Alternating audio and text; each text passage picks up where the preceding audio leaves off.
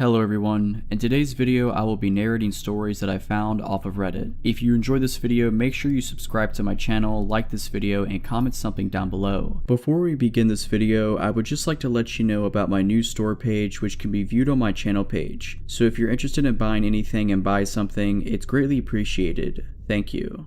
But without further ado, let's get straight into these stories. To give you a little background about myself, I'm a female from a South Asian country. That being said, there are some states which are relatively safe. 2019 had been a rough year for me, but by October I started feeling rather better and decided to take a solo trip for my birthday. I spoke to some friends and decided to head to this small village down south. My brother helped convince my overprotective mother as he'd already been there. To put her mind at ease, I decided to get pepper spray. Unfortunately, we couldn't find one, so I kept a bottle of deodorant and a knife handy. I decided to stay there for 5 days and booked a room at a guest house only for 2 days, thinking I'll check out this guest house that my friend had suggested and hopefully move there. To tell you a little bit more about this village, everyone is extremely friendly and warm, and they have tourists coming from all over the globe. Once I got to the room, I was a little paranoid because it seemed a bit dingy. Forget about a security system, the latch on the door was barely functional. The first night was a bit unsettling, but nothing happened. The next day was my birthday, so I rented a bike and went out exploring the village. Sometime after lunch, I decided to check out the guest house that my friend had recommended, which was a little secluded but extremely peaceful.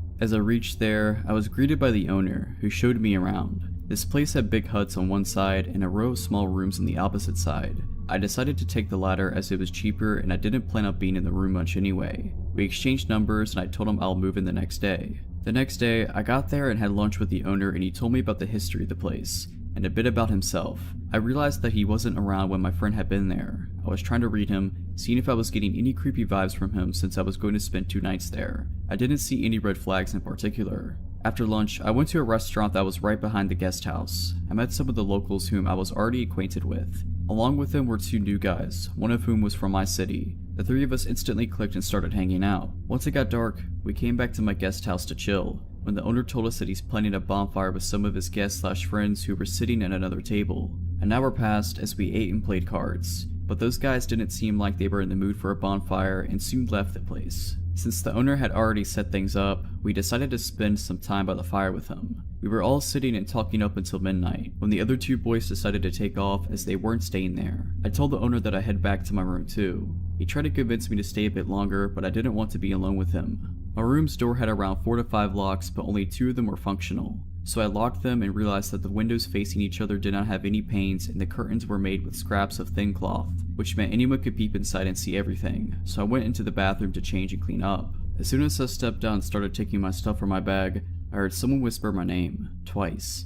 My heart skipped a beat and I froze for a few seconds. I decided to ignore it and quickly shut all the lights. Before going to bed, I decided to keep the bin right in front of the door, so in case someone tries to open it, it would make some noise.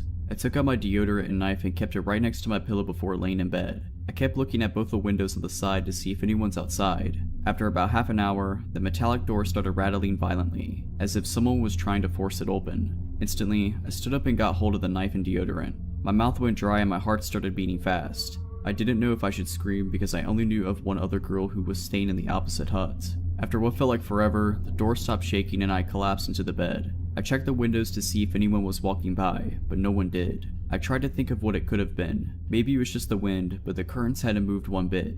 It had to be a person. I don't know when, but I passed out soon after. I woke up around 6 AM to see that it was almost bright outside. I closed my eyes and tried to go back to sleep, when it started happening again. Frantically, I shut up in bed again, ready to attack. But once again, it stopped after a few minutes. I didn't understand what was happening. I went closer to the door and got a look at the bin that I had kept by the door. It had moved away from its original position. Yes, something definitely happened. Not knowing what to do, I decided to go back to sleep. When I got out of the room later, I tried to read the owner's face, but it was just as hard to read as the day before. What worried me the most was that I had to spend another night in that room. I decided to not let that thought spoil the day and went out with the 2 friends I'd made for a trek and then to watch the sunset from a hilltop, where all the locals gathered to play music in the evening, including that owner. My new friends and I went somewhere else after that and then around 10 decided to head back to my guest house for dinner.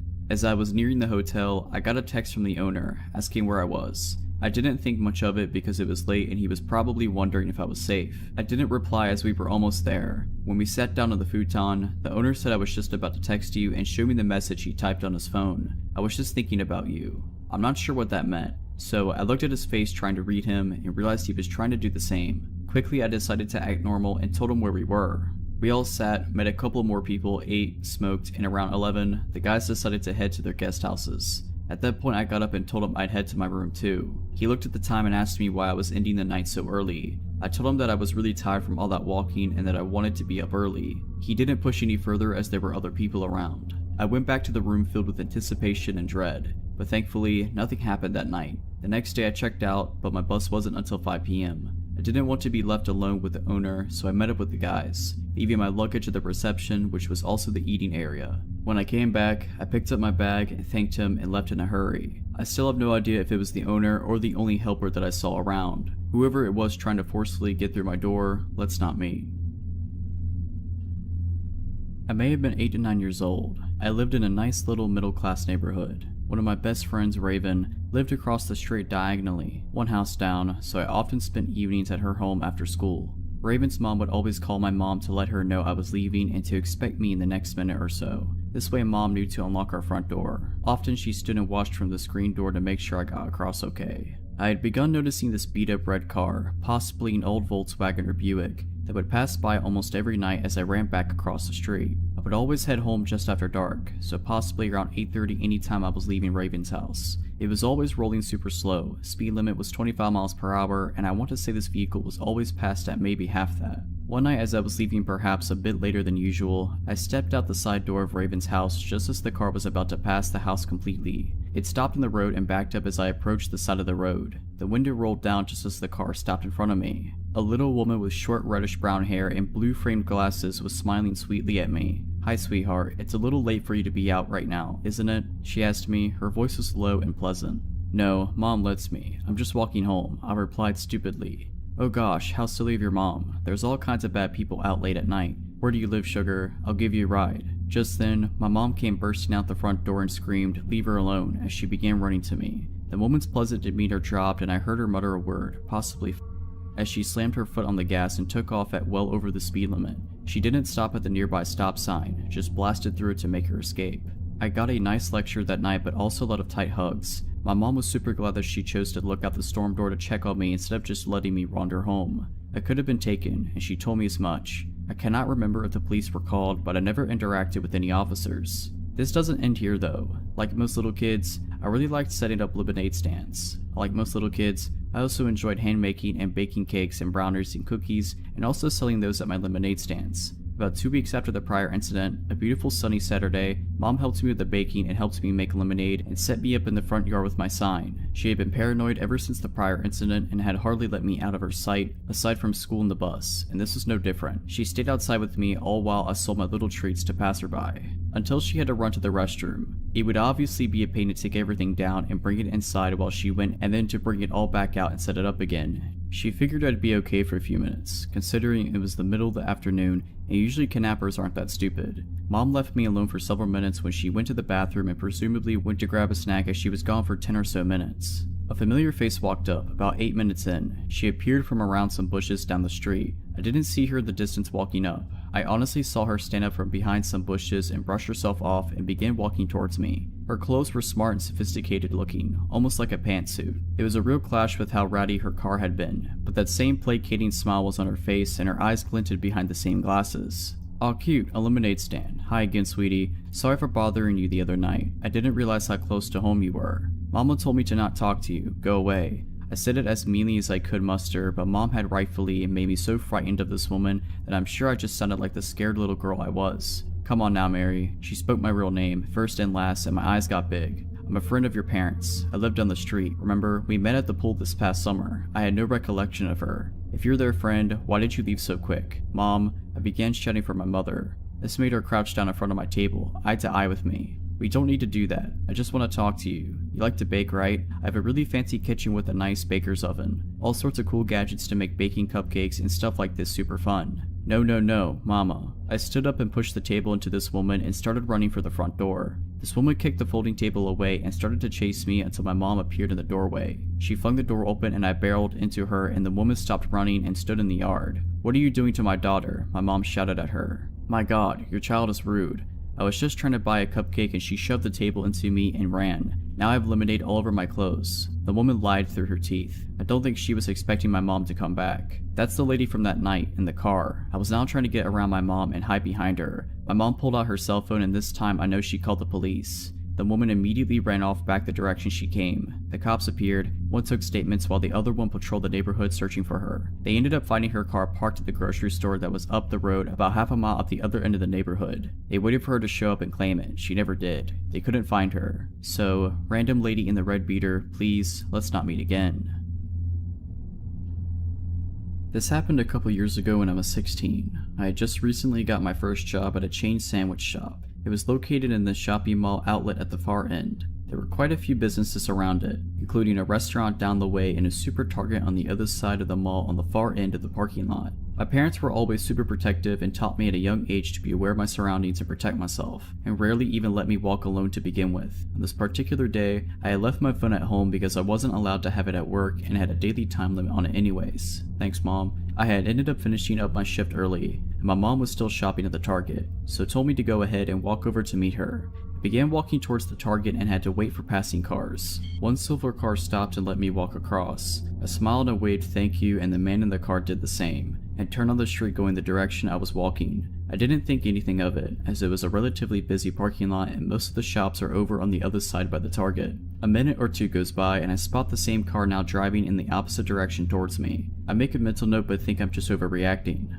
That is, until he turns back around. At this point I'm concerned and notice I'm now a part of the mall that's a little less crowded with a more empty parking lot. I get this uneasy feeling in my stomach that he's following me, and to test my hypothesis, I switch my direction. Instead of heading towards the Target, I walk towards the restaurant. The car immediately turns into the parking lot. I switch into freak out mode and speed walk to the front doors. In my time of panic, I didn't realize that the parking spots for the restaurant were completely empty. I pull on the doors and they're locked. They were apparently closed on Sundays. At this point, the man in the gray car was parked in the lot in front of the restaurant watching me. The way he was parked, I would have to pass this car to go back on the path I originally was on. I stand there a moment pretending not to notice and think about what to do next. I obviously don't want to walk any closer to the car than I already was. I decide to cut through the side shrubbery of the restaurant and head towards the closest shop I could find. The gray car comes out of the parking lot still following me and I bolt into the dollar store across from the restaurant. I see the gray car park and I walk up to one of the cashiers and explain what happened and I ask if I could use her phone to speak to my mother. She says of course and tells me to stay in here until my mom comes to get me.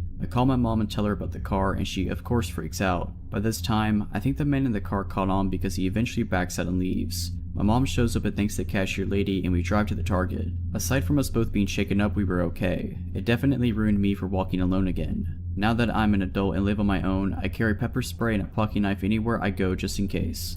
I rarely walk anywhere unless I'm with someone or it's only a few minutes away. It still scares me today to think of what could have happened, or what that man's intentions were. So, to the man in the gray car, let's not meet again. This all happened last summer when me and my childhood best friend, we were both 15, decided to go camping for her birthday.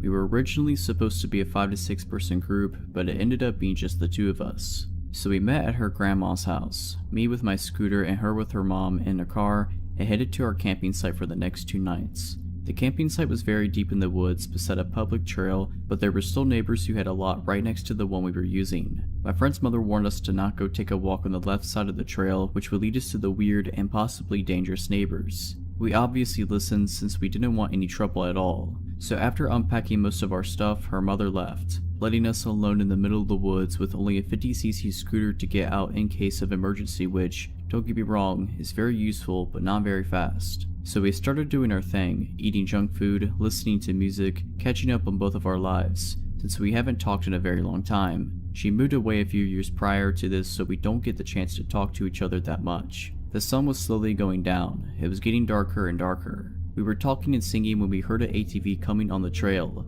It was coming from the left side. Me and my friend freaked out a little, so we basically just locked the door and ran to the back of the camper. The ATV stopped on our camping site. We could hear 2 adult males talking to each other about whatever knows what. It took something like 5 minutes, but they finally left. At this point, we weren't that worried because we thought it was just some curious people who wanted to know if there was anyone in the camper, which had already been robbed in the past, so we just continued our stuff, listening to music and all. By this time, it was already dark outside and the moon wasn't out yet, leaving us with no other lights than our candle. There was no water and no electricity in the camper, which also meant we had to go outside to use the bathroom. Fortunately, it was a full moon night, so eventually the moon would come out and we will be able to see outside pretty well. So again we were talking, everything else was quiet, no music, no animal noises either, and then we heard an ATV coming our way once again, so we turned out all the candles and stopped talking, waiting in silence. We quickly sat on the ground of the camper to make sure no one could see us from outside because the curtains were still opened, and then we listened. The ATV stopped a little before coming up to our camping site and everything went silent. A couple minutes after that, we could hear footsteps all around the camper. Yes, it could have been an animal, but with the ATV sound and what happened after, we know it wasn't an animal. The steps eventually faded away. We then quietly moved to the back of the camper, closing every curtain, making sure the door was locked. We brought 2 knives with us. We eventually heard another noise. We immediately went silent and we hid the candlelight. We then heard the noise again. It was like someone was trying to open the camper door just by turning the handle. We then heard footsteps going all the way around the camper and we could hear the person testing every single window to see if any of them were opened. We were almost crying. After they tested all the windows, the steps faded away with maybe 1 hour of tranquility and silence during which we were quite panicking. When we finally calmed down, we heard noises at the door once again, but this time, it sounded more like someone was trying to unlock the door with the lockpick. We could hear the lockpick inside of the mechanism and then the person would try to turn the handle. After 5 minutes of trying, the person probably got mad and started turning the handle angrily and punching and kicking at the door. We were freaked out. I had my brand new iPhone in one hand, hesitating on calling the cops or no. No service was available at this location, but 911 can still work most of the time. The noise was still going on at the door and all around the camper. This lasted for at least 30 minutes. The person was trying every window and then at some point gave up once again. We then started to make up a plan.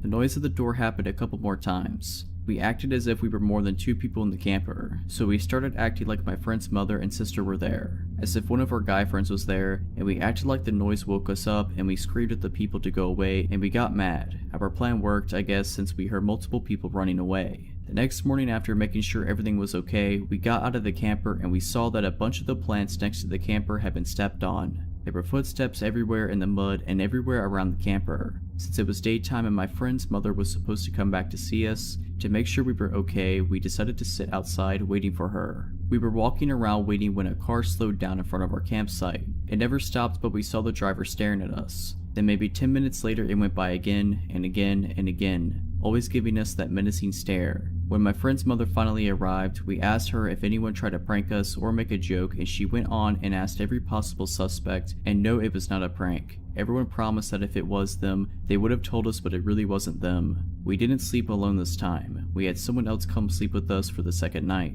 I'm just glad they weren't able to open the door to the camper.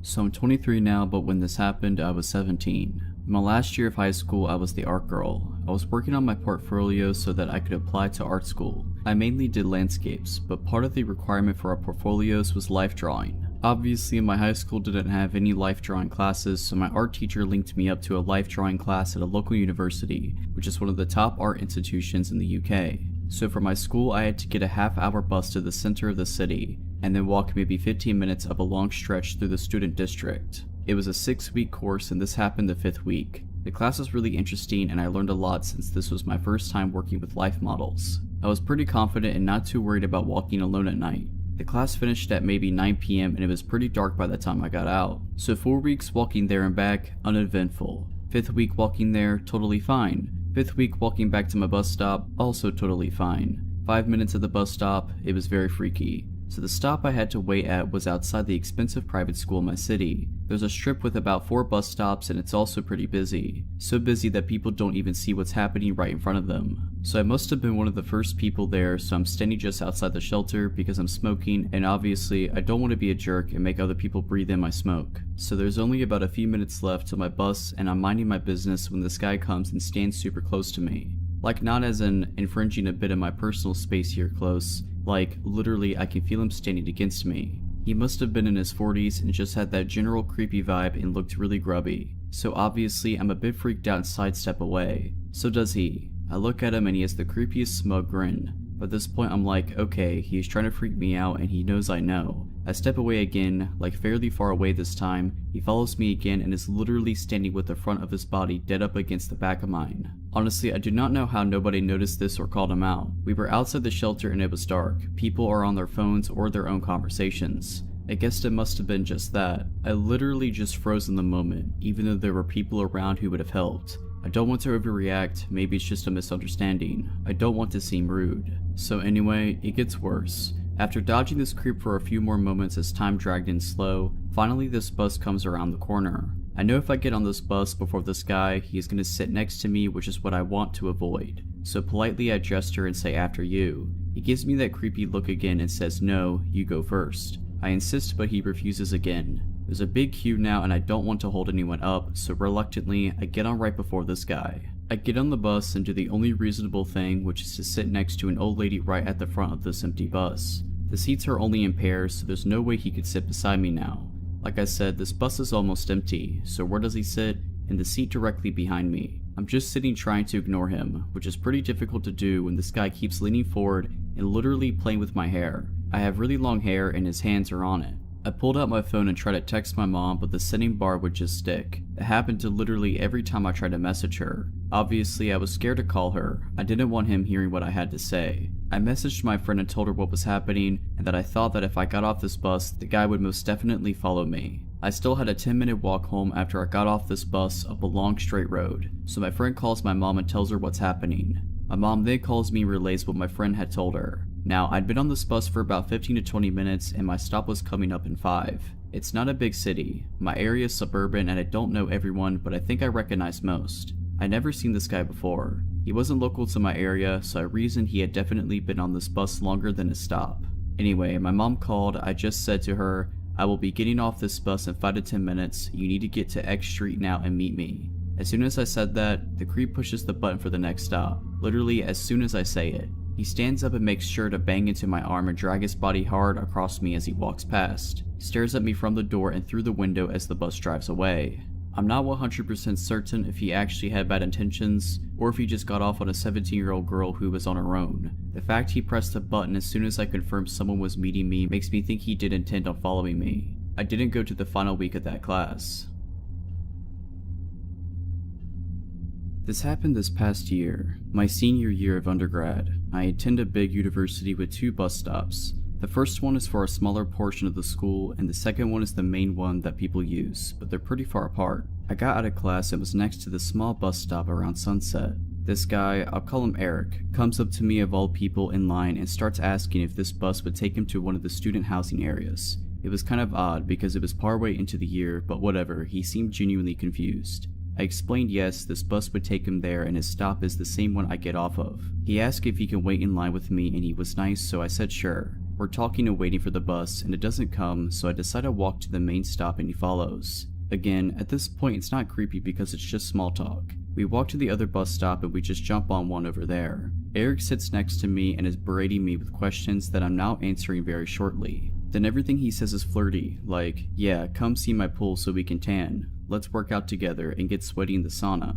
All very weird and random, and I just don't say much because everyone on the bus can hear the conversation. He then asks for my number, which I lie about, but this guy says okay, let me call you. Obviously, I get a call and Eric's just confused and I just say oh my bad. I knew he would call it again, so I just gave the right number. Now I'm regretting telling him I stop, but I still get off with him. He's continuing the flirty comments, but the street I'm parked on is opposite of his route home. I say goodbye and wait till he's out of my sight and to get in my car and drive away. At this point it's late and he was gone, so I just went home and forgot about it.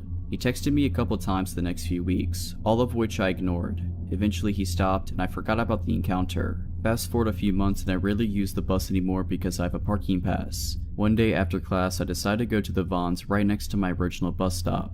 I park on the farthest row because it's very busy and my car is in the middle of the row. I'm on a quick mission, so I'm rushing down the first aisle and some guy turns around to check me out, but I ignore it and keep going. I felt the guy's eyes on me still and thought, how do I know this dude? Then I get in line and there he is at the front of the line grinning at me. It's Eric from the bus and I'm like, screw this, so I switch lines. He checks out way before I do and leaves. I get my stuff and walk out to my car. I was parked just far enough that you couldn't see my car, just the direction it was in. As I get closer, there's Eric standing right in front of my car. This was disturbing because he wasn't waiting at the door of the store or in the middle of the lot. Nope, right at my car. He positions himself in between me and my car and he's grinning and he says, "I know you." I play dumb saying sorry, you must have me confused. He says, "No, you're from school." I say, "No, that's not me, I don't go to that school." He believes me and starts aggressively asking me out. I say, "No thank you, I have a boyfriend." He says, "Okay, so you can't have friends?" And I look at him and say sarcastically, "Do you really want to just be friends?"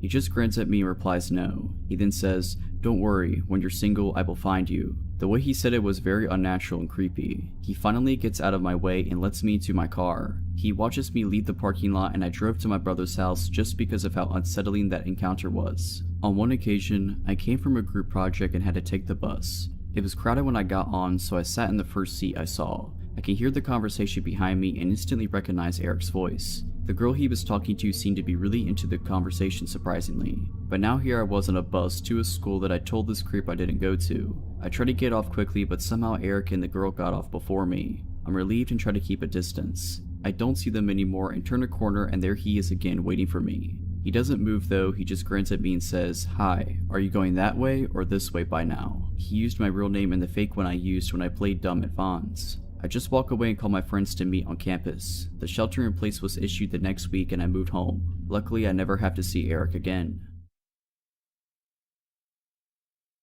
This story is from my days as a gas station clerk. This happened during a football Saturday, so the store was full of people from the moment I walked in. Most of the night is a blur because it was just cashiering for the first 6 hours of my shift. It was around 3 a.m. and things were finally starting to taper off. There were only a dozen or so people in the store. I just usually kept my head down and focused on the transaction in front of me so I wouldn't get overwhelmed, only looking up now and then to make sure the store isn't on fire and no one's stealing the wine case. I wasn't even looking around when I saw him. I just saw something strange in the corner of my eye and spun my head to look at him. When I got a good look, I was startled. This guy's skin was almost translucent white and he was soaking wet. His teeth were gritted and looked too big for his mouth. He was shaking as fast as he walked past the counter. I could hear the bathroom door slam from around the corner. I went back to my transaction and told myself that I needed to remember exactly where he was. I couldn't forget he was in the bathroom. I rang out the next few people, watching for him the whole time. After another 10 minutes or so, the store was suddenly empty. Customer rushes tend to be like that, from 100 miles an hour to just nothing.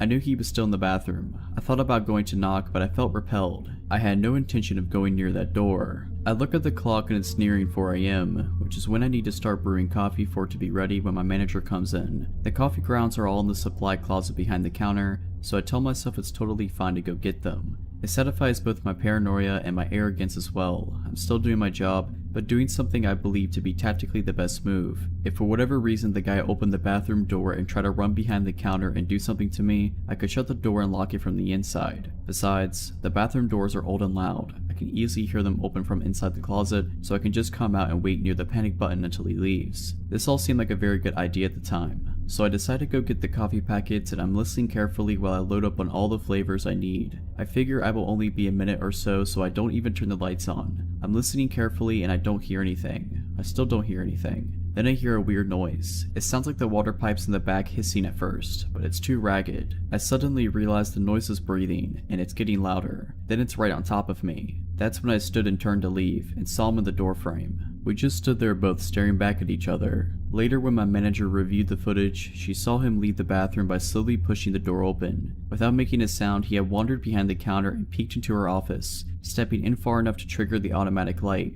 After that, he had wandered behind the food service counter before making his way to the open supply closet door. The next thing she saw on camera was me flipping out. I stepped backwards, my body shaking so hard my knees almost buckled. At this point, I think he realized how absolutely horrifying this entire scenario was to me. He put up his hands and started apologizing awkwardly. He was really twitchy and still gritting his teeth. I basically went on autopilot for a moment and said I wouldn't talk to him until he got out from behind the counter area. He walked backwards until he was barely on the other side of the employees only entrance, standing next to the soda machine. He began asking for an iPhone charger, telling me he was lost. He said he had no money and just needed to charge his phone here until he could call for help. I told him I don't have an iPhone charger and I couldn't help him. He sighed and looked down for a moment, seeming to think about what to do. Then he flipped his head back and screamed as loud as he could. He then punched the soda machine, hard. I backed up and ran around the counter, up to where the panic button was under the register. I watched him as he walked around the store, punching the walls and kicking the counters and screaming. I heard myself shouting over and over, "Get out right now." After a second he stopped and turned around to look at me. He quietly apologized before wandering out of the store and running off into the dark. At this point I was shaking, but tried to pick up and keep working. I started brewing the coffee, checking the windows to see if he was out in the parking lot, but I couldn't see him. After another few minutes, a regular came in and told me a strange man had come up to him asking for a ride. He said the guy was soaked and his teeth were gritting. That's when I decided to call the police. They found him in the parking lot next door, screaming and punching the moving trucks. They took him to sober up and calm down. They informed me that he was very sorry for losing his cool and he was just very drunk and very lost. He had come from out of state for the game and got separated from his friends. In the end, nothing bad happened, but it made me realize that something easily could have. If you're liking this video, all I ask is that you make sure to subscribe to my channel and like this video. Thank you.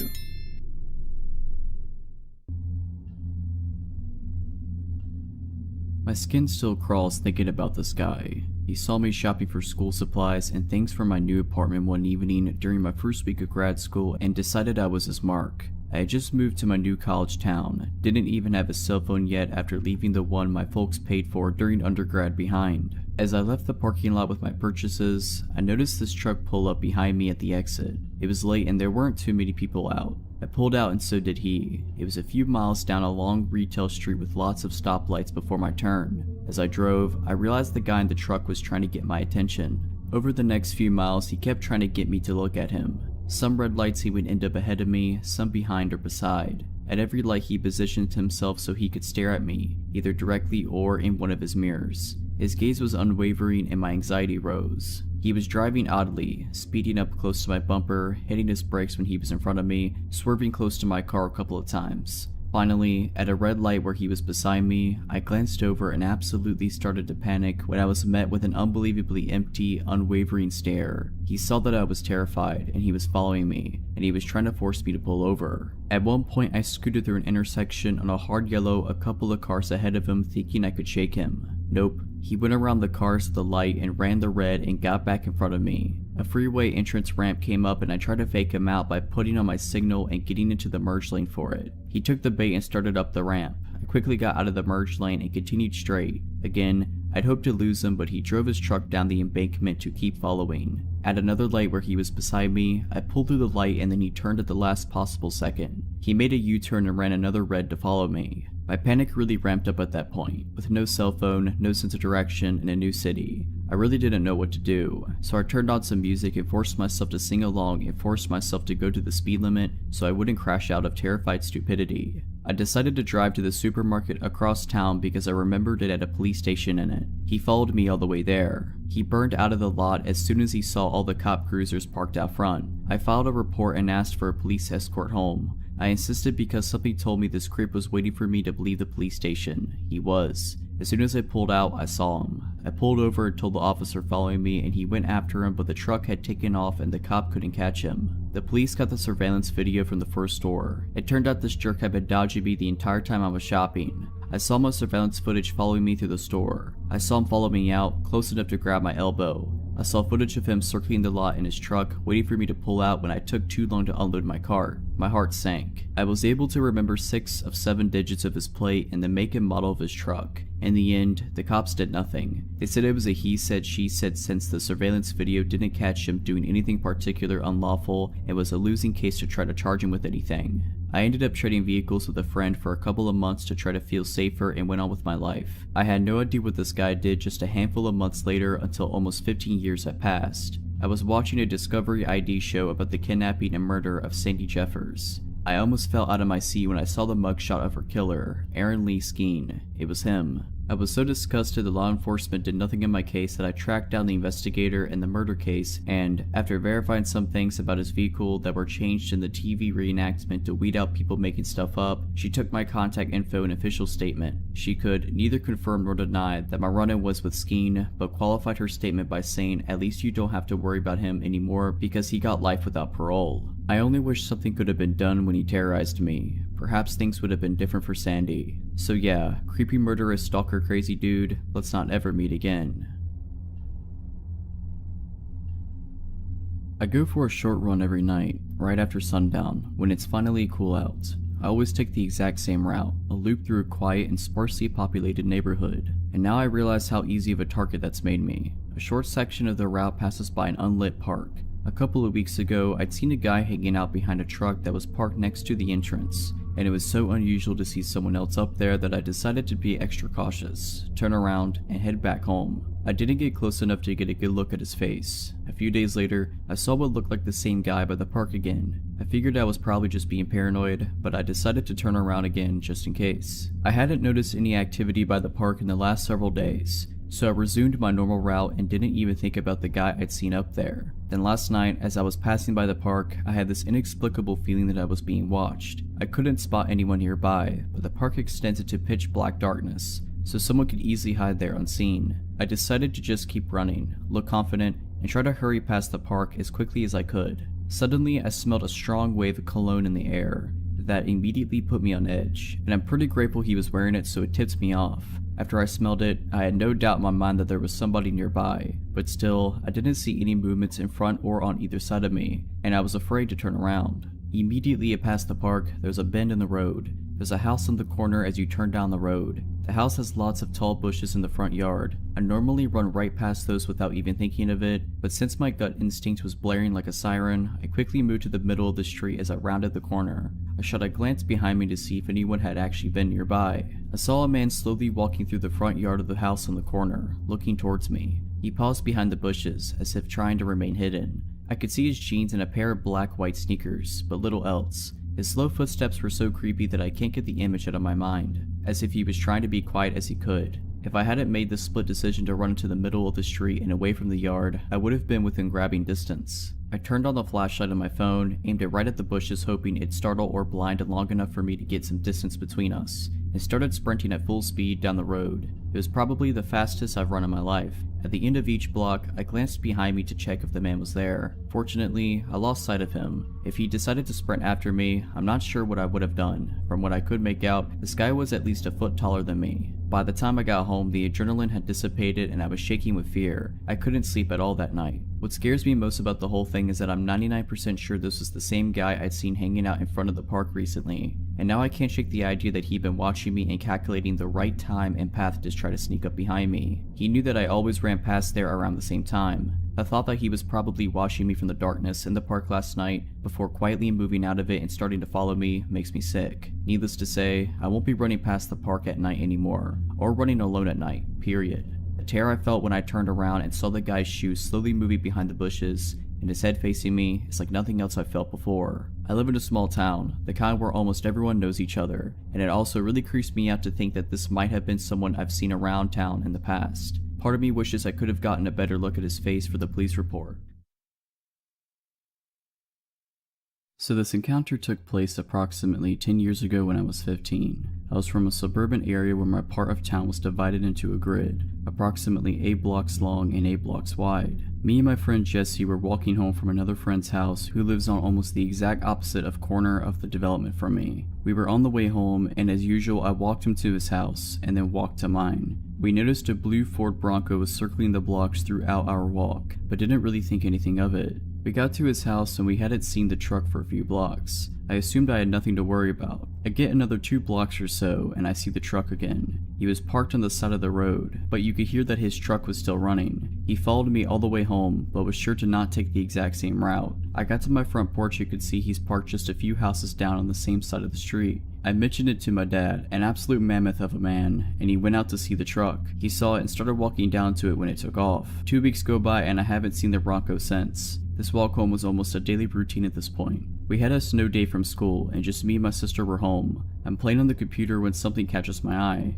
Directly to my right is a window and there's a man standing in it. Now this window's on the first floor, but still approximately 5.5 feet off the ground, bi-level house. This man's entire head and body still fit the window. He's got curly hair, a full beard, and looks to be pretty big as he fills almost the whole window. We locked eyes and I ran out to confront him. I know, stupid. He ran off down the street to the same blue Bronco parked in almost the same spot as last time. He pulled off faster than I could catch him. This time I called the cops. I gave them as much information as I could, and basically all they said was they'd keep an eye out for him. I showed them where he was, and they were able to confirm it by the footprints in the snow leading to and away from the window. Now what had me a bit concerned was I wore a size 12 shoe. My dad, who was still significantly larger than me at this point, wore a 14, and his shoes were still a bit smaller than the imprints in the snow. Well then, we're screwing with Bigfoot now. A few weeks go by and there hasn't been any more weird encounters. My head's been on a swivel every time I'm out of the house. I don't want to say that I was looking for a problem at this point, but I was.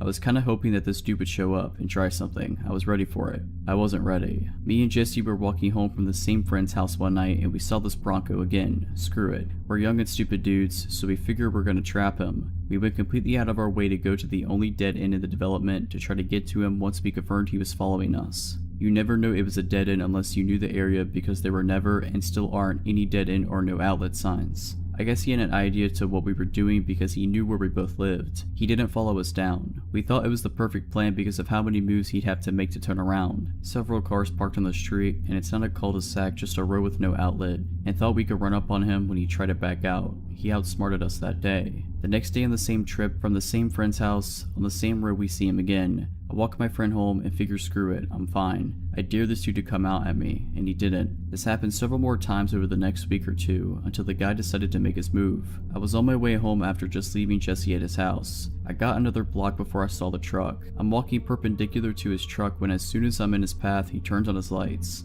I ran up the few blocks to my house and waited on the porch to see where he was and what he was doing. This time he stayed put just a few houses down. I told my dad again and he went out to see. Truck's still there. Me and my dad start walking down to the truck and it's still not moving. This ballsy dude had the audacity to get out of his truck to confront us. Terrible idea. He gets out when my dad is still 25 feet from the truck. I guess my dad is about 6'4" and under 300 pounds with a body built by Bud Light and manual labor. This guy though had some size on him. What I saw next was one of the most impressive things I've ever seen in my life. So my dad's not much of a talker, and at this point he's already got a problem with this guy. The guy gets out of his truck with the most sadistic smile on his face. My first thought is the guy has a gun. I yelled to my dad that he might have a gun, and all he yelled back was, "I got it." Well, he definitely had it. They walked up to each other, and before a word was even said, my dad swung. The dude was done in. Before he even started to crumple, my dad hit him again. He hit his truck and hit the ground. I never saw the guy again, and after just moving back into my parents' old house with my young son, I hope I never do. So big dude with the blue Ford Bronco, I hope you never come back to my window. So this happened about 14 years ago. I was 21, and it was the days of MySpace. I never used my real name online. It was in the mode of constantly posting pictures of me smoking, etc. So yeah, I happened to work at a local sandwich shop, and upon taking an order from a customer, I hear, "Hey, aren't you?" enter my MySpace name. To which I asked why, of course, and he proceeded to tell me his MySpace name, and I realized we have randomly commented on mutual friends' pages. Okay, whatever. He and his friends sit in the dining area and eat their lunch, but before leaving he came back to the counter. I thought he wanted a refill on his drink, so I went to the counter to ask him what he would like. "Would you like to get drinks with me sometime?" I was a little surprised, but fresh out of a bad breakup and was ready to date, so I said sure, why not? I told him to message me online later and we could work it out. Cut to 2 days later, it's Friday, and he picks me up and we head to a bar across town. I had known this bar was there forever as I grew up there, but had never been inside. We were the youngest ones there by about 30 years, and there was literally only 10 people total inside, including us and the bartender. Weird, whatever. We have a few drinks, play some pool, and it's time to leave. I kept my pace and only had 2 cocktails because I didn't want to get drunk with someone I didn't know. He, unbeknownst to me, was about to be pretty tossed, so we leave, not wanting to go home. I agreed to go to his house and hang out some more. He lived with his grandmother at the time and had a pool table. We wandered the house for a bit, him showing me random pictures of him growing up, awards won, etc. We play a game and I let him know I need to be getting home. I lived about 20 minutes away by car. He says he's too drunk to drive and that I should stay. Now, I lived with my mom and we didn't always see eye to eye, so calling her 2 to 3 a.m. and waking her up to ask for a ride was not in my list of plans. I told him fine, I would walk. It would have taken me over an hour to walk home, but I was not about to sleep at this guy's house and would have rather taken my chances. The route home didn't go through any bad areas and I had been a pedestrian for years at that point, so I was used to walking everywhere and was fine with it. All of a sudden, he can drive and doesn't want me walking home alone. Again, whatever. We get to my house and I thank him for the ride, and now he tells me he is too drunk to drive and can't drive home. The place my mom and I lived in was 3 stories and I had the whole bottom floor to myself and a makeshift living room with couches, so I figured screw it. Sleep it off on the couch and go home in the morning. By now, I had already decided this was going to be the only date we ever went on. Not because of the whole driving situation, but I just wasn't into him. He proceeds to lay on my bed the minute I let him inside like some stray dog or something. So being tired and annoyed and just basically over it, I said fine, I'll sleep on the couch. Well, I don't know how long I was asleep or how he even stayed awake, because it took me forever to fall asleep knowing he was there, and this was all just too weird. I wake up to this guy's hands around my throat. Well, kinda woke up. I remember laying there with my eyes closed and my mind thinking, what's going on? So I pretended to roll over to basically let him know I wasn't unconscious, and he stopped. 20 minutes later, same thing. This time I sat up, pushed him away, and started yelling at him. What are you doing? Get out, now. And the strangest thing was, it was like he wasn't even fully there. His eyes were open, but it's like he was in a trance and wasn't even fully aware of what was happening. I grabbed his keys and wallet off the table, opened the door, shoved him outside, threw his keys and wallet at him, and slammed the door. He never knocked or anything, and I kept the lights off so he couldn't see me watching him through the window, phone in hand ready to call 911. My mom was 2 floors above asleep. He kind of staggered off where I couldn't see him, so I just sat on my bed listening. 30 minutes later, I heard his car start and drive off. I logged onto MySpace right away, blocked him, and blocked his number in my phone. I showed my boss his picture the next day, explained the situation, and just let him know that if I ever saw him walking again, that I was walking to the back until he left, and to just tell him I quit. Never heard from him again. I, a 23-year-old female, grew up in a rural area in Ontario. It was the kind of place where you never lock the doors because you know everyone in town. The all too trusting small town mentality stayed with me once I moved to a big city for university. I got an apartment in a student area with a college nearby and plenty of bars within walking distance. I lived with a guy friend, Roddy, who was a few years older than me from the same small town. I would go to the bars with friends on the weekends and stumble home by myself around 2 a.m. One night on my way home, my neighbor, Kyle, and I met in the hallway, both headed to our own places. He was also drunk and good looking. He said hello and invited me inside. I ended up staying the night with him. He was nice, and it was a fun night, if not a little awkward. We didn't exchange numbers, and it didn't seem like we cared for anything to come out of it, so I went home in the morning and that was that. Fast forward to 2 days later. I was asleep in my bed, and my roommate was half asleep on the couch with the TV on. He heard a sound that might have been the door creaking open, but he ignored it in his tired state. A few minutes later, he opened his eyes to see a naked man standing in front of him, lifeless and staring into his eyes. It was Kyle. Roddy tried to talk to him and ask him what he was doing here, but he didn't respond. Roddy ran to my room and said, I think Kyle's here to see you. So I followed him out into the living room and saw completely naked Kyle, staring at us with the most serious and concentrated eyes I had ever seen. Roddy tried to talk to him and asked him to leave, but once again he didn't respond. Instead, he went into our kitchen and opened the fridge. He proceeded to take our butter out and start smearing it all over his face and chest, saying nothing, and still with a completely serious look on his face. Roddy and I ran to my bedroom to talk about what to do. While we were in my room, Kyle walked down the dark hallway that led to us and stood in the dark right before the light of my room could reach him. All you could see was his silhouette, and he started whispering, "Hi, hi," repeatedly. Roddy and I ended up calling the police and staying in my room until they came and took him back to his house. They said he must have been on drugs, but probably wasn't a threat. I agreed I didn't think he was a threat, but I didn't sleep well that night knowing he was a thin wall away from us in that apartment. My family decided to fly across the country to visit me in LA, where I live. We thought it would be nice to visit Catalina Island. When we arrived, it became apparent to us that it was off-season. It was late November, the weather was cold, and as a result, the island was nearly empty besides locals and a few straggling tourists such as ourselves. Our first priority was to ditch our luggage so we could explore the island, so we immediately checked into our motel, though that word hardly does the place justice. I called a motel because all the doors to the rooms exited to the outside, but in actuality our room was one of the 20 to 30 quaint guest house looking buildings arranged in sort of a horseshoe shape around a walkway, with rooms on either side of the path. The entrance to the motel was essentially one of the points of the horseshoe, and if you walked dead straight, you'd reach the room we were given, essentially on the corner before you have to go right to go further into the horseshoe.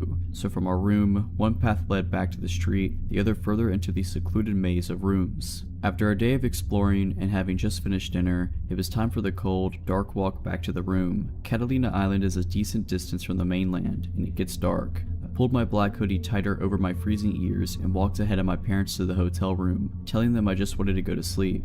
and I did immediately. I was already losing consciousness as they entered after me, drifting off without so much as a good night. I then woke up to my mom saying my name, a harsh whisper. The room had 2 beds, my parents' bed closer to the door and mine further in the room. My mom's voice cut through the silence again. She sounded concerned for me. I didn't blame her, considering my mental state at the time. Groggy, I rolled over. "What?" I asked. As my eyes adjusted to the dim moonlight coming in through the curtains, I saw her turn to face me. She was surprised to see me in my bed. Her eyes got wide. If I'm in my bed, who was she talking to? We both looked back to where she was previously looking to see a hooded figure in all black standing over their bed. This was horrifically startling as it was on an island in the middle of the ocean and wake up to see a hooded stranger looming over you. This moment seemed to last forever. My mom's words became low and severe as she said my dad's name in a dire voice I've never heard her use before. Then the hooded figure did something so bizarre and unsettling. It didn't advance towards us, but instead crouched in the corner near where it stood. The way it crouched was so absolutely unexpected, even in regards to this already unexpected situation, that it terrified me. It seemed animalistic. I knew 2 things. The hooded figure had been standing over us sleeping, and it's not acting in any sort of way that I could understand. As opposed to the infinite moment of this figure standing over us mere seconds ago, the series of events that unfolded when my hulking ex-military dad woke up happened in an instant. Suddenly, we were out the door, not knowing which way the intruder went. My mom was screaming, "Get him, get him." My dad was running down one path of the horseshoe, further into the hotel, shouting through sheer adrenaline. I ran down the other path, towards the street. When I got there, not a sign of the intruder, but it became suspiciously quiet behind me. I ran back to the room to find my dad quietly walking back, his head low. He gets really close to me and I hear him say, "It's a kid." The explanation: some young teen, tall and lanky as I am in my 20s, wearing all black including a black hoodie, went into the wrong room, our room. The one time my parents just so happened to forget to lock the door. My mom woke up when he entered and seeing a tall person in a black hoodie, thought he was me, assumingly leaving the room. And when the hooded figure crouched, that was him when he realized his mistake and panicked. He was scared of us. As I got back to the room, my mom walked out and hugs this kid, who was now crying his eyes out. I would be too if a massive ex-soldier was sprinting after me with murder in his eyes. So, to the now traumatized kid from Catalina Island, sorry for the misunderstanding. For a bit of backstory, I live in a big city which is mostly a friendly place, but like all cities, it has its rough areas. There are 2 main spots that are known to be particularly rough, and for the first 14 years of my life, I lived in one of those areas. So though it can naturally be a bit uncomfortable, I tend to be pretty unbothered by odd people talking to me in the street. Anyway, I moved from one rough area and moved to a safer one, but it's very close to where I originally lived. I know both of these areas pretty well too, which helped me with what happened 5 months ago. I had some stuff going on in my personal life and going through phases of bad anxiety as it is. I had to make the decision to take some time off of work, but wanted to try and stay in a routine and be productive. I went to the dentist way past when I should have, so I made an appointment and when it rolled around, I walked there. My dentist is in the rough area that I now live close to. On my route home, I have to walk past a pub on a main road which has a super bad reputation. Anything you can think of, it's happened inside or just outside of this pub. Anyway, I noticed someone sat on the bench outside the pub. I have my headphones in but see him saying something, so I assume he's asking me for something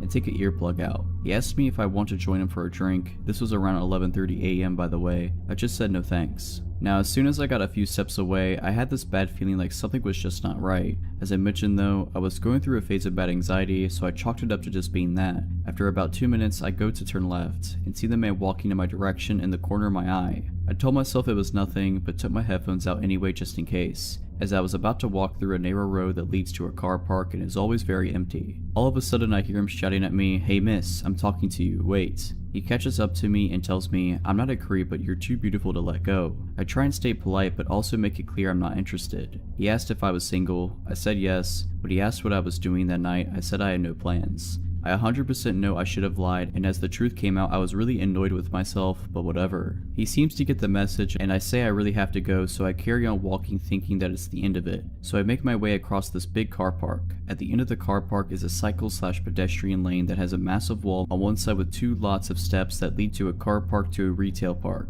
and bushes on the other end, and it's super narrow. I get into the lane and hear footsteps like someone is running, probably a jogger. I'm getting paranoid until right behind me I hear, "At least give me your number."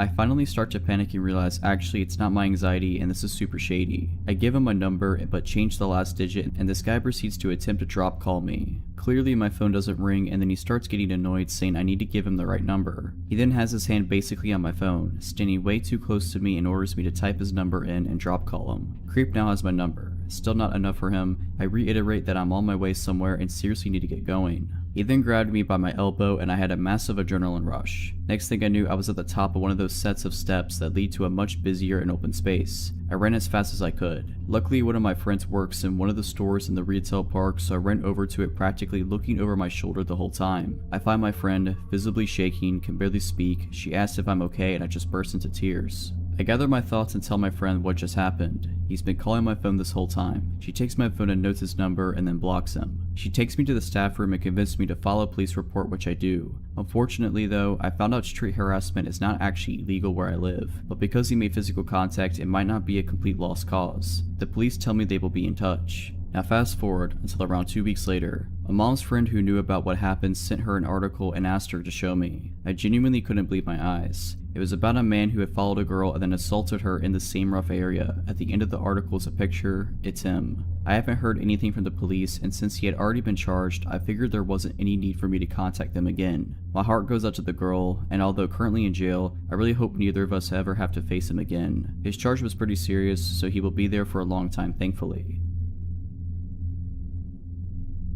The following experience happened to me a few years ago when I was on the train home from school. It was around 10 p.m. at night as I had stayed back in a public library to study. One thing you should know is that my train line is particularly dodgy, and you can meet some truly weird people on the train when it's late. When I got into my carriage that night, it was particularly empty, apart from 3 women sitting on the opposite end of the carriage. I sat down and plugged my earphones in to watch YouTube.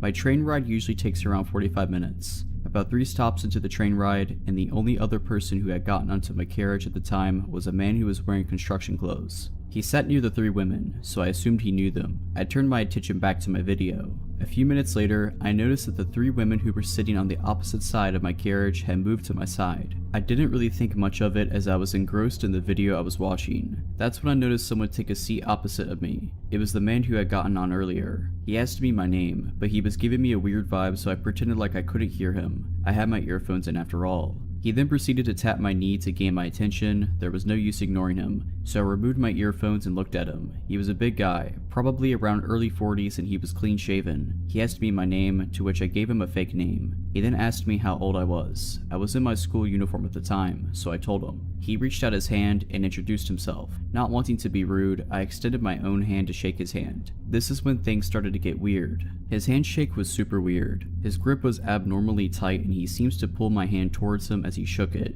I quickly withdrew my hand. He then asked me if I had a girlfriend, as he thought I was quite attractive. Alarm bells began to ring in my head and glanced over at the 3 women who refused to even look over my direction. Seeing as they would be no help, I would just have to look out for myself. He then took out his phone and started showing me a picture of a girl who seemed to look around my age. He then asked me if I thought she was beautiful. Again, not wanting to be rude, I simply nodded and said she was. He then asked me if I would be interested in marrying her. I just started laughing as I thought he was just joking around, but his eyes were dead serious, and he just glared at me. He repeated his question, to which I responded that I did not know her and that it was inappropriate. He suggested that I give him my number so that he could arrange for us to meet. This seriously creeped me out and I politely declined, stating that I was busy with school and that I was not looking to get into a relationship. As I said this, the train was coming to a halt at a station. I was still 3 stops away from mine, but I decided that it was time for me to get out of the situation. I apologized that this was my stop and that it was nice to meet him. As I got up to leave, he extended his hand for a handshake and thanked me for talking to him. I didn't want to shake his hand, but I did not want to trigger him, so I reached out my hand. Suddenly, he grabbed my hand and pulled it towards him. His eyes were full of anger. He then asked,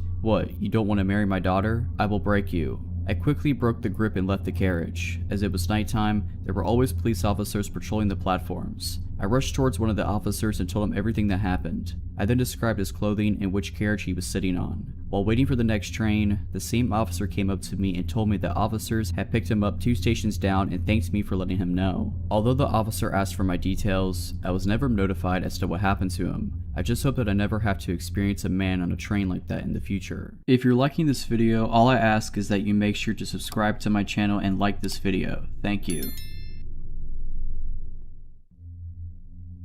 I was about 19 and had transferred to a college very far from home. My parents had raised me pretty dependent, so it didn't upset me. I saw it as a fun challenge. One of the biggest changes to get used to was not having a car. I could have gotten one, I guess, but it would have just been a hassle to find places to keep it when I wasn't at school, etc., so I just opted for the bus instead. I'm not a big fan of person-to-person interactions, so I always made sure to sit up front, hopefully by myself, with my bag in the other seat, and not only headphones in, but a book open as well, all friendly signals to please go away. Thing is, I'm not that great at actually telling people to go away. I had gotten on the bus to head to the mall for a bit, and I realized someone was talking to me. I paused my music and looked up. A homeless man was asking if the seat was taken. There weren't really a lot of people on the bus, but I felt awkward and very rude saying no, like I was judging him. I didn't want to appear unkind, so I moved my bag and then made a big show of putting my music back on and raising my book up to read. I had to keep pausing my music because the man kept talking to me. I kept trying to downplay it to myself that it was just his idea of small talk,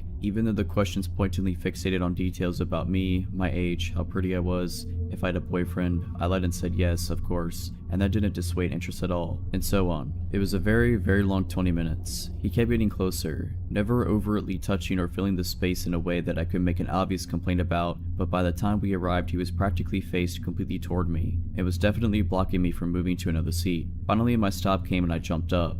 He was perfectly nice about moving so that I could get by, or so I thought. Turns out he was actually just getting up himself to get out of the same spot, not pausing for a moment and talking to me. Great. It was the middle of the day on a crowded street, so I didn't feel like I was in imminent danger, and therefore felt that anything other than open welcoming would be the height of rudeness for me. I smiled awkwardly and moved on toward the mall, only for him to fall in step with me, continuing to ask for details about myself and my boyfriend. Being naive, I tried to cut him off with, "Oh, I'm headed to the mall," but of course that only gave him the chance to say, "Me too," and well, we headed there together. He started talking to me about how good of friends we were now and how close he felt to me and so on. Honestly, I checked out a good while ago and was trying to find ways to ditch this guy. I ducked into the first store I saw when I got to the mall and he followed me in. I was at this point not even making full sentences, just mumbling things about, "Oh sorry, I need to," and then I tried to lose him down another aisle. It didn't work. I finally made a turn he couldn't follow quick enough and literally hid behind some shelves waiting for him to go by. I dashed out of the store and he saw me and yelled at me to wait and ran after. I ran down the strip and dashed into a random store and went straight to the back to the dressing rooms.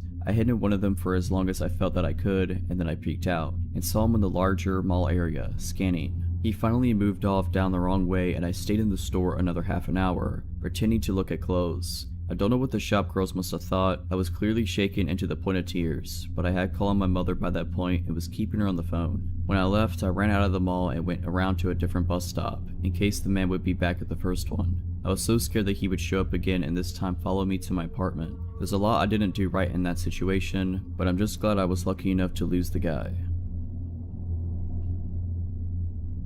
I can't say what my job was, because what I did was literally the name of the company, but it had something to do with law in a small basement office. This office had 2 main rooms and a bathroom. The boss worked in the room in the back, while the rest of us, 3 in total, worked in the front. This wasn't a place where clients came and met with us. It was just where we got work done on computers and packages sent before leaving. Oftentimes I worked alone the last 3 hours, which in reality was great. I got to listen to whatever music I want, sing and get stuff done on the computer. On occasion my boss would come to pick something up or just get a bit more work done. And on this day he did, but he came in with an older gentleman that I didn't recognize. My boss explained that the man was a customer from one of the companies on the top floor and he left only to realize he really needed to go to the bathroom and asked to use ours. My boss stuck around near my desk until the man left and then got to work. As I continued to work, I began to cough and wheeze a bit. Breathing became painful and, at first, I didn't know why, until I gradually got a whiff of smoke, cigarette smoke. None of my coworkers smoked, and I don't know if I'm allergic or intolerant to cigarette smoke, but I instantly feel ill whenever I begin breathing it in. I shrugged it off and watched my breathing, being sure nothing bad was happening to me, and not soon after my boss grabbed his coat and began to leave. He said, "Your coworker will be coming in a bit just to pick some stuff up,"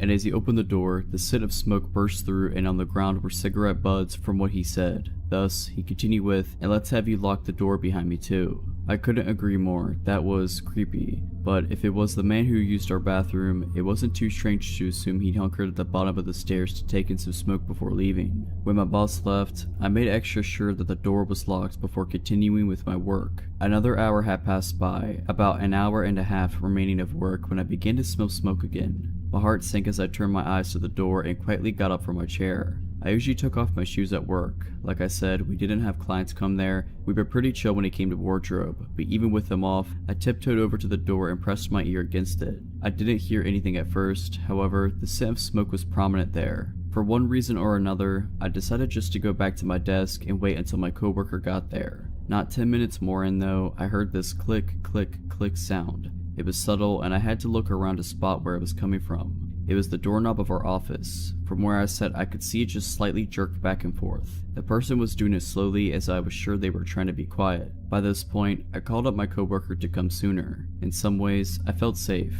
I was in a locked area after all, but who knows, right? After calling him though, the scent began to diminish and the doorknob stopped moving. I tried to listen for someone going up the stairs. I didn't hear anything for a long while until I heard someone coming down them. It was my coworker. He came in and said, "There are like 10 cigarette butts out here." I explained further what had happened as he came in and locked the door himself. I also explained the man who'd come in to use our bathroom prior. Like I said, I couldn't be sure if they were the same person. There wasn't much to take from the offices. The computers were fairly old, wouldn't at all get a good chunk of money from them, and everything else was paper. We weren't at all at a place that kept money around. So if it was him, I can't fathom what he saw that he'd feel the need to come back in to steal. My coworker somewhat brushed it off. He figured that the person was gone, all was fine, and went to pick up what he needed to. He ended up staying for a while, I'm not sure why, perhaps he felt like he needed to, because as I began finally finishing up my work, the smell of smoke came back. My coworker and I looked at each other, almost as a way to confirm that we both smelled it. The click-clacking of our computer stopped and we just waited and waited and waited.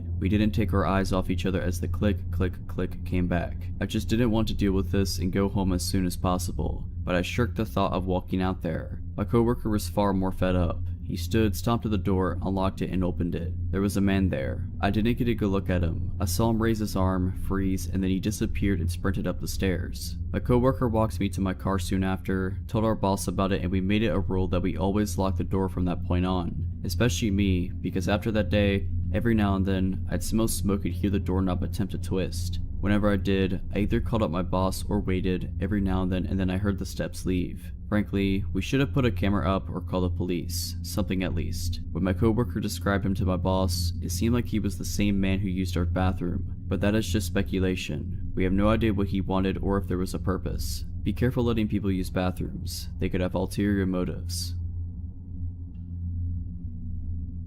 When I was about 8 or 9, my family took a trip skiing to a small resort a couple of hours from where we lived in Spain. The resort itself was a sleepy little town of about 400 to 500 people max, with a few small supermarkets and hotels and not much else.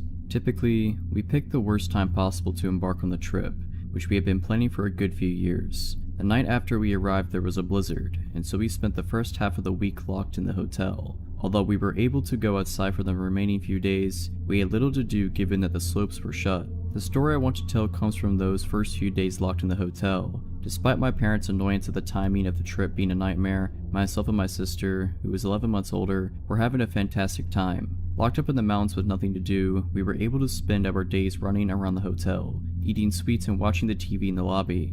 I should probably mention at this point that the hotel was somewhat of a maze. The large bar restaurant area where my parents sat each day reading was at the center of the hotel. The myriad of smaller rooms then connected to the bar area at random points, shooting off in different directions. These rooms often had no discernible function. Each one had the same mahogany interior, and they were full of couches, fireplaces, and antiques that allowed for great games of hide and seek. The rooms would often have offshoots themselves, connecting to new rooms which would then connect to yet more useless wooden caves. As such, it was possible to be 4 or 5 rooms away from the main hotel area at any one time, without knowing exactly where you were or how to get back. Anyway, at some point along the weekend, myself and my sister decided to play hide and seek. Bearing in mind the above, it was almost an impossible challenge to find the hider. At one point in the game, I was just about to give up on searching for my sister until I heard her voice from what sounded like a few rooms away. After successfully navigating the web of rooms, I emerged to find her sitting on a couch alongside a German man with gray hair, probably in his 60s if I had to guess. As soon as I emerged into the room,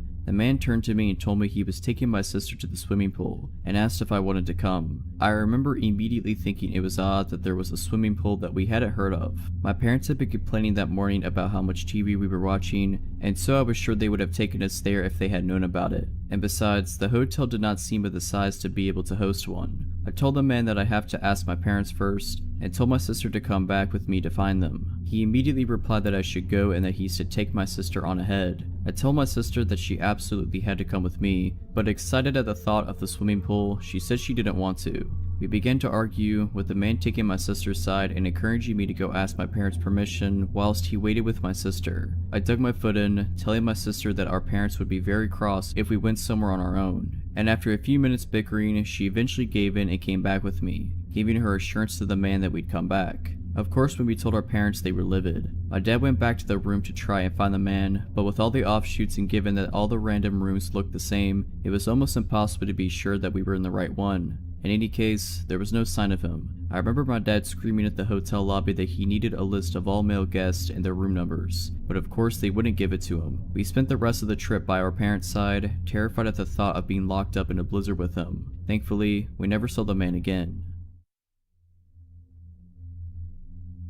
My mom and I normally shopped at the market just a few minutes away from our house. My mom had been shopping there for 20-some years at this point and was friends with most of the workers, so I was friendly with them too, and was always happy to talk to them. Whenever my mom got distracted talking to someone, I, with the attention span of a 6-year-old, would wander around the aisle. My mother would keep an eye on me to make sure I didn't get too far, but if she was distracted, one of the employees would usually be around and gently guide me back over. One day though, we went to a different market that I couldn't remember having been to before, and we didn't go back to for nearly a decade. We were walking around the aisles when my mom ran into her friend. They started talking, and I, not realizing that I no longer had a store full of adults keeping an eye on me, started wandering around the aisle. My eyes caught some colorful display, I think flowers or balloons or something, and went over to look. Once I was satisfied with my inspection, I turned back to the aisle only to find my mom wasn't there. That had never happened before. I looked around a little, though not moving from my spot near the colorful displays. Since it was right near the registers, there was a decent amount of people nearby, which I'm thankful for now. As I was looking around, an employee came up to me. He was older than my sister, she was 12 or 13 at the time, and younger than my dad, in his mid-40s, which was about the only way I could gauge age. Now, I would say he was probably in his early to mid-20s if I remember right.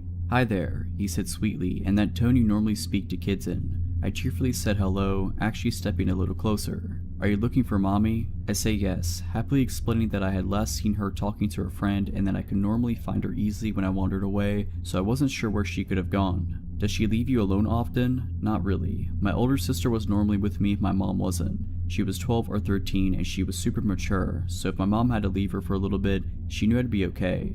She never left us alone in public, just at home if she needed to run somewhere, never for very long, and my dad was at work a lot and didn't come back until late usually." "Where do you live?" "Well, you wouldn't know it, I just learned my address. We just learned how to mail a letter in school, even took a little class trip to the mailbox in our school corner to send them out. I knew how to write my address now, and I knew how to say it." "Where do you go to school? Who picks you up?" "Well, I go to the local elementary school. I don't know the address though, sorry, but I know which street it's on because I wait on the sidewalk for my mom or daycare sitter, depending on the day, so I see the street sign a lot since I'm usually waiting for a while to be grabbed." It had only been a few minutes since I last saw my mom. Even with how much information I was dumping, I was a very fast talker, but I was starting to get a little antsy. Not because I was uncomfortable talking to a stranger, but because I had skipped lunch that day specifically to calm my mom into letting me get a bagel from the store next door, which is why we were at the market in the first place. My mom was holding onto the bagel to make sure I didn't try to eat it too fast and choke, which I had done several times in the past. I wanted my bagel, and while I liked talking to this grown man who made me feel smart and was oh so interested in my life, I liked bagels more. Plus, if I caught my mom when we were near the bakery section, I might be able to use my charm and get a cookie. So I gotta find my mom now. "Oh well, I'll walk around with you and help you find her. You wouldn't lead me through the market you work at where you can easily bring me to the back room, meat locker, or any number of places?" "Yeah, sounds good." Ozzy. I look around to see my mom, the relieved look on her face slowly changing into something more anxious. I smile happily and wave her over. She immediately grabs my hand and I could tell she wants to chide me, probably for leaving the aisle, but she seems more occupied on the man in front of me. Before I can even open my mouth to introduce him, or remember that I never got his name, he quickly says that he's glad I found my mom and he needs to get back to work, and practically runs to the back of the store. My mom puts her hands on my shoulders and looks me in the eye, her expression a lot more worried now. "What was he talking to you about?" she asked, her voice more serious than I'd ever heard her. "Can I have my bagel?" My mom opens her mouth, pauses, and goes into her purse to hand me my bagel. Between bites, I happily tell her about the conversation and everything I remembered. my age and grade, pickup schedule, likes and dislikes, my literal address. My mom gradually became paler, then became red with anger. She brought me over to the manager, and I don't remember much about the conversation. The police weren't called. We went home, and my mom told me I wasn't allowed to walk around the store anymore. No more talking to any stranger, even if they worked at the store we were at, unless she was with me. If I ever saw that man ever again, I was to run away, find someone I know, and ask for help.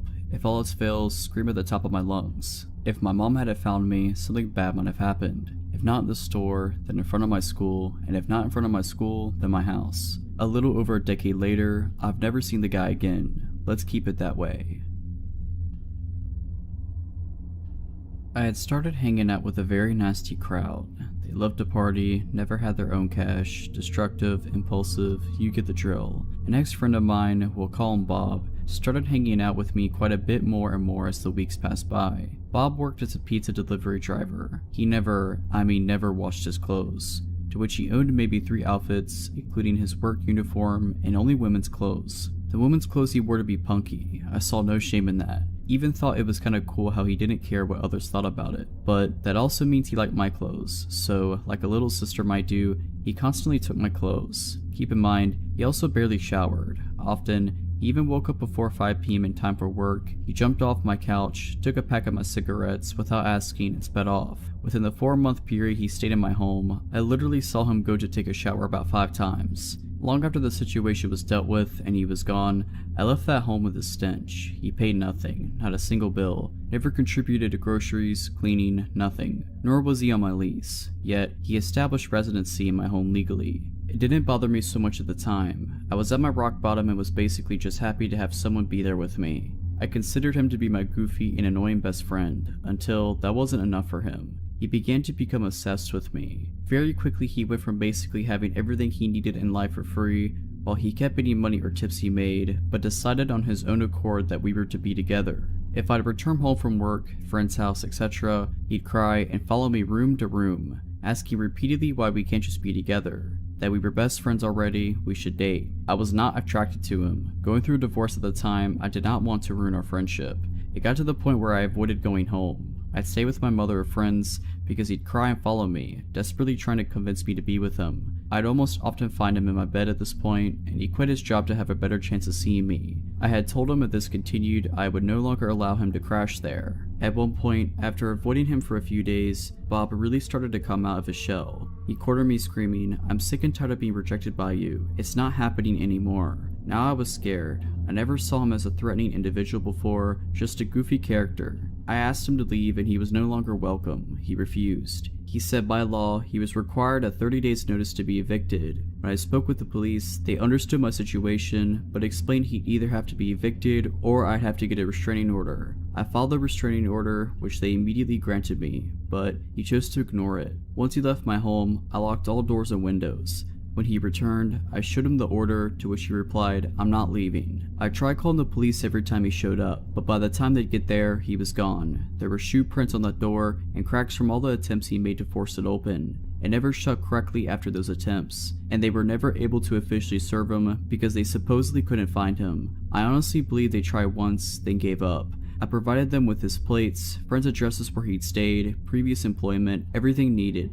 I'd stay up late, here in his vehicle, it was very loud and easily identified, slowly drive by my home, staring at me. Day and night. At one time, he even hid behind my front door, had a mutual friend knock, then jumped out, shoved the door open, and entered. Even went as far to message my young, underage nephew who he met maybe one time on Facebook to try and gain sympathy and convince him to get me to change my mind, crossing even more obvious boundaries. It was a living nightmare. Eventually, he moved on to his next obsession, and I was somewhat at peace. Several months later, he was on our local news for attempting to slit his ex-girlfriend's throat, and beating her until she was unconscious, until a neighbor brushed over and he fled. All I could think was how that could have been me.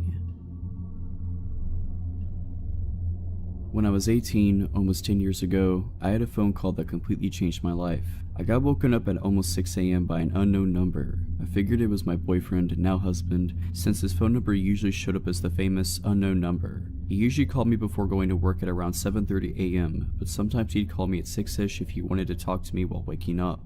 I answer, he says what's up, and I'm still half asleep but start talking. He tells me he has a little problem and that he wants to see me. Being 18 and the fact that I started dating him recently, I also was down for this. He tells me how he absolutely loved seeing me last weekend and how good I looked. He basically described what we had done during the weekend. If I remember properly, his parents weren't home for the weekend and we had the house and the car to drive around. And we had lots of fun obviously, and how much he loved some of the things I did to him. I replied and I was more and more awake and we were having a really good time. Then I noticed it was almost 7 AM, time where he usually takes a shower, eats, and gets ready to go out the door. And I basically asked him, so this is fun and all, but aren't you going to get ready for work? He replied with, no, I think I'll skip work today. How about I come over? Now the thing is, by then I was pretty awake, and although the voice that was talking to me was very similar to my boyfriend's, something threw me off. My boyfriend doesn't say, no like this guy does. Besides, I knew that unless he was sick, my boyfriend would never skip work because he was scheduled on his shifts and missing his shift was a big deal that could get him fired. I kind of froze. He noticed it, so he said, oh babe, you're right, I should start getting dressed, so you want me to come over? By then I swear that his voice was back to my boyfriend's voice and I just felt silly. So what if he wanted to skip a day at work? Maybe he just wanted to see me. So I tell him, yeah, sure, come over, it will only be us here. He replied, great. Then he asked, where's your house? The last time I checked, I'm pretty sure my boyfriend knows where I live. He had been coming over for weeks now. I laugh it off and tell him, ha, you know where it is. That's when he laughed, and his laugh was absolutely not my boyfriend's laugh.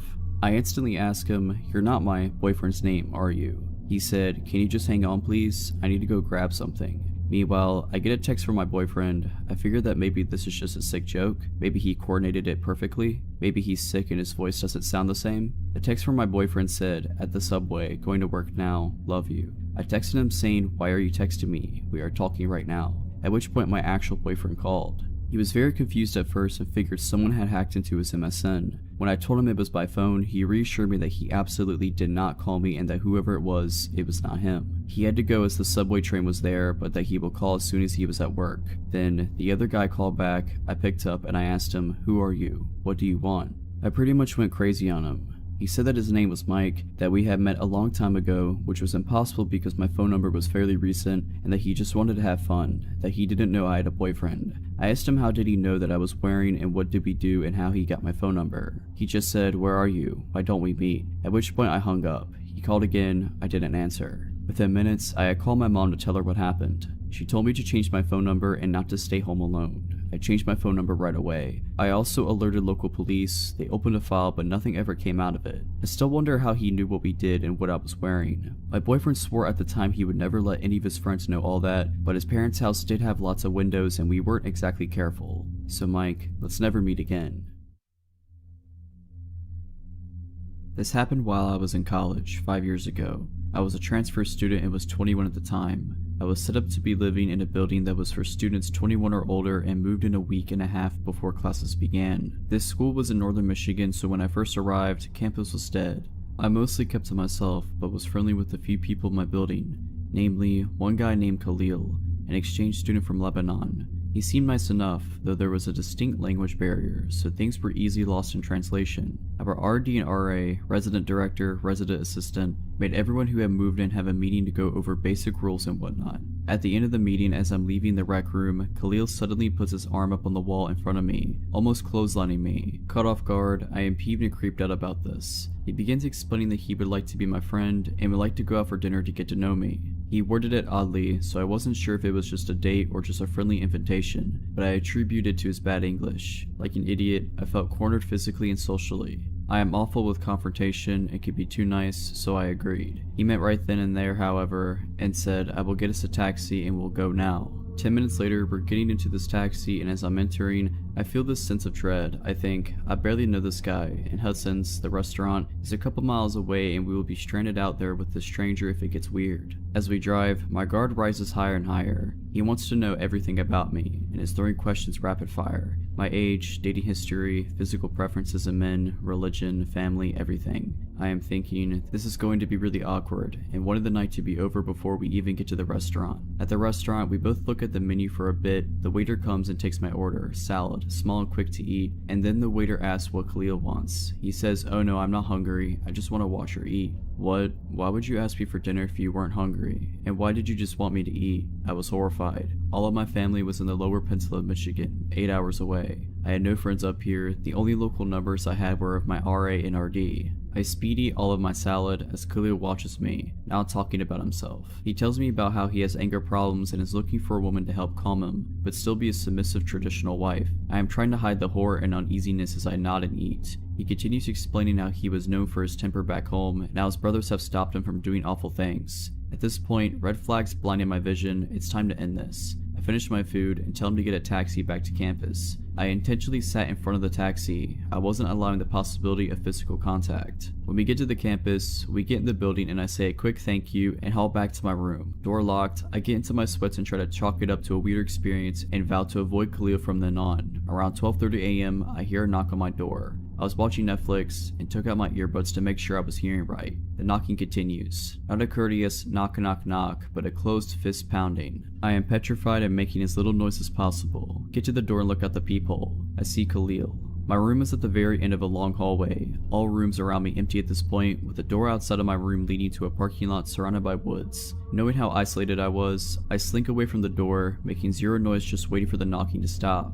About a minute later, it stops. He growls, "I know you're in there. I will wait." My eyes widen in horror. I felt a mixture of rage and panic, but decided that confronting him then wouldn't be smart. So I quietly watched Netflix until I fall asleep. I have no idea how long he waited out there. The next morning, when I finally emerged from my room, I found a couple of pages taped to my door. 3 handwritten pages from Khalil, explaining his feelings for me and his intentions of making me his wife. I went straight to my RA and explained everything that happened. She agreed to meet with Khalil herself, to explain to him how inappropriate he was being, and to tell him to leave me alone. He didn't. Notes kept coming. He came to my door dozens of times a day, and I became pretty much trapped in my room hiding from this psycho. It lasted for 8 days, but classes began and Khalil disappeared. I was told he dropped out and moved back to Lebanon. I found it eerie how he just vanished. Had he come here solely to find a wife, I'll never know. But Khalil, let's not ever meet again. It was the middle of the afternoon and I was home from college for the weekend. Driving home from an auto shop, having just picked up my car after some repairs. It suddenly started making a loud grinding noise. My car was very old, things were always going wrong, so I pulled into a shopping center parking lot and called my parents for advice on whether I should take it back to the shop or get a tow. I know very little about cars. My mom told me she would come and meet me at the shopping center and we'd figure it out. At this point, my phone battery was also dying, so my phone shut off after the call. As I was hanging out in the parking lot, a guy pulled over on the street in front of me, rolled down his window, and asked me for directions. I did my best to direct him, but instead of taking off, he then pulled into the parking lot and got out of his car. I found that a bit weird. It was broad daylight, I was in front of a shopping center, cars were driving by constantly, it's not like it was nighttime in an abandoned alley. So the guy started to make what seemed like small talk and I complied, still not understanding what he wanted. He introduced himself and asked what my name was and I offered my first name. He asked what I did. I said I was a student studying art. He asked where I went to school and I told him. He asked how old I was. He made a little more small talk and then I guess seeing that I was a bit more relaxed, he said he was a sculptor and that if I was interested in art, I would love the sculptures he had at his house. He said we would go there right now and look at them. Immediately that dull alarm in the back of my head got turned way up. I was young and naive, but I knew enough to never ever get in a stranger's car and immediately felt very uncomfortable. Though he knew how old I was, I looked extremely young. I started to put 2 and 2 together. He was getting increasingly more insistent that I get in his car and go to his house. He reached for my arm and at that point everything is a blur. I yelled that I had to go and ran from my car into the nearest store. It was a tiny game store so there weren't really anywhere to hide, but I told the cashier about the guy and asked if I could wait in there until my mom showed up. The cashier assured me the man would not be let in the store and that he and his coworker would keep an eye on me until the man was gone. I also asked them if I could use their phone to call my mom and let her know what was going on since mine had died. I kept watching the guy outside by my car, worried he would try to come in, but as soon as he saw me use the store's phone, he got in his car and took off. I wish the story ended there. The whole encounter really shook me up, but as I reflected on it, I realized, through the questions the man had asked, he had my first name and exact birthday by asking how old I was and getting my birthday. He also knew where I went to school, though thankfully it was several hours away from my hometown where I encountered the man. I asked a friend of mine what kind of info he could get based on what he had, and much to my distress, my friend showed me he was able to find out my full name, my phone number, and my home address with the info I had given the man. I felt like such an idiot. I had always been taught to be wary of strangers and not give them personal info, and I was baffled by how easily this guy had gotten personal info out of me just by pretending to have a casual conversation. Nothing happened for a few weeks and I started to stress less, and stopped thinking about the encounter, and stopped worrying about running into the man again. Then one early morning my cell phone rang. The number was restricted. I answered. There was heavy breathing on the phone, but no reply. I hung up. It happened again the next morning. This time a man answered, asking, "What are you doing right now?" I said I was trying to sleep. "What are you wearing?" I immediately hung up. The calls continued. The next time I picked up, I told him if he called again, I'd call the police. I got a few more calls from a restricted number after that, but stopped answering, and eventually they stopped. I'm still not sure if the calls were from the man I met in the parking lot, but it seemed likely. It was just too much of a coincidence they started after that encounter. I spent a good year being afraid of that man. I still can't believe how foolish I was giving him info about myself so easily, and it was an important lesson in how smooth and sneaky creeps can be, and now I'm much more careful about what I say to strangers. I still don't know what he had planned if I had actually been foolish enough to get in his car, but I'm very glad I never found out. When I was 18, I worked in my college's residence building at the front desk, and I think I almost got assaulted or murdered. You be the judge. During the summer, the building operated as a hotel, so 2.5 floors were hotel rooms and half of the 3rd floor were student rooms. The whole building operated with the hotel swipe key system that was pretty outdated, and all the doors were powered by 4 AA batteries. If the batteries died, there was a decently lengthy process to replace them and reprogram the door. A dark-haired guy came to the front desk from inside the building while I was working an overnight shift at around 1 or 2 a.m. and said he left his key card in his room. I made him a new one and made my first error of the night. Hotel guests could have as many room keys remade as they wanted, hypothetically. Students, however, were supposed to be given a temporary key card and charged $2 to be returned when theirs is located. I gave him a new key for his room and asked if he was a student or hotel guest, and he replied student. At this point, I should have checked our system to charge his account, but I was caught up doing administrative duties and forgot. I used to trust people way too easy at this job, but quickly learned not. Later on the night, maybe around 3 or 4 a.m., he came to the desk again and said he couldn't get into his room. I asked if he just forgot his key again, and he said no. The door wasn't working. I asked if the light was coming on when he swiped his card, and he said no, so I figured the batteries were dead. I told him I'd changed the batteries, and I went up to his room with him. He asked me for my name, and I told him. He didn't tell me his. I opened the room door manually with the master key, and I told him I'd have to prop it open while I worked on the back panel to replace the batteries. He said, "No, it's okay, I'll close it," and closed and deadbolted the door locked. Really weird, but I tried not to think about it.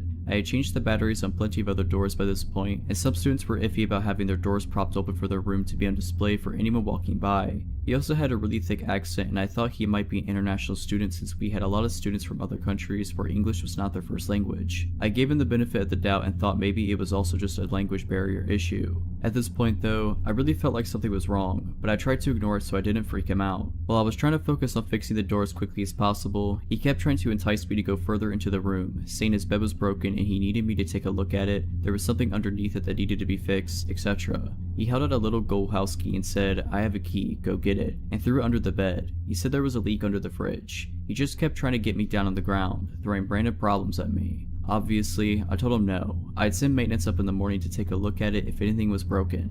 I had my back to him and he asked me if I would take off my glasses. I said, "No, I need them to see." His tone of voice changed. In the most steady, chilly manner, he said, "Ella, it's okay, you could take them off." And from behind me, he reached around and tried to take off my glasses.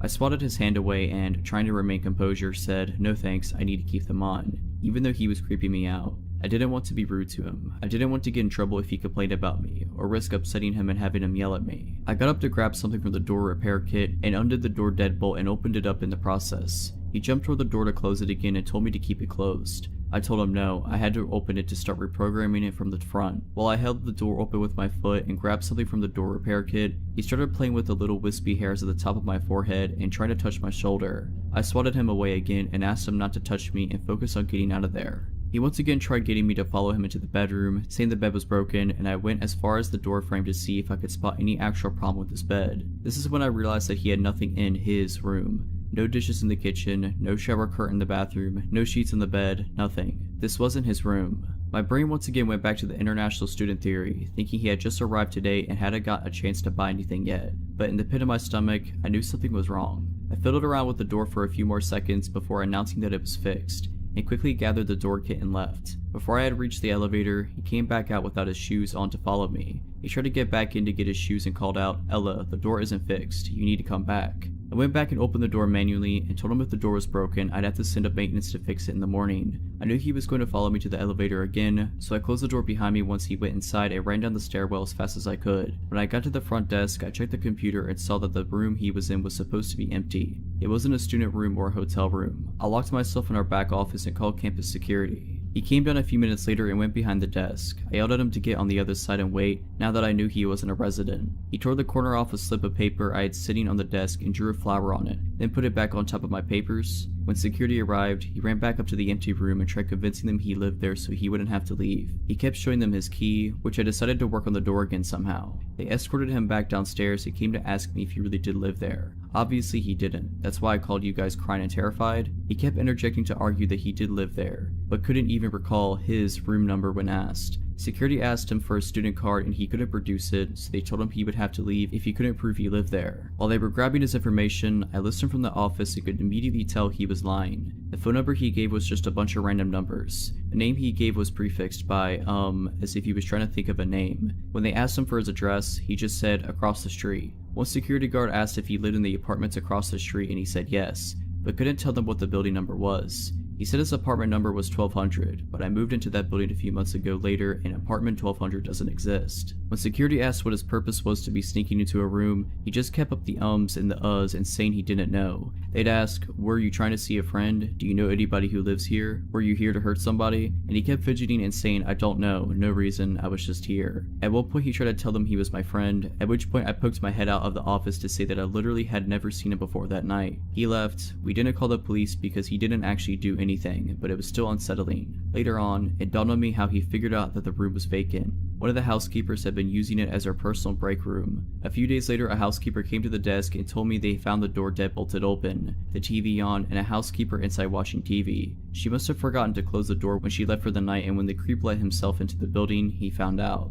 I never saw him again, and to this day, I still have no clue what he was doing there. I haven't worked there since last winter, and overnight shifts still give me the creeps. If you're liking this video, all I ask is that you make sure to subscribe to my channel and like this video. Thank you.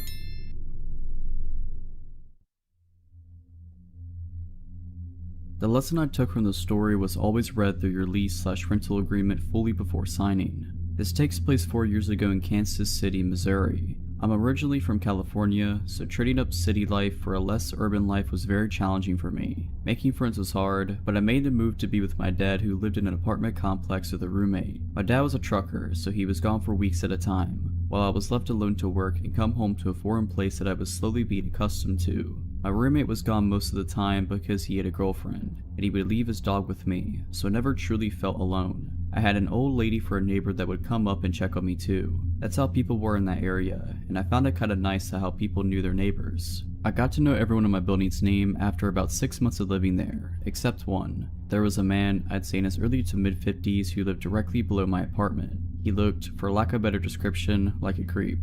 He was balding except for on the sides of his head, which that hair was straggly too. He was tall and kinda skinny, had outdated 90s glasses, and a thick mustache. He was the only person in the building who wasn't friendly, or at least didn't make the effort to say hello or introduce himself to me. He also happened to be the maintenance man for all 5 buildings. I didn't think much of this at first. I honestly don't care if you're overly friendly to me. I enjoy having space of my own, and sometimes being too friendly is suspicious to me. That's just a personal problem, but I'm explaining why I didn't send up any red flags at first. One day when I was pulling out of the driveway to go to work in the morning, I noticed across the large lawn that led to the door to our buildings, the maintenance man was standing in the center, staring directly at me. Stare is the wrong word, more like glare. At first, I looked around confused, thinking perhaps he was looking at someone or something behind me. I was the only one there. Although a bit creeped out, I shrugged it off and continued with my day, forgetting all about it. The next day I was over at my neighbor Claire's apartment, the elder lady, and she happened to bring up a maintenance issue she had,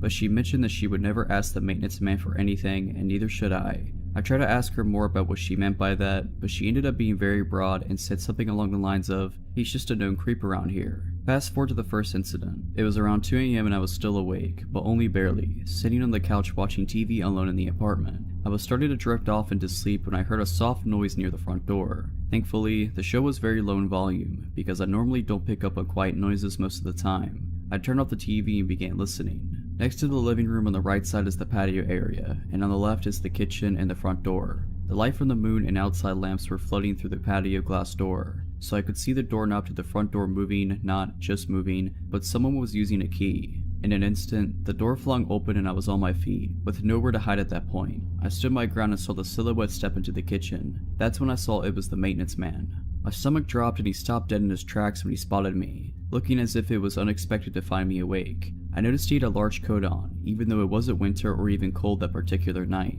I noticed that only because the jacket looked bulky, as if he was carrying things in it that I couldn't see. "What are you doing?" was all I managed to squeak out. I was shaking, my knees feeling like they were about to give out. For reference, I was a 22-year-old woman standing a whopping 5'4", with no way to defend myself at all from where I was standing. He looked shocked, which made me feel like I had gained a little power from the situation. He retorted confusedly and angrily with, "Your toilet is making a loud noise that I could hear from my bedroom." I was angry and terrified, and only reacted with more anger when I saw him scrambling for excuses. "So you just let yourself into my apartment at 2 in the morning? I'm reporting this to management first thing in the morning." He stepped closer to me then. I backed up a few steps but still stood my ground, quickly turning on the light closest to me so he could see my fury. "The toilet is rumbling. I need to check it, now." Now I was trembling so hard I could barely stand. I had adrenaline and anger and fear all coursing heavily through my body. "Get out." He started to take the liberty to look around the kitchen where he was standing. My head immediately thought, what if he goes for a knife? And that's when he said it. "I can come in whenever I want." The sentence makes me shiver to this day. I didn't know what to do,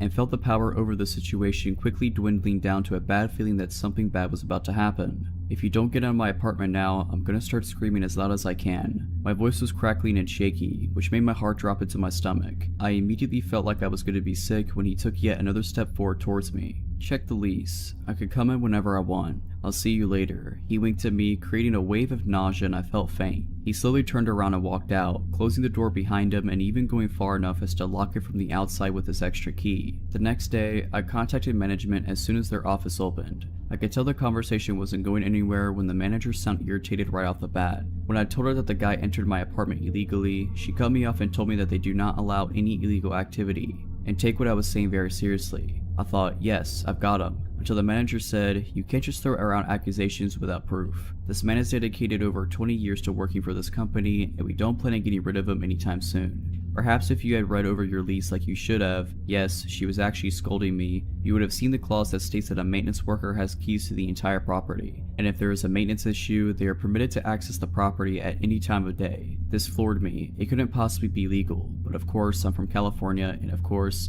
I didn't read the lease carefully. When I moved there, my dad was already living in the apartment and I literally had nowhere else to go. So if I were to be living there, I was gonna have to sign the lease no matter what. So I did. Needless to say, nothing got done. Fast forward again, a few days go by and I don't see Mr. Maintenance Freak until I do. This time I'm pulling in after a long 10-hour shift at work. I haven't forgotten about the scary incident, but I put it in the back of my mind for the time being to concentrate on other things. Although I lost sleep over it. I park my car facing the large lawn area again and start using my phone for a few minutes. I'm peering down on my phone and glance up for a split second before I see him there. He's standing across the lawn staring angrily at me. I mean furious. I quickly look back down and pretend I have not seen him, getting that sinking feeling again. As a paranoid person, I put the key in the ignition just in case and pretended to keep scrolling on my phone while subtly locking my door. I glance up again and this time he's walking towards me, very fast. I look in my rearview mirror, hoping to see someone that he may be stomping angrily towards, and of course no one else is there. It's nearly dark now, but when he gets about 10 to 15 feet away from the front of my car, I can hear him shouting something, but I can't make out what he's saying. Now I put my phone down and I'm watching him come right at me until he reaches my window and starts banging it all with his might, and slams his body into the door. He's also fidgeting angrily with the handle, even though the doors are locked. My car doesn't have automatic locks, so I'm praying that all my doors are locked at this point. My hands are shaking so bad that I'm having trouble starting the car. When I finally do, I realize what he's saying, which was a repeated cycle of the following phrases. "I'm going to get you. I told you I could come in whenever I want. You really want to take me on? I'll kill you." I peeled out of there so fast, not even knowing where to go. I drove to the next county over, found a motel, and stayed the night there. The next day, I took work off and went straight to the management's office. I told them exactly what happened, and no matter what I said, they didn't believe me. This maintenance man was apparently a gift to mankind or something. He was a monument to the company, and they appreciated his 20 years of service and dedication to them over him risking someone's life with threats. Long story short, I lost it. I called her psychotic and ended up getting evicted. I reported all this to the police, but between the lack of evidence I had and his perfect record / shining references from his employers that seemed to love him, the police said that there was nothing they could do to move forward at that point. My dad and I ended up finding a nice home about 10 minutes away from that place. I ended up inviting Claire, my older neighbor, to the new house a few months later. She told me there was a single woman in the apartment before the roommate, and my dad had moved in there that also left in a hurry after something happened with the maintenance man taking photos of her walking to and from her apartment to her car. When she confronted him about it, he told her I can do whatever I want. I guess in Kansas City, maintenance workers are considered gifts to mankind. Needless to say, it's been 4 years and I'm back in California.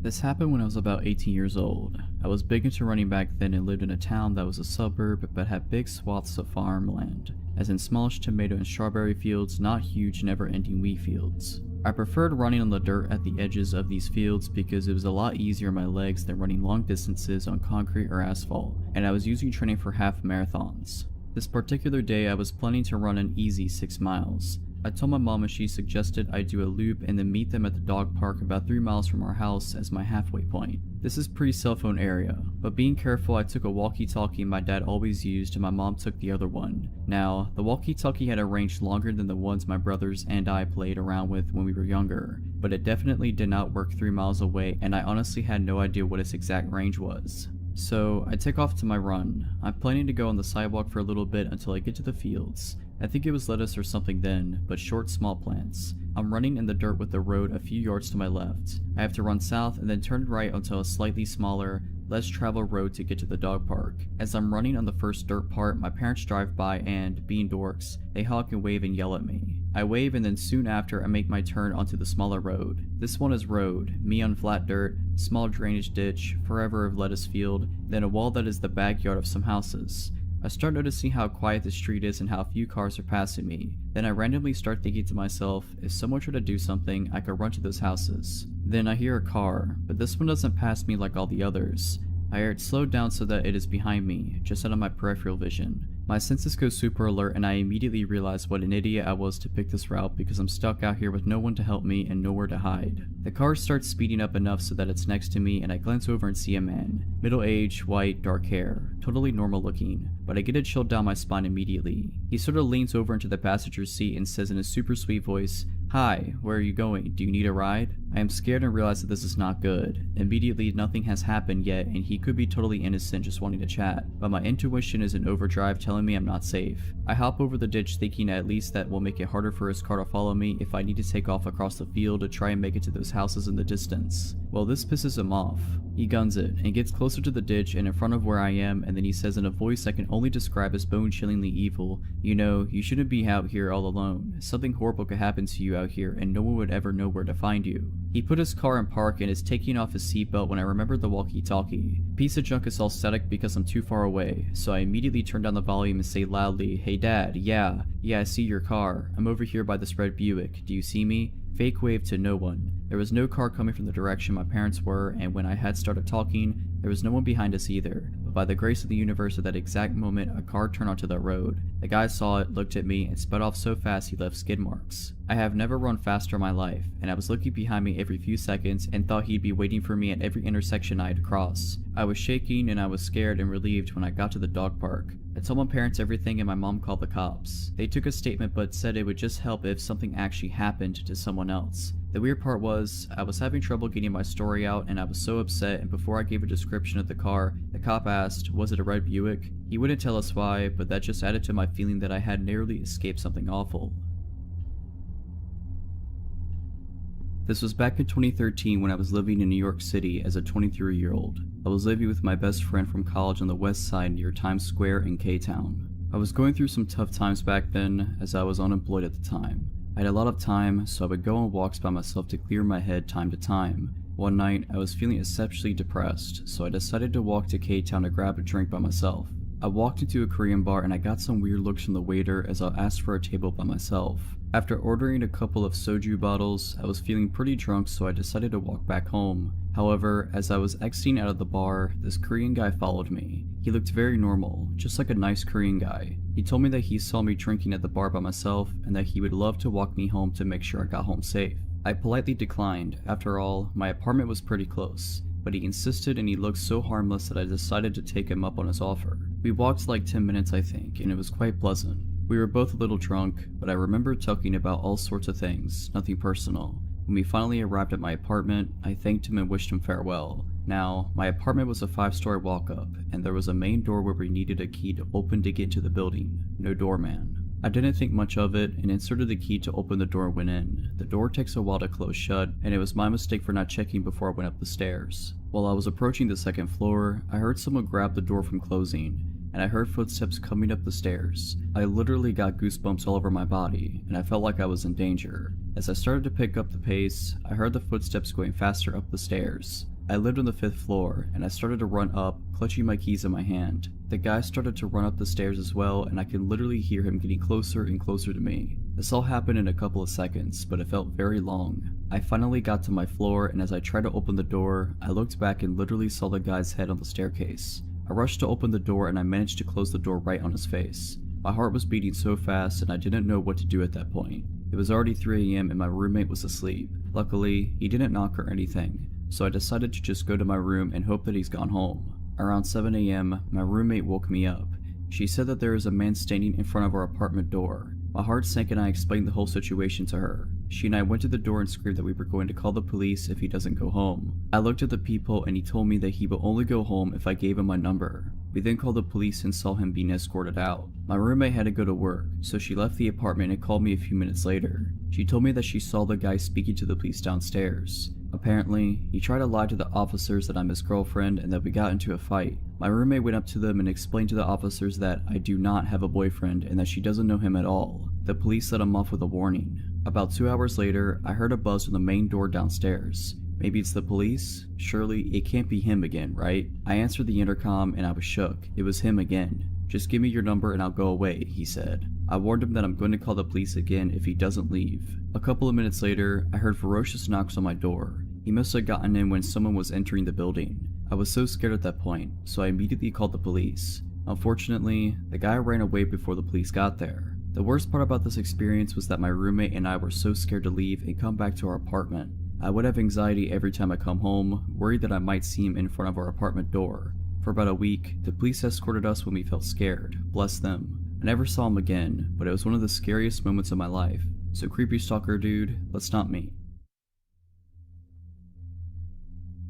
I live with my girlfriend as expats in a pretty foreigner-friendly Asian country. Most of the time we get by just fine despite only knowing a little bit of the language, because most people we interact with on a day-to-day basis speak fluent English. We started out in a tiny apartment which we quickly outgrew. We found a gorgeous condo with nice amenities and decided to move in. This condo is owned and managed by a local owner, rather than by an association or company. The building is a little bit older, which means that instead of key card access to our door, it came with a traditional key lock inside and bar latch, which is nice because it's more durable than a chain. Of note, our original building also had key card access to our floor, meaning that we could only ever access our own floor. Even the emergency exit stairwells did not allow entry to floors other than our own. This new place did not include this measure, and I routinely enjoyed a walk up the 15 flights of stairs to the room as a bit of a warm-up before going swimming. The quaint feeling of all of this changed about 2 months after we moved in. We were both starting new jobs and dragged our feet on some of the final touches of moving into a place. That is the last time we ever do that. My girlfriend nudged me awake at about 3 in the morning. I wake up extra groggy and unsure of my surroundings, but I snap to full attention when she whispered with wide eyes, "Someone is trying to open the door." Now, the condo is 100 square meters, and the main door and the bedroom are at opposite ends. The bedroom itself has a rather sturdy door that was closed, and the aircon runs at night, so this had to have been some sort of commotion for her to wake up.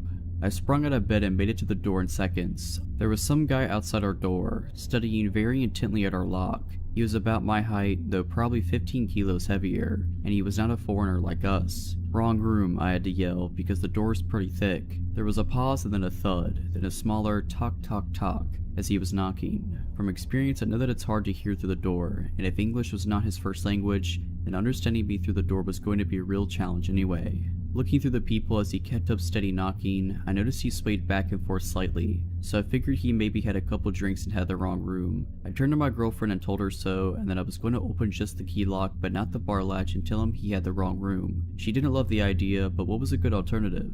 I took a deep breath and undid the key lock. My hand shook as I turned the handle, and one hand braced against the door while the other opened it slightly. He must have been leaning close because I saw his face right at the opening, and I could smell beer on his breath. "You've got the wrong," was what I got out before he pushed against the door as hard as he could. The bar latch held, but it was enough that my girlfriend threw herself against the door, and with our combined force we shut it again. "No," I yelled, "go away, wrong room." Then he muttered something that sent chills through me. The door muddled the noise, having just woken up played tricks on my ears, and the language barrier filled in the gaps. but I could swear I heard him laugh a little and say, "Stupid boy." I froze. My girlfriend turned the key lock as he slammed his body into the door once, twice, 3 times, I lost count. Every time I pressed against it harder, but I could still swear the 4 screws that held the bar latch in place wiggled slightly. The thuds returned, and looking through the peephole, I could see that he was punching the door. His stoic face looked patient and annoyed as he swung his arm back over and over each time it hit my girlfriend, and I could feel the vibration through our entire bodies. After what felt like an eternity, the pounding stopped and I looked through the peephole. He wasn't there any longer. I listened closely and I could hear the long ding of the elevator down the hall. He might be leaving. My girlfriend had both our phones, texting the condo owner on hers and shoving mine at me. She was calling the owner, but at 3 AM there was no answer. Frantic text of "someone is trying to break in" spammed the other end when no one was picking up. She messaged friends of ours who live in the next building, but we both knew it'd be hours before anyone responded to us. We calmed down a bit and agreed that we were going to be up for the rest of the night, but that we'd settle up with the condo owner in the morning and report it to the building management. There were security cameras in the hallways, so they'd be able to follow up.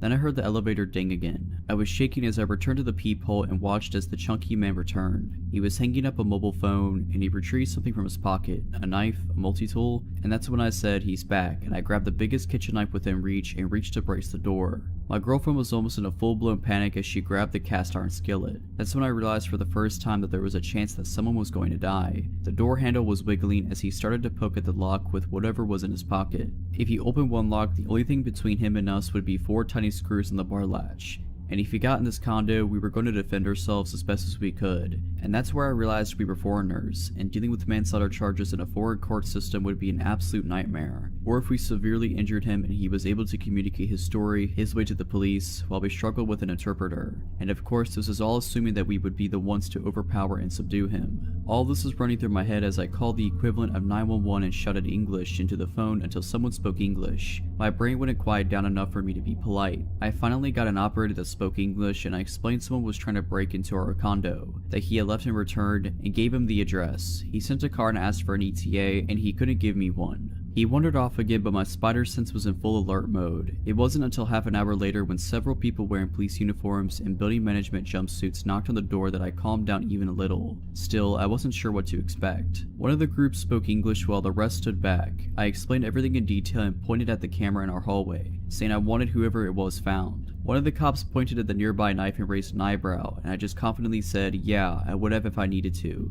After assurances and apologies and promises of follow-up, we received what we should have collected weeks ago: direct phone numbers to our building security room where cameras are monitored, as well as the local police station and the personal mobile number of our building security director. The sun was coming up and our condo owner called my girlfriend to comprehend what was going on. She promised us that she'd sent locksmiths there that day to install another deadbolt as well as a second bar lock if it helped us feel safe. The follow-up of everything was that the guy was indeed someone who got drunk and mistook the room. It was on the wrong floor. His wife had to come collect him more than once, and he would be fined for the cost of installing the extra locks. So while it is a bit comforting to know that he's a random drunk instead of a burglar, I still explained to building management that I have no desire for an apology from him. I don't care if he feels bad. Police reports here can be messy and locals can hold severe grudges that I did not want to deal with. I will only keep from a full police report if I literally never see or hear from him again. So just as some background, I am male and currently 25 and still living within 15 miles of my old house. This happened when I was about 8 or 9, making my sister at the time 5 or 6. We lived in a quiet neighborhood that, once I grew up, I found out was actually a lower income part of town. However, we had some wonderful neighbors, and it was thanks to these neighbors that a lot of potentially negative situations were avoided.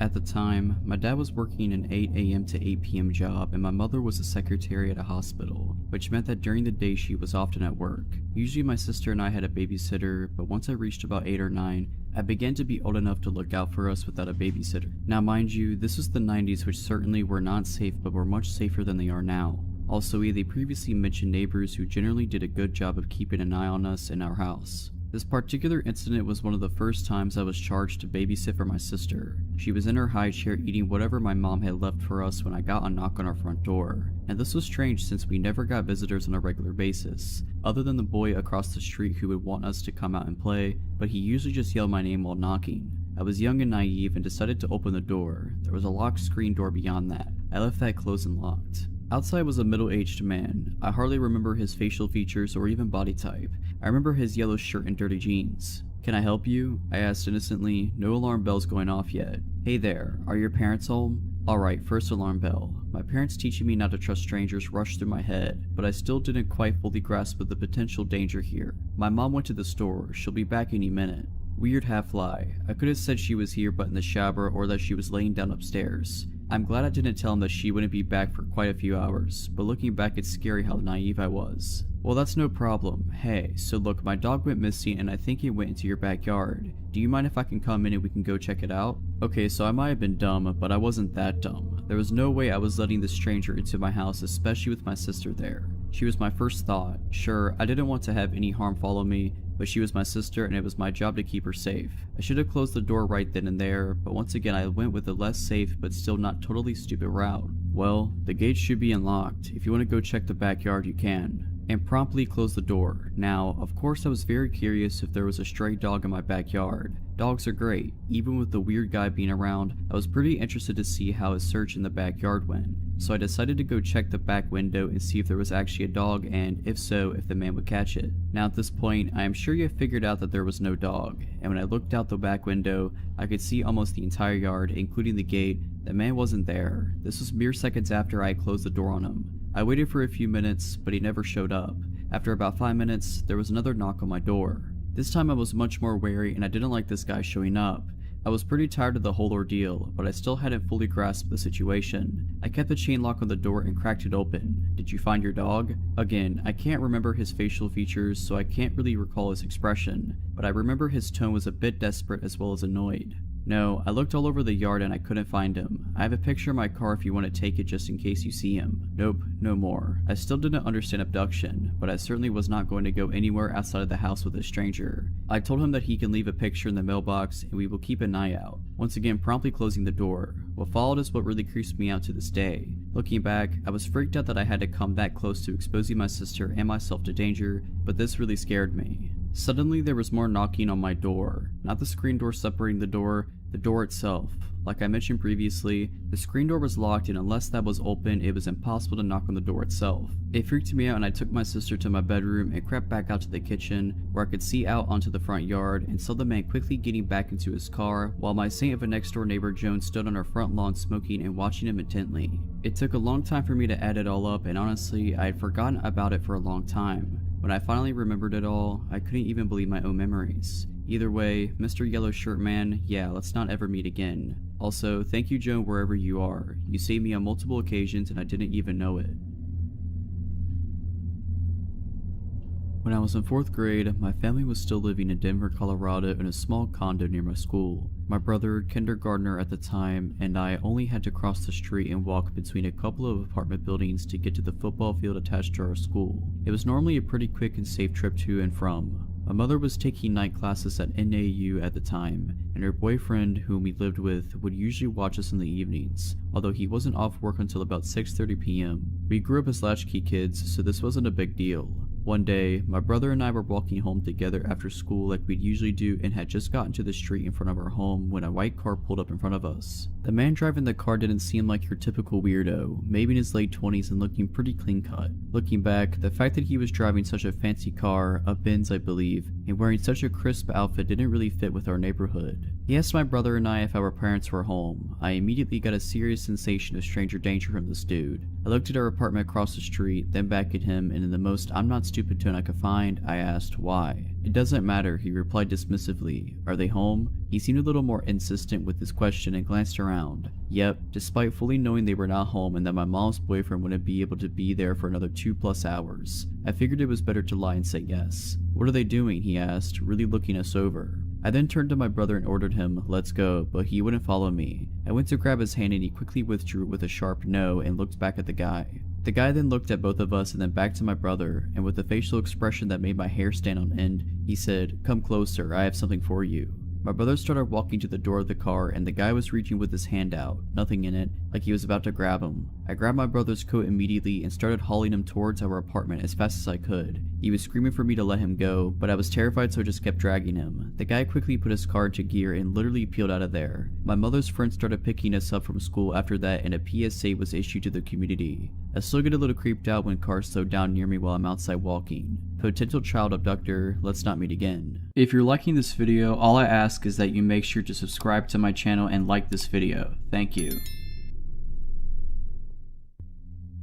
It was the middle of summer and my parents had left for the weekend to go to our house in the Cape Cod. It's about a 2-hour drive away, so it's no big deal for them to leave me alone for a few days. My mom had some pulled pork and pasta for me to heat up to eat whenever I had some money if I wanted to order a pizza.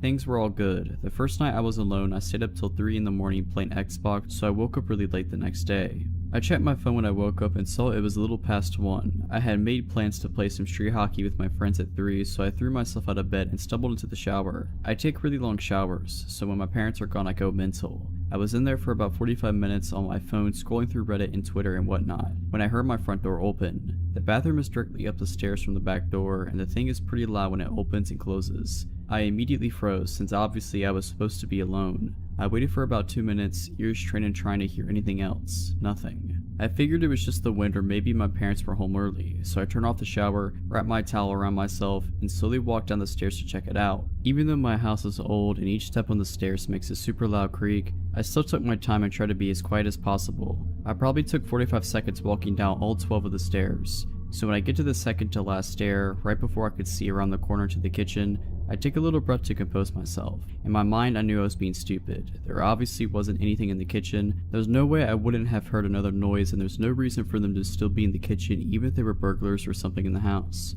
After sort of mentally chastising myself for being such a wuss, I sort of chuckled to myself for being so stupid and just normally walked the last 2 stairs and turned the corner to the kitchen. Standing about 2 feet away from me in the middle of my kitchen is a man staring straight at me, perfectly still, with a massive smile across his face, just staring at me. The thing I remember most vividly wasn't his face or his smile but his arms. They weren't just at his side. He held them in the strangest, most abnormal position I've ever seen. They were where one would normally hold their arms, but he had rotated them to the point where they were almost completely reversed, as well as lifting them up and a little behind himself. Honestly, I think I almost had a heart attack right there. Looking back, I can realize how creepy this situation was, but in the moment I just took a step towards him and punched him as hard as I could in the jaw, sort of half slapping / pushing him towards the ground. The second I connected, I beelined up the stairs, dropping my towel in the kitchen with my heart beating out of control. I sprinted into my room and locked the door behind me. I quickly put a chair up against the doorknob like you see in TV. Almost without thinking, I immediately called 911 and nearly in tears told the operator what happened. As I sat on the floor of my room, in practically the fetal position, staring at the door praying that a cop would be here soon, I noticed the light coming from the gap between my door had stopped. The guy was standing outside of my door. There's no words to describe the feeling I had. I was paralyzed with fear, watching the shadow across the bottom of the door shift in tiny ways. I stayed balled up, staring at the gap, praying the man would go away for what seemed like an hour. All the while, the 911 operator was asking, "Hello, sir? Sir, are you there? Hello?" I didn't want to make a noise, and even if I wanted to move my arms to bring the phone to my mouth, I don't think I could have.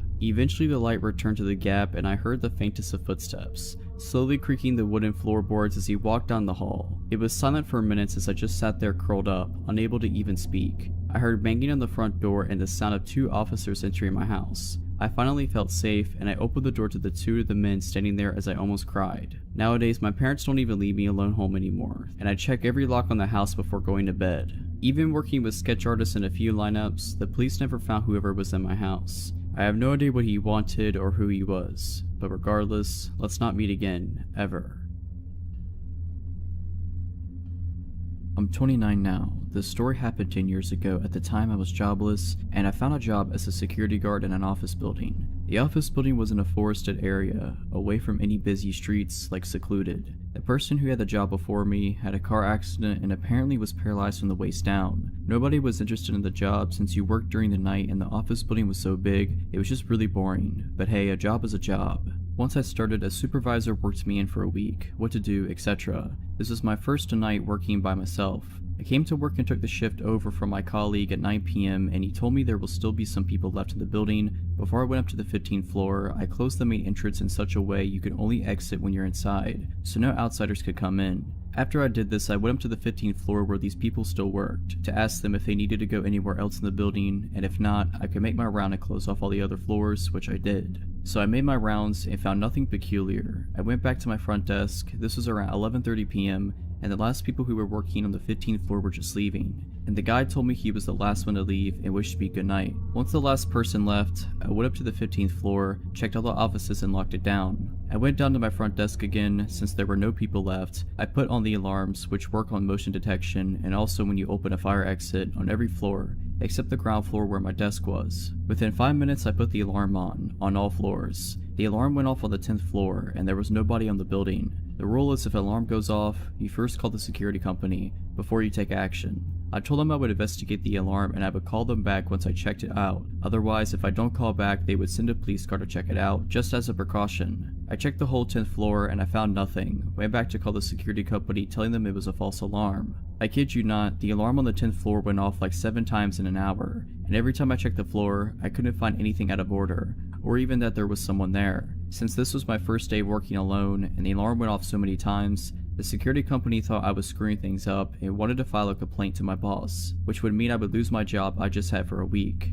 In retrospect, the following was the dumbest thing I could ever do, because the alarm went off again. Since I didn't want to call the security company again and cry wolf, I went up to the 10th floor without informing the security company. The only thing I had on me was a mag light, since security guards in the Netherlands are not allowed to carry guns. I went up to the 10th floor, checked the floor, and as before, found nothing. The only difference now was I pretended to leave, turned off the lights, and stayed on the 10th floor, listening if someone was there. In about 5 minutes, I heard someone or something moving. I was relieved and anxious at the same time. Relieved I wasn't wrong, and that there was something on the floor. Anxious because of what was on the floor. I turned on the lights, and tried to sound as manly as possible, saying something in the line of, "I know there's someone here, show yourself." As you can imagine, no response. So stupid I didn't go down to call for help, but stupid me went looking to whatever it was I heard on the 10th floor. I walked to the office I heard the sound from, turned on the lights, and found a little girl who couldn't be older than 13 with long brown hair, in white pajamas squatting and rocking front to back on a desk, looking straight at me. The scary thing was there was no emotion in her face or in her eyes. I collected my nerves and took the girl by the hand.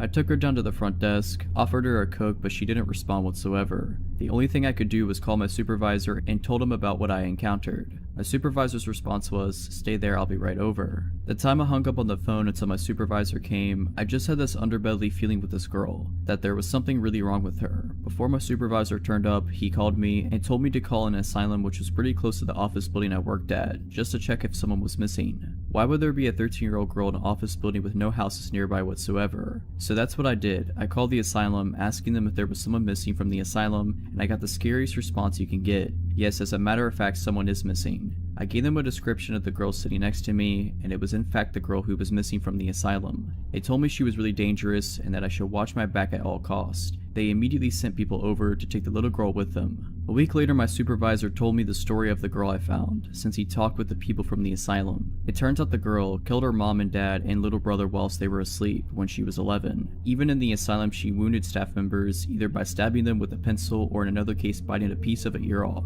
To this day, we still have no clue how she ever came in the building. We checked all the cameras and there was no footage of her ever entering the building.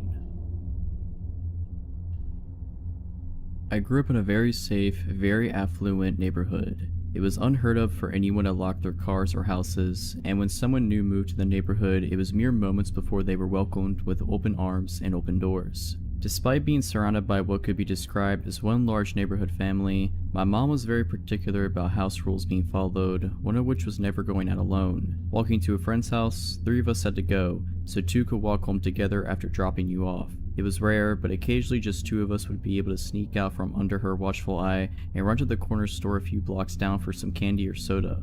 One sweltering day during the summer I turned 9. I found myself home alone and restless. I decided to take my sister's cool new 10-speed for a spin around the block a few times. Now, even though I was tall for my age, the bike was still a few inches too big for me. I decided that didn't matter, jumped on and started pedaling. My first lap around the neighborhood went off without a hitch. Birds were chirping, sun was shining, and the wind blowing through my curled hair felt wonderful. Second lap around the block, I passed an older, unfamiliar car parked on the side of the road, and the sun reflecting off the huge scrape down the side temporarily shocked my vision into bright blue stripes which I furiously tried to blink away. The third lap, I saw the car pull off the side of the road heading towards me, and a tiny pit of unease began to grow in my stomach as the driver slowed when he passed me. I chalked it up to being scared of being caught out being alone, and continued on my way. I picked up speed as I rounded the corner towards my house, and I decided to go for one more time around the block. but to make it quick so I'd beat my mom home and avoid the trouble I knew I'd be in if she caught me out alone. I hit the bottom of the hill next to our house with some speed and started to climb to the top, slowing more and more the closer I got. By the time I reached the top of the hill, I had to stop and catch my breath, teetering the too tall back at my hip. As I struggled to catch my breath, the hairs on the back of my neck stood up. My arms locked on the handlebars, and every inch of my body froze. I had been caught, I just knew it. I heard a car creeping up behind me, and it just had to be my mom, but it wasn't. When relief should have washed over me, the unknown dread only deepened, further stiffening my frozen still limbs. I turned to see the same old car, with the same blinding scratch down the side, slowing down right next to me. The man stopped the car right next to my bike on the wrong side of the street, and through his opening driver door started to ask me if I had seen a stray dog running around, because his had come off the leash and run off. I froze. This cliche question is the one they warned us about in school, the one every kidnapper supposedly uses. I decided if I answered him firmly and rode my bike away that he would know his plan wouldn't work on me, plus he might just really be looking for his dog. This was my plan. My terrified body betrayed that plan, and a trembling no is all I could manage. As I fumbled my feet to the pedals of this too big bike, his car door flew open and out he lunged. No, I said again as I wobbled my way past his open car door, his hand brushing the back of my shirt and knocking my back tires. I pedaled as fast as I could the 50 feet to the next driveway I saw. I pedaled, legs burning, up the drive, running my front tire so hard to my neighbor's front tire that it bent the wheel. My body catapulted over the handlebars, and I burst through the neighbor's front door. Eddie, help. My neighbor was not home. I ran into the kitchen, still calling in hopes I was wrong. What are you doing? A man's voice behind me, and I froze. I slowly turned around, not knowing what else to do, and there stood my neighbor's son, home from college. I dissolved into tears, gulping out what happened. He tossed the bent bike into the back of his truck and drove me around the corner to the safety of my home. My mom was home and had the look of death in her eyes until she saw my tear-streaked face. The police were called. The neighbors were called. The car had been spotted frankly circling the block the few minutes following our encounter, but he was gone by the time police arrived. To this day, 20 years later, I still have a hard time riding my bike alone. This all happened when I was 19. I'm not the best looking dude, so I've never had much luck with women, and I ended up on Tinder. I wasn't having much luck there either until the third month of using it when a blonde woman named Katie messaged me. She was pretty enough that I just dismissed her as a bot. It wasn't until 3 days later that she messaged me again, which was odd because bots almost never message more than once. I clicked on her chat and replied, then looked at her profile. What I saw was pretty generic, but it definitely wasn't a bot's profile. We had been talking for like a month when she proposed the idea that I come see her. I was pretty reluctant as she lived nearly 8 hours from me by car, but I had to admit I really did like her quite a bit, and I had been thinking about asking her if I could come see her for a while now. After a bit more badgering from her, I finally said that I would take the drive to go see her. At this point, I had no reason to doubt she said who she said she was. We had video chatted every other week and called most days, and I just assumed I got really lucky. Things did get a little weird on the way there though. She kept messaging me, asking me where I was, and making sure I was still coming. At some points, when I took more than 30 minutes to respond, she would send me a slew of annoyed texts. Admittedly, I had chalked this all up to her being nervous about me coming to see her. I was pretty nervous too, so I couldn't blame her. I had a hard time finding the house at first. The directions she gave me were pretty confusing, and it was back through a series of gravel and dirt roads and a large thicket of trees. It was still about midday when I came onto an old-looking house. A window on the second floor was boarded up, but it didn't look abandoned, just worse for wear. Katie's red buggy that she liked to talk about was parked in front of the garage. I took out my phone and texted her that I was here. She only sent a smiley face in return. When I got out of my car to go knock on the door, I noticed someone was looking at me from one of the second floor windows. I found it a little creepy, but figured it was just her father or something. She had told me that he comes to stay with her every now and again, so I ignored it and knocked on her door. She answered with a smile and even gave me a kiss, which surprised me, and I followed her inside. We sat down on her couch and started talking about our plans when I asked her about her dad. "You didn't tell me your dad was here," I said. "Was that going to be a surprise or?" Katie looked confused and told me that her dad wasn't here. I still thought she was keeping up the act, and I told her that she didn't have to keep pretending, and that I had seen him looking at me through the upstairs window. Katie went pale and said that we had to get out of there now. We both ran out to our cars, and when I questioned Katie, she informed me that her dad wasn't there and that she had been home alone until I showed up. I called the police, and while I was on the phone giving the address, Katie gasped and pointed to the window where I had seen the guy last. He was looking at us from out the window again. I got a better look of him, and he seemed older and frail, almost like he hadn't eaten anything in a while. He left the window after he saw that we saw him. The police took half an hour to show up, and the whole time Katie was crying and mumbling about how she was an idiot for not keeping her doors locked. When the police finally did show up, one started asking me and Katie questions, and the other two searched the house. They came back out a little later and told me and Katie that while they didn't find anyone, they did find that the back door was hanging open. Whoever it was had ran out into the woods, but the cops were sure the house was empty. After the cops left, Katie asked me to stay the night because she was too scared to be in her house alone right now. I gladly did, and we slept downstairs on the couch as Katie's bed was the room next to the one the man had been in. Katie had also brought out the shotgun that her father had given her but she never used. I told her it was fine, the man's gone, but she insisted, saying she'd feel safer if we had it out. I'm glad she did. Later that night I was still wide awake, watching TV. Katie had somehow managed to fall asleep. From the kitchen I heard the sound of a doorknob being turned. At this point I wasn't even scared, I was just pissed. I flipped on the light in the kitchen and pointed the gun at the kitchen door, and there he was. The guy that had been in the house before was standing on the other side of the glass door. He looked shocked, and I'm glad we had locked the door. The man unfroze and yet again ran into the woods. I woke up Katie and told her what happened and called the police yet again. When they arrived, they did a sweep of the woods and found no one yet again. They told Katie and me that it'd probably be a good idea to stay at somewhere else for the night. Me and Katie said our goodbyes. She was going to stay at our friend's house and I was going home. I left a little after Katie did, and I was on the phone with my brother telling him about what happened. My headlights were on. As I was talking, something caught my eye. That man was standing at the corner of the house just watching me. I gunned it out of there and didn't even bother calling the police again, but I did text Katie and she said she was going to call them again. I don't think Katie ever even went back into the house alone. I had to fly out to a small town I'd never been to in order to look for a place to live. I'm moving there in the fall to start grad school. My boyfriend flew with me. Before the trip, I researched all sorts of apartments on Craigslist and set up a bunch of appointments. Our first appointment was in the afternoon in this sort of remote residential area. The landlord sounded fine over email and asked me to call him an hour before the appointment to confirm that I was coming. I called, he didn't answer, so my boyfriend and I started walking to the house and just hoped that he would show up.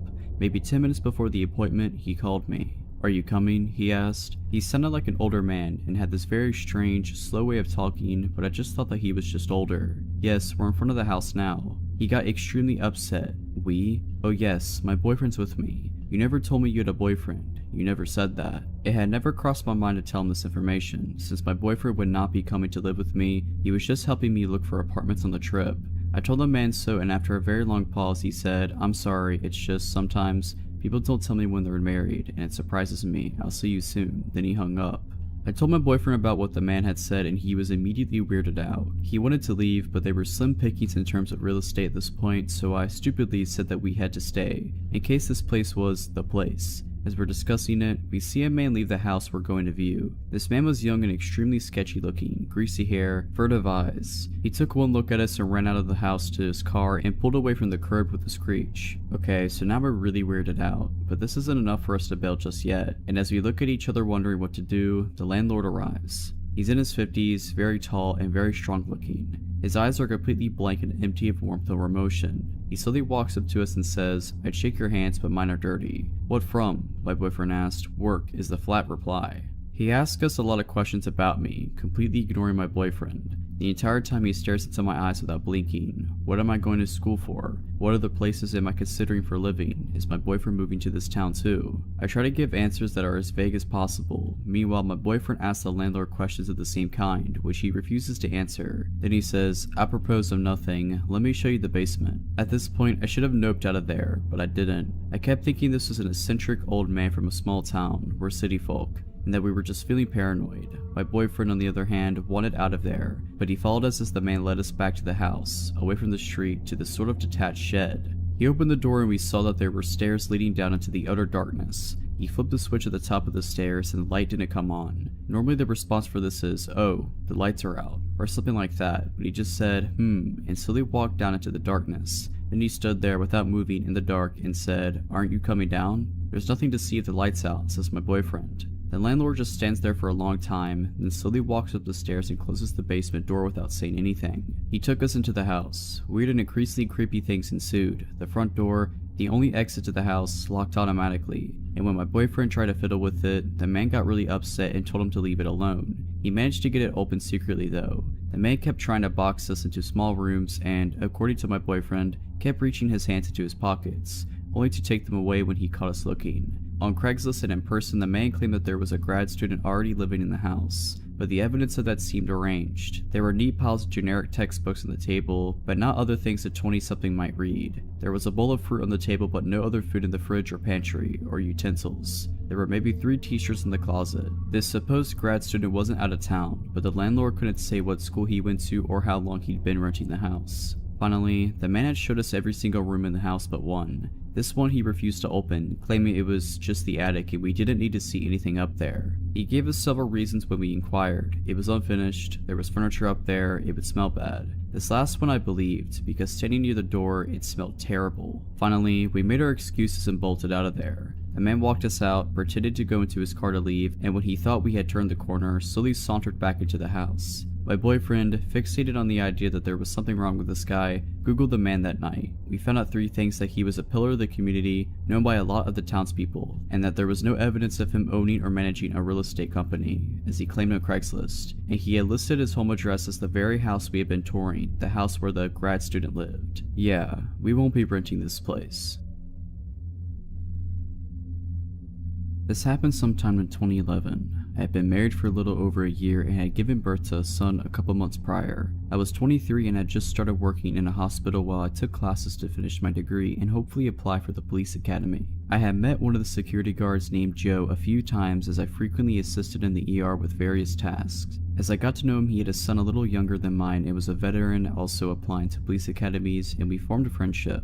We exchanged numbers as he offered to help me train and give me pointers for the physical portion of the police test since I was out of shape after having a baby. One day while talking to him, I mentioned how where I would study when on break was so loud and wish I could find a quiet place to sit. He offered to give me a tour and show me all the hidden places employees would use. It was a Sunday, so the hospital was quiet and I met up with him. We walked around and he showed me gray areas and offered to show me where the helipad was. We went through areas that were blocked to most staff. As we climbed the stairs and got closer to the roof, I started to get anxious and felt my stomach drop.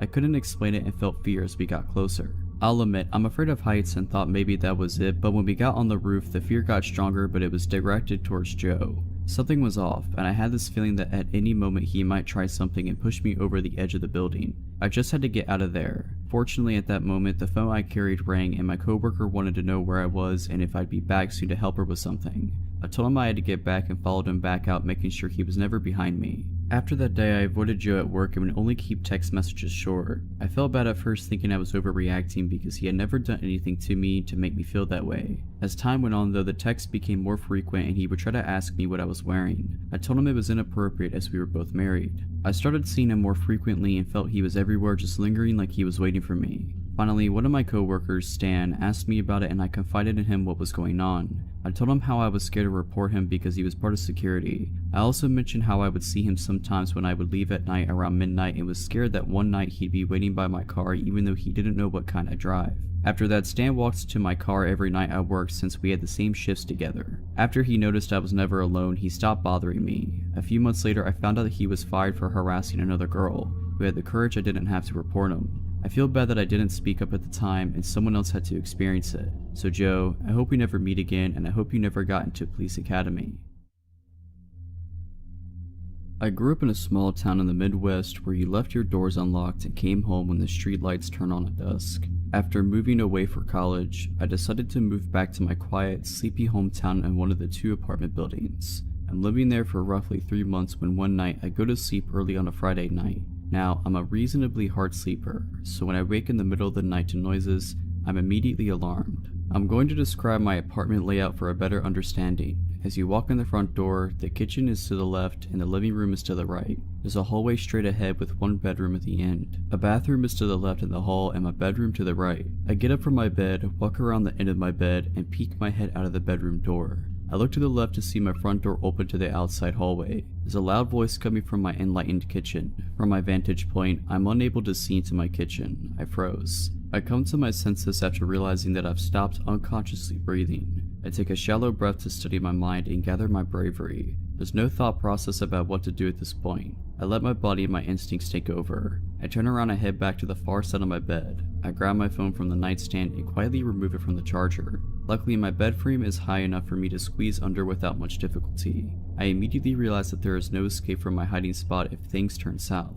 I'll have to rely on luck to get me through this. I dial 911 and a woman answers and asks about my emergency. I briefly explain in a whisper that an unknown man is in my apartment and that I am currently safe.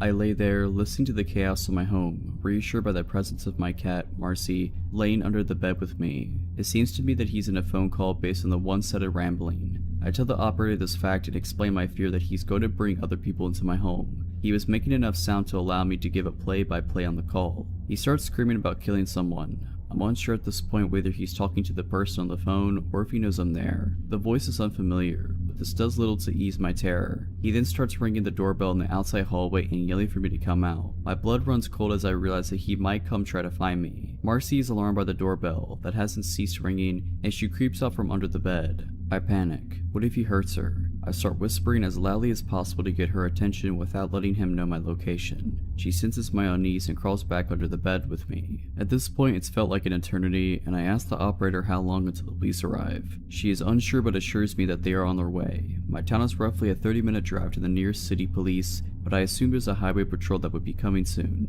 Little did I know that safety was in a rush to get to me. I hear him walking around my apartment and enters my extra bedroom, which is a storage room with a bed. He hasn't stopped yelling. I'm still unaware whether he's on the phone or not. I hear him mention that it must be a kid's room. I shush the operator because he's ceased his screaming for the moment. I hear more noises like he's going through boxes and throwing things. Then my fear is realized, as I hear him quietly enter my room. I see his feet walk closest to my vantage point. He starts going through my clothes and emptying my hamper onto the floor. He turns around and walks to my bed and sits down. I stopped breathing. I think he lays down at this point since the pressure of the bed lessens on top of me. He's deadly silent and I'm still holding my breath.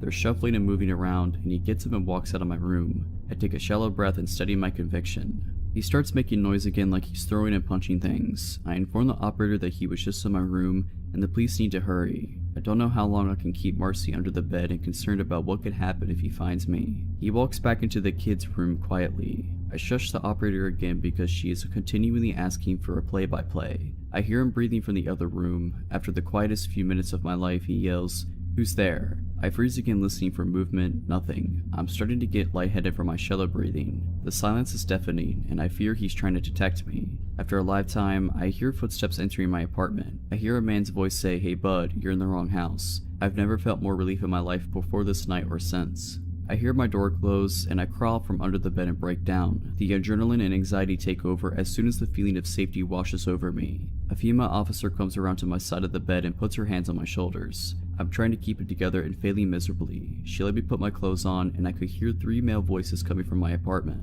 The woman left and came back with a handful of clothes asking if any weren't mine. They all were, and I answered in kind. She shut the door behind her as she left again. I turned and looked out my window and see no lights from the cop car on the street. I look at my phone and realize the call to 911 took 19 minutes. I can't explain the feelings I had at this time since many hit me all at once. The door opened and the officer motioned to have me exit. Taking a first look at my home was almost as anxious as the event itself. My apartment was a complete mess. Clothes were everywhere mixed with garbage and other belongings from my shelves and counters. This man had removed items that he intended on taking and placed them in the outside hallway. They tell me that they found him on the floor in the second room completely naked, holding a bottle of lotion. In his vicinity, there was a winter hat with an unknown substance inside. They tell me to look and see if any of the clothes in the apartment do not belong to me. I tell them no. This man entered my home completely naked and destroyed my home. I noticed that the lid of my garage can was filled with cat poop.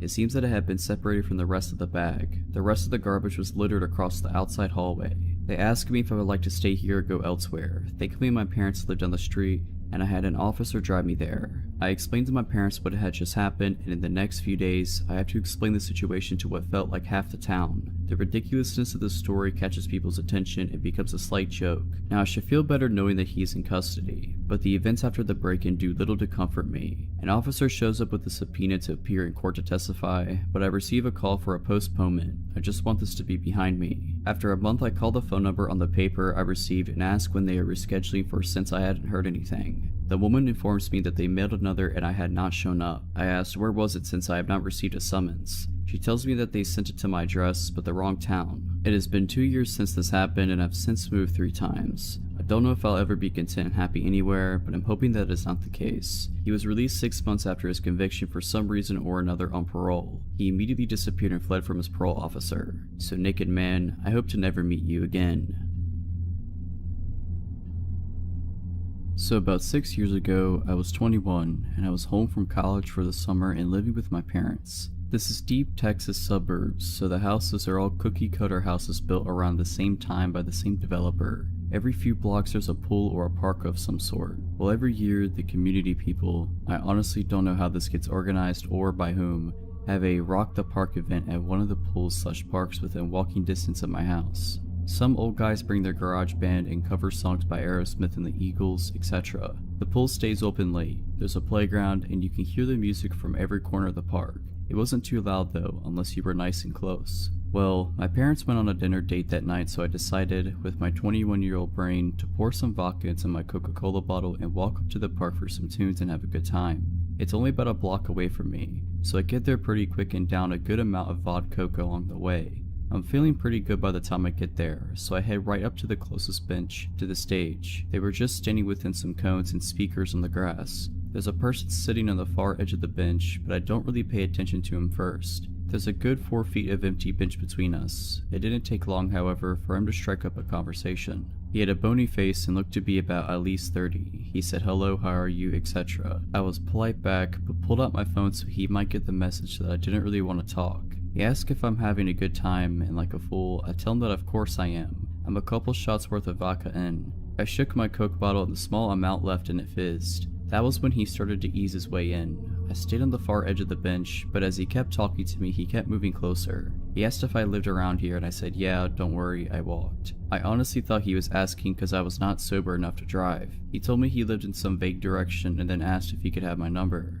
I started getting uncomfortable because for the first time in my life, I was alone somewhere and in a compromised state. I told him I didn't know him that well and he said something like, okay, well, get to know me. I told him I needed to walk around because the music was too loud and I had to make a phone call. I ventured to the other side of this large playground equipment with lots of climbable walls and tubes. I make sure he can't see me, but I know he watched me where I went. I texted a bunch of my friends from college telling them what was going on and asking for advice. They told me to leave, but I knew he could see me and I didn't want him to follow. I started hitting up my friends from high school, hoping some might be home for the summer already, and luckily one of my friends was. I told her what was happening and asked if she could save me. She said she could, but that she couldn't make it for another 20 to 30 minutes, which was still well before the event ended. I went over to a different part of the playground where the swings were and took a seat where I could see the stage, hoping maybe he'd forget about me and leave me alone. Sure enough, the moment I sit, he's approaching the swings. He takes the one next to me and starts trying to be like, what did you want to know about me? What do you need to know?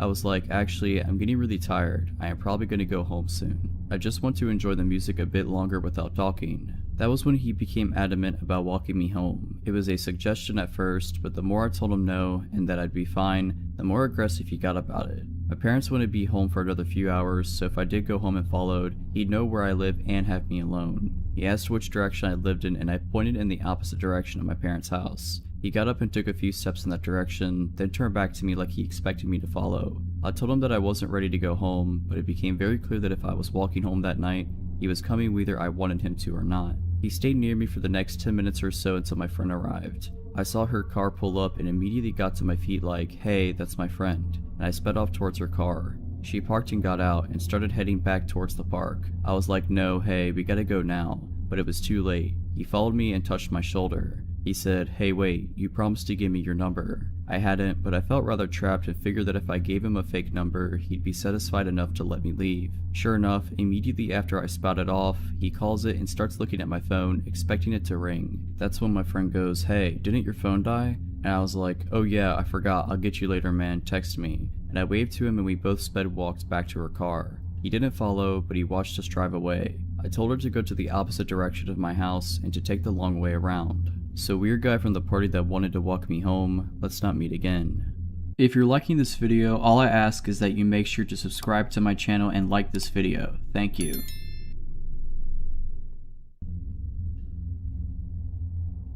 I am a 21-year-old senior in college, living with 3 other girls in an old one-story house. We are located about a 15-minute walk from main campus and the majority of our neighbors are college students. That being said, this town is notorious for being a little, well, sketchy. Millie is home to one of the first insane asylums built in America. After the majority of it being closed down / abandoned for years, the final building was shut down about a month ago and the remaining patients were released. Now, I doubt this is directly correlated with my creepy experience, but I am not the only one who has interesting encounters with strangers since the release in this town. 2 nights ago, after getting off work around 11:30, I came home to my roommates getting ready to go for a night out. I realize now how stupid it was, but we often had an open door policy, free for anyone to come over and visit as they please. We would lock the door at night, but the one time we forgot to really came to bite us. Around midnight, I was hopping in the shower as my roommates were heading out the door. We said our goodbyes and I told them I would be meeting up with them later. I had just stepped out of the shower when I heard what sounded like the front door slamming shut. I automatically assumed one of the girls had forgotten something, so I called out their names, no response. I then hear footsteps in the hallway. I call out again, no response. Fear and dread came over me, and I immediately grabbed my clothes and ran into my bedroom. I threw my clothes on, leaned my ear to the door, and waited in silence to hear if someone was in the house. I hear nothing. I decided that it must have been one of the roommates grabbing something and leaving again, so I head into the living room to get my phone. 6 missed calls and it's still ringing.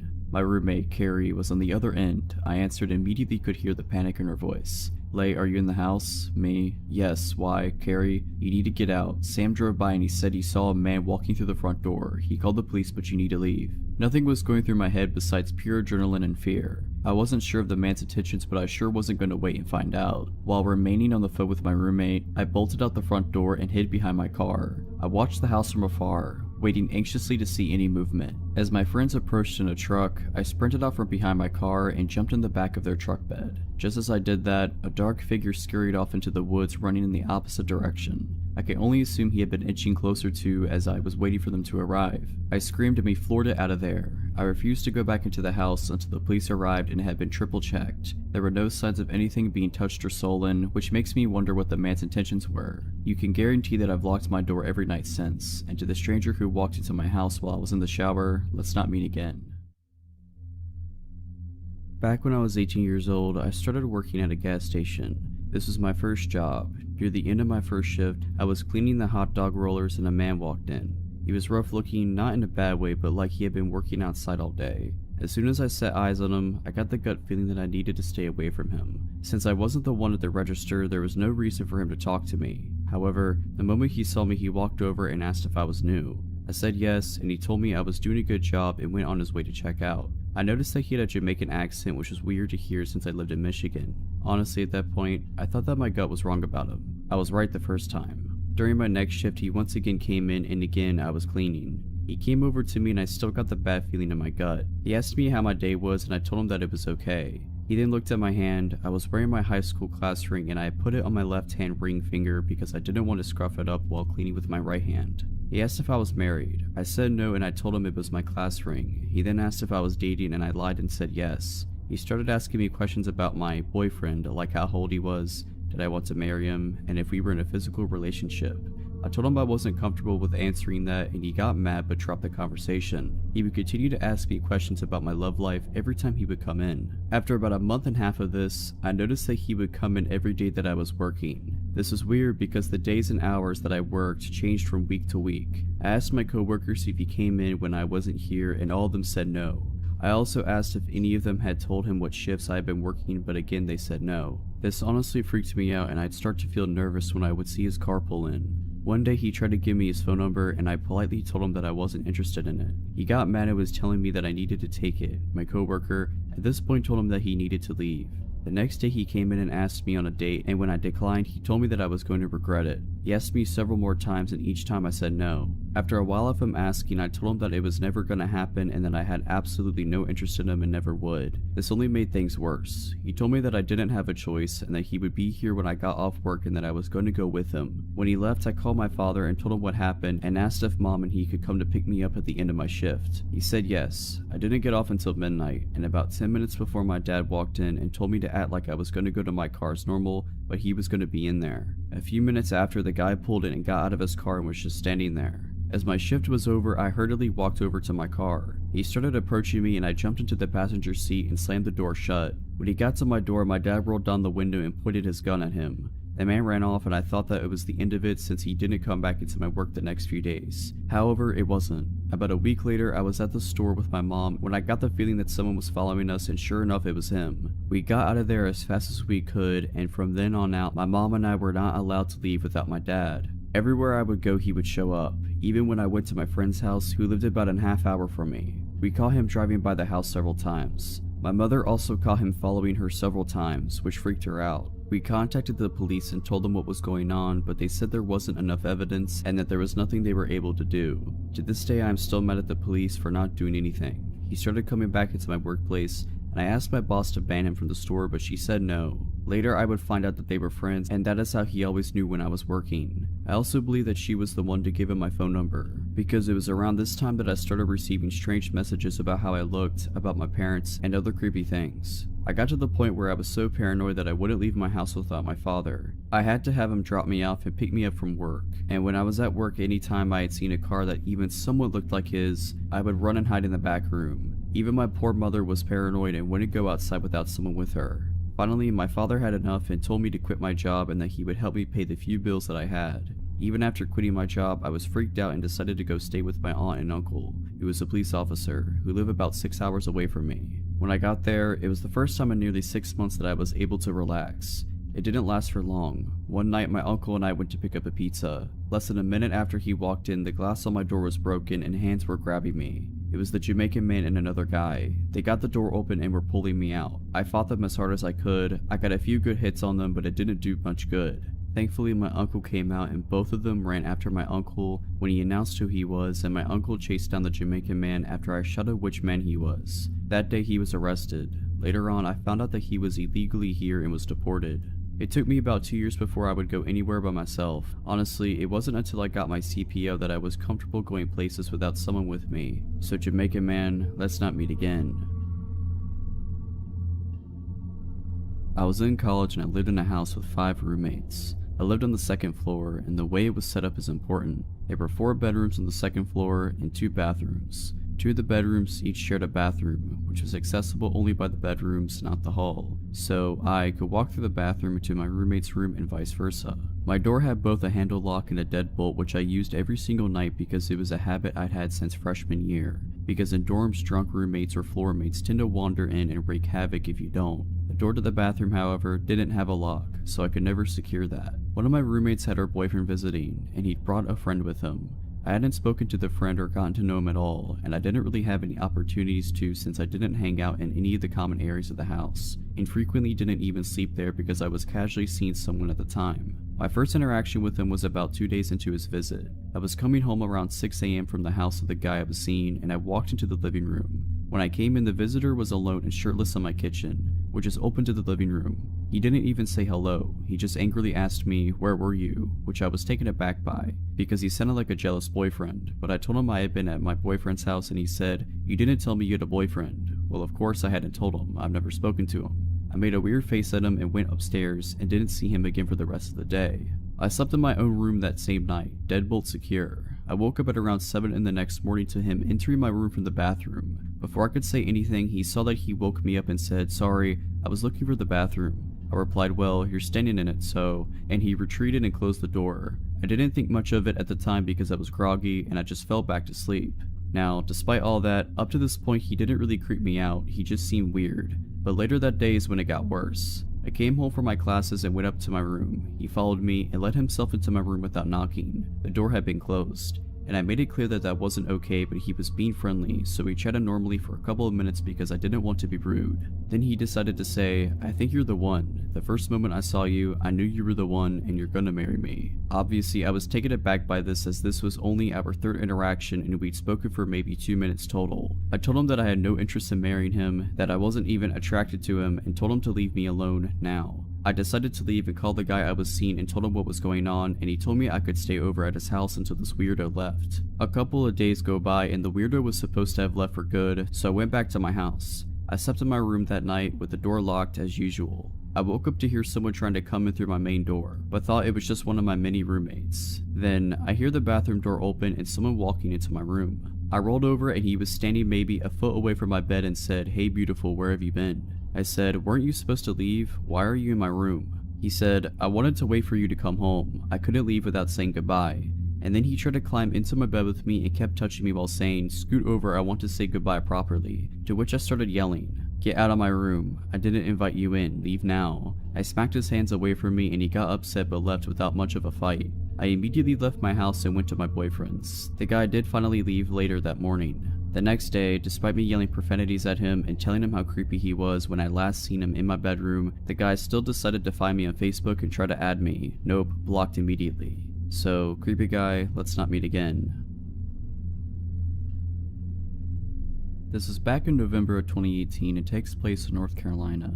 I was 14 at the time. My family and I just moved across states. We had just gotten to the city where we planned on living after a long road trip.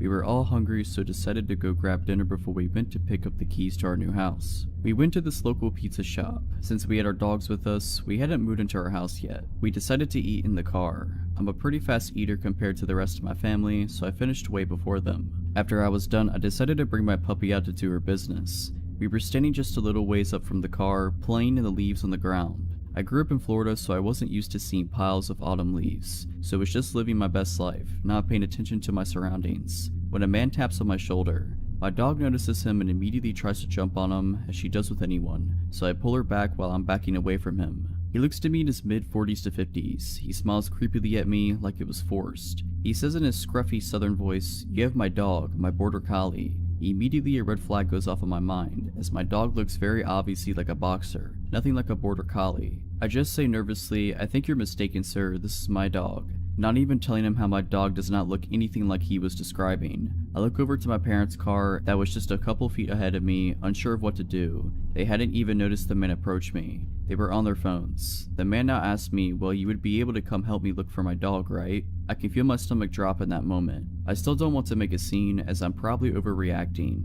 He then says something along the lines of, "I have some money in my truck for you if I went with him." My hands are sweating at this point. He points over to a very sketchy, run-down looking truck. I tell him I'm busy and I have to go, but best of luck to finding his dog. Still trying to keep him on my good side. Looking back on it now, I don't know why I didn't tell him my parents were right there. If I would have, I think he would have backed off. He then decides to grab my dog's leash and says he has dog treats at his truck and starts to walk away with my dog. I pull the leash away from him and say sternly, "I have to go now." As I start walking away, he then grabs my wrist and rips the leash out of my hands, throwing it to the ground. He starts pulling me with him, mumbling something like, "Just come see what I have for you." My dog, the sweet girl she is, follows after us and starts barking, while he starts to drag me with him. I am pretty small, 5'4", and have no upper body strength, so I just start screaming to let go of me. My parents are alarmed, hearing me scream and our dog chasing after me barking, see this man pulling their daughter against their will. They immediately start sprinting after me. I start screaming, "Mom, Dad." I think he got alarmed when he heard me yell out "Mom," as she starts running towards us. The sudden realization that my parents were right there in their car the whole time. He makes a run for it and we didn't run after him. My parents were just glad they had me.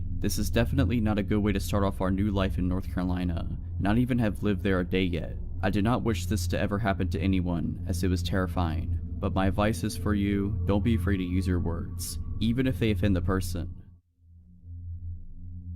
I like to begin by describing myself, because I believe it's relevant to the story. I'm 25, male, and a bit above average height. I have been doing sports 5 to 6 times a week since I've graduated high school: gym, running, CrossFit, squash, swimming, and any team sport my friends decide to play at any given time. My favorite hobbies are mountaineering, hiking, and bouldering. I've just recently purchased a new pair of high-altitude mountaineering boots because it's near the end of the summer season and they were on sale. The plan is to wear them in the Alps next summer on a few ascents. I live in a European capital, one that's surrounded by wonderful nature with many trails and opportunities for hiking. I decided to break in my boots last Saturday, more specifically because it would have been my granddad's birthday, and he also loved hiking before he died. These boots are overkill for these woods, but I needed to try them. I selected a nice route that's around 25 kilometers and set off at about 9 in the morning. It rained just the day before, so I expected a fair amount of mud and not so many people, as they were easy scared off by the weather. Since the summer was extremely hot, it was a nice change of temperature,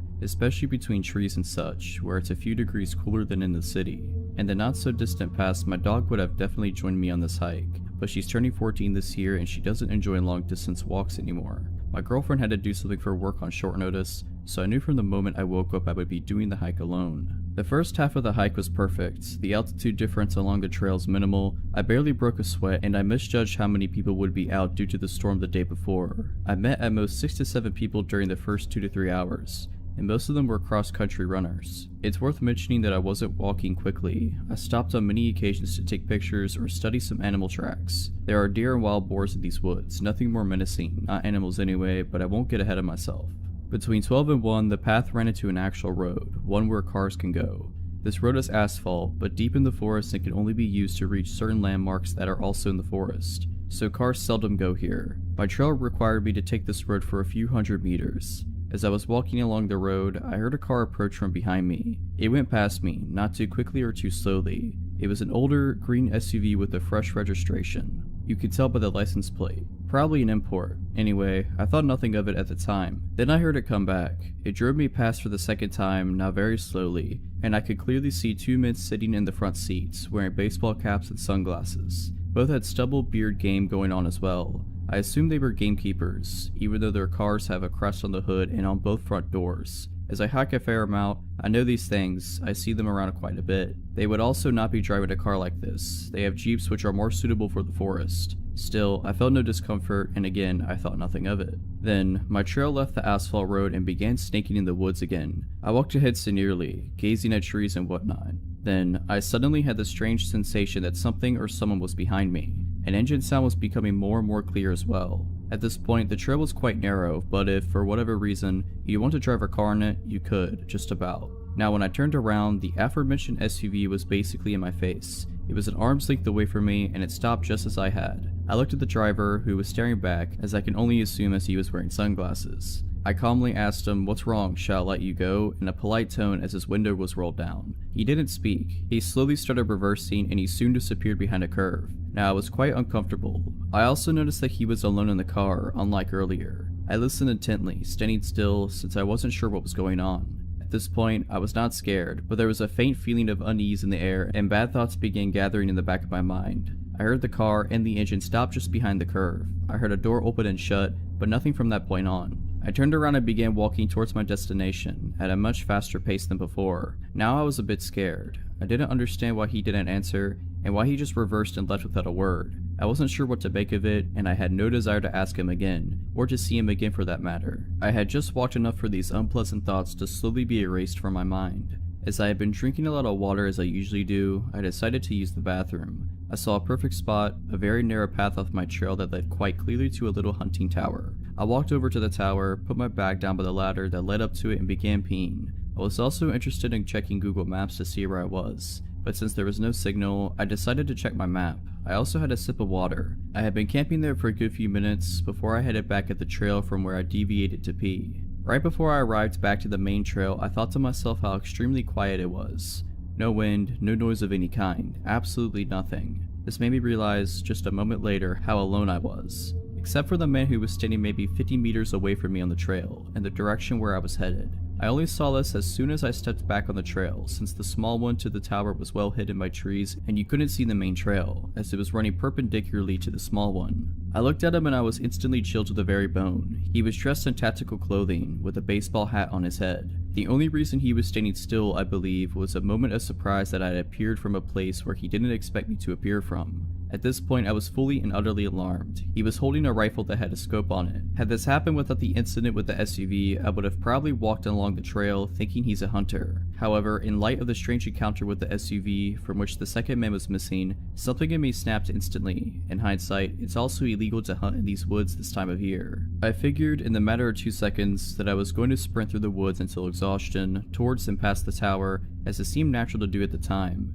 If there was no malicious intent on this man's behalf, or the others, he'll just think I'm an idiot and forget about me in 2 minutes. If I'm right, it's the best call I will ever have made. He began running towards me. Adrenaline blossoming within me, I began sprinting away. I sprinted past the tower and deep into the bushes, not sparing my legs as I was wearing shorts and a thermal jumper. I crashed through branches, small trees, and slipped on several occasions. I really did sprint until I was exhausted. It must have been several kilometers. I even crossed some smaller trails but didn't even bother to look either way. My pulse was a billion the whole time. I began checking my phone for a signal, but nothing. I was already really angry at myself for not memorizing the license plate. After a while I began power walking, but still off trail straight ahead in a direction that I knew would sooner or later lead me out of the woods. When my phone got a signal, I told the story to several people frantically, but no one took me too seriously. They said I was overreacting and whatnot. You must have misunderstood the situation. Finally, I reached a trail that led directly to a cute little town that borders this rather large forest. It felt like an eternity, but I walked the last kilometer to the main square, took off my jumper and put it in my bag. At least I looked a little different from far away. I waited for a bus that took me back to the station near my car, rather anxiously. After the bus ride, during which I studied each car on the road, I walked back to my car, got in and drove home. My dog welcomed me like I was coming back from a 2-year deployment. Dogs are just amazing. She must have felt that something shook me up. The boots destroyed my feet, but they aren't meant to be sprinted in for long periods of time.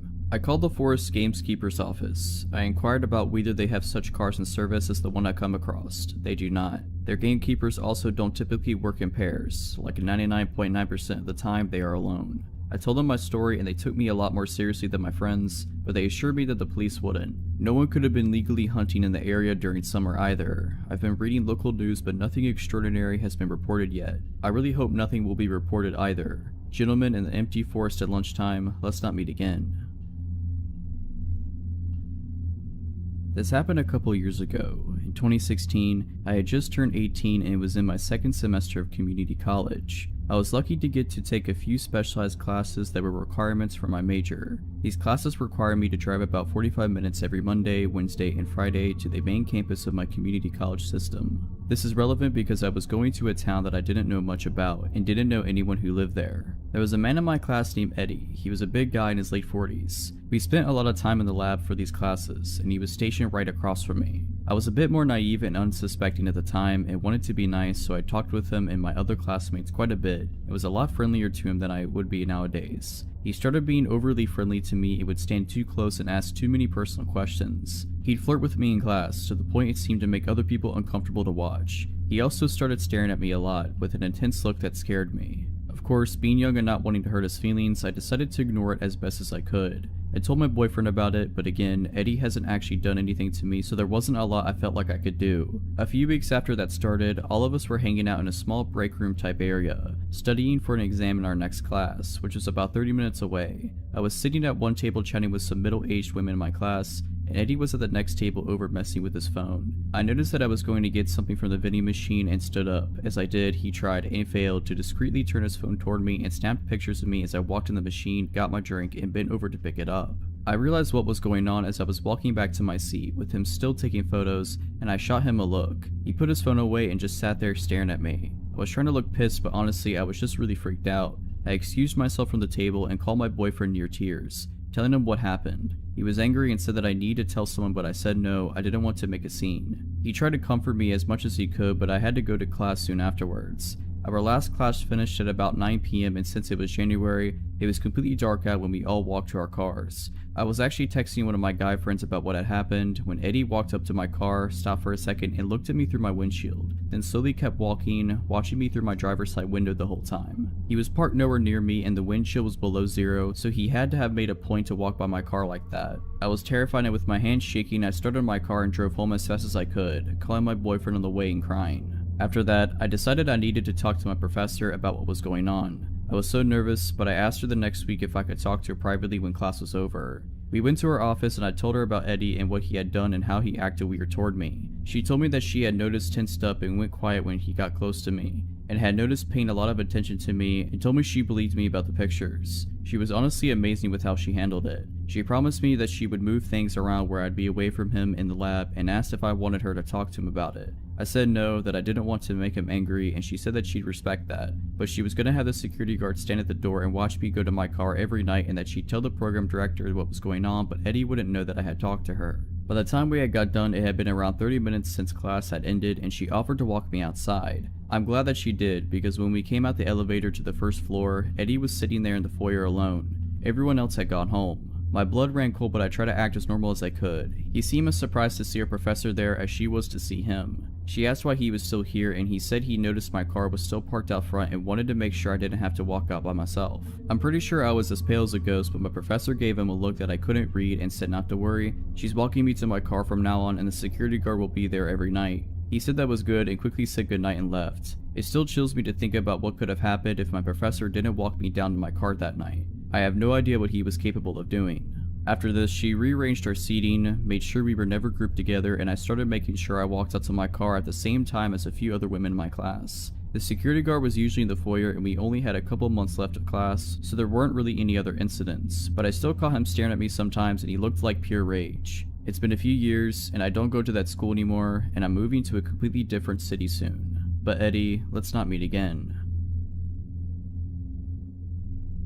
I recently ran into an old coworker from our time we worked at the sandwich shop in the truck stop. We chatted for a while before he had to leave, but I started thinking about my stint at that place, specifically the creepy sandwich guy. In college, I worked some overnights at the truck stop. It was a pretty safe place in a smaller town, and there had only been 3 incidents in the 4 years the place had been open before I got hired in. One trucker got robbed, one group of ladies arrested for servicing the truckers, and one OD. I was never really worried, even though my coworkers seemed a little concerned that I was a young girl working overnights at a truck stop when there was only one other employee in the whole place. Usually it was really slow. Most of the time I'd get 3 or 4 truckers come in within the first hour. A couple people came in with the munchies and ordered 3 dozen cookies one time, but usually it was maybe 1 or 2 people an hour, if that, so I'd spend about 3 hours cleaning ovens, finishing dishes, deep cleaning the lobby, that kind of thing. And then I get to spend whatever time between customers doing homework.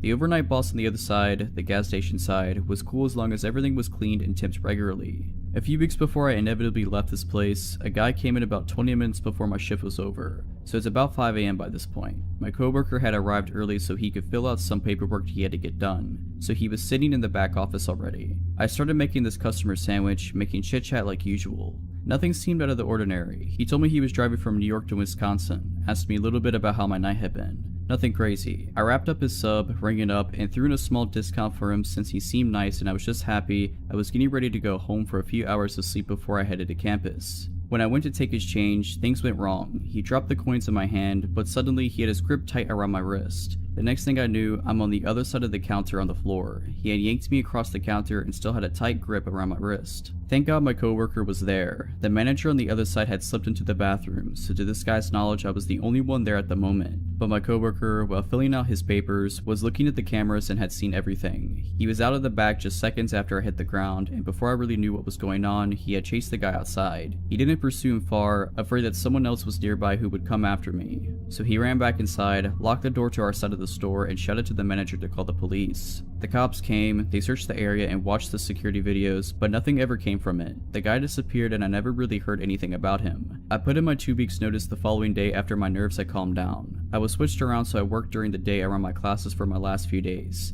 and they made it a policy that 2 people were to be working both sides of the truck stop on overnights from that point on. I still live about an hour and a half away from there, and honestly I haven't went back since my last day just because that memory is still in my mind almost 8 years later. So creepy sub guy, let's not meet again. This took place about 8 years ago. I had been single for a very long time. My kids kept telling me to get back into the swing of things, but I just kept making excuses. My nephew told me about this dating site. He said that there was no harm in talking to people, so I did it. I put everything out there so there were no surprises when or if they met me. I thought that if they still contacted me after reading all I had described myself and we matched, then maybe I would have coffee with them. I met with one gentleman who was way too regimental for my crazy life and kindly declined any more involvement with him. Another guy seemed too pushy and acted like I should be honored to be in his presence, but then there came, we will call him Richard.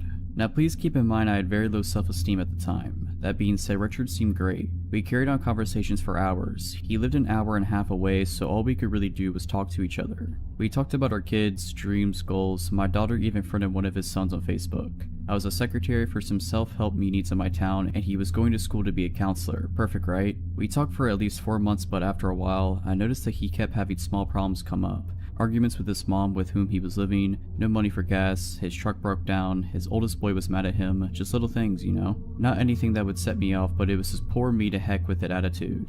I tried to let that go and really be a positive influence in his life. His mother and boys loved me and told me that they had never seen him so happy. Time went on and we were still talking every day.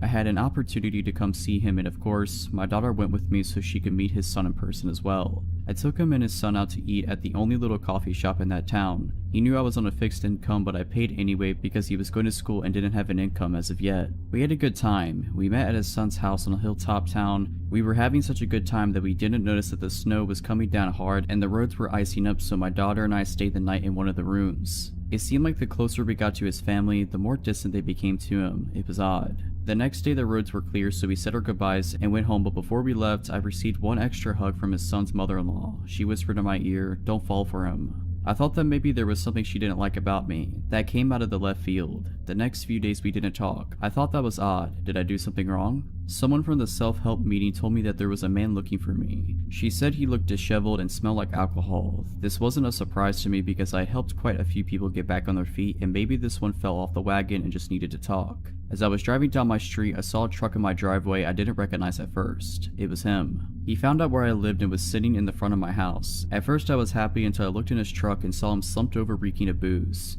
At that point my fixed mode set in and I asked him in for some strong coffee. He told me that he had a blowout with his mother and she kicked him out and his boys won't talk to him. I got him some clean clothes and told him to take a shower. I figured we could sort it out the next day. In the meantime, I was taking him to a meeting. He sobered up and agreed to go, but the whole time at the meeting my friends were acting like I had lost my mind. Did they see something I was blind of?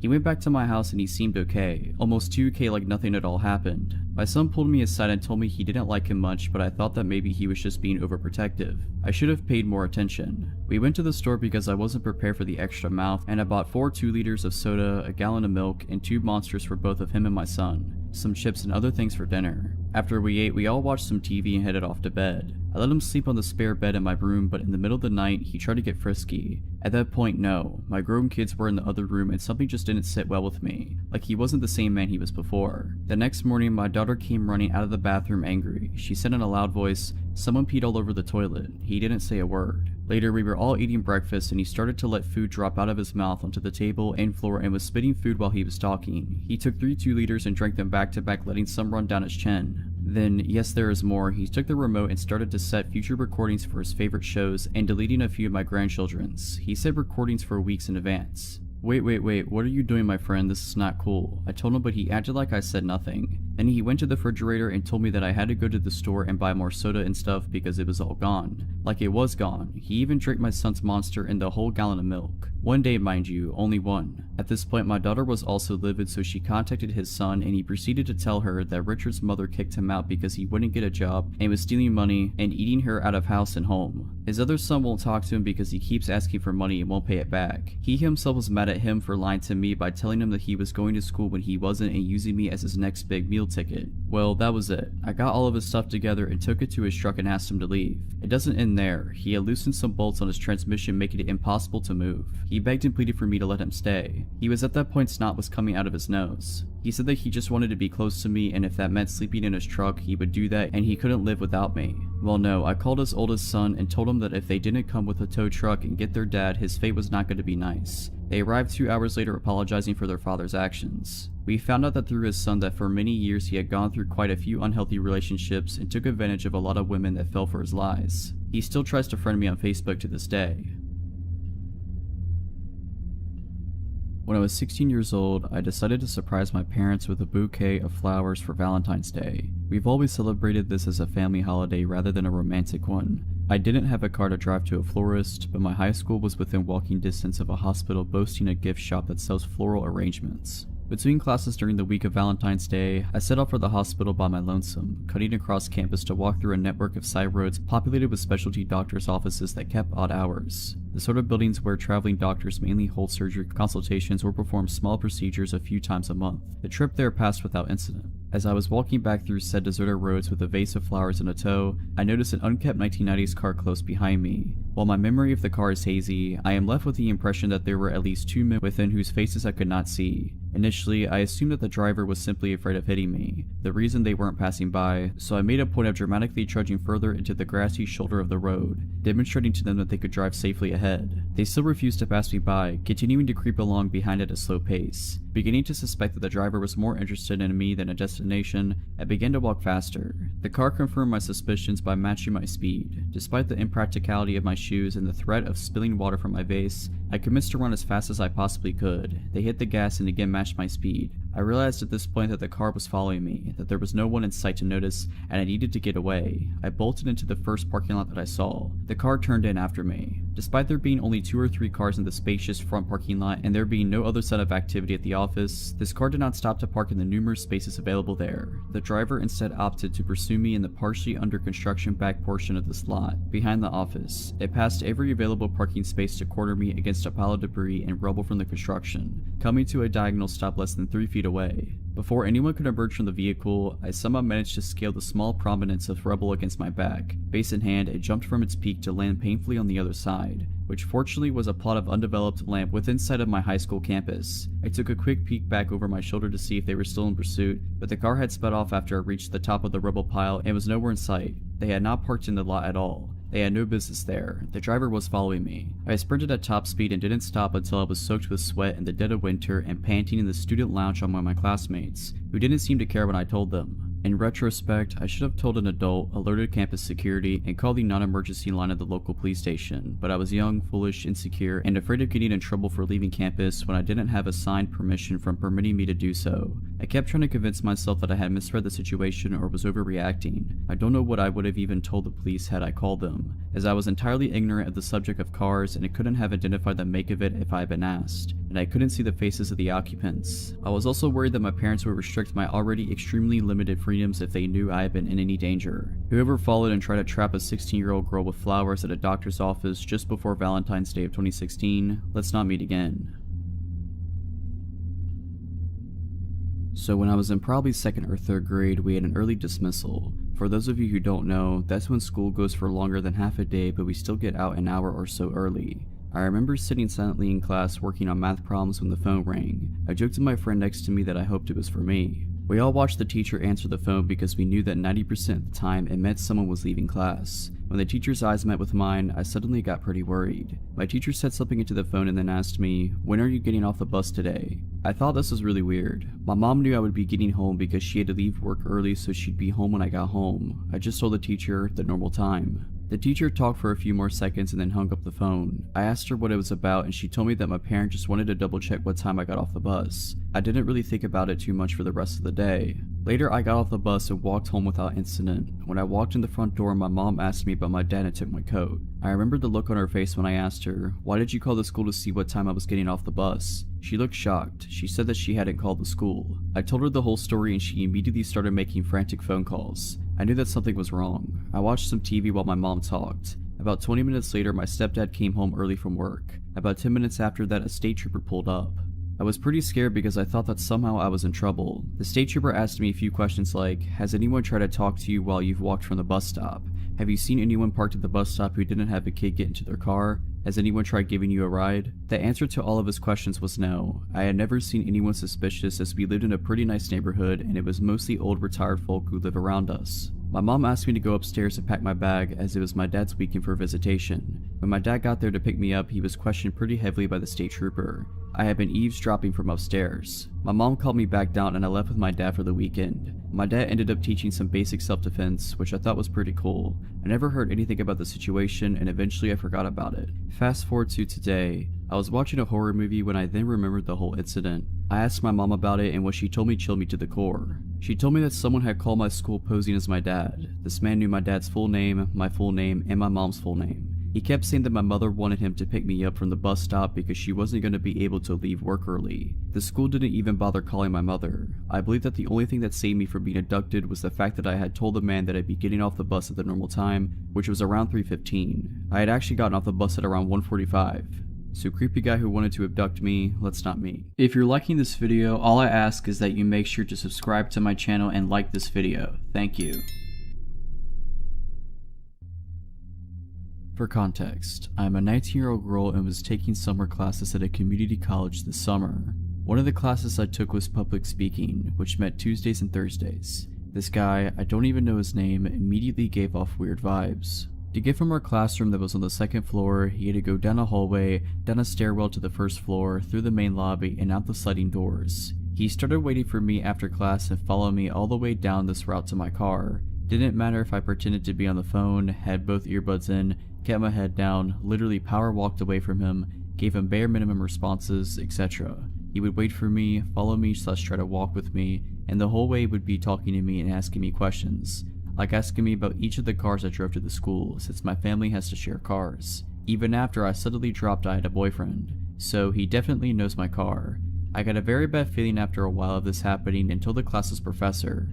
She immediately took it seriously, notified camp security, and told me to always stay after class so she could walk me to my car. However, true to form, the guy stopped showing up to class for at least 2 weeks or so I thought it was fine and that the crisis was averted. And it was, until one day he showed up to class again. As soon as I saw him enter the room, my heart dropped. During this class, I slipped a note to my professor telling her he's the kid in the blue shirt, and she told me to hang around after class. I did, and so did the guy and another female student. Before he tried to talk to the professor about why he should pass the class despite never showing up or doing the work, the professor asked me and the other girl to wait in the hall. From the hall, we could hear him yelling aggressively at the professor. He eventually left and came out into the hallway we were waiting in and pointed at me and said, "Wait for me." Mind you, I have no idea who this kid is.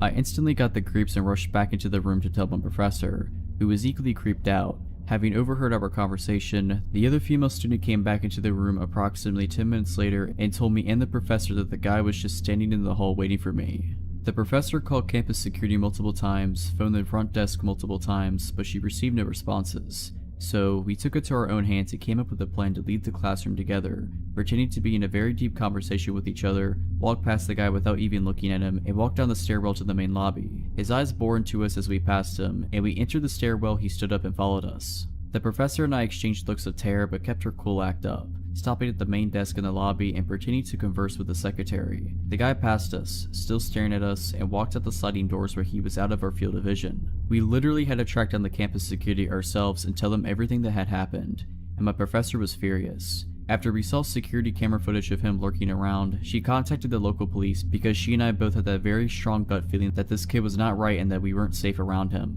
So that public speaking class was from 3 to 5 p.m. and I had another class from 6 to 8 p.m. So I would usually drive to Wawa or something in that hour gap.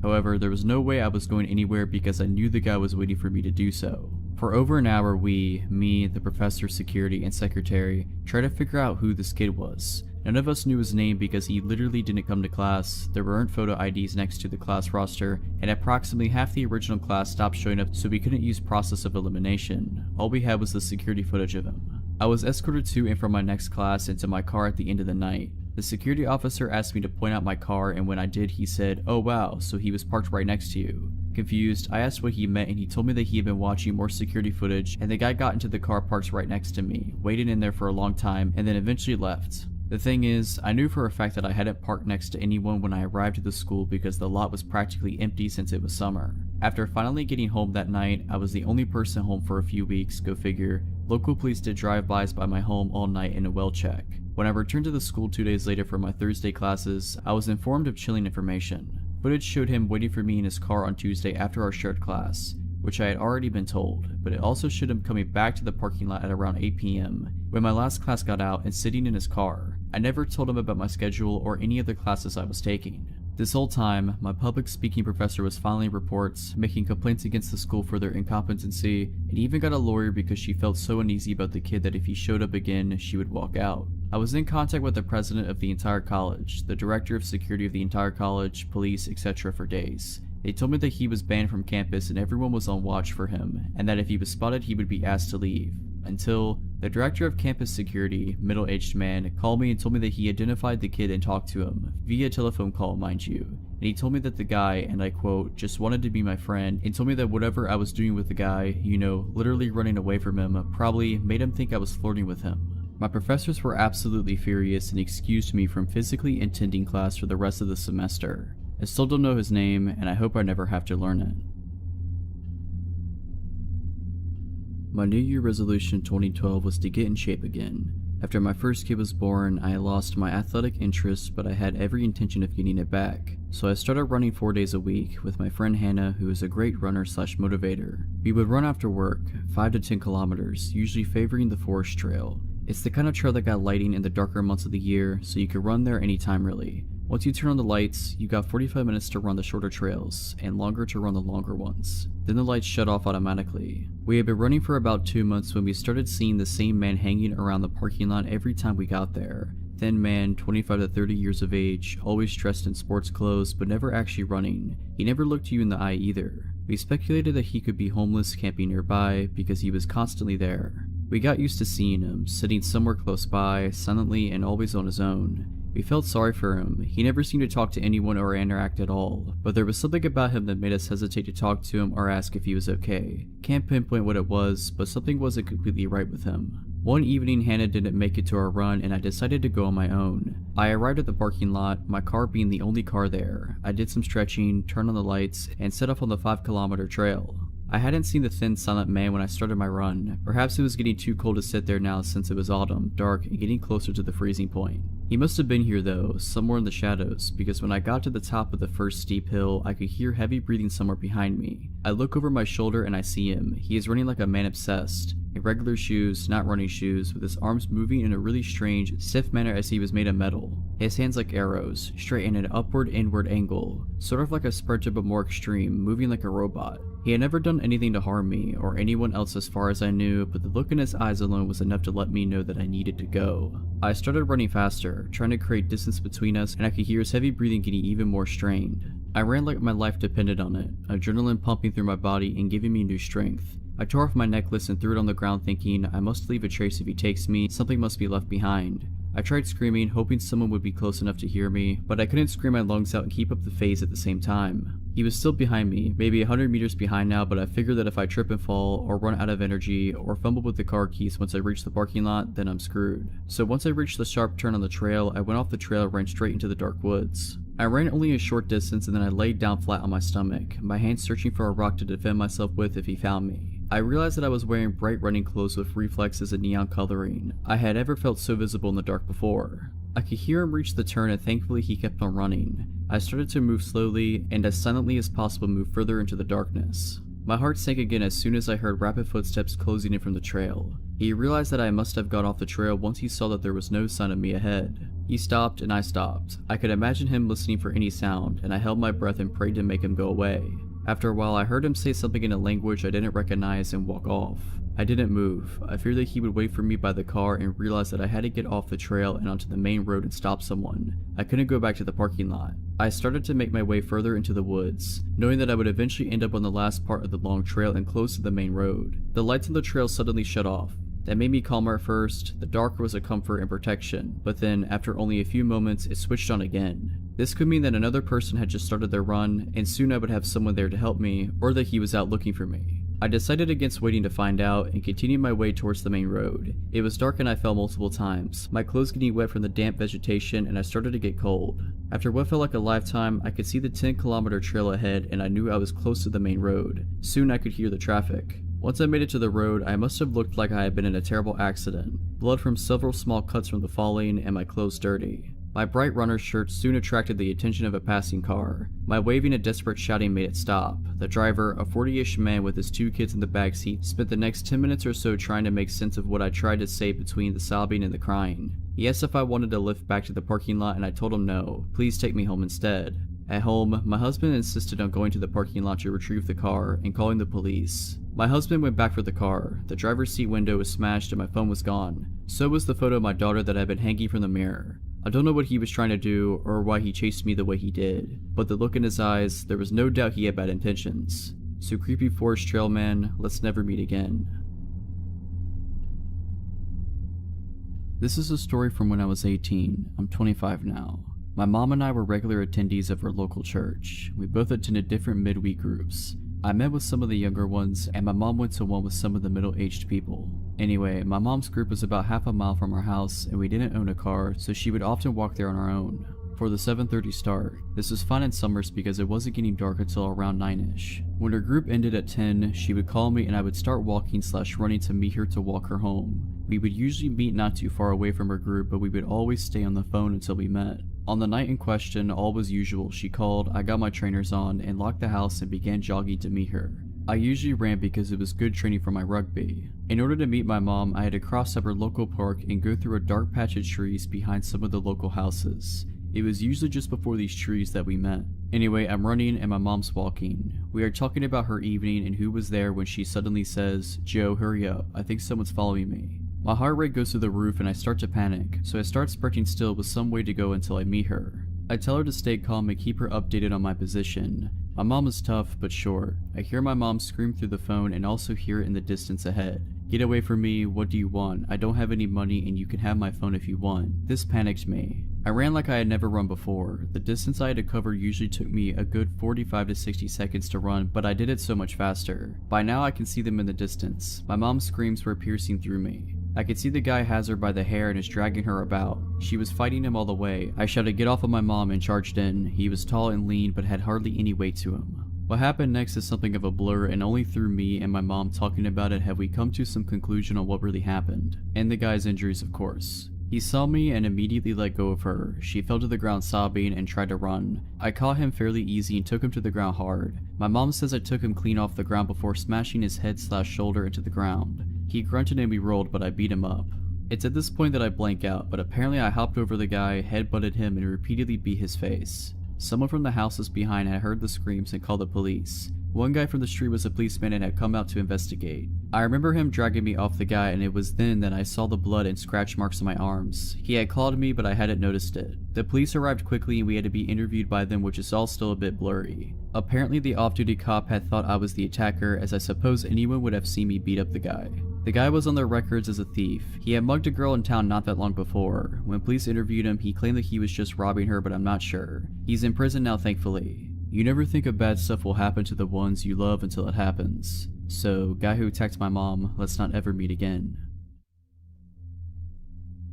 In 2012, I worked at a tanning salon in a strip mall. It was across the street from a Walmart that was always crawling with strange people. The strip mall that my salon was located in was poorly lit at night. There was a sushi restaurant and an auto zone, but other than that, the other stores were vacant. We were open until 10 p.m. while the other two businesses closed around 8 or 9. The salon was never overwhelmingly busy, so there was always only one person working at a time. My best friend also worked at the company, and the salon she worked at was a 15-minute drive from mine. This detail is important later. I'm a night owl, so I worked the 3 to 10 p.m. shift every weeknight. At some point in time, I started getting strange phone calls at 8 p.m. every night. It started off strange, but nothing to be alarmed about. The first time he called went something like this. Caller, hi, I'm conducting a survey on women's shopping habits and I figured calling a tanning salon run by women would be a good place to start. We also send out a gift if you participate in our surveys. Okay, caller, do you typically wear jeans, yoga pants, leggings, skirts, shorts, or dresses? Feel free to list which of each you wear. Me, I wear all of those. Caller, great.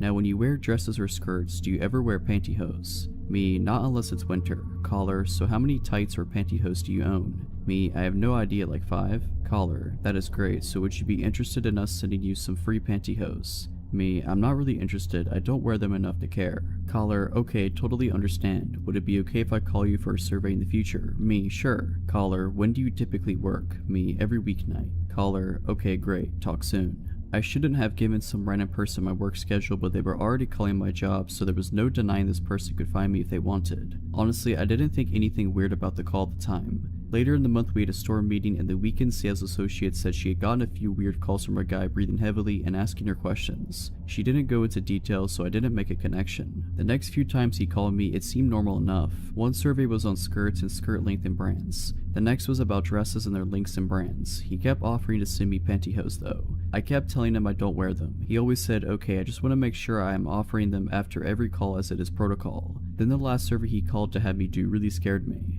Caller, when you wear dresses and skirts, do you wear panties? Me, yes. Caller, what material are they? Silk, satin, cotton, lace? Me, I'm not really comfortable with this. I think I'm done with the surveys. Caller, come on, I just want to know what you wear under that dress. I'll bring you some panties and nylons right now. Me, no thank you, please do not come here, goodbye. I hung up and freaked out. I called my friend at the other salon and told her about what just happened. She told me the same guy had been calling her location trying to talk to girls about pantyhose and panties too. She said he had even described to one girl what she was doing while she was on the phone with him. The salon she worked at had glass front windows with a desk facing toward the window. My salon also had a glass storefront but the desk faced the wall.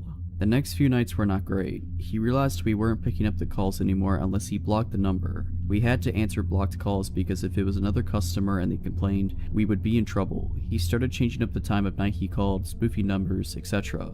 His calls were getting creepier and creepier. Heavy breathing, telling us what we were wearing, saying he was picturing our panties. Really creepy stuff. I was afraid to be at work. I made sure to be on the phone with my friend from the other salon every night for my last hour or so. One day though, the calls just stopped. My salon had a waiting area by the desk when you walked in, and then it had a very long hallway with 20 rooms. The last 2 rooms were the spray tan rooms, which needed to be sprayed down each night at close. At the very end of the hallway was a door leading to the dumpsters in the back. To the left of that door was the washer and dryer for used towels and such. This particular night, 20 minutes to close, a weird guy walked in. I had the most intense feeling that this was the creep.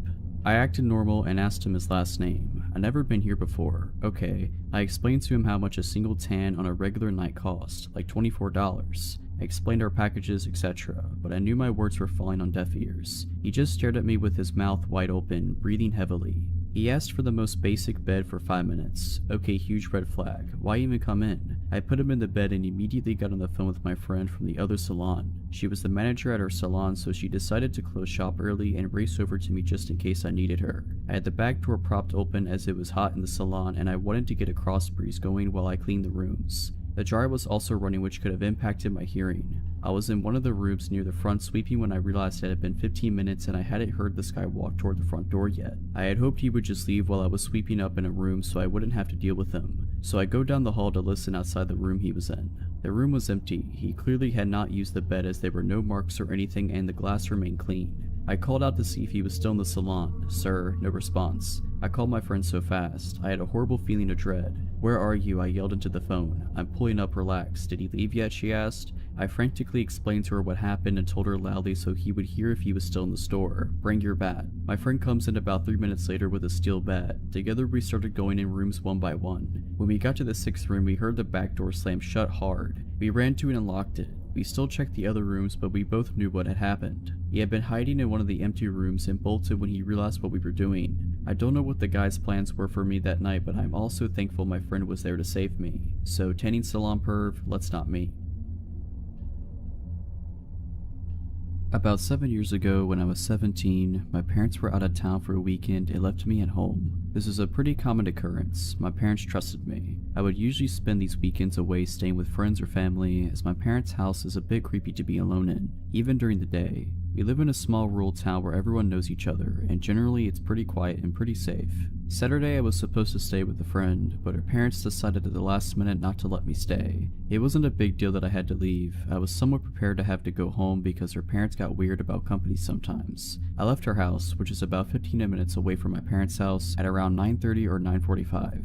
While I was on the way home, I got a weird feeling that I can't really explain. I just knew that I didn't want to go stay at my parents alone. I called my brother and asked if I could stay with him. At the time, he was living with a woman who had a small child. He told me it would be quieter and easier for him to just come stay with me, since his dog would bark if I tried to come in the house. He said he would be at our parents' house in 20 minutes. After hanging up, I decided to stop at a gas station and grab a snack before going home so that my brother would be there when I got there. I pulled into the gas station. There were only a few cars in the lot, which is typical because this is a small town in the rural south where everything pretty much stops after 8 p.m. I parked and walked up to the door. There was a man standing outside the door smoking. He opened the door for me without saying anything. This is normal southern hospitality. I smiled and thanked him. Inside there was another man standing by the door. I noticed him staring at me as soon as I came in. He gave me that gross up and down look and said something to the effect of, "Hey, what are you doing alone?" Creepy. I just ignored him and walked towards the back of the store. He yelled after me and called me a name. I still ignored him. I figured he was drunk or high or just a jerk. Most people around here talk a big game but rarely back it up.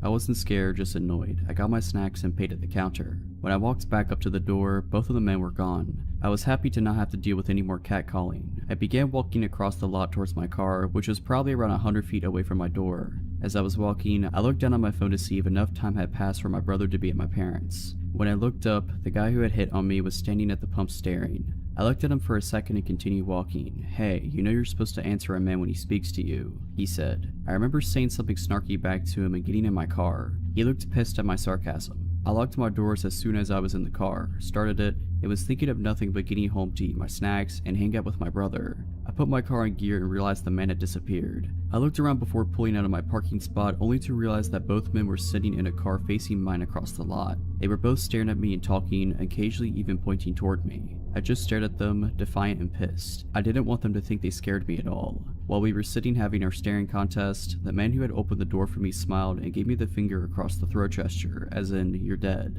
I rolled my eyes and pulled out the gas station, annoyed. To my dismay, they pulled out behind me. I hadn't been scared up until this point because, as I said, most people here are a lot of talk with no follow through. Instead of going home, I took a few back roads that connect back in a sort of circle to see if they were really following me, which of course they were. When they realized I was testing them, they drove up really close to me and started laying on the horn. I couldn't see their headlights, they were so close. I called my brother and told him what was going on. He told me to come home and he would handle it. I started driving home. The two guys were still in my car blowing the horn. Even with my detours, I was only about 3 to 4 minutes from my parents' house. I slowed down to pull in the driveway and was immediately relieved. At the end of my driveway, my brother was standing hands crossed in front of his stomach, clearly holding a pistol. I drove around him into the yard. The two guys actually started to pull in behind me until they saw my brother, then they hightailed it out of there. I have no idea what they would have done if I had stopped somewhere alone or kept driving. I'm thankful my brother was there.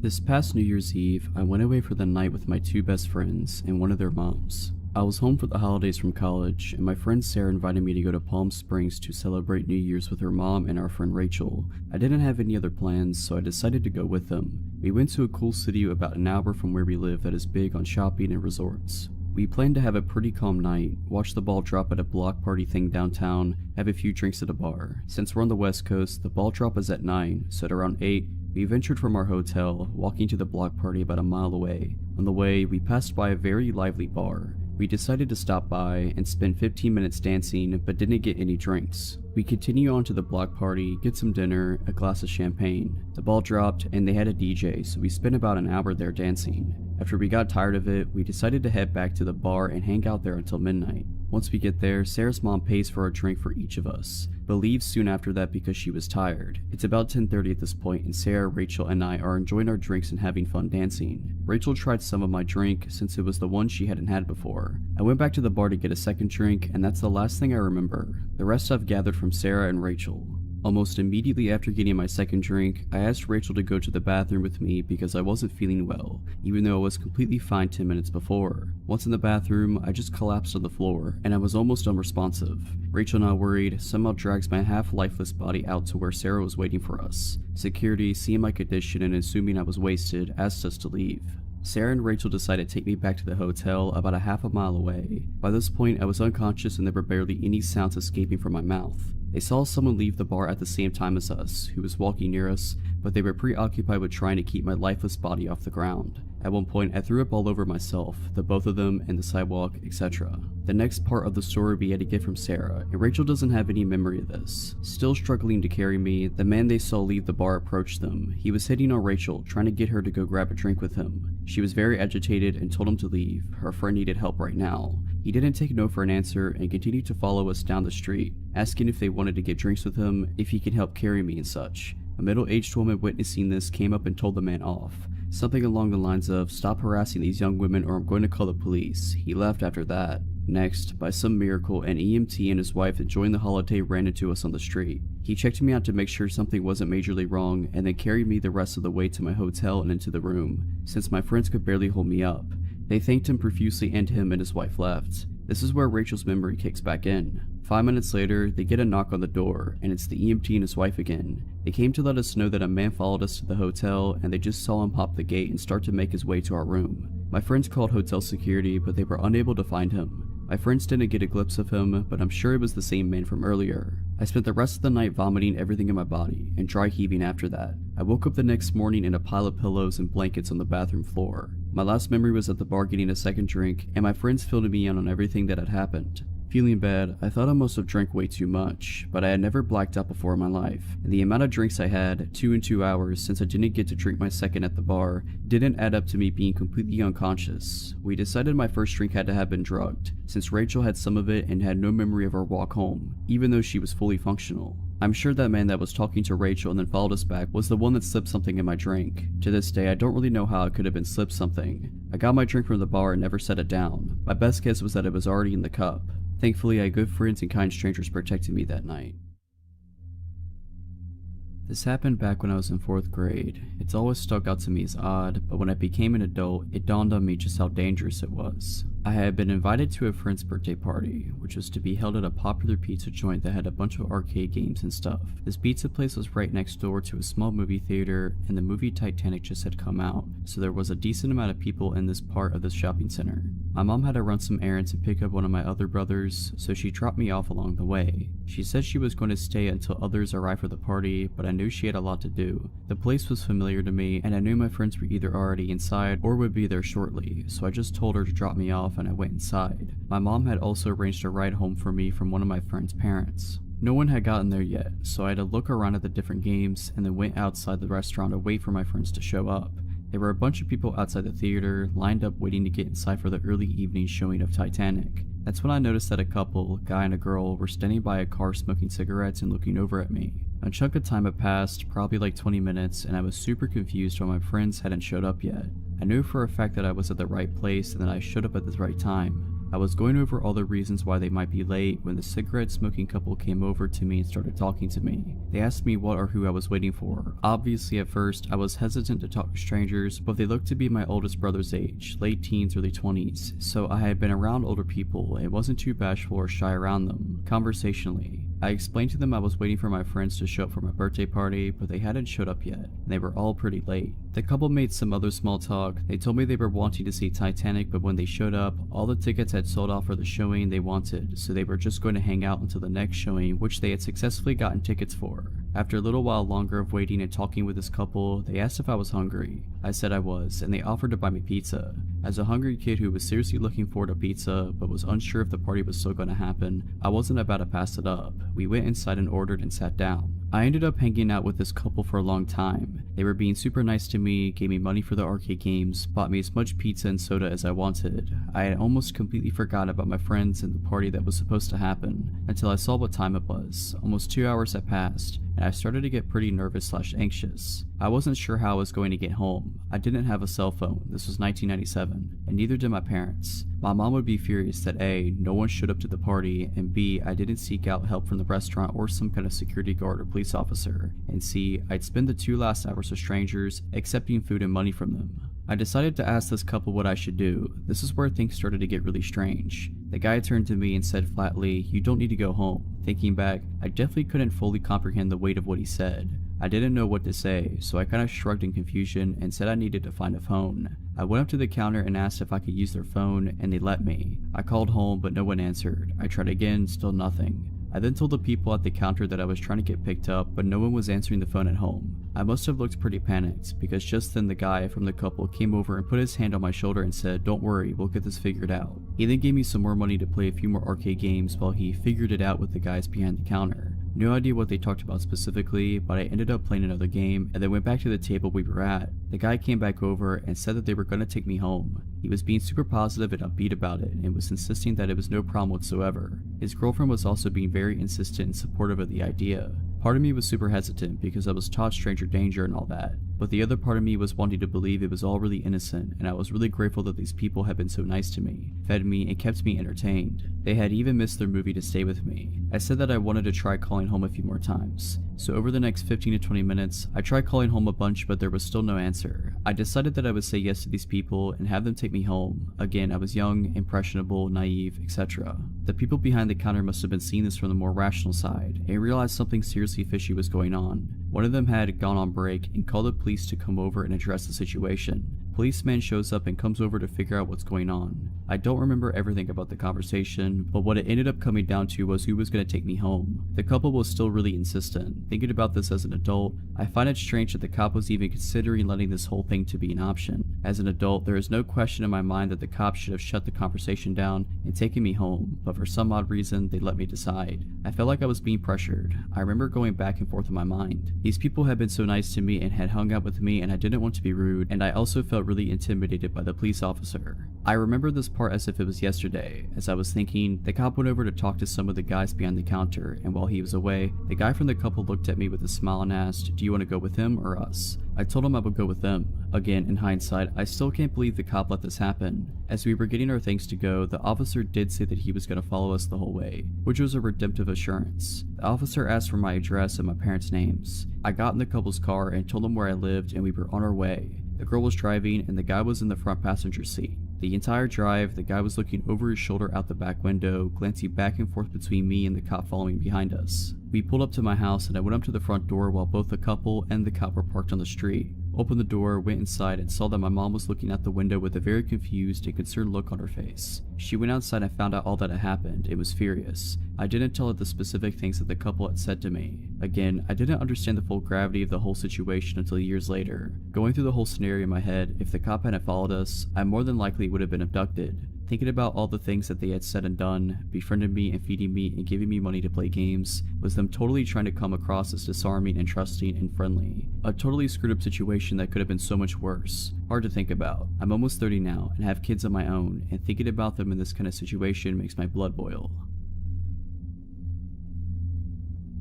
At about 8 p.m. last night, I was walking with a friend of mine, Sally, about a mile to the closest cafe. We're both girls in our early 20s, neither of us own cars, and Sally didn't have her Opal card, which is an automatic ticketing system for public transport, so walking was our only option. It's summer over here, so it was still fairly well lit and we were walking down main roads, so we weren't too concerned. We finally arrive at this cafe and sit down. I was paying, but I only had my credit card and sure enough, it was cash only. Sally was on the phone when I got back from the counter, so I just gestured for her to stay put and guard the spot while I went to go get cash. This is my home suburb, so I know there's no ATMs around and my best bet is a gas station about a block away. I'm doing a light jog so I don't keep Sally waiting, and when a balding, sweating guy probably in his late 40s with a tank top and no shoes come pacing behind me as I pass the corner of the block. He walks behind me for about 100 meters. I didn't really think much of it. The gas station was the next building along. It seemed like he had just come out of a nice suburban house along the street and it wasn't the witching hour, so I just assumed he was going to the station like me. He didn't even cross my mind as I entered the tiny convenience store, nor did he follow me in. In my peripheral, I saw him walk past the door and out of sight. I looked around for an ATM they sometimes have inside. No such luck, so I go up to this man in his 30s at the desk and reluctantly ask if they're able to do cash out. He smiles and says, "Of course," and then asks, "Is he with you?" I have no idea who he's talking about at first, and then he points to the man from earlier, pacing around outside the store. Keep in mind, he didn't look at all menacing. He wasn't going back and forth just outside the door. He was drifting in the space outside, from the pavement to the gas pumps to the storefront, seemingly aimlessly. I assumed he was on drugs. I tell the clerk no, not thinking much of it at all. He says, "Oh, he was staring at you before. I thought he might have been your dad." I laugh it off. I honestly wasn't concerned at all. He was still ambling around outside and I couldn't imagine him having a fixed gaze on anything. I thank the clerk for the cash, but before I turn away to leave, he says, "Just wait and see if he leaves first." We wait for a few minutes in silence and the guy begins to pace back and forth directly against the front wall of the store, looking straight ahead and never into the store. It still looked like the man was just on a drug-induced amble and seemed harmless. Not once did I catch his gaze, so I figured it would be safe to just slip out the door and walk back to the cafe in the fairly bright light of dusk, especially since Sally was texting me at this point asking, "Where are you?" I thank the guy at the desk once again for his concern and assure him that I don't know the guy and I'm not involved in some weird scheme to rob the store and head for the door. The clerk asks if I want him to walk out with me. I say that I should be alright and begin walking away from the block. As I leave the store, the drifting man stops pacing and makes a beeline for me from the other end of the building. I seriously didn't think much of the guy at all until this point, but for the first time he was briskly walking in a straight line towards me. The hairs on the back of my neck stand up and I start power walking so that he doesn't think I'm actively trying to escape him. Still trying to convince myself that I'm just being paranoid and should be more casual. I don't look behind me to see how close he is. I've reached the pavement on the other side of the gas pumps when I heard the clerk run outside. He's yelling at me, "Go, run, run." I make a break for it, looking over my shoulder. He's grabbed the man by his shoulders from behind. The balding man isn't even glancing behind him or trying to escape. He's just watching me run away. I keep running until I've crossed the road and then turn around, standing still. The clerk is still holding onto the odd, staring man. The clerk and I are just looking at each other in bewilderment, not really knowing what to do. He makes a hand gesture to go and I gesture my hands thanks, the clasp your hands together and shake them a bunch of times. I got back to Sally with the cash and bought food before walking back home a different way. Overall, odd guy at the gas station, let's not meet. Nice gas station attendant who went well out of his way to help my naive self. I'm definitely glad we met. If you're liking this video, all I ask is that you make sure to subscribe to my channel and like this video. Thank you. I was selling my old car as I had bought a new one. I posted it on a couple of selling sites and Facebook. I arranged 2 visits that day and was home alone. It was broad daylight, so I assumed everything would be fine. The first one that came made an offer a little lower than what I was looking for, so I said I would get back to him later as I had another viewing. The guy from Facebook pulled up in a blacked out Range Rover and 3 other guys got out. I opened the car and explained why I was selling the car. You know when you just get a bad feeling? I wasn't sure why 4 people would need to come view an 8-year-old car. He asked if he could take the car for a drive. At this point, I was not going to get in the car with him, so I said, yeah, take it, I'll wait here with your friends. He asked me to get in the car. What if he just took it? I said, well, it wouldn't matter, that's what insurance was for. I was not getting in the car with him. The 3 guys left and didn't even speak to me, just to themselves, and I found that odd, but it made me feel very unsure if the car would come back. The car was not putting up a fight for or arguing over. He then pulled back up. He got out and offered the same price as the other guys earlier buying the car for his daughter. He wanted me to get in the car with him to go collect the cash. I said it was fine, his friends could take him if he needed to go, but I had another viewing and I would contact him later. I didn't want to walk back to my house as I had now decided to sell to the other guy as they were just giving me the creeps. He then offered more than honestly the car was worth if I went with him now. I said no and locked the car and started walking towards the main street as I had seen my neighbor walking down and shouted to him and his dog. They spoke to each other and drove off. I texted the other guy and told him the car was his and he was welcome to come over anytime to get it. I sorted and filled out the V5 and off he went. That night from my living room, the black Range Rover came back and parked outside. I live in a cul-de-sac, so I am set back to where we had been. I told my husband and he looked out and he said that was strange, and then my phone started blowing up. I politely said the car had gone and that I was sorry but I couldn't help.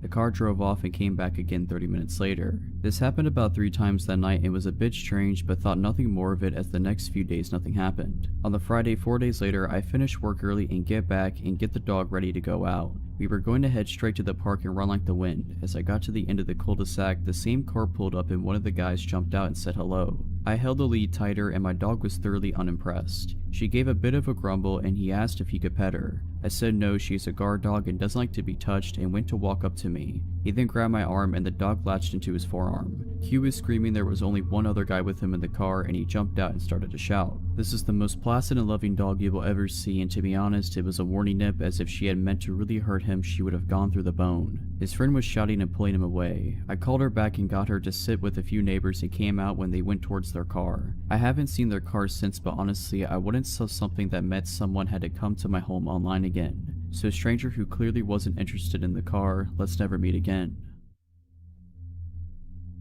When I was 11, my single mom, 9-year-old sister, and 6-year-old brother moved into a beautiful, older, craftsman-style house. I heard it was around 80 years old back then in 1994. Soon after we moved in, we found out it was infested with cockroaches. I'd never seen anything like it. You turn on the lights at night and they'd scatter from every surface. We had to store all of our food that wasn't canned in the fridge, so they wouldn't get into it. We tried bug bombs and professional exterminators numerous times with no effect. Those things really can survive a nuclear war. Anyway, they weren't the reason we lived in the house less than a year before fleeing for our lives. I remember my mom discussing our next door neighbor's creepy son with my grandma.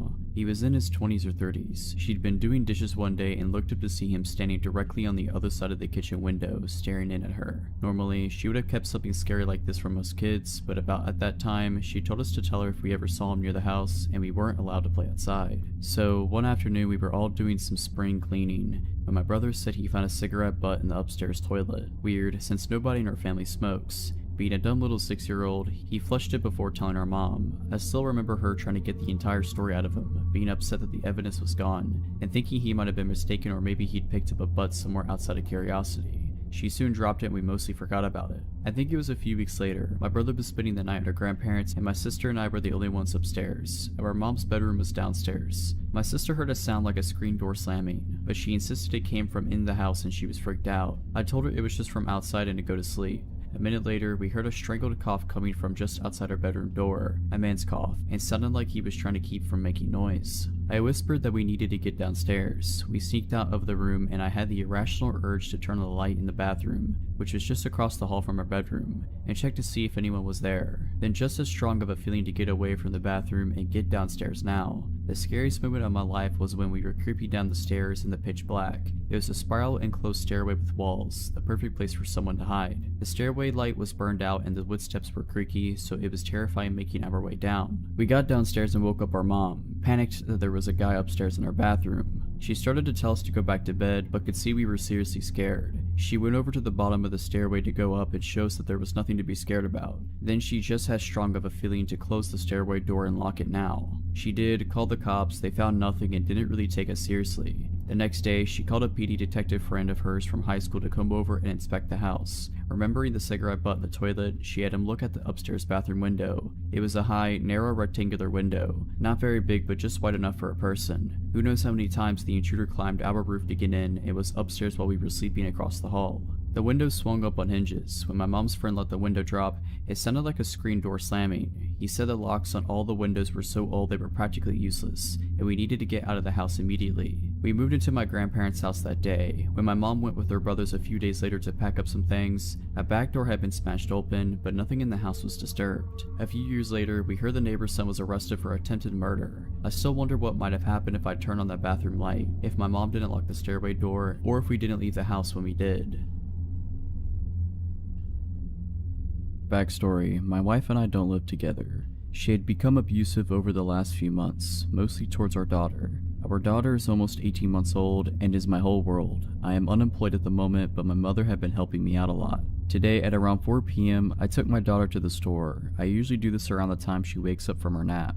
My daughter is a very active child and can't seem to sit still for more than 10 minutes without getting cranky. I usually let her walk with me, holding her hand and patiently walking at her pace. I usually get just a juice for her, but had to get some extra groceries that I was short on: flour, sugar, and some noodles. I also remembered we were low on milk and grabbed a gallon on our way back. With all that I was carrying, I wasn't able to hold her hand. I made sure to walk behind her, but that only makes her walk slowly. As we made our way to the registers, I was continuously urging her to keep walking, which she would do, but only for a second before her attention would be drawn to another rickety box with whatever was on sale, or she would see something colorful on a lower shelf. I was getting a bit frustrated, but I wasn't showing it in my voice. I kept urging her to keep walking, and she kept getting sidetracked. With everything I was carrying, I started to wish I had grabbed a basket. At the front, their customer service desk holds register 1, which was thankfully open. I want to take the time to mention that my daughter is very fond of saying hi and waving at everyone. I set everything up to get rung up, but the service attendant was busy with the return of the customer service area, so I had to wait. The entrance to the store is to my right. The only exit door is behind the service desk, which leads into the small foyer before leading to the other doors. As people enter, they have to pass the customer service desk. I was being fatherly to my daughter, trying to entertain her with patty cake and the itsy bitsy spider, while we waited for the cashier to check us out. My daughter would frequently wave at people passing and say hi in her squeaky toddler voice. Some people would smile and wave back, while others would stop to adore her. At this point, I'm used to people doing that. The lady was ready to check us out, and I told my daughter to hold my hand, since I wouldn't be looking her way. I had to pull my wallet out to retrieve my debit card to pay for the groceries and let her hand go for a moment. I kept looking her way to make sure she wasn't wandering off. The lady went to hand me my receipt when she all of a sudden yelled at someone behind me. "What are you doing with this daughter?" She bellowed as I turned to look at a man who had picked her up and started running towards the entrance doors. I was shocked. The doors didn't open since they were a one-way set of doors, and the cashier quickly picked up the phone yelling that she was calling the police. I was stunned to the point of immobilization, but quickly realized what was going on. I have a pocket knife that I usually carry on me so I can break the seal on my daughter's juice. I quickly ran after the man as someone started to make their way through the entrance doors. He didn't get a chance to run through though because I slammed my fist across his temple. I decided to not use the knife in case I might get in trouble. The man stumbled and I grabbed my daughter from his arms. He then proceeded to run out the door empty-handed. The police arrived about 5 minutes later and asked me what I had seen. I explained that I hadn't seen the man's face since he had long hair and a beard. He was also wearing a hoodie, which wasn't that much of a surprise. They took the statement of several witnesses, including the cashiers, and had already had other officers searching the area. Someone had said the guy had ran behind the building, but the officers didn't find anyone. The police took us home and then asked more questions like, "Have you seen him before? Do you know anyone who looks like this man?" And they proceeded to ask about the home life. CPS had been over earlier in the day to discuss my wife's mental health plan, and the police had been here earlier as well. The officers asked if we needed any groceries or anything. I told them no. The officers left, leaving me their cards in case I saw the guy around the area.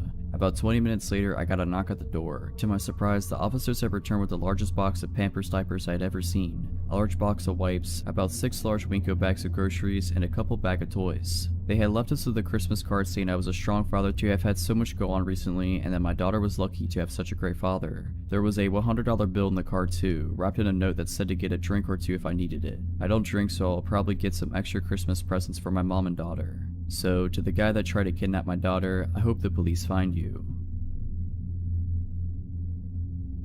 Close to 10 years ago, my best friend and I scored the deal of the century. Living with her parents recently purchased and refurbished home for cheap, as Chip's rent so the property wasn't considered unoccupied and their insurance still covers it.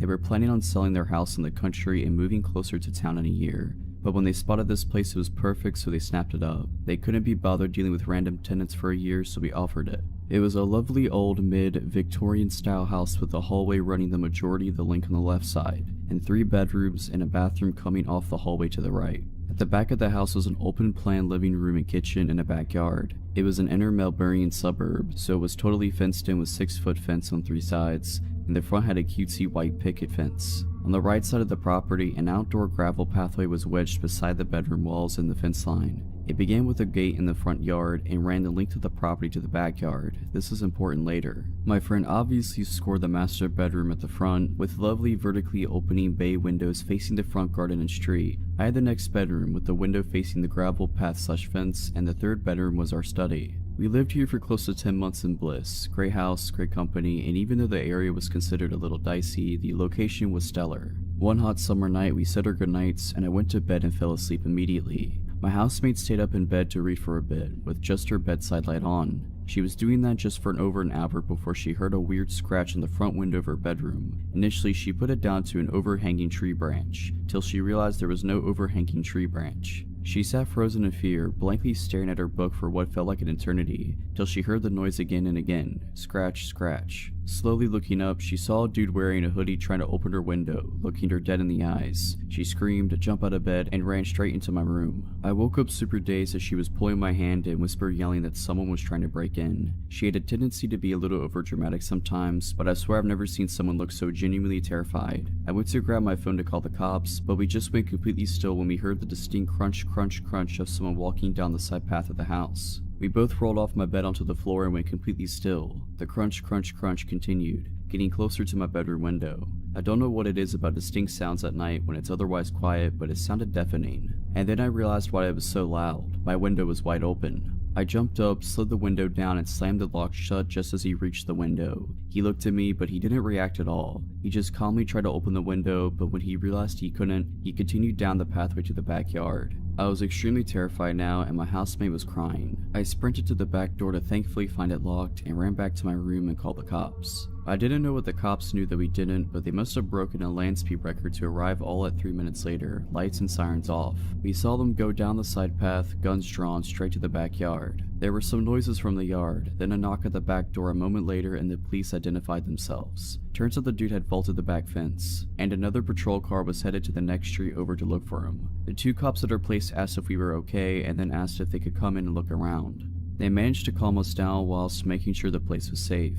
They took our statements and they asked if there was anyone we could stay with tonight. My housemate and I stayed at our boyfriend's place for a few nights after that, and when we stayed in the house, it was never the same. We felt completely violated, and ended up moving out a few weeks later. We never found out if the dude was caught, but there was a random stabbing a few nights after the incident at the train station 2 streets over. If it was related or not, I don't know, but all I can think is that we were so lucky that it went the way it did.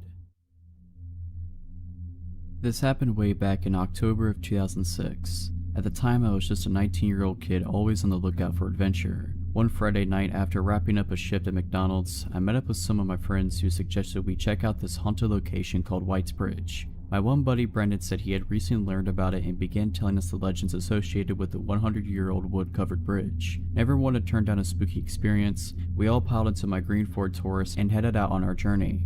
Brandon gave directions, guiding me off the main road, and within minutes we were on the dirt back roads, surrounded by woods and cornfields. Our only point of reference was a blinking cell tower off in the distance. We could tell we were getting further from the city as our cell phones began slowly losing service. As we rode deeper and deeper into what legitimately felt like the absolute middle of nowhere, Brandon repeated the legend associated with the bridge. Back in the early 1900s, a local farmer discovered that his beloved wife had been cheating on him, and in a fit of rage he killed her and her lover after discovering them in the act. After committing the cold-blooded murder, the farmer left his home and wandered the dirt roads in a daze. He eventually came upon White's Bridge where the realization of what he had done finally began to sink in, and deciding he would rather die than face the consequences of his actions, he hoisted a rope up and over one of the bridge's rafters and hung himself. As far as I could tell now, the story is complete fiction, but we totally believed it at the time. After a long and bumpy ride, Brandon instructed me to turn right on an off-road I wouldn't have even noticed was there had he not pointed it out.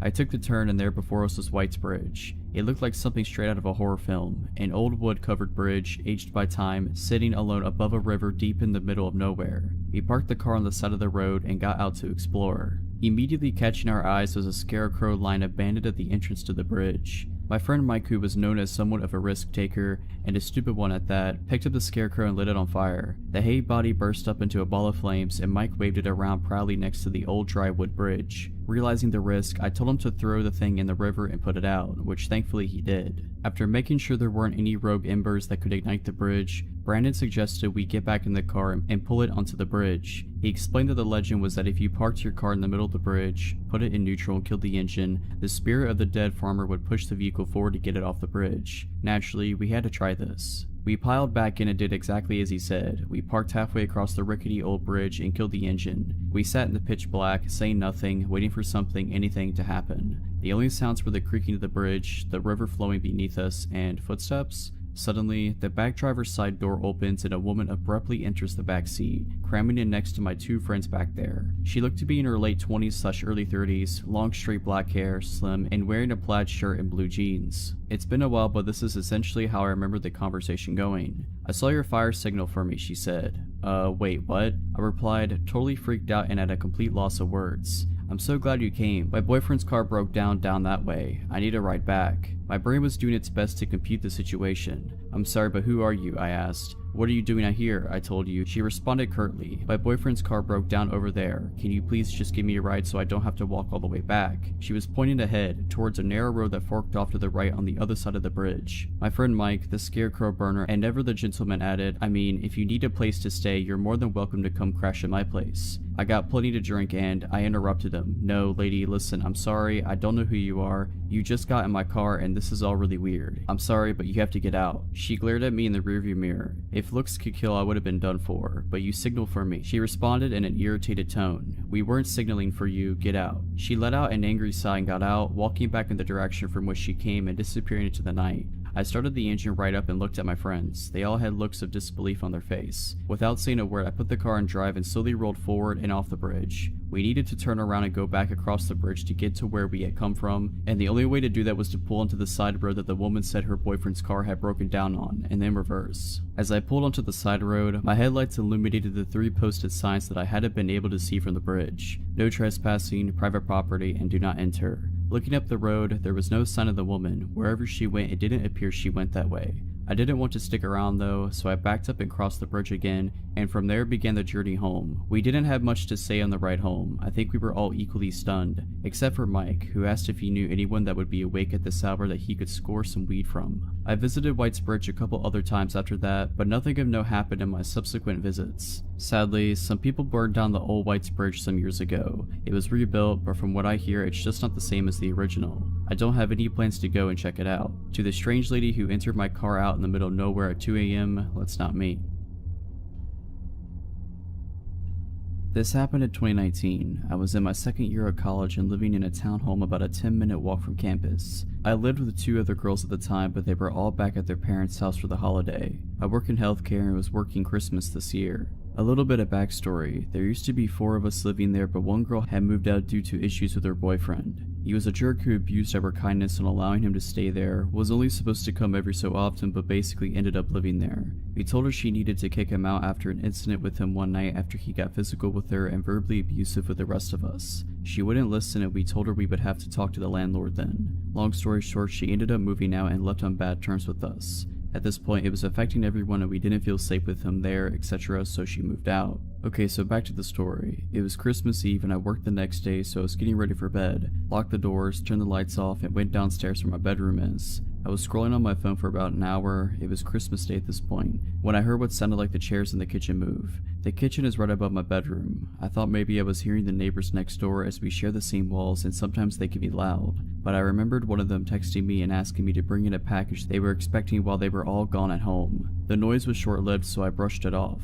Next thing I know, my bedroom door is being opened slowly, but my phone screen is lighting up my scared jaw-drop face, so I can't act like I'm asleep. Where I'm laying in bed faces directly to the door, so we're just looking right at each other. So there I was laying in my bed while this guy has 1 foot in my bedroom with the door cracked open. It felt like an eternity, but in reality it was probably more than like 10 seconds of us looking at one another. He slowly takes his foot out and closes my door. I sit there just in complete utter shock. I couldn't make out what he looked like as my eyes were adjusting to the dark again from the phone screen. All I could see was a backwards baseball cap.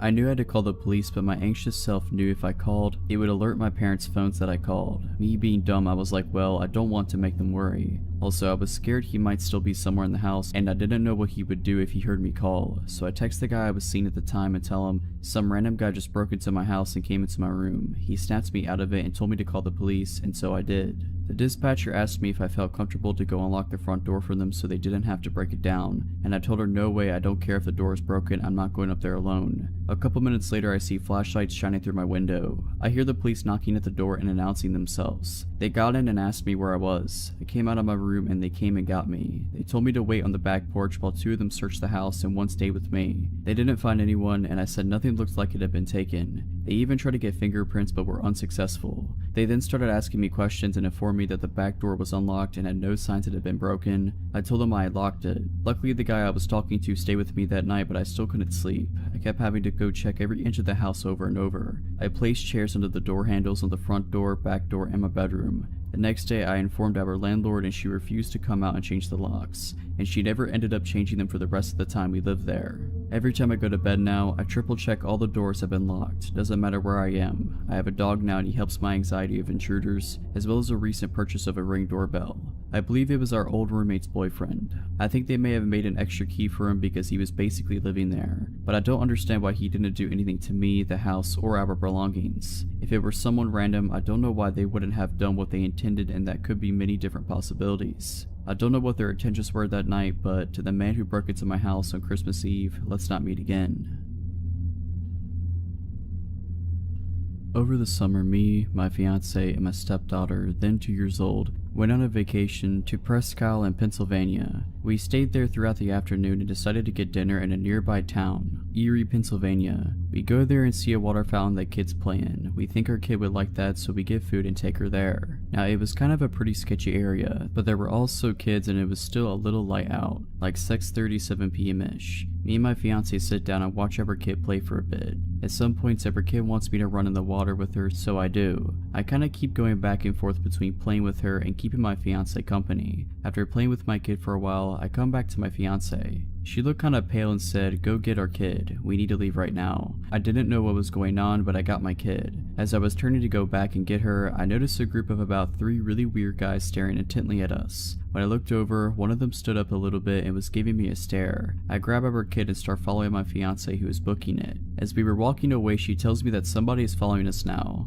I look over and see the creepy looking, shirtless dude getting into his old, beige sedan behind us. My fiance explains to me that the same man kept approaching her whenever I would get up to run around with her kid. At first he introduced himself and tried talking to her. She thought he was being benign but just trying to hit on her. When I came back, he apparently bolted. I sat with her for a couple of minutes and then went back to play with our kid. Apparently, as soon as I went, he returned. He asked her if she was married to me. She said that we were going to be hoping that it was the end of that. He goes away before I came back to sit with her again. The third and final time I go to play with our kid, he apparently came back. He told her that she thought she was a beautiful lady and asked if that was her daughter, pointing to our kid. My fiance said yes, and the guy said that our kid was also a beautiful lady and that his night was going to be made, whatever that means. Q and I come in and we book it. We're walking back to our car, which is kind of far away. Erie in general was pretty abandoned outside of the park, and we noticed the car pull out and start driving extremely slowly in a street parallel to us. At this point, I don't think he knew we saw him. My fiance's freaking out, and I tell her to wait near the vestibule of a closed Starbucks where we weren't in this guy's vision. We stayed there for about 5 minutes and I was watching the roads, not seeing anything. We continue walking but are still on high alert. I found my car parked outside of a McDonald's and we're now power walking to it holding our kid. I look behind and lo and behold, the same beige car going at 3 miles per hour just barely inches out from the side street so I can see it.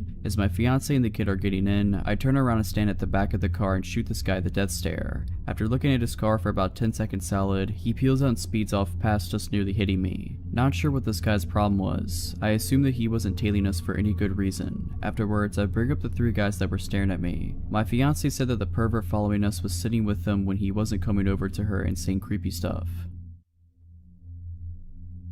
During college, I dated a fairly well-known and talented local musician named Tim. In the beginning, he was a loving, attentive, charismatic, seemingly normal partner. He made me mixtapes, cooked me my favorite meals, and dedicated songs to me at open mics around town. However, over the course of our year-long relationship, his mental health severely declined. He had the ability to appear lucid and normal around other people, but in private he began suffering delusions, compulsively lying, and creating art that focused on themes of murder. I was worried sick and his condition was exhausting, but I did my best to be kind, understanding, and supportive. I loved him and believed that he shouldn't have to struggle with this mental illness alone. One time he vanished without a trace for a full day. I found his apartment empty, lights on, front door wide open, phone on his nightstand. I took a few deep breaths and called all around the city for hours before finally discovering he had been involuntarily checked into a mental hospital. I did my best to be strong for him, seeing him every day during supervised visitation hour, bringing him his favorite books to pass the time, and holding him as he sobbed that it was all a mistake, that he did not belong there. It was surreal to see my boyfriend surrounded by visibly insane long-term psych ward patients. In retrospect, none of the staff ever told me the real reason why he was there, and I was too polite and naive to ask. Our relationship ended a few months later. I found undeniable evidence that he was cheating on me and, secretly relieved, confronted him. I told him to leave my apartment and never come back. He cracked. The gentle Tim I had known and loved melted away to reveal a new dark persona. He threatened to off himself with pills unless I took him back, but I was so extremely done that I called the police. They weren't much help, but Tim left.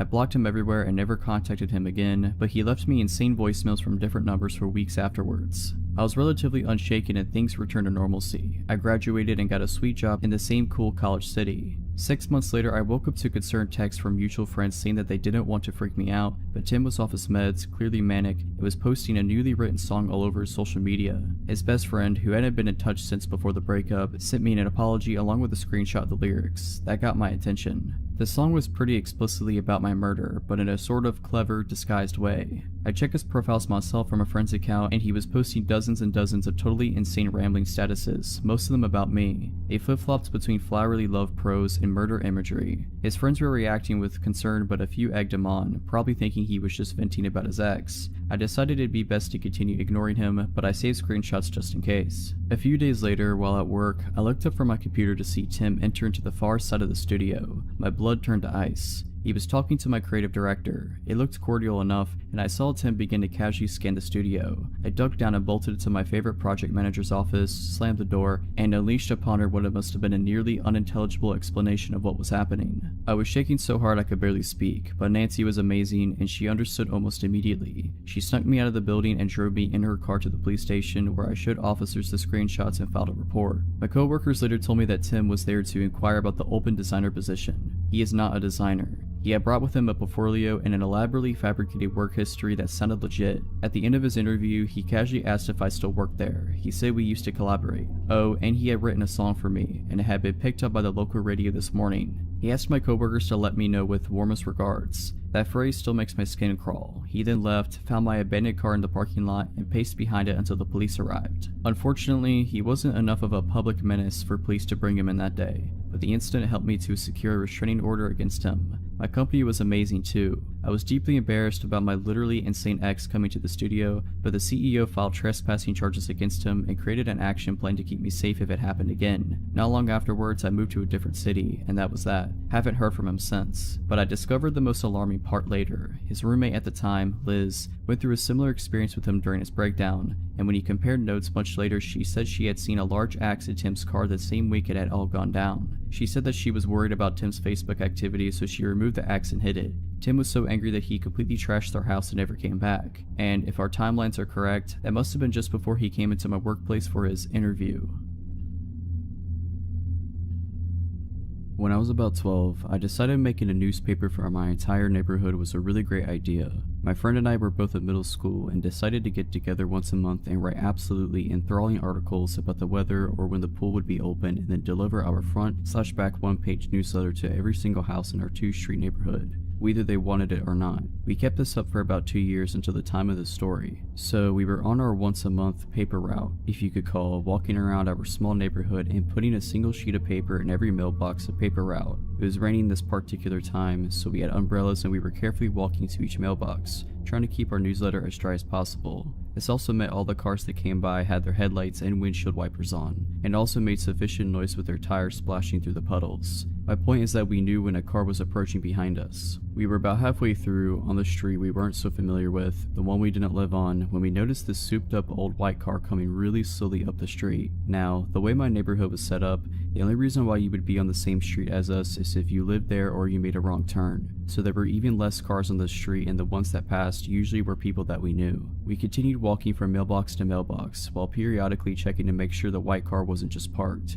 It was moving very slowly and the headlights and windshield wipers were either broken or just not turned on. This car drove slowly past us as we walked, going roughly the same pace as our steps if not slower. Something was so off about everything. There was no reason for this car to be on this road in the first place. We definitely didn't recognize it or the driver inside, and it was going so incredibly slow. Car trouble? I don't know. We pretended one of the houses was ours and walked up the driveway to avoid the car as it got close to us. It continued at the same pace and we watched it until it eventually disappeared around the corner. We laughed about it, thinking it was weird, but nothing happened. It was all well and good until the car showed up at the end of the street behind us again, going just as slowly as it had before. What was this person doing? We were so confused and walked a little farther from the curb to avoid the car again as it came by. We didn't laugh about it this time. The car showed up a third time at the end of the street, and at this point we decided we should cut through some yards to get home. Better safe than sorry, right? We crossed the street, but the car passed again and we shrugged it off and kept going.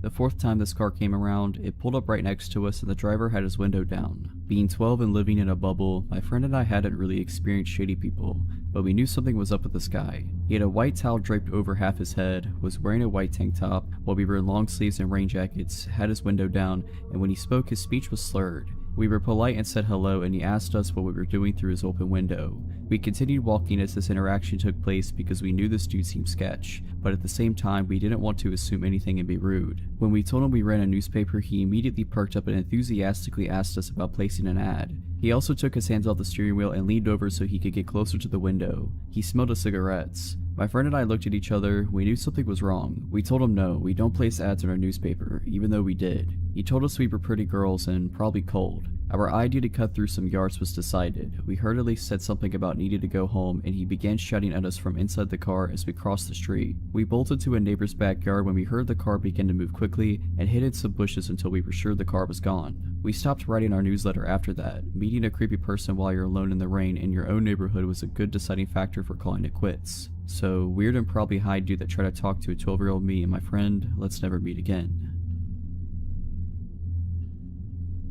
To start off, I'm a 16-year-old female. Okay, I was visiting my mom's apartment for the weekend with my sister. We go there every weekend or every other weekend to see her. We arrived at about 10 in the morning and brought in our pillows and movies or whatever from my grandma's car. We get inside and chill there for a couple hours watching TV before my sister says that she's hungry. My mom asked, okay, what do you want? I said I was okay with having a pizza, and my mom said that she would have to run to Kroger's, which is less than a mile away. She said she would also get some movies from Redbox. My sister then asked if she could go with my mom to Kroger's. My mom said she could and asked if I would be okay in the apartment by myself. I said I would because I knew I would. I'll be gone in 20 minutes tops, my mom said. She didn't like leaving me alone, but she thought it would be okay as she told me later. Now, my mom's apartment is kind of in a crappy place, where people have been spotted with drugs and thieves and stuff. But I was on the 3rd floor in one of the many surrounding apartment buildings, with tons of neighbors. I would be fine. Okay, lock the door, and you know not to open unless it's me. They left soon after, and I was sitting in the couch, on my phone with Jerry Springer playing in the background.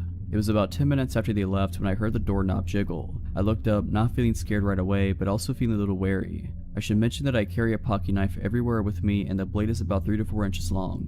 It was sitting on the coffee table in front of me when I got up to go to the door. I'm only 5'3" and I knew not to open the door, so I grabbed a chair and stood on it to look through the peephole. That's when I got scared. On the other side was some guy, just standing there trying to open the door. Of course, being how I am, I try to laugh myself out of being afraid because I had no reason to think he was going to do something to me. Maybe he just had the wrong room. I'd never seen him before and I don't know everyone in the building personally, but I had seen them all at least once, and he wasn't one of them. "Hey man, I think you got the wrong room." He froze, his eyes glued to the door handle, and then at the peephole. He probably could tell exactly where I was when I spoke. I swear we made eye contact and the whites of his eyes were so yellow I thought he had jaundice. Then he all of a sudden started ramming his shoulder into the door, like full on shoulder ramming like in football. I jump off the chair and grab my phone and knife and run into a room with a window and lock the door. I call my mom's friend who lives in the apartment building across the street and start crying hysterically and said, "Jess, someone's trying to break in, call the cops, bring Chris, please just get over here." She didn't even hesitate, "I'll be right there." Within seconds of hanging up, I call my mom. The guy is still hitting the door and he's yelling in frustration now. My mom picks up after a few rings and I tell her what I told her friend, and she was coming with Chris and she needed to get here quick. She was frightened and yelled that she was almost there. By the time I saw Jess make her way down 2 flights of stairs and across the road with her boyfriend, my mom was flying down the road and was there within mere seconds of me calling. They all race inside and I hear everyone yelling in the hallway. I unlock the door and peek outside of the apartment and see Chris holding the guy against the wall while my mom hugs me and Jess is screaming at him. Long story short, the police arrived and took my statement, and the man first denied it by saying, "I thought it was my room," but then he ended up confessing that he wanted to see me and talk to me because he thought I was pretty. The police officers had him in handcuffs and ran a background check on him, and what came up wasn't surprising. He had a warrant for an assault charge on a woman and had been arrested for kidnapping. Yeah, I hope I don't have to experience that again. If you're liking this video, all I ask is that you make sure to subscribe to my channel and like this video. Thank you. I was 19 years old and the only female working at a shop specializing in automotive batteries and things of that nature. I had been working there long enough to realize that most of the clients were male and oftentimes made for some awkward situations. For instance, I would get talked down to and patronized quite a bit or flirted with to the point where I would be somewhat uncomfortable. However, this never really bothered me. One day during a particular busy rush, a very tall man who was maybe in his mid-30s came through my line. This guy had some very strange energy. He seemed a little off. However, it was my job to be professional and assist whoever came through my line. I brushed aside the uneasy feelings. I just wanted to ring this guy out and getting through the rest of the line that was now trailing out the front door. I greeted him and talked to him as I would any other customer while I was processing his transaction. Things were going fine until he realized I was almost done. He started stalling, making up weird excuses as to why he couldn't use certain credit cards, how he needed me to put his battery on hold and he would be back, etc. I told him that I would hold it for him and that he could come back whenever he found the time. I figured he would leave at that point, but he just stood there and just stared at me. Now that I think about it, he was more staring through me than at me. I was a bit uneasy but kept my polite, professional demeanor.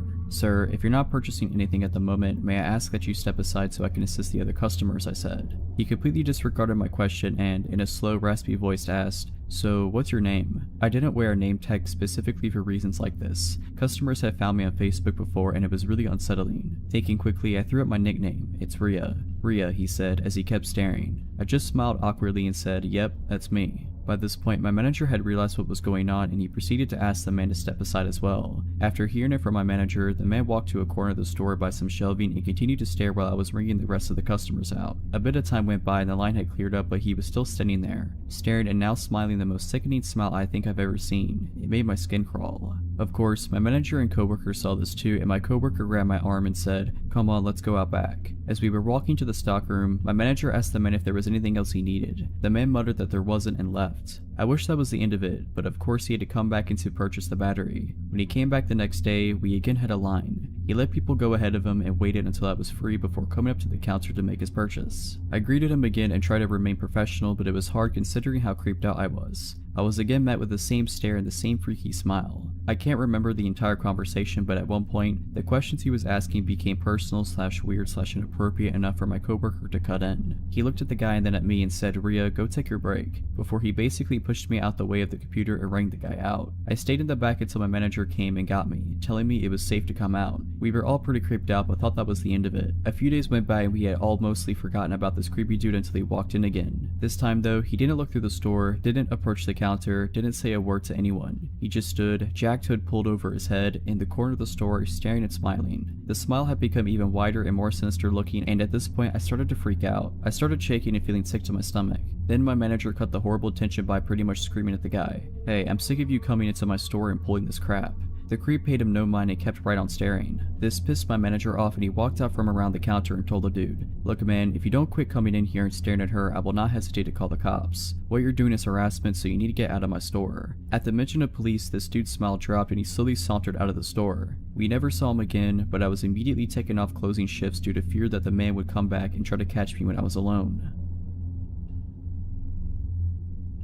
About 3 years ago, I was in a long-distance relationship with a younger man, meaning he was only 17 at the time while I turned 19 in the relationship. His name is Peter. Peter was not a nice person to say the least. He thought that the first impressions he made on people were the only one he needed, and as such he stopped being nice, polite, or reasonable to people after the first meeting. I was young and saw past this, thinking I could somehow change him. However, this abuse towards people around me and myself eventually became too much and I broke off the relationship with him. The breakup went smoothly, all things considered, except he wanted me to say the words so he could play the victim. This had been a core element of our fighting because he hinted that he would wanted to break up, but instead of just saying it, he kept me on the hook and became even more abusive. I'm getting sidetracked, but the point was that I thought of the matter as resolved and entered a loving relationship with my current boyfriend shortly after this. Then came the day where Peter wanted to get his belongings back. I texted him a list of everything he had left in my apartment and he okayed it that it was everything. We also made an appointment for him to stop by my apartment around 3 p.m. the following Thursday. I have no intentions of letting him get back into my house nor being alone with him, since he suddenly seems to have many mood swings after seeing me in another relationship.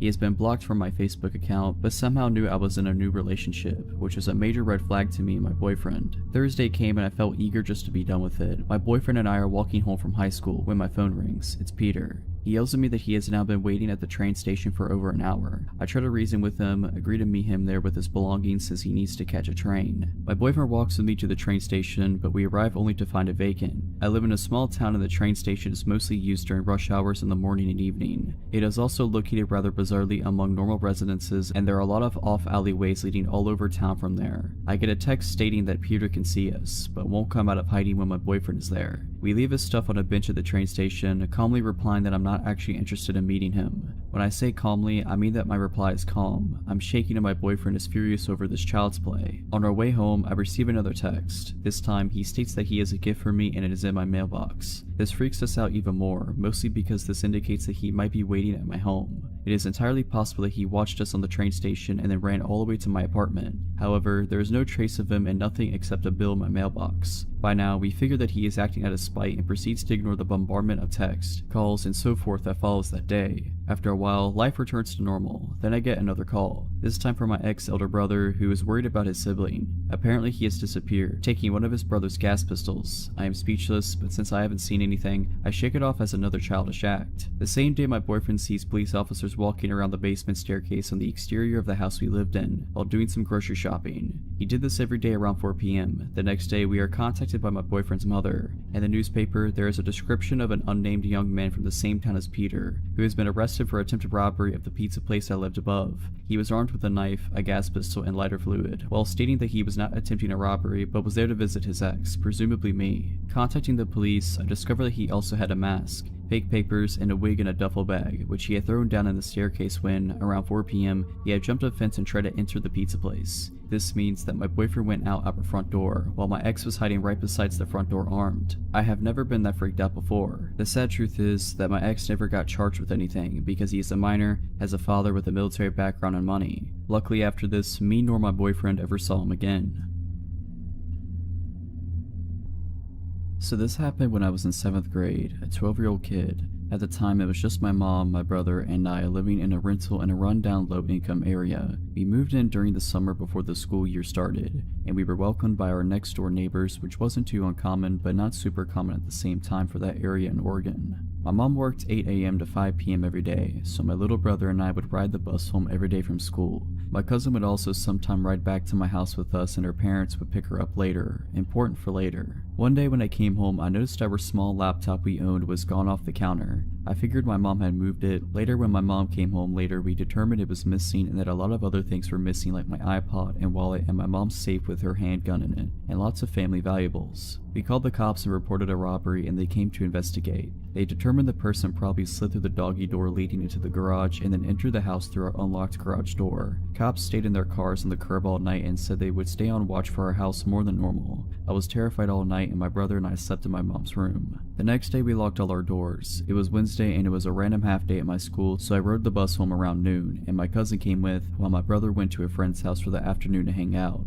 I used the key under the mat my mom leaves for me, and my cousin and I hung out for about an hour or two until her mom came and picked her up. After she left, I hear the doorknob of the closet right next to the front door slowly open, and out comes this skinny, what looked like a 35-year-old man that I recognized as our next door neighbor. He seemed to be constantly shaking, intense eyes, had a really unhealthy look to him because of the extremely sunken face. Terrified, I'm in the living room just standing looking at him while he looks at me, with a surprised look on his face. I think he thought everyone left when my cousin did, until his face changed to an amused smirk when I believed he realized that I was alone in his house. He begins to walk towards me while I stand there shocked, not sure what to do. He grabs me really hard on the shoulders. He seemed crazy and excitable with his intense eyes. I instinctively jump and buckle my knees to allow my full weight to be the force that rips me from his grip and fall down. He then bends down for me when I heel kick him as hard as I can. He then yells and falls to his knees. I use that time to run past him to my front door. I open it and run to a kid I rode the bus with's house about 6 houses down. He and his mom were there, and she called the cops and my mom while I waited. The cops got to the house and he wasn't there but had managed to steal a few more small valuables. I gave my testimony that it was our next door neighbor, and he was later caught the same day selling some of our stuff at the pawn shop in town. He ended up being a crystal meth addict, stealing our stuff to sell and pay for his addiction. He was super weak from all the drug abuse, which is probably why I was able to get away from him. He also was apparently somewhat high when he spontaneously decided to attack me, being that I was alone. He had apparently watched us for a few months, learning our schedules from when we left and got home. He took the time to take the key from under the front door mat while we were gone, get a copy, and then put the original back under the mat for my brother and I to use when we got home. The cops were surprised he was smart enough to do that, as he seemed to be mostly dim-witted with everything else due to the drug abuse. Either way, I testified against his physical attack, and he got a few decades of jail time, being that he was already on parole for drugs. I was terrified and slept in my mom's room for the next year.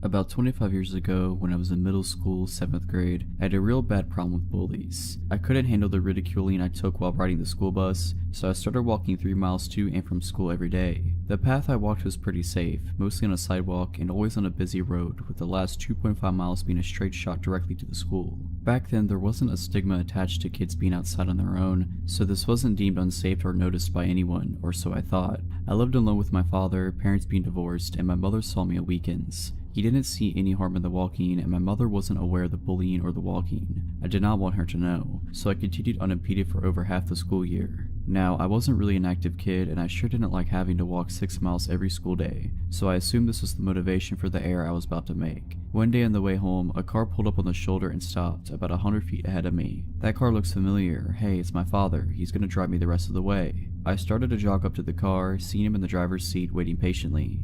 His hair looks darker than normal today. Wasn't the inside of his car tan and not red? The thoughts left as soon as they entered, and I caught up to the car and opened the passenger side door and started to get in. As I was tossing my backpack on the floor in front of me and swinging my legs into the car, I started saying, "Thanks, Dad," but the sentence never completed. Before I knew it, I had shut the car door and we began to move. This isn't my father. This man was much older, by at least 20 years, hair obviously dyed black, and hands propped at 10 and 2 on the steering wheel. The shirt he was wearing looked just like one my father would have worn. A short-sleeved collared button-down, brick red with black horizontal lines, not pressed, but not too wrinkled either. He was smiling at me, which probably would have felt warm if it was coming from my grandfather, but instead it felt menacing. I heard a click and looked over at the door, which had just been locked. I stared at the door for a moment longer, then turned and faced front and completely froze, terrified. "Hello, I saw you walking. I figured I'd come give you a lift." I did not move or answer. His voice matched his smile, deceivingly friendly. We were roughly a mile away from home, and half a mile from the next turn needed to head in that direction. All I could concentrate on is how I was going to get out of the situation.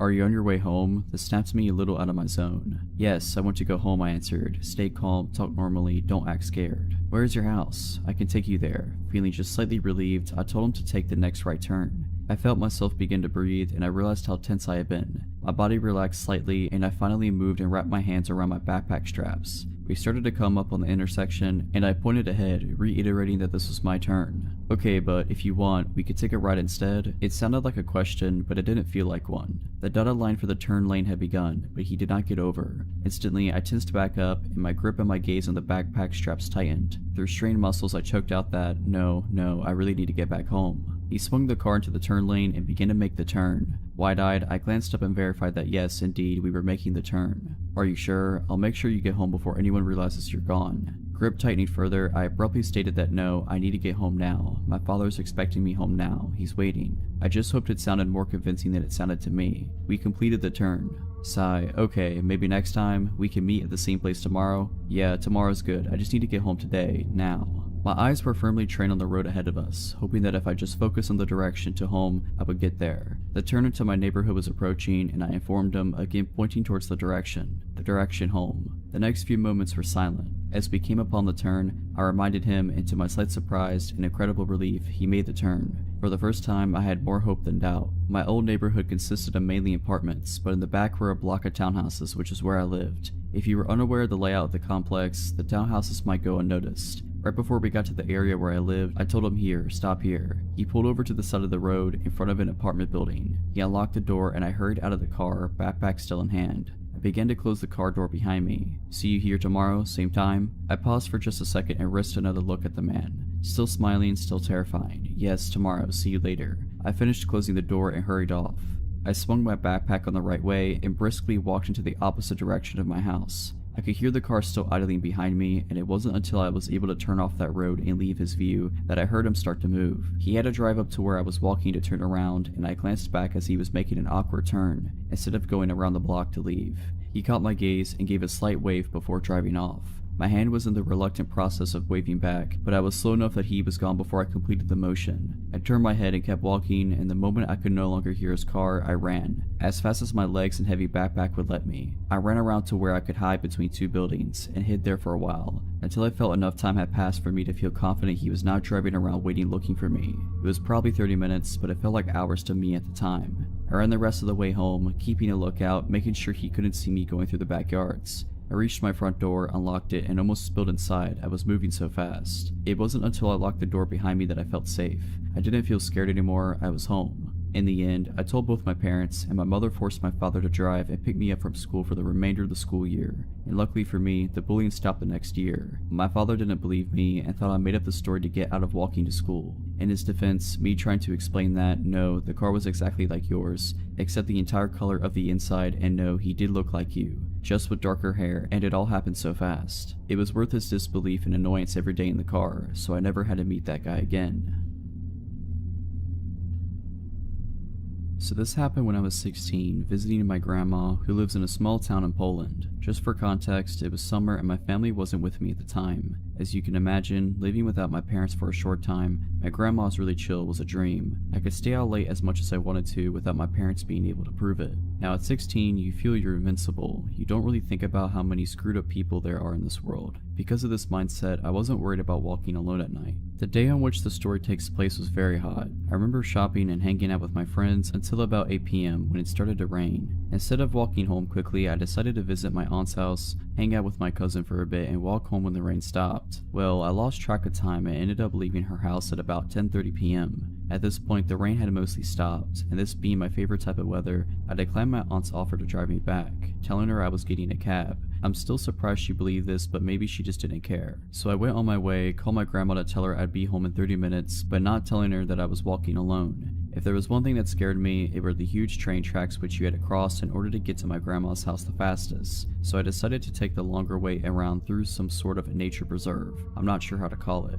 I enjoyed my walk through the light rain until the long metal bridge came into my view. Just as its beginning, I saw a man. It was a small, quiet town, so it wasn't common for the people here to be out this late, but I wasn't scared immediately. I only saw his back, but he looked like every other guy you'd pass by on the street. He didn't seem to notice me, and I didn't really care. I got distracted by looking at the trees to my left, but when I came to the beginning of the bridge, the man was nowhere to be seen. I suddenly stopped dead in my tracks and got an ominous feeling. This man couldn't have already been out of view. It would have been impossible for him to move this fast. He would have had to run, and I definitely would have heard him running on the metal bridge. At the end of the bridge, there was a small path that led under it, which was hidden by thick bushes. I got even more scared by the thought that he was hiding there, waiting for me. I slowly started to walk backwards, not taking my eyes off the bushes. I hid behind a tree and decided to wait a few minutes to see if he was hiding there. After about 10 minutes, my biggest fear came true. Suddenly, the man emerged from the bushes, looking in my direction. He was holding something big and shiny. I could make out in the dark that it was a knife. My mind started racing with 1,000 questions. How did he see me? Why didn't I see the knife before? Where was he hiding it? He suddenly started to run in my direction, so fast. He ran straight past me, hiding behind this tree, and I was so relieved. When he was out of sight, I ran faster than I ever ran, not stopping to look behind me, being frightened the whole way back, thinking that he'd somehow find me and do whatever sick thing he had in mind. Luckily, I arrived home safely, my grandma waiting for me already mad. Looking back, this was one of the most stupidest things I could have done because of what happened a month after this incident. 2 teenage girls about my age were stabbed dozens of times by this bridge. One body was found about 30 meters from it, and the other one was thrown into the nearby river. To this day, nobody knows who did it, but I'm pretty sure that it was the same man whom I've encountered. For context, this took place when I was 16 years old. I'm 24 now, so it's been a while, but this was one of the many stupid things I've done in my life where I could have ended up dead or even worse. I grew up in Portland, Oregon, and me and my friends would often go to the Lloyd Center to go shopping or just to hang around the food court being degenerates. I was walking around the mall with my friend Crystal and my mom when a man at a pop-up kiosk stopped us. He said that he represented a modeling company and wanted to talk to us about modeling for their clothing line. I considered myself better looking than the average duck. Spoiler alert, I am about as plain Jane as they come, and so I promptly announced that I wanted to sign up for the modeling agency, which my mom quickly shut down. I replied with a why, which got me in trouble later down the line with both parents, but that was the only start of my woes. I convinced my mom to allow me and Crystal to go off on our own, and with a reluctant sigh, she allowed us to go off. Me, being the dumb kid I was, marched right back over to the modeling agent and signed myself up with the phone number and email address. He said that he would be back in contact with me shortly to set up an interview with the company. That night, I went home and saw that I had a friend request from someone that shared no mutual friends with me. Hesitantly, I added the person and a message popped up. Hi, I'm such and such from the modeling company. You signed up with our agent earlier today and I wanted to get in touch with you. I know you're in the Portland area, so we wanted to set up an interview with you next week at 9 p.m. at this location. Are you able to come speak to us? I responded with a maybe and logged off my computer. That's when my phone started to ring. I picked it up and it was yet another guy from the agency. This new agent asked me whether or not I could come and do the interview. I said maybe and bid him farewell. It was about here that my gut instinct started to kick in. Why would they set up an interview so late at night? And I googled the address and it was in an industrial park by the airport. I chose not to answer the onslaught of emails, Facebook messages, and phone calls that I was getting. This went on for about a week before I got radio silence. The guy on my Facebook blocked me. There were no more emails or calls. It was at this point I began to worry. What if I had allowed my career to not even blossom, let alone flourish? What if I had made a mistake? I was already in hot water with my father for telling my mom off at the mall the first time. So with school in my mind, I allowed the idea to fade from my mind of what could have been. About 2 weeks later, our home phone started to ring. My father answered the phone, and as soon as he started listening to the message, his face became ash and he instantly hung up the phone, turning me to demand what I had done. I tried to feign innocence, but I knew the jig was up. We had just gotten a phone call from the Portland Police Department to warn our family about a ring of traffickers who were targeting young girls with promises of modeling and acting. They had stumbled upon the name of one of the men who worked for the ring and through that started contacting families of young women whose information they had gotten a hold of. The worst part of it all, they had my family's address and home phone number as well. I was grounded for the rest of the year, which was to be expected, but it was better than being carted off to some trafficking ring, so I couldn't complain. When I was finally allowed back to the mall with my friends, we walked by the kiosk where the modeling agent once peddled his false hopes and dreams. All that was left was an empty booth.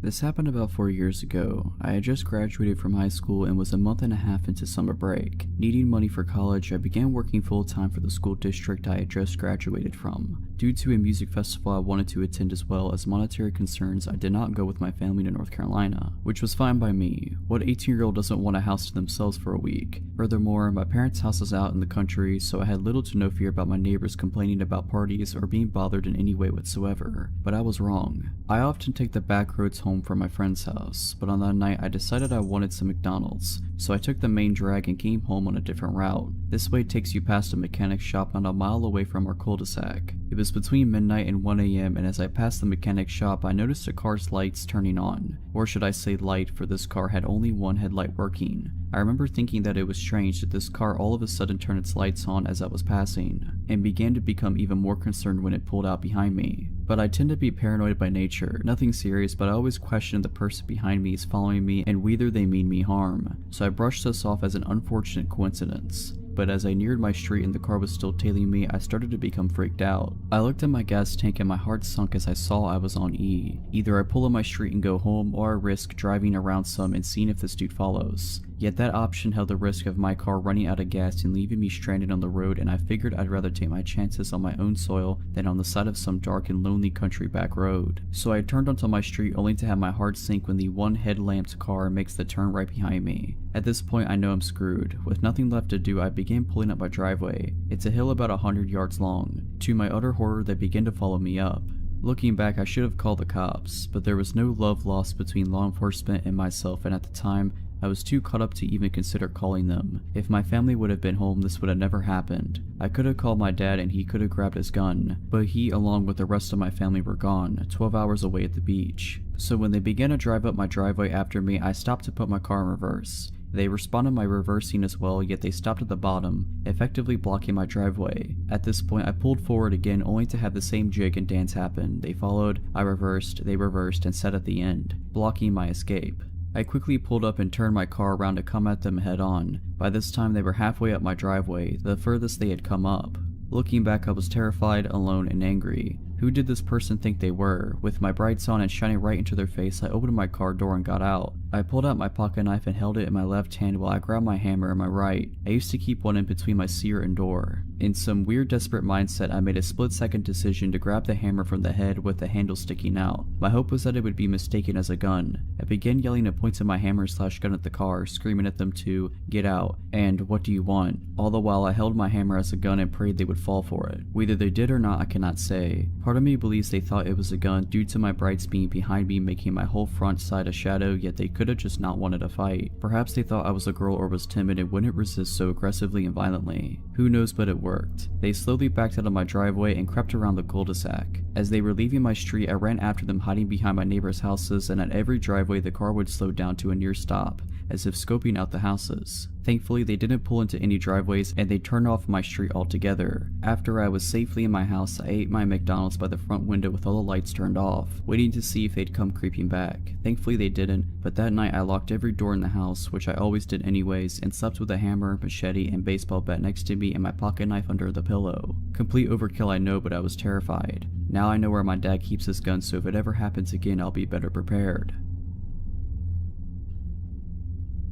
Last year, I was dog sitting for my aunt. The dog is small, sweet, and a little skittish. I had worked most of the week, so I was just living in the house for the time being. It's a nice house, not big enough to feel empty if you're alone, but not small enough to feel cramped. The only rooms I used were the kitchen, bathroom, living room, and the guest bedroom. My last day of work this particular week was a double shift. I was excited because after this I had 2 days off. I planned on using them to introduce the dog to RuPaul's Drag Race. I usually try to keep good spirits for a double shift because regardless of the time and annoying customers, extra money is always needed. My old job was a barista and cashier. Mornings are always busy and nights are slow. On weekends, people are more concerned with coffee and breakfast than anything else we may have to offer. I was having a nice time, actually, because this day was turning out to be not as hectic as the previous ones that week, one even involving a small fire. As the morning rush line was dwindling, the limited tables in the restaurant came into view and I started people watching. As I slowly scanned the customers eating bagels and reading the paper, my eyes met a man at a laptop. He had long, dirty hair and a bit of a stubble. He stared at me with a little too much intensity. I wondered if he found my people watching rude, so I decided to clean and restock instead. It didn't take long for a line to reform, so I returned to my register. Once again, after the line died down, I could see the few tables in the front. The man was still there and he was still staring at me. Every now and then he would look at his computer and then back to me. It almost felt like he was looking right through me, or like he could see every part of me. It felt so uncomfortable that I went and cleaned in the back of the restaurant, out of his sight. After the next rush, I took my break and sat far away from the man. He was out of sight and I was out of his. When I came back from the break, the man was gone. My manager asked if I had interacted with him at all. I told her about him making eye contact with me, but that nothing else really happened. She told me that the man had been watching 18+ content on his laptop and she had asked him to leave. so that was weird enough. The man had been watching that and stared at me. I really wish that this is where the story stopped. Hours passed and the rest of the day was entirely normal, despite me and a few female coworkers feeling a slight edge. We were in the process of closing, which is actually a process I really enjoy. We're well in and I'm almost done with my assigned jobs when my manager comes up to me again. She informs me that the man had found his way back in the restaurant at some point and she found him hiding in a back corner. She chased him out by threatening to call the police. She knew that earlier in the day he seemed to be paying attention to me. She said I could finish up whatever I wanted or needed to, but afterwards she strongly advised me to get home as soon as possible. She also offered to walk me to my car. I took both offers and quickly got my things together and clocked out. My aunt's house was not far from work. It was a 5-minute drive at most, which was helpful because then I didn't feel the crippling anxiety for much longer. I got in the house and after triple checking that I had locked every door, got into my pajamas. But unsurprisingly, I was not ready to sleep yet. Now was the time to introduce the dog to RuPaul's Drag Race. I went into the living room. The living room consists of a couch, 2 chairs, a TV, a window, and the front door. Unfortunately, the porch light was broken and the window had no curtains. That had me a little stressed, but I was willing to take that over the only other TV in the house, which was the one that exists in the scary basement. Facing the basement TV included having my back to a sliding glass door facing the very dark woods. No thanks. I was setting up the TV when the dog started growling. I really didn't think much of it. As I said, the dog is skittish so he growls and barks all the time. I wasn't looking at him. I was muttering shush shush and figuring out how to work the TV. The dog didn't stop and started to get louder, so I finally put down the remote and I turned to face the dog. I froze. The dog was barking at the window and there was an outline of a man at the window, the exact same build as the one at the restaurant. I screamed and luckily that was enough for the man to run away from the window. I stood there frozen for a while. The dog had calmed down but I hardly felt safe. So I went into the kitchen, grabbed a big knife and called my mom. She did not advise calling the police, my mom never does, and instead came and spent the night with me. I told my aunt. I spent the rest of my time dog sitting clutching the knife anytime I slept or took a shower. My aunt also gave me permission to have one friend stay with me every night. Nothing else ever happened. I never even saw the guy come into work again. A part of me wishes I knew who he was or where he went, or what he even wanted with me. I'm glad he was a coward and that all it took to scare him off was my scream and an extra small dog. The year was 1995 and I was 16 years old. I lived in a 3-bedroom, 2-bath house in a middle-class suburban community with my mother, 2 younger brothers, and our 140-pound Doberman, Turbo. From the front door of our house, Relevant, you could see directly into our living room, which had an open concept floor plan with the kitchen and dining room. Our couch was on the wall directly in front of the front door. It was the summer between my sophomore and junior years in high school. My brothers and I spent a decent amount of time outdoors. I suppose anyone paying attention knew who lived in our house, and I suppose they knew that the only adult was gone when the only car was gone. However, prior to the man showing up at the house, I never noticed anything off, and I never noticed anything afterwards, so maybe we were just a random target. It was a Saturday and Mom and the boys had run to the grocery store. In Nevada in the 90s, almost no one had air conditioning, so to cool off, you would open up all the windows and doors and use fans. On this particular day, I had the back sliding door and front door wide open to get a cross breeze. Neither screen door was locked. I was napping on the couch in full view of the front door in shorts and a tank top, with unlocked doors. In my defense, there was 140 pounds of protective dog muscle on the floor next to me, and probably only for that reason am I alive. Around the approximate time I expected my family home from the store, Turbo began barking. Assuming he was barking their arrival, I told him to shush and try to go back to sleep. Turbo continued to bark, becoming more and more intense and even aggressive with his barking. Finally, after 5 to 10 minutes of Turbo refusing to quiet and my family never coming in from the car, I sat up, realizing something was wrong. A man who I didn't know stood, seemingly frozen, staring at my frenzied and barking Doberman.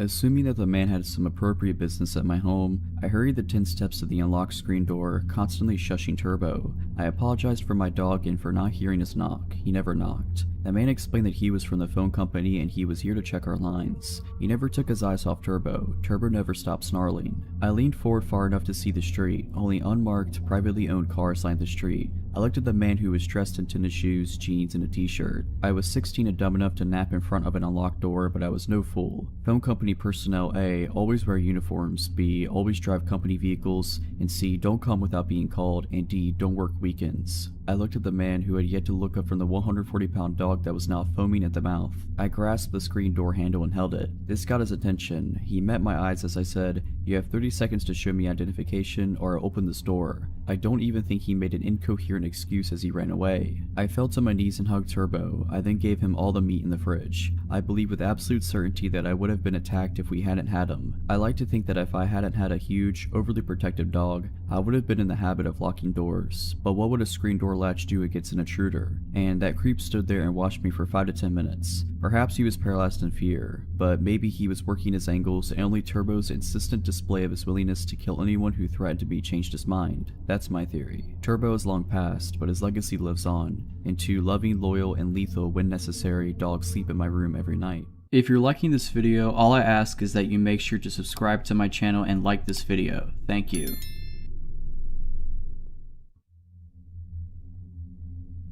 For context, I'm a 5'3", 24-year-old female and working as a programmer for an IT company in the Philippines. Now the area where my office is in comprises of 3 buildings. Building A, where my office is in, Building B, and Building C. To get to the other building, it would take you like around 10 minutes to get there, important for later. This happened to me a year ago around the end of February until March. I just got out of a bad breakup at the time and I really intended to just focus on myself and not meet anyone yet. I just got out of work and it's around 7 PM on a Friday night and went to my usual waiting spot, which has benches and is located at the back of our building near the entrance of the underground parking, for our company shuttle, and Omar, shuttle dispatcher, is there. Now, I've known Omar for 2 years and is someone I consider now as a friend, and we would often chat about our lives, even the breakup with my ex then, and joke around. He's a 40-plus-year-old guy and he gives out this big fatherly vibe, so he's really someone that I trust. That night, he was there and with someone new that I didn't recognize. Our conversation went like this. Omar, oh hi. Good thing you're here. I would like you to meet someone since he told me he already wants to meet you for a long time now. And then this guy stood up and shook my hand. I greeted him as just to be polite, and this new guy, let's name him Ray. He's average looking and a little shorter to my height, 5'1" I think. And he instantly gave off an all 5 as soon as I shook his hand. I thought that would be the end of it, but he proceeded to talk to me for a few minutes while I wait for my shuttle to arrive. Omar has purposely left me and this Ray guy so that we could talk and get to know each other. I'm actually puzzled at this point because, 1, I have no clue who this guy is and why he would be so eager to meet me, and 2, I clearly told Omar before that I'm not into meeting anyone just yet. But for the sake of being polite and nice, I talked to Ray, but we never reached any personal questions, exchanging numbers, social media accounts, or even telling him my full name. I just told him my nickname, and I left it just as that when I finally got on the shuttle. Fast forward to a week and Friday again, I got off at work in the same time and surprise surprise, Ray is there again with Omar and a security guard. They were chatting, but as soon as I came, Ray instantly greeted me, and at this point, I'm a little creeped out as I expected our encounter would only be a one-time thing. I just said hi and brushed him off and sat on the benches to wait for my shuttle again, and of course, as this guy doesn't seem to know the definition of personal space, sat beside me and talked to me again, but this time he's asking for my cell phone number. I told him off and clearly said that I'm not giving out my number to strangers and just giving him one-word answers just to give an impression that I wasn't interested at all. He would ask, why wouldn't you give your number? I just want to be friends. And I could see it in his face that he was getting frustrated every time I told him I wasn't giving it to him. This happened while Omar and the security guard was looking at us from afar, but this went on until I got on the shuttle again. As soon as I got home, I mindlessly scrolled through my timeline and saw a notification that I have a new friend request, and guess what? It's Ray, and he even messaged me with a please accept my friend request. I just deleted his request, but now I'm pretty shocked since I didn't tell him my Facebook account, so how did he manage to find me? The following day was the last straw when I decided to get off at an earlier time so that I could avoid him, but to my surprise, he was there, again waiting for me, along with Omar and the security guard. Ray immediately ran up to me to say hi, but I brushed him off and dreaded the fact that I would have to wait with this creep again when I saw my shuttle isn't there yet. He immediately asked me if I accepted his Facebook request, and I decided to play dumb and said I haven't been active on Facebook and I haven't seen any requests. He got disappointed and he fiddled with his phone for a bit and then revealed his phone to show my Facebook profile and asked me if this was me. I said yes, and this time, I was completely ignoring him at this point and playing with my phone and told him that I wasn't going to accept his request because I don't know him. And then Ray grabbed my phone out of my hands angrily and said he was gonna add himself using my Facebook account if I won't. I muttered a what the and grabbed my phone from him, and with perfect timing, I got on the shuttle in a hurry and told the driver to go. At this point, I could confirm that this guy could be stalking me and now knows my daily schedule and social media accounts. I reported this incident to my manager and told her how this was already happening for some time now. She was surprised that I didn't report it earlier, but I blamed it on my lack of assertiveness and fear that I might be overreacting to his advances. We reported the incident to office security and told them what happened, and they couldn't do anything at first as, 1, I need actual evidence about my allegations to him, and 2, I only knew Ray by his first name and they would need more information than that. I didn't bother to ask where he's from or if he's even working in our office/building, which is dumb of me and I should have asked in the first place. My manager then decided that I should be at least accompanied by some of my office mates to confirm the situation, and the guys volunteered to accompany me every time I got off work. They accompanied me for a couple days, and no matter what time I got out, Ray was there to harass me. I felt bad for my office mates as they had to deal with his BS as well. First instance, when he saw I was with my office mates, I could see the visible anger in his eyes, and he would try to butt in our conversation even if we were ignoring him. At one point when I'm talking with my office mates, he let out an exasperated sigh and said, "Can I talk to you for a second, please? What do you want? I just want to talk to you. If you don't, I'll leave." Okay, and then I went back to talking to my office mates. He butted in once more and asked that I should introduce him to my office mates when I didn't. He proceeded to introduce himself instead, which irked the heck out of my office mates and I, as his behavior doesn't seem normal at all. After that incident, my office mates and I told my manager what happened and how dangerous this guy might be. She decided that we should escalate it to HR and have them deal with it immediately. Gladly, HR responded and took the situation seriously and began to do an investigation on who Ray might be. Same day, they sent an email that after searching through records, turns out Ray wasn't an employee at our office and they might need to talk to building security to find out more about this guy. HR also requested our office security to escort me and observe the situation. I honestly felt relieved as now I'll feel safe for the time being while they search for who Ray might be. He still showed up even if I got out late or earlier than usual, but never went near me when he saw I was accompanied by security, but he would just keep his distance and stare at me, smile creepily, and linger outside my shuttle until it left. HR contacted me for a meeting with him and my manager about some news on Ray, and I was shocked by the information that they found out. Ray was not an employee of our building/office, but in fact, a temp in the security office in Building C. I then thought, okay, this creep is really putting an effort for someone who is clearly not interested, and if he's a temp, meaning there's a chance I won't be able to see him after this. But then what HR said chilled me to the bone. He was a temp assigned to work on the security cameras, meaning he had access to all the building cameras. It has been his way to spy on me and the reason why he was able to be there at the exact same time I got out. HR has already spoken to his supervisor and gave a warning to Ray, and of course,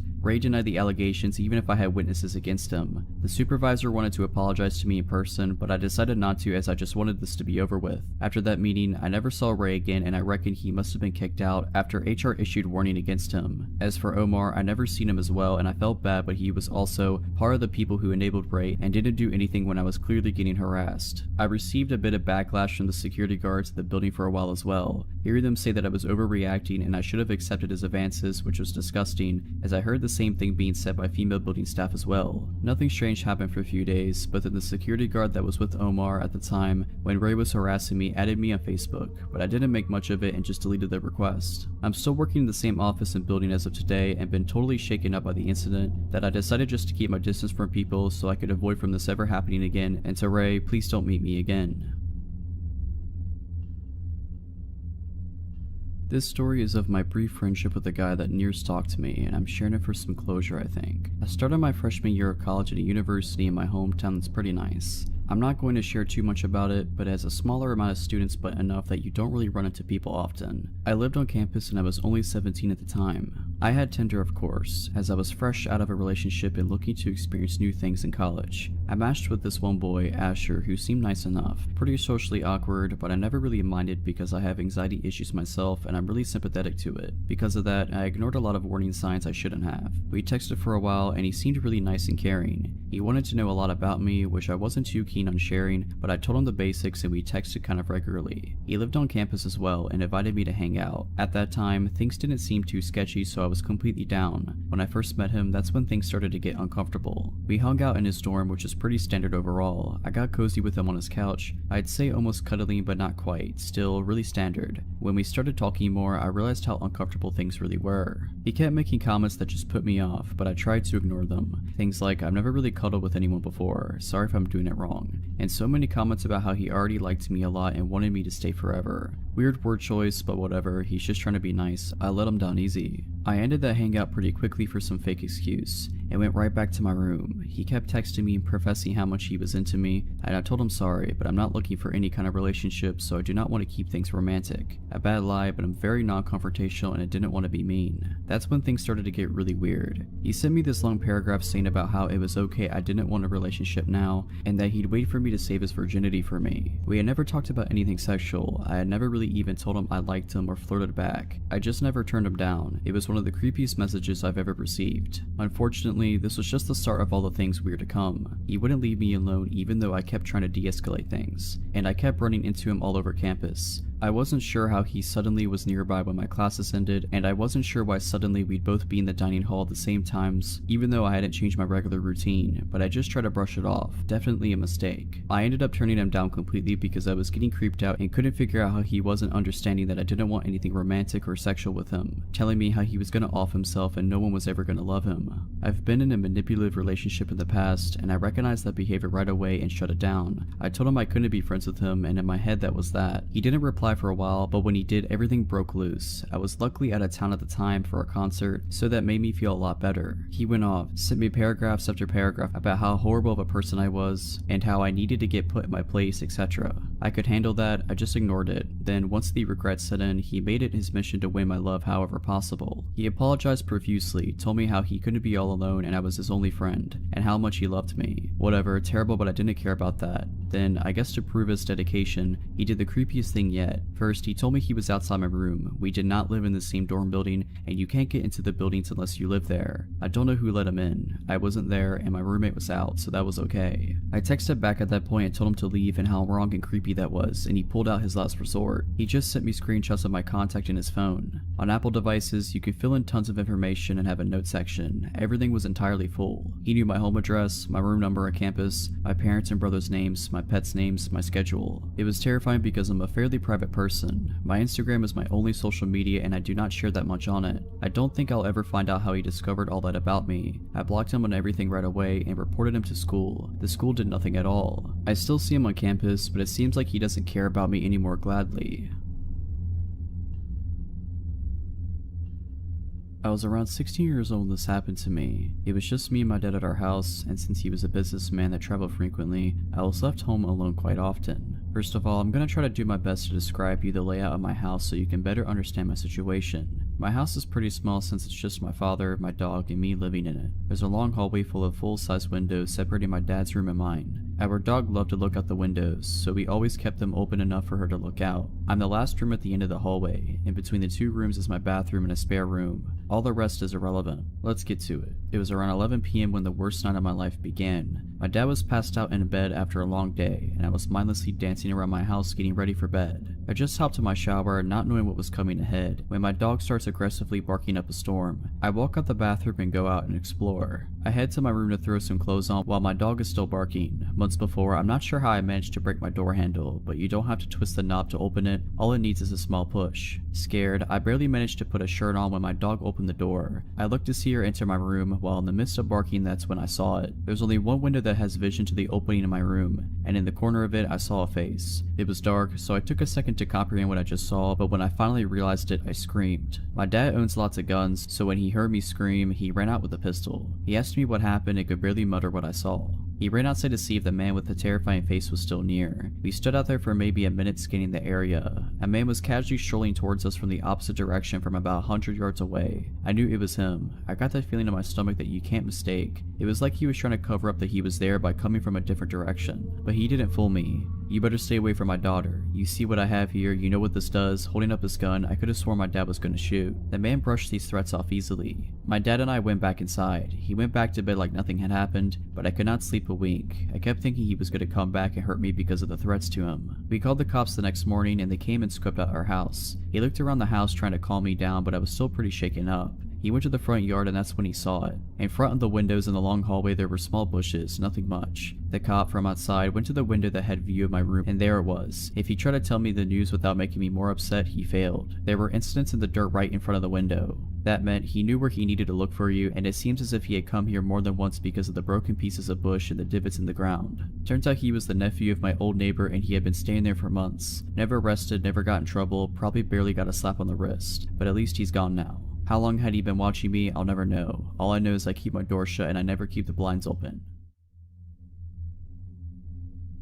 To begin, I've always had this feeling that someone was watching me ever since I moved into my family house 8 years ago. At first I thought I was just being paranoid, but I could not help looking over my shoulder when I would walk to school or to my bus stop. When I would walk to school, I was always scared in the mornings when it would be dark during the winter or fall because where I live is just vast country lands. I live in Canada, and although not much crime happens in my neighborhood, I never could rid myself of this eerie feeling. Even when I would come home from school, being home alone did not help.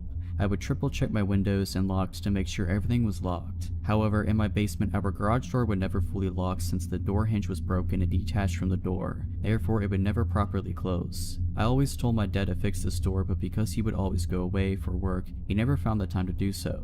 Stupidly, I thought nothing bad would happen since my garage needed a 4-digit passcode to get in. Now, my theory is that he knew the passcode of my house. Therefore, he had free reign for 7 years to go through my things. At first, I thought I was being forgetful. Maybe I was the one who misplaced my underwear somewhere. Maybe I was the one who misplaced my favorite top, or maybe my dad accidentally donated it. But I should have known better. During my 4 years in high school, he never really contacted me. It was when I went to university that things started to change. Since I live in the countryside, I decided to go to a university an hour away. My dad did not want me to live on residence because he didn't want to leave the house unattended for long periods of time. So we came to the conclusion that it would be the best if I drive to and from school. Now, I would leave for university very early in the morning, around 6 a.m, and come back around 6 p.m. at night. I stopped being aware of my surroundings at this time because I would be tired from my 12-hour days, and now that I wasn't walking alone, everything would be fine. When I would come home from university, I would find certain things moved in my house. I am a neat freak and I like things a particular way in my house. When little things like my makeup or candles would be moved, I thought it was odd and would frequently bring it up to my dad, but he would just say that it must have been me who was doing it, but it wasn't me. During my second and third year in university, I started getting weird notes in my mailbox. The writing on these notes looked almost childlike and it would always be written in blue ink. I have those country-style mailboxes at the end of my driveway where the little red flag goes up whenever we get mail.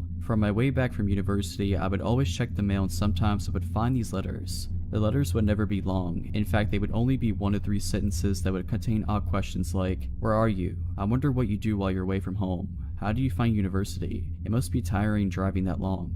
Did you make new friends? Do you still hang out with your best friend? You dress differently now. Why is that? I miss the scarves you used to wear. You don't close your curtains as much anymore. Why don't you look for me?" These letters would always come once a month at the beginning of the month. I would show my dad and at first he would say, "Oh, maybe your cousins are just pranking you, or it's probably your friends." But every time I would ask my friends or cousins, they would give me this confused response saying that they never sent me any letters. Now that I am in my 4th year at university, the letters do not come as frequently, but 2 weeks ago something happened that makes me think that things are escalating. I came back home from university at 7:45 p.m. and it was fairly dark outside. I saw that my mailbox flag was up, so I checked the mail and it was just bills. At this point, I haven't gotten a note for a little over 3 months now, so I am thinking maybe the notes will not come anymore. As I settle in for bed, I change into my pajamas and I check the locks usually. As I checked my front door lock, I look out the glass panel on my door and I saw that the red flag on my mailbox is up. It's 10:30 at night, so no way the mail could have gotten dropped off, and plus I just checked the mail. I call my dad and tell him about it, and he said not to freak out and that maybe one of our neighbors accidentally got our mail and just dropped it off since this happens frequently. I stay on the phone with my dad and quickly run down my driveway to check my mailbox.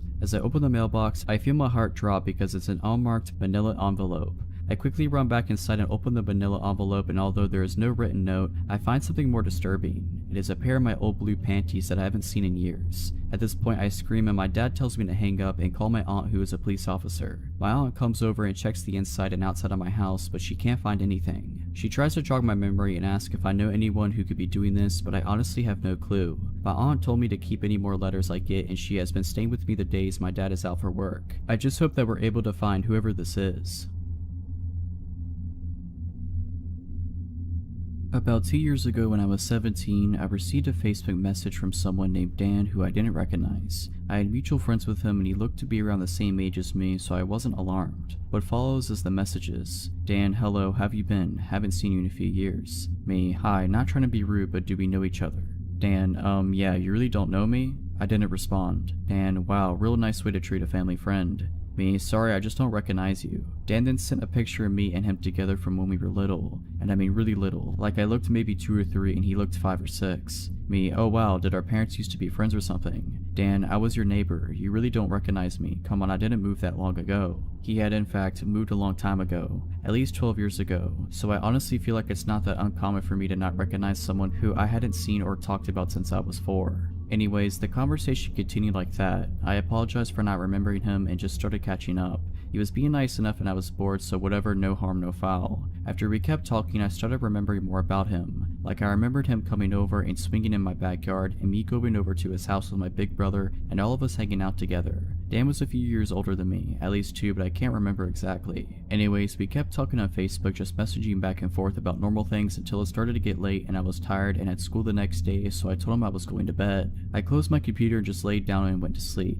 The next morning I woke up to a bunch of messages from him. Things like "Good night beautiful" and "Sweet dreams," "Message me when you wake up," "Are you asleep yet?" "Can't wait to talk to you." Literally there was almost 50 messages. I was creeped out, but I opened the messages and glanced through them and just didn't reply. On my phone I have it set to where I don't get notifications from Facebook Messenger. At the time I was in a lot of group chats with different team sports and group of friends, so it was just easier to at the end of the day check my messages versus getting a ton of notifications all day long. Some point during the day I had gotten more messages from him that I just hadn't noticed while I was at school. He was saying stuff like, "Do you still live at insert address here?" I did still live there. "Does your mom still freak out about you hanging with boys?" My mom has never freaked out over boys. "Let's go out and catch up. Let me take you out and treat you right." It just kept going on and on with really random questions that weren't necessarily threatening but just somewhat creepy. He then talked about wanting to go on dates even though he didn't even live in the same state anymore that I live in, so I have no idea how he would have planned on going on dates with me. The messages just kept continuing over the next week, him telling me he wants to go on dates and asking me really weird questions about my mom, my brother, and my house, and then he started asking about his house that he used to live in. I didn't reply to any of his messages, but I was getting at least 50 a day.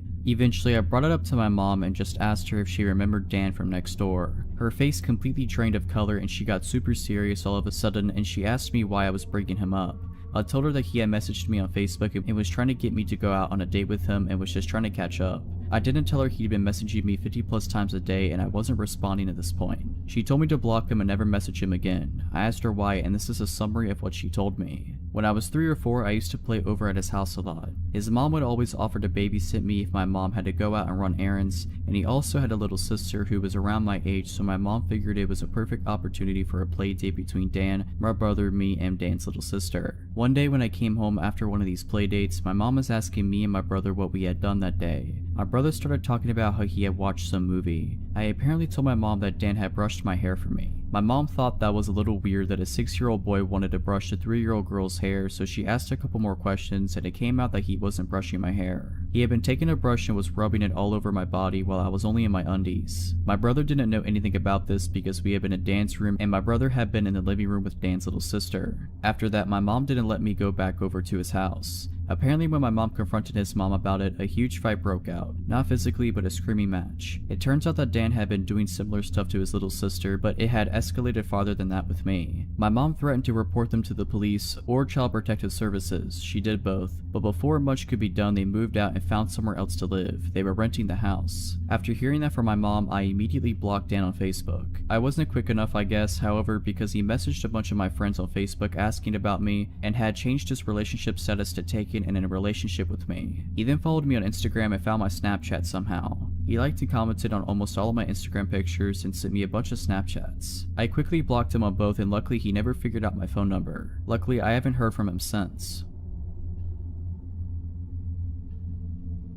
We were both 16 and 13 respectively. My sister and I were home alone while my parents were out of state for a couple of days to attend the funeral of a longtime family friend. Our grandfather lived only a couple miles away and was originally supposed to babysit us, but he trusted my sister and I would be fine, and he would be on call if anything were to go bad. Well, of course, something did. Just our luck. It was around 10 p.m. or somewhere close to that on the second night and I was upstairs in my bed trying to sleep after a long day of biking around with a couple of friends. My sister suddenly came running up the stairs, which she almost never did unless she was in a hurry for some reason. She came into my room and was frantically talking to someone on the phone. I lied there in confusion while she talked. I don't remember exactly what was said, but when she hung up, she hugged me and told me that everything was alright and that Grandpa was on his way. What had happened was that my sister was sitting outside on our stoop talking to a friend of hers on the phone when a pickup truck came rolling onto our driveway. My parents don't own a pickup, so I immediately threw up a red flag. Once she saw a man get out carrying a duffel bag, that's when she came running inside outside and called our grandfather. My grandfather may have been 60 at the time, but he's no pushover, being 6'4" and having the strength of Godzilla with a demeanor to match when it comes to protecting his loved ones. He also owns firearms, which I wouldn't doubt for a second he would bring alone in case something really hit the fan. We also lived in an area where the police would take a bit of time to reach, which is another reason why my sister called him and not the authorities. Suddenly, we hear what sounds like a door being kicked open downstairs. Almost immediately afterwards, we began barricading my bedroom door, since none of the bedroom doors had locks on them at the time. Once we're done, she looks at the window while I sit there, covering myself with my blanket.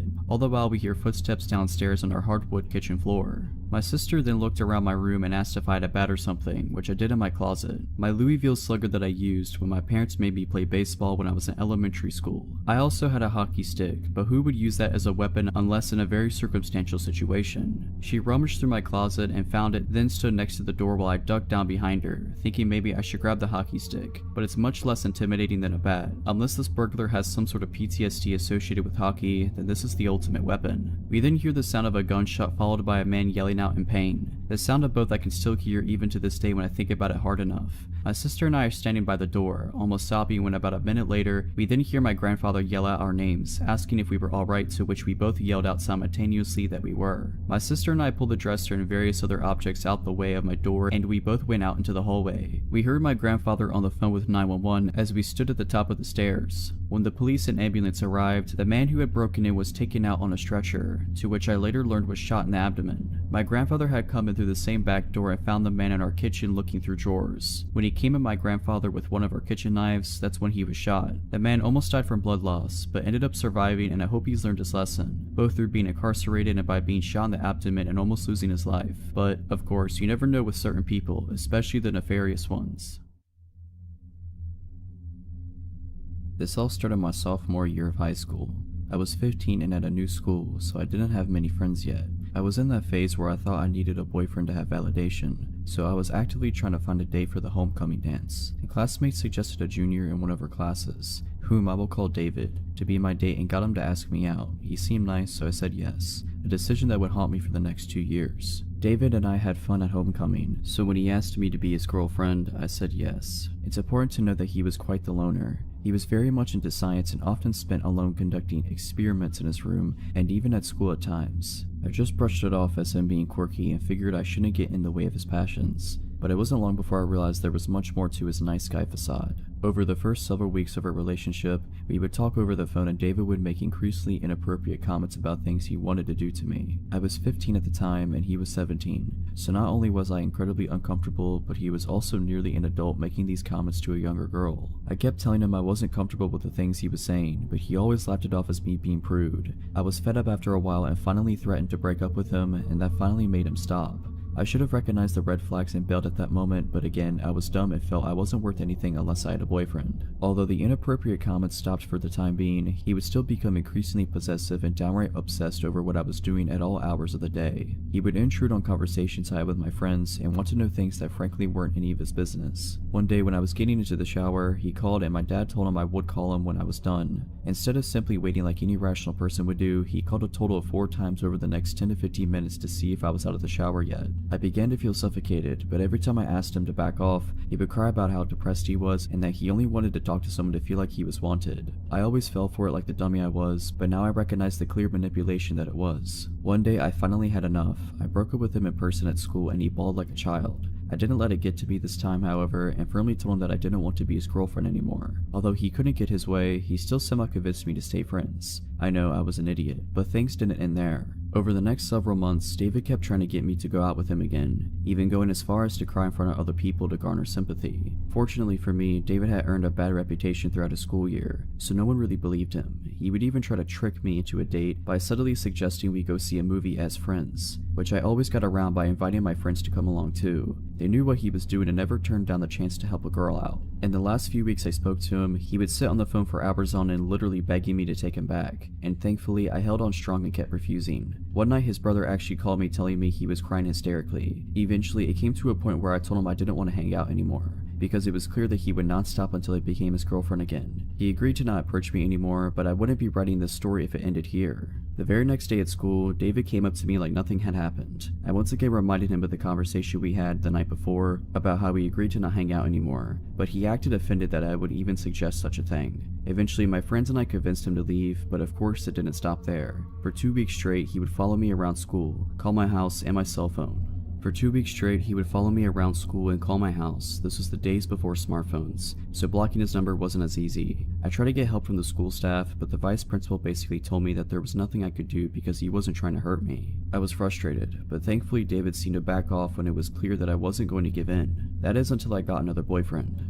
The following school year, my junior year, I started dating a senior named Justin. Not long after we went public with our relationship, I noticed David following me again. Now, Justin was a football player and he was a pretty big guy with unresolved anger issues, so he didn't take kindly to this guy. He would hang out with me and my friends, and David would hover over nearby, walking by every now and then and making it blatantly obvious that he was spying on me. One day, Justin walked straight up to David and confronted him. He didn't lay his hands on him or threaten him in any way, but he did ask, "What are you doing?" in a really angry tone. David simply muttered some kind of excuse and scurried away. We thought that was the end of it, but later in the day I was called to the principal's office. Turns out David claimed that Justin threatened him and blocked the doorway so he couldn't move. Justin denied it, of course, and told the principal I could back up his claim, which I did. Thankfully, nothing came of it, but this was only the first of a long line of incidents. Over the school year, David and his brother, who was a year younger than me, would try to get Justin in trouble every which way they could. He even started rumors and threatening his life. A classmate of mine overheard them talking about ambushing Justin and hurting him, but even though I brought this to the staff, nothing was done about it. All the while, David kept following me when Justin wasn't around. There was even an incident in the school gym one day when a bunch of classes had to stay there for the period.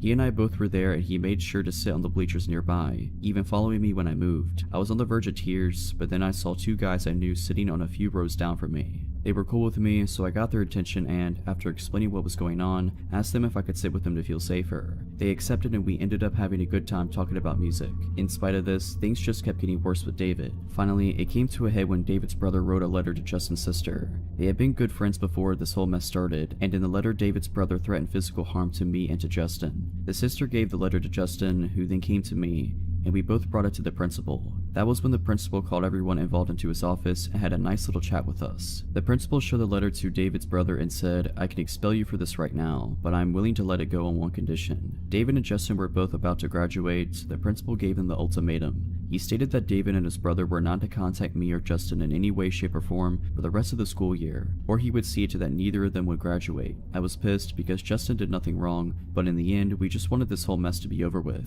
From that point on, David didn't bother me again, thankfully. Justin and I ended up breaking up that summer for unrelated reasons, and the following year I didn't have to see either of them ever again. A few years later, however, David tried to send me friend requests on Facebook. I deleted the request and blocked them. I even unfriended and blocked the 2 mutual friends we had for good measure. Sure, I was being paranoid, but it made me feel better. There was one last incident involving David, not with me, but with my younger brother. When he was 14, he took his then girlfriend to see one of the Transformer movies and David walked in. Upon recognizing my brother, he sat behind him in his date and kept laughing uncontrollably at inappropriate times and even started kicking their seat. My brother tried confronting him, but it did no good. They didn't bother getting the manager because my brother's date was too afraid he would attack them if they tried to leave. Thankfully, that was the last incident I or anyone close to me ever had with him. I'm doing much better now. I'm 30 years old and, ironically, I ended up marrying one of the guys who sat with me in the gym that day. My advice to any teenagers reading this is that you should always pay attention to red flags and get rid of toxic people in your life. It's always better to end up alone than stuck with someone who makes you feel bad and treats you like your feelings don't matter.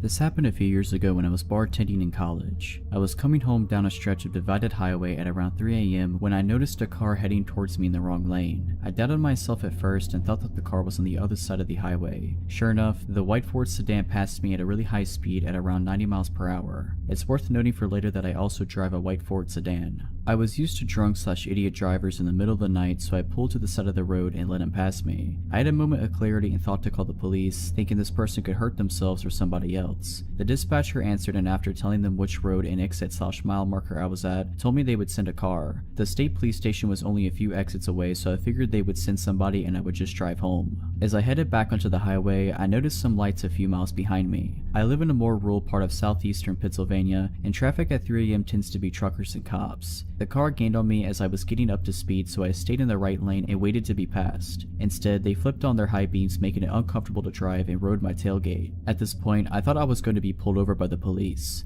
I drove a white Ford sedan and had just called out a different white Ford sedan, so I grabbed my registration from my glove box. Suddenly, the car behind me audibly slammed on the brakes and stopped in the middle of the highway. They must have shut off their car because the lights went out and I saw what looked like the same Ford sedan from earlier. Still, I thought this may have been a police car. They had a roof rack, and it could have looked like I had reached for a gun in my glove box or something. I panicked and called 911 for the second time and asked the dispatcher if they had sent a cruiser to investigate. The dispatcher was a little curt with me and assured me that they sent somebody out. Dispatcher, we have sent a trooper out to find the car, sir. Me, I only ask because somebody is following me and acting weird. It could be a cop, but I think I freaked them out by getting my registration. Dispatcher, are you pulled over? Me, no, they didn't turn on the lights. Dispatcher, let me try to get the trooper we sent out. As she was talking, the car again sped towards me and stopped inches from my bumper. Again, their high beams were on and again they slammed their brakes. I told the dispatcher, I'm pretty sure this is not the police behind me. The car sped to my bumper again and turned their high beams on, this time laying on the horn. Hearing this, the dispatcher asked me what was happening. Dispatcher, what's happening? Did you honk? Me, that's the car behind me. I don't think it's a cop. Dispatcher, I'll try to get the trooper again, but I don't think that's him behind you.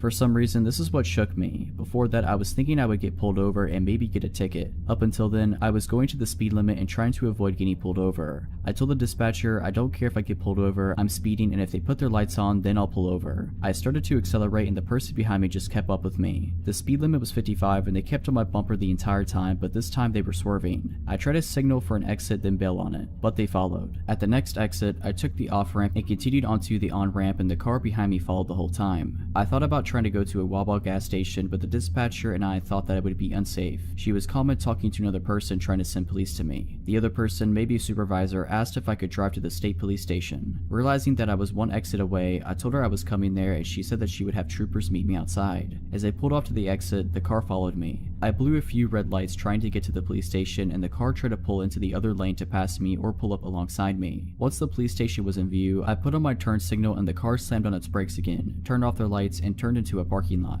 The story ends kind of anticlimactically as I pulled into the police station and met the troopers. Two of them went to find the car and I stayed with the third trooper. I think the dispatcher and her supervisor and the state trooper escorted me home after taking a statement from me. I was never called to follow up or testify, so I can only assume the person didn't get caught. I don't drink as a general rule, but once a month or so I'll go out with friends and binge. My friends and I had a great night at a bar in the city and they left. I was chatting up a cute guy, so I decided to stay. I went back to his place. After post-coitus, I'm ready to head home, so I call an Uber to pick me up. I don't know where I am, I know the city I'm in, but not my exact location. I ordered the Uber, but it's taking forever, so I cancel it and try again. Pretty soon a car pulls up. I drunkenly mumble something like, "Is this the Uber?" and I hop in. Mistake. Ubers apparently are supposed to have some kind of marking on their vehicle. The guy pulls away and starts driving. We're chatting, I'm fumbling for a cigarette, and the next thing I notice is that we're headed for the highway, but in the opposite direction of where I thought we needed to drive, and we're going at a solid 90 miles per hour. Then I get a call from an Uber driver. He's there and I'm not, because I'm in the car with someone else. I start texting my friend frantically counting off mile markers for her. Then I realize that's going to do jack, because she's probably drunk too, so I call 911, but I realize this guy is crazy. He's refusing to let me out of the car, so I've got to do it on the sly. It's been about 40 minutes now. I'm terrified. I don't know where I am. I don't know who this is. We're driving at over 100 miles per hour, weaving in and out of traffic. This guy is trying to get me to hang up my phone call, and also smoking pot, so I don't want to do anything that might provoke a violent reaction from him. I start chatting to the 911 dispatcher as if it's my friend, praying that they'll catch on. "Hey girl, it's me. Yeah, I'm with someone right now. We're driving past highway exit." "No sweetie, it's not my Uber. I thought it was, but it's not. It's a shame you can't come and meet me and bring friends." Thankfully, the operator catches on. He gets me to stay on the phone while he sends cops, and we develop a code. If I see cops, I'm supposed to casually put my hand out the window, which looks semi-normal because I'm smoking a cigarette. We pull into some random little housing complex, and he busts out some powder and forms two lines. I now have confirmation that he does drugs, which means he's probably emotionally volatile. I relay this to the operator in code, "Oh girl, I wish you were here right now. This guy just busted out the coke. You'd love it. He's taken a really big bump, man after my own heart," etc. Pretty soon I can see the lights from the cop car, so I start waving my hand out the window. At this point I don't care if he's onto me or not. I don't know if he has a weapon, but I slump down on my seat just in case things get hot. The cops surround us, get him out of the car, and then once it's safe, they extricate me as well. They whisk me to the hospital for a drug test and evaluation, and that's where my story ends. On my way to the hospital, as I'm explaining all of this to the officer, I find out that of the guy's 40-ish years on this earth, he's been in federal prison for 30 of them, for violent offenses. I want people to learn from my mistakes, and if nothing else, call 911 and stay on the line. If you're liking this video, all I ask is that you make sure to subscribe to my channel and like this video. Thank you.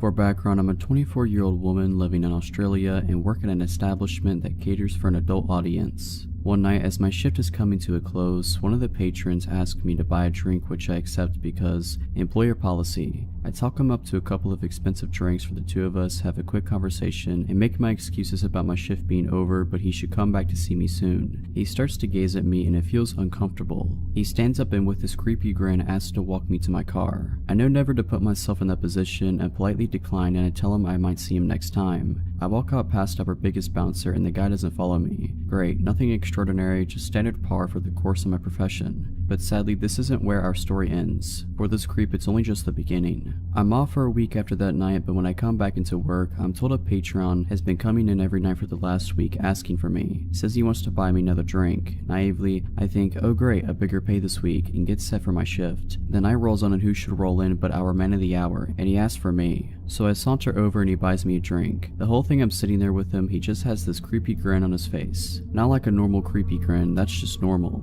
No, this is the kind of grin where he knows something you don't and is very pleased with himself about that fact. So we're talking and I'm getting him ordering himself drinks and trying to upsell him where I can. About half an hour goes by and I make my excuses to leave so I can try to spread the tips around. But this guy isn't having it. He won't let me leave, and the more I insist, the angrier he gets. He's practically hissy at me by the time I give a look to one of the bouncers, who promptly comes over and diffuses the situation, giving me an opportunity to walk away. Great, crisis averted. Wrong. Bouncer doesn't throw him out, just gives me a buffer so this guy starts following me around the place, even attempting to walk into an employee-only area, which is where another bouncer finally notices and kicks him out. I finish my shift and walk over to my car. There he is, I kid you not, sitting on the bonnet of my car. How he knew it was my car I will never know. He wants me to give him a ride and tells me how pretty I look. He's spewing greasy slimeball creep lines at this point and I'm not interested. I try to give him a hint nicely and decline to give him a ride, but again he just turns to me and grabs me by my arm, insisting I give him a ride. I tell him to screw off and jam my key in his shoulder as hard as I can. He lets go and I push him with all my might so he falls down. I jump in my car, lock the door, and shove that key in the ignition. He's back up and banging on the window angrily to let him in. And I mean hard, so hard I think his hands or my window might break. I gun the accelerator and I'm out of there. When I get 5 minutes down the road and I'm sure I'm not being followed, I pull over to the side of the road and call back to work. I tell them what's happened and alert them that the other girls need to be careful leaving tonight. As I hang up the phone, I break into tears. I eventually compose myself, pull back onto the road and head home. I cry myself to sleep. Next morning, word has gotten around and owner calls me to make sure I'm okay. I assure him I am, but he insists I take some time off in case this creep comes back. He wants to put some distance between us. Makes sense. A week goes by, then two, he's coming in every night asking about me and being told I quit and don't work there anymore. I lie to get him to stop coming in, you know, but he just keeps coming in and asking, clearly not buying it, and then suddenly 2.5 weeks in, he stops. Great, I am really needing money at this point, so I'm happy to be able to go back to work the following week. Time goes on and everything seems to go back to normal. Same old chances, but the good kind that leads to higher paychecks. Abusive guy doesn't come back in, I'm happy. I start being forgetful though. I think I leave a door closed when I leave the house, but it's open when I get back. Lights on or off, food left out, things ending up in different places than I remember putting them sometimes moments before. I'm losing it, but it's probably just the stress of everything that's gone down. One of my close friends who works with me reassures me that it's normal after being grabbed like that and it will pass. This keeps up for a month until one day I head out to work, get 15 minutes down the road and realize I forgot some clothes I'll need that night at work. I head back home only to find the lights in my front room on and the TV visible as on from the outside. I really am losing it. Good thing I came back, I guess. I head inside, grab my stuff, make sure to turn the TV off and the light out and head to the door. Suddenly I freeze. There standing blocking the door is the creep that grabbed me. I'm stunned, jaw dropped on the floor. Then after what seems like a lifetime of standing in silence staring at each other, him smiling, I scream what the. I'm screaming for him to get out and ask him what he's doing here, how he knows where I lived, all in one jumbled mouthful of confusion. He just stands there with that smile on his face while I'm loudly freaking out but stupidly not moving. I start gasping for air in a mixture of panic attack and bewilderment, then he decides to speak in my wake. The words ooze out of him and leave me chilled. "Welcome home, honey, you're back early." A switch goes off in my head, I throw everything I have on me at him and sprint to the back door. I'm out ski. I leg it faster than I have in my life, screaming bloody murder as I go. I hide in some bushes around the corner, tears running down my face, gasping for air. I check my pocket and my keys are still there. No phone though, I threw that at the stalker creep along with everything else. I sneak back to my house, jump in my car and nope out of there. I head to work, tell them what's happened and call the cops. Cops head to my house and send others to my work. Stalker guy is gone, but when they turn up, they search the house and turns out he's been living in my crawl space. I'm paranoid that's what all those doors and lights and misplaced things was about. I pack up whatever I can fit in my car while cops are still there, that they'll let me take, and I drive. Haven't been back since. I moved states, knew everything. This happened around 2006, when I was in my mid-20s and my sister, the unfortunate main character in the story, had just turned 21. At the time, she and her boyfriend lived with my fiance and I. On weekends, we went out to one of the 2 bars that had karaoke, air hockey, etc. This particular night, we were at the bar further out from where we lived in the city, a good half an hour by car. Everyone was having drinks, socializing with people we knew. It was one of those places, lots of regulars, singing karaoke, nothing out of the ordinary really. Except that night my sister started hanging out with these 2 older ladies who had a liquor store in their purses, and were quite sharing, although I didn't know it at the time. As she tended to drink a lot more than me, that was a score for her. Less money spent on drinks, but she ended up far more hammered than usual. Towards the end of the night, around 1:45, she was really very drunk. The aforementioned fiance, my sister's boyfriend, and I were in a heated air hockey game, planning to leave as soon as it was over. She walked up to us and said she was going to smoke a cigarette outside. Nothing unusual, everyone did until we were done. About 5 minutes later, we paid our tab and walked out, but she was not on the porch area where smokers congregated. Okay, weird, but not alarming. We went out back of the bar to check for her, inside in the restroom in the large parking lot. It is notable that this particular bar was in a business park, so there were multiple businesses that were closed, as well as the Mexican restaurant next door that had just closed as well.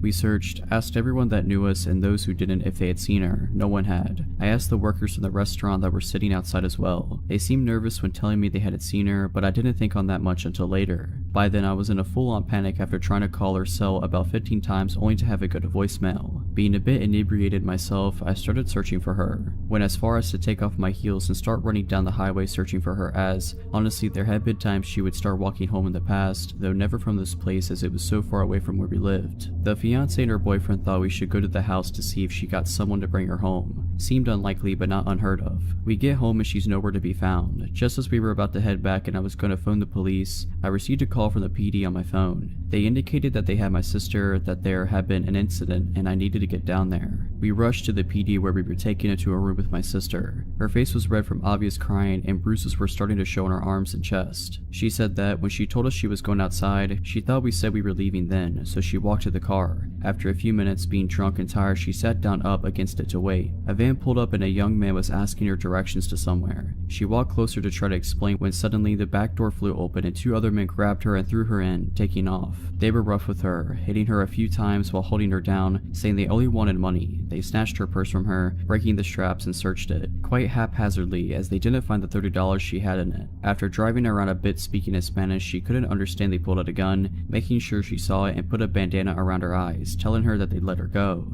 She was driven to some woods by a neighborhood she did not know. The door was opened and they pushed her out, telling her to run, that if she took the blindfold off or turned around, they'd shoot. She ran and ran. Eventually she did take the blindfold off and came to the first door she saw, beating on it and screaming for help. The police were called, she was picked up, and now we are back to my being there, hearing what I feared had happened. Report filed, police did a search and did locate the bandana she ripped off, but as she was so intoxicated and terrified, she was not able to give a clear description of the van other than white older model or the 3 occupants occupants other than young Hispanic men. The investigation turned up nothing as no cameras caught any of this. We even had detectives in our home who said, look, we need the truth. If you got drunk and just went home with someone and didn't want your boyfriend to find out, we will file charges against you. Aside from the bruises, broken person, or trauma, there was nothing concrete to go on. That was unpleasant. I am still fairly convinced someone at the restaurant knew something given their suspicious behaviors when I asked about her, but the police were never able to find that link. All said and done, the guys were never found. Eventually we just moved on, in different states. It's now just a story in our lives. It still makes me sick thinking of what could have happened, but thankfully it didn't.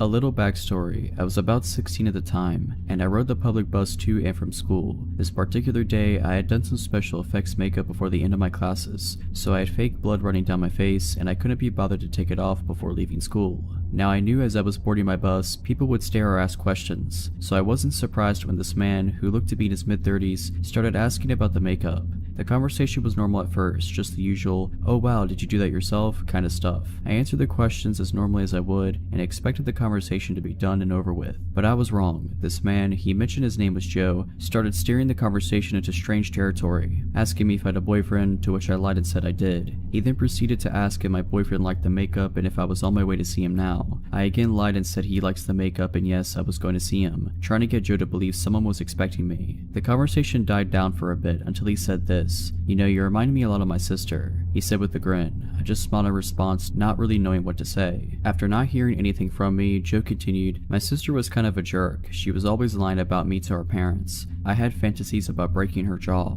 Now at this point I was terrified. My bus stop was still another 20 minutes away, and I just wanted to be out of that situation. Seeing that what he said made me uncomfortable, he switched the subject, telling me about where he worked and what he does there. I just nodded along to what he was saying, remaining silent the entire time. Closer to my bus stop, he says to me, why don't you come to my house? I have a freezer full of pizza and ice cream. Maybe we can hang out for a while. To which I politely declined, saying my boyfriend was expecting me. Finally, I get to my bus stop and quickly get off the bus, speed walking all the way home, all the while calling a friend to inform them of what happened. Things were fine for a bit after that. I switched my bus route so I wouldn't run into him again. But one afternoon, I had to go to a store that was on my old route. I was nervous about getting on that bus again, but was happy when I didn't see Joe. I did my shopping, and as I was leaving the store, I saw Joe standing out by the door staring at me. The second I was out the doors, he walked over to me, a grin on his face, and wrapped his arms around me. I pulled away from him, telling him I was very busy and had to go. He then asked, well, what are you doing? I have time, I can tag along. I was very persistent, saying I really couldn't, I had to go, and I walked away, heading into a neighboring store that I knew would be busy. Sure enough, Joe followed. I ignored him as I made my way down a heavily populated makeup aisle, keeping my attention on some cheap lipsticks in the hopes he'd get the hint and leave me alone. I was wrong. Joe reached over my shoulder, grabbing a red lipstick as he leaned in close and whispered, this color would look gorgeous on you. I can't wait to see you wearing it. He then placed the lipstick in my basket and walked away, leaving the store.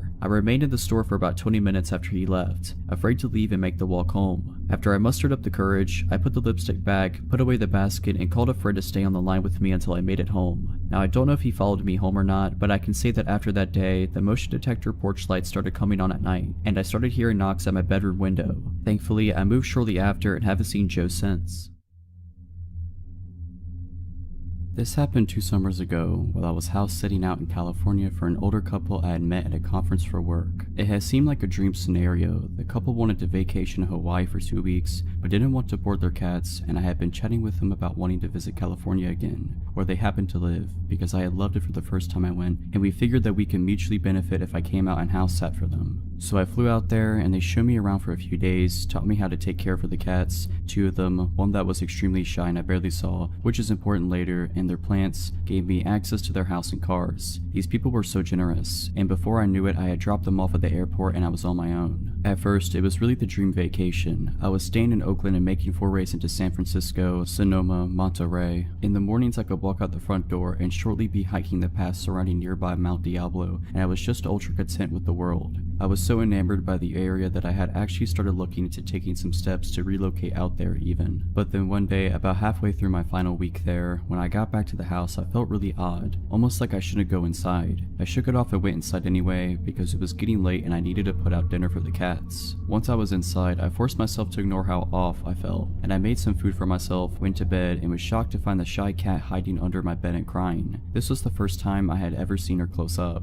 The entire time I had been there up to that point, she never left my host's bedroom unless she didn't realize I was around. Again, I ignored feeling weird and just assumed she had decided I was okay and went to bed. I did start locking my bedroom door that night though. I also remembered that about halfway through that night, I thought I heard someone walking around in the gravel outside my window, but after listening for a bit, I didn't hear anything else and went back to sleep. The day after, in the morning, I still felt a little odd, but kept up with my plans for the day. I drove out to a little musical festival in Sonoma and went clothes shopping and had an overall great day. When I got back to the house though, I found the front door locked in a way that I hadn't left it. Basically, my host never locked the deadbolt, only the lower second lock, and that's the only lock my key worked on, so I never messed with the deadbolt, but it was definitely locked. So I had to call my host and find the hidey key, which, to their credit safety-wise, was buried like a whole foot underneath a bush outside and had definitely not been unearthed for a long time. So I used that, went inside, and kept the key with me just in case it happened again. And it did, but with a different door. This time I had stepped out into the garage to get a drink, and when I turned around to go back into the house, the door was shut and locked. I could use my normal key on that door, but I was still getting pretty bewildered. My own cats are whack, so I think in my mind I was trying to come up with a way that the cats could be locking me out the house, but I was coming up empty. I decided I must have been misunderstanding how the locks worked and just wrote it off and started checking and triple checking locks when I went out of the house or into the garage. That night when I went to bed, the really awful feeling of unease was still there, and so was the shy cat, who was clearly unhappy to see me, but also wouldn't leave my room. But again, I just locked my bedroom door and went to sleep. The next morning I felt awful, nausea, body ache. I had no desire to leave the house, so I decided to stay in and Netflix for a day. This vacation stay was like a full 2 weeks, so I didn't feel like I was in any hurry to get all the touristy things in anyways. But as the days went on, I started to feel that feeling of wrongness again, and it morphed into feeling incredibly watched. Around mid-afternoon, it got to the point that I was so uneasy that, even feeling awful, I decided to get out of the house for a bit to shake it off. I was getting a bit low on food, so I went to the grocery store and bought a couple food items that I didn't think would hurt my stomach, and then I left. When I got to my car, I started crying and my entire body was telling me not to drive back to the house. I couldn't not though, because I didn't want to neglect the cats, so I drove back, parked in the driveway, and convinced myself after about half an hour to just go open the front door. Once I did that, I thought I would get over it and would be able to go in and at least feed the cats, and then maybe I'd go get a hotel room after, but my body physically would not let me inside. It was like I was stuck in the entryway. I then made a deal with myself. I would yell into the house saying I had already called the police and that they were on their way. In panic logic, I figured that would make anyone in the house leave, so I faced the inside of the house, looking down the hallway towards the bedrooms, and I did just that. The second I had finished saying, "They're almost here, so if you want to avoid being arrested, you need to leave now," the light in my host room turned on and I heard some banging. I immediately hightailed it back to the car, called the police for real, and proceeded to have a mental breakdown while talking to the dispatcher. Once they got there, they checked the house and didn't find anyone. The double doors in my host's bedroom were left wide open. I'm so glad the cats didn't get out, and there was a pile of food wrappers in the corner behind the blinds, so they said it looked like someone had been there. What makes it so scary to me is that nothing was taken, and that based on the shape of the house, that would have been the perfect vantage point to see me in the living room as I stayed home sick. To explain this, the house was in an L shape, and from the windows into the garden that were in my host's bedroom, you could see into the living room windows. Also, the minute the police were gone, they said they couldn't prove anyone was there were no signs of forced entry, and we couldn't get a hold of my host immediately to verify if anything had been taken, etc., which once they were back, they verified that nothing had been taken, so they said they'd patrol a bit but nothing else. The shy cat was right back into my host's bedroom, and I didn't see her again until I left to go back home. So basically, I think the intruder had been there at least 2 days, forcing her to choose between two strangers, and leading her to choose the one that was at least a little less strange, me. It messed me up pretty bad, especially because they didn't catch the person, and didn't seem to have any desire to look, and I still had to stay in the house for the next 3 days. Nothing else odd happened, and I didn't feel off the rest of the time I was there, but the damage was done. I've never felt completely safe in a home without doing a complete search before bed since, but I am extremely glad my gut spoke up. I guess I'd rather have some residual anxiety than be dead.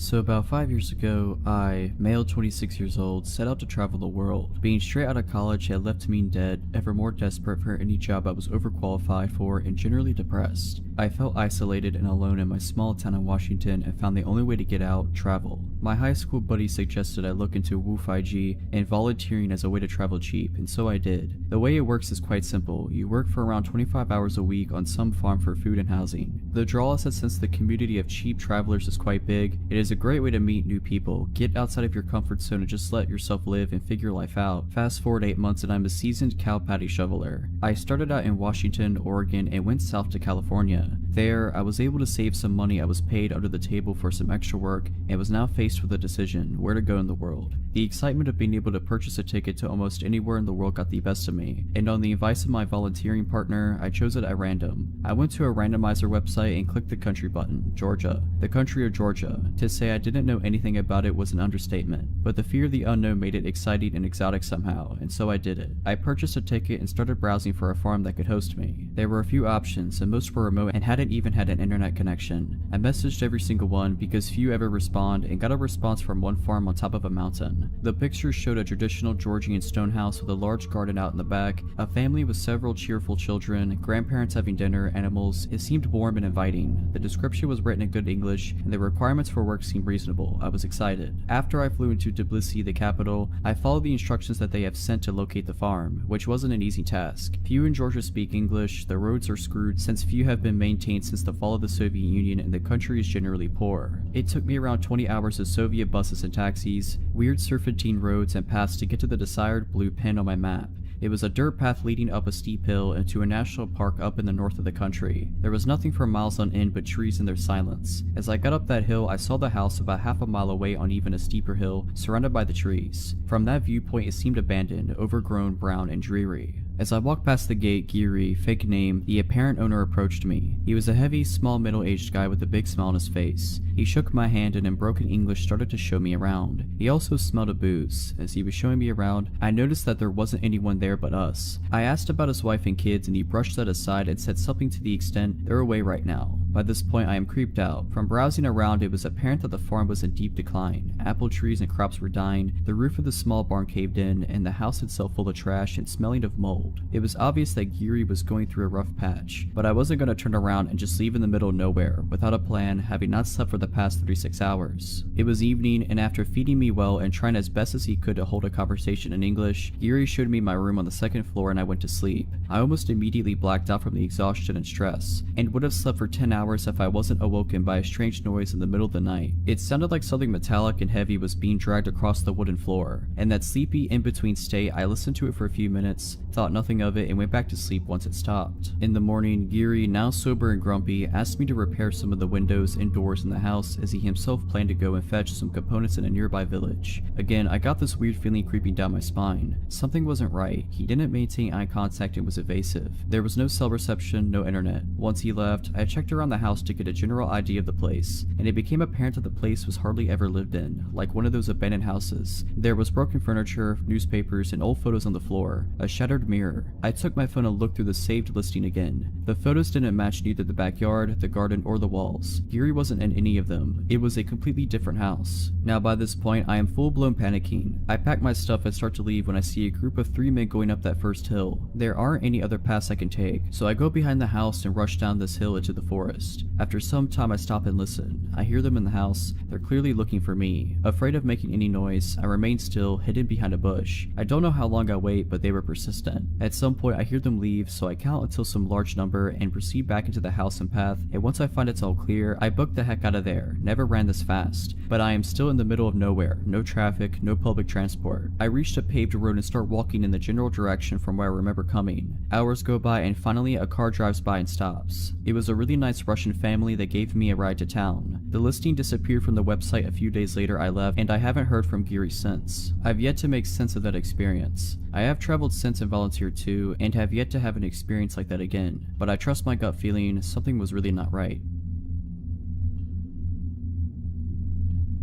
More than a few years ago, I was working as a burlesque entertainer in a gentleman's club. It was idly sitting at the end of the bar one night when a couple came in. Not unusual. I had no contact with them and thought nothing of their being there until later. A few days after that night, the doorman handed me a piece of paper that had 2 names and phone numbers written on it, Laura and Richard. I was supposed to call one of them, so I called Laura, who told me they had been the couple who'd been at the bar the other night, and they noticed me and thought I'd be perfect for a part in a movie Richard was producing. Would I be up for a meeting? Of course I would, who wouldn't? I was told Richard would pick me up the next night at 7 and to wear something wild. 7 o'clock came the next evening and I was ready in a white lace dress with ostrich feather trim when Richard showed up outside my building, so I went down, introduced myself, and got in the car. We agreed to go to a local bar I knew well for the meeting, but first we had to go back to his place so he could pick up some contracts he'd forgotten, so off we went. He went in the house and came back out with a few manila envelopes and an open bottle of beer, a brand that I didn't drink. Plus, it's against the law to drink alcohol in a vehicle here, so I stuck the beer into the window well of his Jeep and we went to the bar. At the bar, he showed me what were supposedly scripts from this movie he was producing. In some contracts, it looked pretty legit. Richard was very nice and I was interested. I had made some plans to go out later with my soon-to-be boyfriend, so I excused myself to go call him on the bar's payphone, and took my Corona that I'd ordered at the bar with me to the bank of phones. As a dancer, I'd been taught by the other older girls to never let your drink out of sight. My boyfriend wanted to get going to another club, so I went back to the table where Richard was and told him I had to go. He didn't like that and tried a few different things to get me to go to the movie set with him, saying I could meet Mickey Rourke and check out the set, but all I really wanted to do was meet my boyfriend, so I declined, took Richard's card, and left. I never heard from Richard again, but a couple of months later, the police came around to the bar I was working at. They had 2 big books of mugshots and a stack of Polaroids with them, and they wanted to talk to all of us about a predator couple who had been setting up meetings with dancers by saying they were in the film industry, then drugging them. They showed me the 2 mugshot books and asked if I saw anyone I recognized in the pictures, and I immediately identified Richard and Laura. They then showed me the Polaroids, which were trophy pictures of the couple in the act of attacking the poor drug girls, and asked if I knew any of the victims and where they might find them, in order to talk to the girls. I only knew a couple of women in the photographs, but there were a lot that this had happened to. Richard and Laura were prosecuted. He went to jail, but she didn't because she was from a wealthy family and she also turned witness on him. About 12 years after Richard was convicted, I saw in the newspaper that he was up for possibility of parole, so I wrote a letter to the parole board telling this story and urging them not to let him back out, because he's a dangerous offender who should have to stay in prison for the entirety of his sentence. If I had drank that open beer he had handed me in his Jeep on the way to that meeting, I wouldn't have made it to the meeting and would probably have ended up in that stack of Polaroids. Girls and guys, always keep your eye on your drinks. Have fun, but be careful out there. So this happened about a year and a half ago. I moved to Los Angeles 3 years ago. First time living on my own and I love it. Even with everything that happened, I still love living here. So I'm a smoker, on average about 3 to 4 cigarettes a day. So thankfully I'm only at a pack, like every 5 or 6 days, whatever. Math isn't my strong suit. Anyway, I live in a non-smoking building, so I have to step outside when I want to smoke. The first time I saw this guy, he was outside my building, sitting next to a dumpster. No big deal, probably just another neighbor I hadn't met. His name is Oz. The first time I saw Oz, I was having a cigarette outside, and he just glanced over at me every once in a while, but that's it. 2 days later, it's like 11:30 p.m. and I'm heading downstairs to smoke. I look at the lobby of the building and see someone underneath a blanket behind some chairs. I see a cord going behind the blanket bulge, so I immediately assume someone's in the doghouse for the night and charging their phone. I have my smoke, head back upstairs, and go to sleep.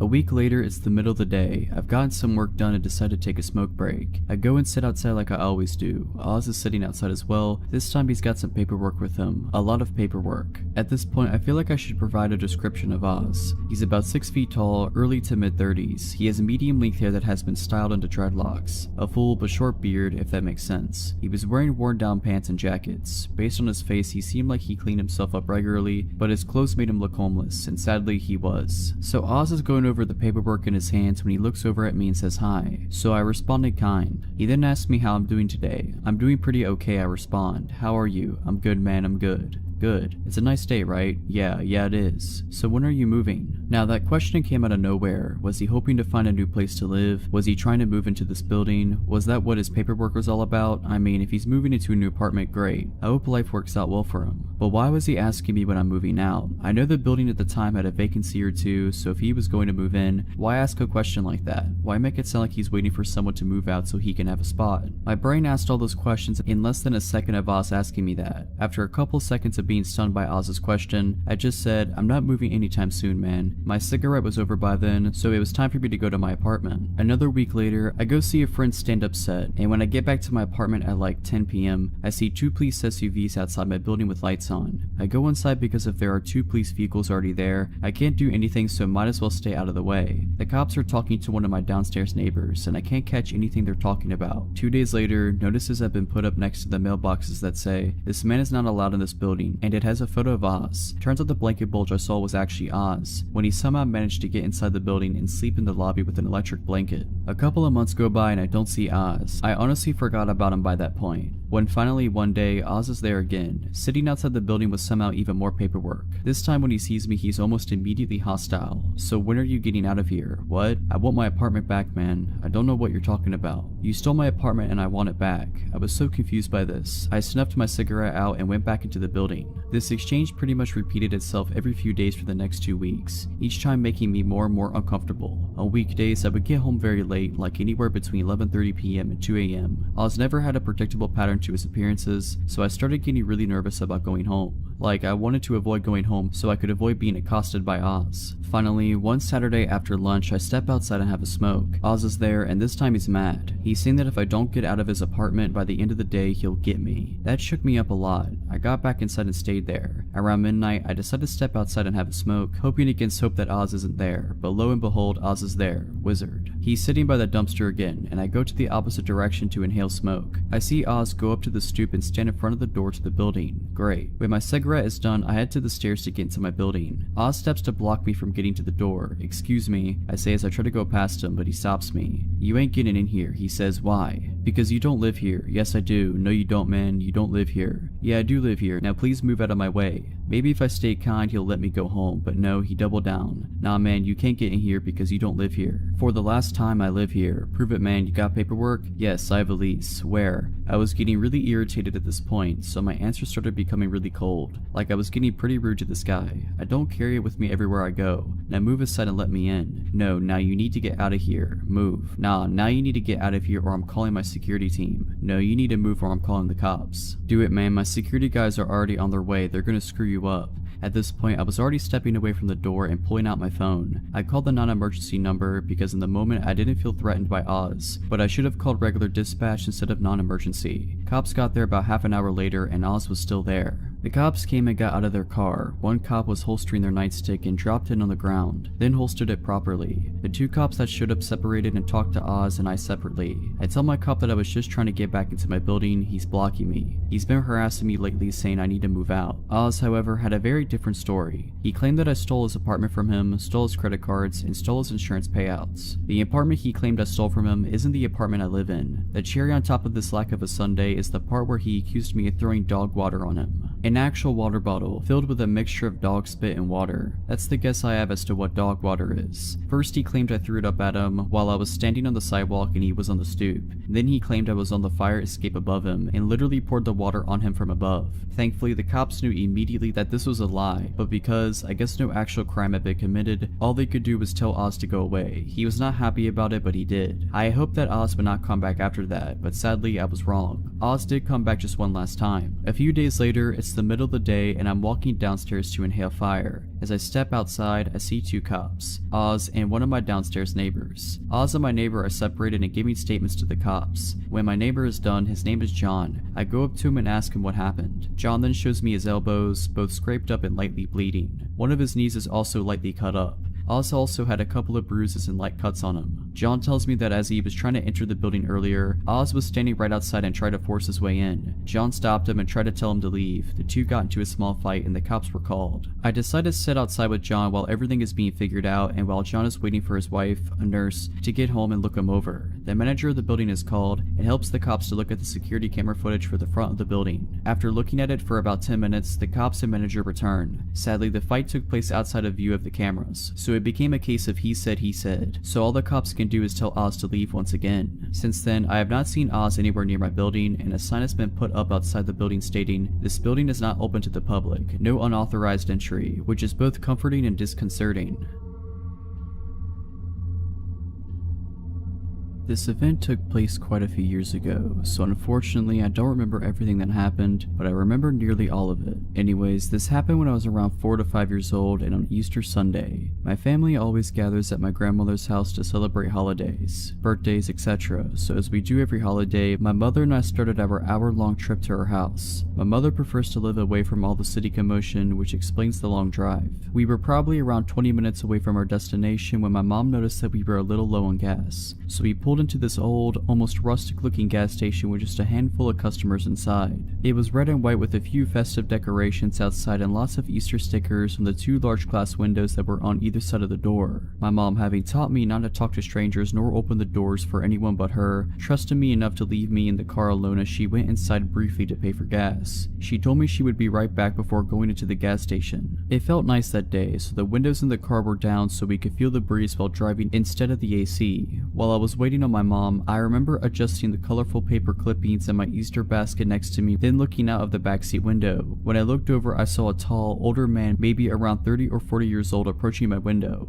He crouched down slightly and looked at me. "Hi there, what's your name?" I remember him saying. At this moment, I remembered that I wasn't supposed to talk to strangers, so I told the man that my mom says I shouldn't speak to strangers. He then replied with, "Well, we could be friends then. My name's Charlie, and now that you know, I guess I'm not a stranger now, huh?" At the time, I thought he was right. In my mind, I thought, since a stranger is someone you don't know, this man wasn't a stranger anymore because I knew his name. The man and I had a short conversation that I don't quite remember. All I remember is him telling me that I had a nice Easter basket. At this point, I started to get a sick feeling in my stomach, but being a child, of course, I didn't know why. My mom then walked out of the gas station and noticed the man immediately and began approaching the car quickly, asking the man what he thinks he's doing. The man seems to panic and he pulls my door handle violently. He quickly realized that it was locked, thankfully, and proceeded to reach into my window and grab me by one of my wrists and attempt to pull me out. This obviously scared me a lot, causing me to panic and pull him against on instinct. This caused him to let go and take off running. My mom quickly ran to the car and I unlocked the doors. She grabbed me and pulled me into an almost painful bear hug, then inspected me closely, repeatedly asking if I was okay. I ended up with a slight bruise/redness on my arm where he grabbed me, but other than that I was just shaken up.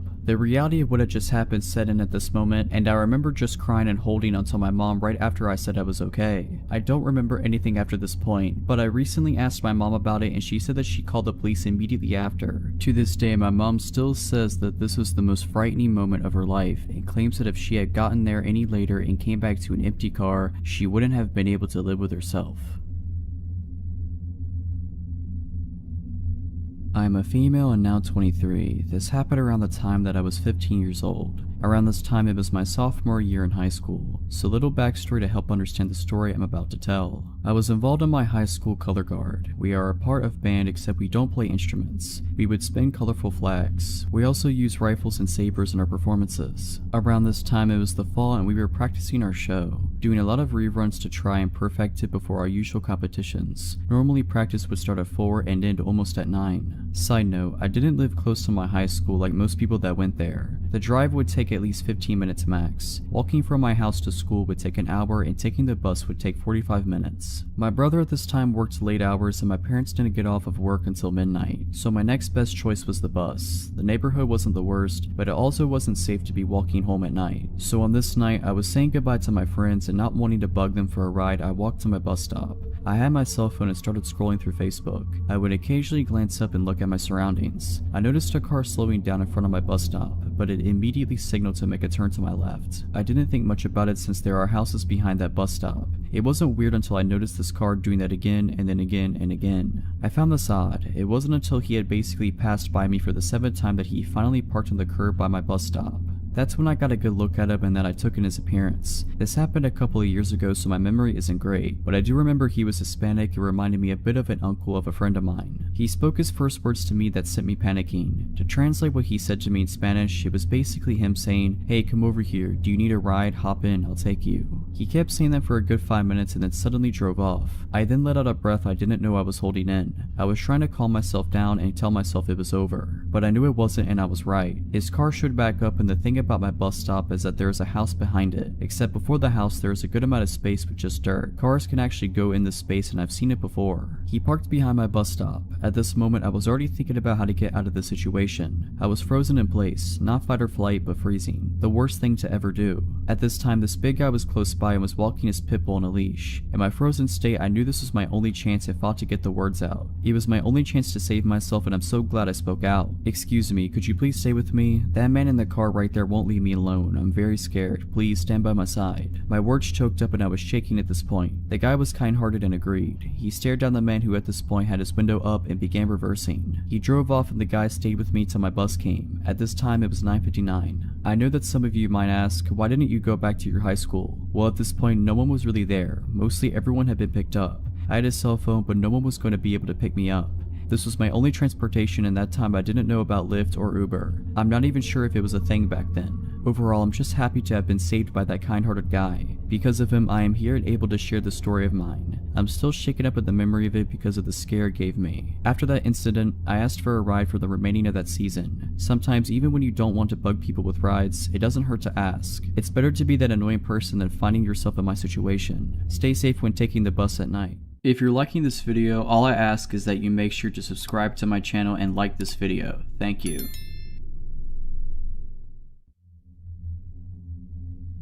I work evenings as a dispatcher in a medium-sized Midwestern city. I was driving home at 2 a.m. when I stopped for gas. In retrospect, it was stupid to have stopped at all. The gas station was poorly lit and completely empty of any other customers, but I knew the shady areas of town and this was not usually one of them. As I was pumping gas, I noticed a middle-aged woman sitting on the curb across the parking lot. It was a cold night and had just started raining. The woman was not wearing weather-appropriate clothing, so she was drenched. When the woman saw that I was watching her, she called out to me from across the parking lot. My second of many stupid decisions that night was choosing to engage with her. I was worried for her, so I approached her to see what sort of help I could offer. "Hi beautiful, I'm just trying to get home, but no one will help me," she said. "I'm trying to get to City A, but the cab ride is $60 and I only have $40. Can you help me?" I don't usually give money to panhandlers, but this woman seemed genuine. The weather was terrible and my job centers around helping people, so I agreed. I told her I didn't have any cash, but if she would come with me inside, I'd take some money out of the ATM and give her a few dollars. But the ATM wasn't working. I apologized and told her there was nothing else I could do for her. She followed me back outside, idly chatting with me as I opened my driver's door to get in, and then she got in my car. I was too shocked to really say anything. I sat staring at her as she buckled herself into the passenger seat. As soon as she got into my car, her demeanor changed entirely. She no longer seemed forlorn, as much as she did extremely excited and restless. "Just take me to my aunt's house," she said. "She can give me money." Of course, alarm bells are going off in my head. Although my first instinct is to tell her to get out of my car, my gut tells me that would be dangerous. She'd already proven to be unpredictable, she seemed to be high, and I didn't know if she had any weapons on her. Forcing her out of my vehicle, I thought, had the potential to elicit a violent reaction. "Where are you asking me to take you?" I finally said. "Just start driving, I'll tell you where to turn." "No, if you want me to consider driving you somewhere, I need you to tell me where we're going," I say, with no real intention of driving her anywhere. "Don't worry, honey, I'm not gonna rob you or nothing, just drive." "No," I repeated. "Where's your aunt's address?" "Okay, it's on Street A. What's the house number?" As I was asking her questions, she got really agitated. We still had not left the gas station parking lot.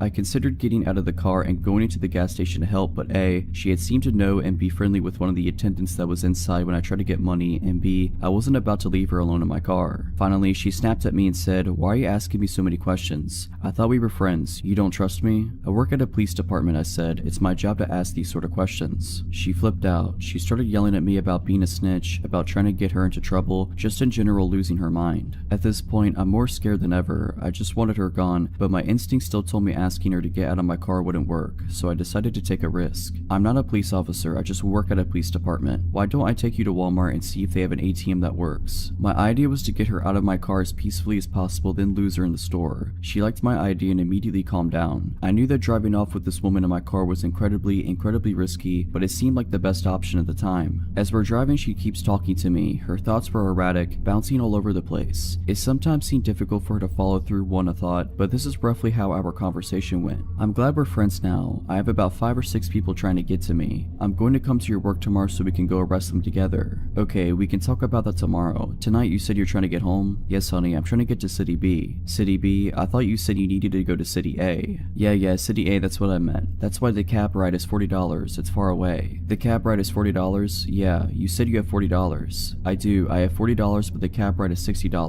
Silence. Are you sure you can't take me to my aunt's house? She lives close by on Street B. I thought you said she lived on Street A. No, I meant Street B, but it doesn't matter because she won't give me my money anyway. You sure you just can't take me to City A? It was obvious that this woman was utterly full of it, because the details of her story were constantly changing. When we pulled into the Walmart parking lot, she finally got out of my car, only after I got out first, and followed me into the store. I told her before we went to find an ATM I needed to use the restroom. My plan was to call the police from inside a stall, but she followed me into the bathroom, and that's when things got really weird. She grabbed the crook of my arm and whispered into my ear, "If you don't got any money to give me, that's okay, but let me ask you something. Do you want to do it in the stall?" I told her no as forcefully as I could manage, bolted into a stall, and locked the door as fast as I could possibly manage. As soon as I had a barrier between us, I said, "You know, I have some friends at the police department that can probably help you better than I can. I'm just gonna call them and we can figure this out together." Again, at the mention of the cops, she started screaming at me. I just kept reiterating that the police would help her. She snapped at me that she was just going to leave and stormed out of the bathroom. But it wasn't over. I waited to make sure she was really gone. Sure enough, not 60 seconds after she left, she came back into the bathroom and started banging on the stall door. And she said something that scared me more than anything else. "Hey, come back to your car with me. I left my beer in your car." I blatantly tell her that no, I saw her get into my car and she had absolutely nothing with her other than the clothes on her back. After that, she left the bathroom again and didn't come back. I waited a good 5 minutes before exiting the bathroom. I immediately found a manager who called the police for me. Thankfully, I was in a different police jurisdiction from the one I work in because I was mortified at how entirely stupid I had been the whole night and would have died of embarrassment if any of my coworkers had responded. The officer that responded took my statement and advised me to be more careful in the future. He said that sometimes panhandlers turn violent, and that just recently there had been a report of a woman who matched my description assaulting a good Samaritan that had stopped to try to help her. I definitely learned a lesson on stranger danger, and I'm lucky to have come out not harmed. I'm glad my stupidity didn't kill me. This happened a few years ago when I was around 20 or so. I was hanging out with my buddy Matt at my apartment, located in the downtown area of a medium-sized Midwestern city. We were drinking whiskey, watching comedies, playing tunes, etc. He mentions that he has a close friend, Emily, who used to live in my apartment building with her mother. She now lives across the street from me, and he thought it would be a swell idea if we met because apparently we are very similar and I was single at that point in my life. He rings her cell and tells her to come by my place. She arrived at my apartment and I instantly became fond of her. She was hilarious, very pretty, and a musician just like me. She was around 30 or 10 years older than me. My friend Matt was 35. I've always had friends that are much older for some reason. We played songs together and laughed hysterically for hours. Matt decided to go home, leaving us two alone. We chilled for a while longer, ended up making out, and I got all of her contact info before she told me she's going home and that we should meet up soon. Over the next few weeks, we developed a strong relationship, and we hang out almost daily. I would throw some pajamas on and walk across the street and we'd get wasted and watch movies. It was awesome. After arriving home from my 10-day trip to New York City, things got really weird. The day I returned, she asked if she could come over, so I unpacked my stuff and then told her to stop by. She rings the buzzer, takes the elevator 7 floors up to my apartment, and lets herself in. I was talking nonstop about all the awesome things I did and people I met in New York City, and I could immediately tell she didn't want to hear any of it. She would change the subject every time I brought it up, and eventually she said, "Can you stop talking about New York? I really don't care." I was surprised to hear her speak like this. The Emily I had been getting to know was not like this. She was caring and passionate and an amazing person, so I thought. Fast forward to a few nights later. I had just gotten home from a working 12-hour shift and I collapsed in my bed, ready to pass out for the night. It's about 9 p.m. and I get a text from Emily that says, "Hey, what's up?" I don't feel much like replying at that moment. I am too exhausted and our last hangout was too weird for me to comprehend, so I am still trying to decide how to deal with that. I plug my phone into my charger, turn the lights off, and fall asleep. Bang, bang, bang. I wake up to somebody pounding on my door and screaming at the top of their lungs. "Open the door, let me in now." My entire apartment reeks like cigarette smoke. I grab my phone from beside my bed, my heart beating a million miles per hour. 27 missed phone calls, a bunch of text messages, all from Emily. I scan through the text while she's still at the door screaming, trying to break my door down. The most recent text from her is a long one claiming I'm a bad person for not responding to her text earlier, and that she's coming over to beat me up. for not doing so. She still had a key to the building still from when she used to live there. I get out of bed and nearly having a panic attack and try to decide what my next move should be. Should I open the door and calm her? Should I call the police? Should I just ignore her? I decide to open the door. She begins wailing on me, swinging her arms trying to hit me. She was smoking a cigarette and there were 3 cigarette butts on the ground next to her. Smoking indoors was prohibited in my apartment building. She was very obviously on some sort of drug. She kept screaming at me, telling me how awful I am for not responding to her text message, slurring her speech and losing her balance. I was somehow able to calm her down and I took her to the roof of the apartment building, which had a pretty nice little enclosed picnic table area. We sat beside one another. She was quiet now finally. She kept asking me how I could be such a jerk and that I need to explain myself. The look in her eyes was pure evil as she spoke to me in a calm demeanor now. I said to her, Emily, I don't ever want to speak to you again after tonight. This whole scenario is absolutely insane. You need help. Let me walk you home. I take her home and return to my apartment to attempt sleeping, at which I do not succeed. A couple days later, I return home from work and there is an envelope taped to my door. I open it and it's a handwritten letter from Emily apologizing and saying that I'm a beautiful human who doesn't deserve an evil person like her in their life. There was a literal candy bar attached to the envelope, one that I had never heard of that she always told me I needed to try. I never spoke to her again. From what Matt tells me, which, by the way, he always knew she was a problematic person, she's a heavy user of crack now and is working as a food runner in a restaurant nearby. This happened on Saturday. My girlfriend, Tess, my puppy, Jack, and I are all getting ready for a road trip.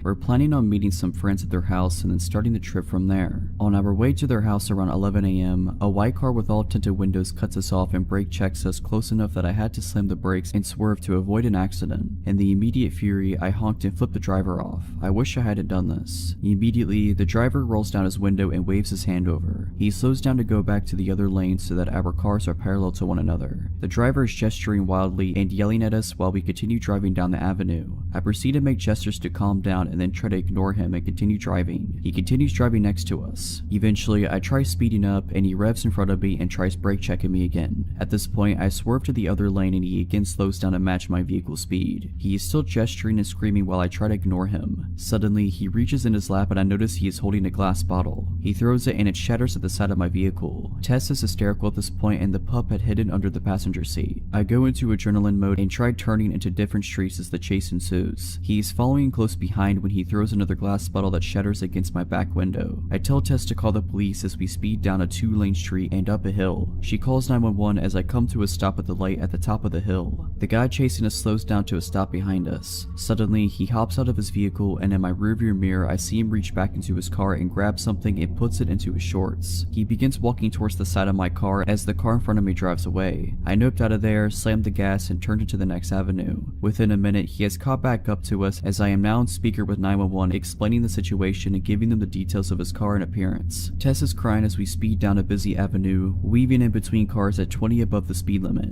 I'm updating the 911 lady with where we are and she tells me to drive to the station. At the next red light he yells out audibly, "Do we have a problem? Don't flip me off." I'm trying to gesture that we do not have any problem. He's still trying to get me to get out of the car. The light is still red and he again hops out of his vehicle. I again floor it through the red and he continues chasing as I make way toward the police station. We're now accelerating and brake checking each other as he tries to drive off the road. I make gestures that he should continue following, hoping to get him to the station. About a block from the police, we get stuck in a busy intersection. There are many cars around as he again walks up to my car. This time I'm boxed in and Tess is panicking. I'm looking for any escape options to no avail. The drivers around us notice and many put their windows up and lock their doors. He comes right up to my window, slaps it with his palm and asks one more time, "Is there a problem?" I again say no. The 911 lady tells me to not engage over the phone speaker. He says good. He gets back into his car and then speeds away. 20 minutes into this horrible car chase experience, we end up meeting with the cops and they say that there was nothing they could do, even though I updated them with more details of his direction and where he was last. We calmed down and then we continued our road trip.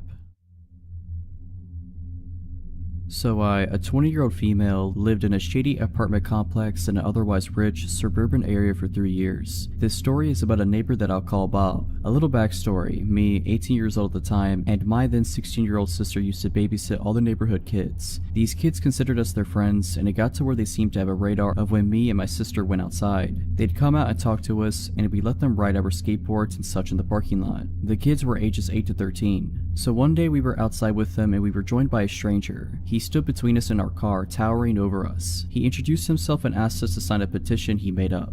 We did, just being friendly, then he asked us how old we were. I thought maybe he was a fellow teenager that looked older or that he was just awkward, so I told him I was 18, and the very next question was if I wanted to go out with him. In front of my mom and the other kid's mom, I awkwardly declined, but he continued talking about how he thought me and my sister were in middle school. Also, he was 28. Eventually, he wandered away to ask someone else to sign his petition. A few days later, he knocked at our door after asking neighbor for the address. He had a bag of what he said was chicken and wanted us to go eat it with him at the park. We declined because we both had schoolwork to do. He walked away and he was mumbling about how antisocial everyone was. Later, we look out our window and see him playing baseball with two girls. He kept physically moving their arms to different positions even though they shrugged away from him. Next day, one of the kids runs up to me. I'll call her Maddie. She's 8. She's got a new pair of Heelys and wanted help with them. I was holding her hand and guiding her along when Bob appears and says he can help better. Maddie says no, but he insists. He pushed me aside and reaches for Maddie, holding her tightly around the upper chest area. Her grandma was there too and flips out. He wanders away. The next day, Maddie's freaking out, saying Bob was just sitting on her porch when she left for school that morning. Her parents found out, and as they walked outside, he let himself in, and they said he went to their kitchen to make orange chicken. We later found out another neighbor had a similar story. Another time, we were helping a family move. They have a 2-year-old son. The garages are in a triangle shaped to the road, almost a roundabout. There's a flat patch of grass behind them. Well, here comes Bob to help us. He criticized the way we packed things and didn't help until our neighbor politely asked him to leave. Well, he left the garage, but instead of leaving, he asked the 2-year-old if he wanted to play. The kid said no, and it made him mad. He picked up the kid to play, and the kid slapped him. He asked the kid if he wanted to go behind the garages to play ball, so I go with him and guide the kid to his mom. The climax of the story is when me and my sister went on a walk with our 17-year-old friend and her other friend. Maddie found us and wanted to come along, so we are starting our walk when Bob comes out. He sees our friend and asks how old she is and how much she weighs because she's so skinny. He asks where we're going. My friend tells him we're going for ice cream on a girls trip.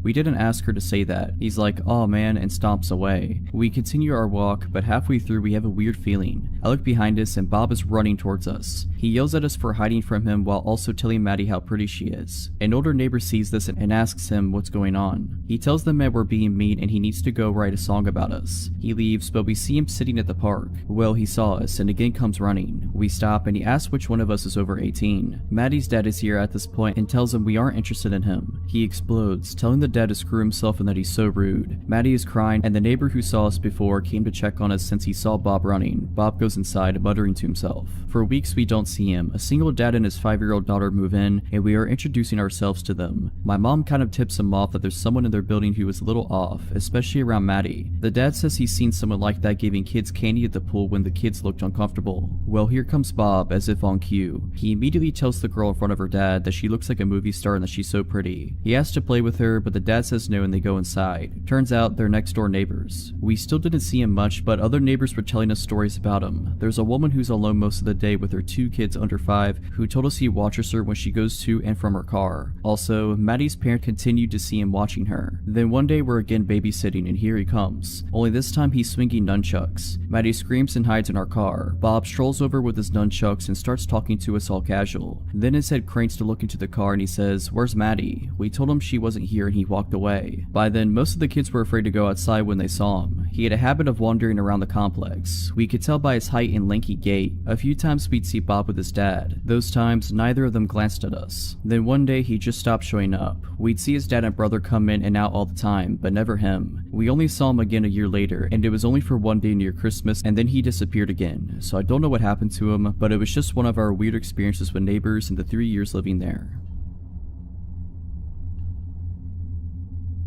On Friday afternoon, I got a call from my friend named Sarah asking if I wanted to meet her and another friend named Lisa at Dunkin' Donuts as we hadn't seen one another in a while. Dunkin' Donuts is a 15-minute walk from my house, so I decided I would walk. Besides, the weather was fine. I got to Dunkin' Donuts and found where Sarah and Lisa were sat, so I went to join them. As we were chatting, I noticed that my sister, Alina, was sat at a table in the corner of the room with her friend, Jess. For some context, my sister and her friend are both 18 years old. My sister still lives with my parents, whereas I live alone. I excused myself from the table and went over to Alina and Jess's table. They were sat at a table with 3 seats, so I went to sit down and said hey. They both jumped a little bit but then looked more relieved than anything to see me. Immediately Alina whispered to me, "Don't look now, but the guy in the blue shirt, I think he's following Jess and I." I glanced over and saw the middle-aged man sat at a table facing away from us. He's passed our table a good 5 times in the past 20 minutes to go to the bathroom, but he walks slower as he passes us, she continued. I told them that they were most likely being paranoid and that there was nothing to worry about, but for their peace of mind I offered to leave with them so they wouldn't feel as worried. I walked back over to my table and explained the situation to Sarah and Lisa. Both of them laughed it off and assumed my sister to be paranoid. Literally about a minute later, I saw the man get up from his seat and walk towards the bathroom. My eyes followed him and sure enough he walked extremely slow past Alina and Jess. In fact, it was almost comical how obviously slow he became. Both Alina and Jess looked in my direction and I nodded to show that I had seen him walk slower. About 5 minutes later, I went into the toilets. On my way, I passed Alina and Jess and told them I was ready to leave whenever they were. They both agreed that they were ready to leave now. I told them that I was just going to go to the bathroom and that we could leave after I had done my business. Alina had come in her car, so she was gonna give me a lift back. I went into the toilet stall, did said business, washed my hands. I was walking down the corridor back into the main eating area when Alina and Jess rushed into the corridor. I asked them what's up and they explained that another man had joined the strange creeper men and that the men were both pointing and staring at them, so they rightfully felt unsafe. We walked back into the eating area. I put my money on our table and explained to Lisa and Sarah that I was taking off and I would explain what was going on when I got home. We all got into Alina's car and left the creeps in the car's rearview mirror. After a 2-minute drive, we reached my house. Just then I remembered that I had been meaning to return something I had borrowed from my mother, so I asked if Alina could drive me to my parents' house as she was going there anyway. I jumped at the car to get what I needed when my phone rang. It was Alina. She explained that a car had driven past and had pulled into a driveway. She said the driver of the vehicle was the creep from Dunkin' Donuts. I looked out of my window and sure enough there was a car which didn't belong to the owner of the house parked on their driveway. I got the girls into my house and locked the door. I instructed Alina to take a photo of the car and its license plate, and I told Jess to call 911 as she gave the operator more information than what I could. Alina took the photos and we sort of gathered around Jess as she was speaking to the operator. She had finished telling the story and I heard the operator assure us that the police would be at my house soon. A few minutes passed and there was a loud knock at the front door followed by a loud voice shouting, "It's the police." We all did a sigh of relief as I went to open the door. Jess told the operator that the police were here and she hung up. I was in the process of unlocking the door when I thought to look through the spy hole at the top of the door. I peered through and it wasn't a police officer, it was the same guy.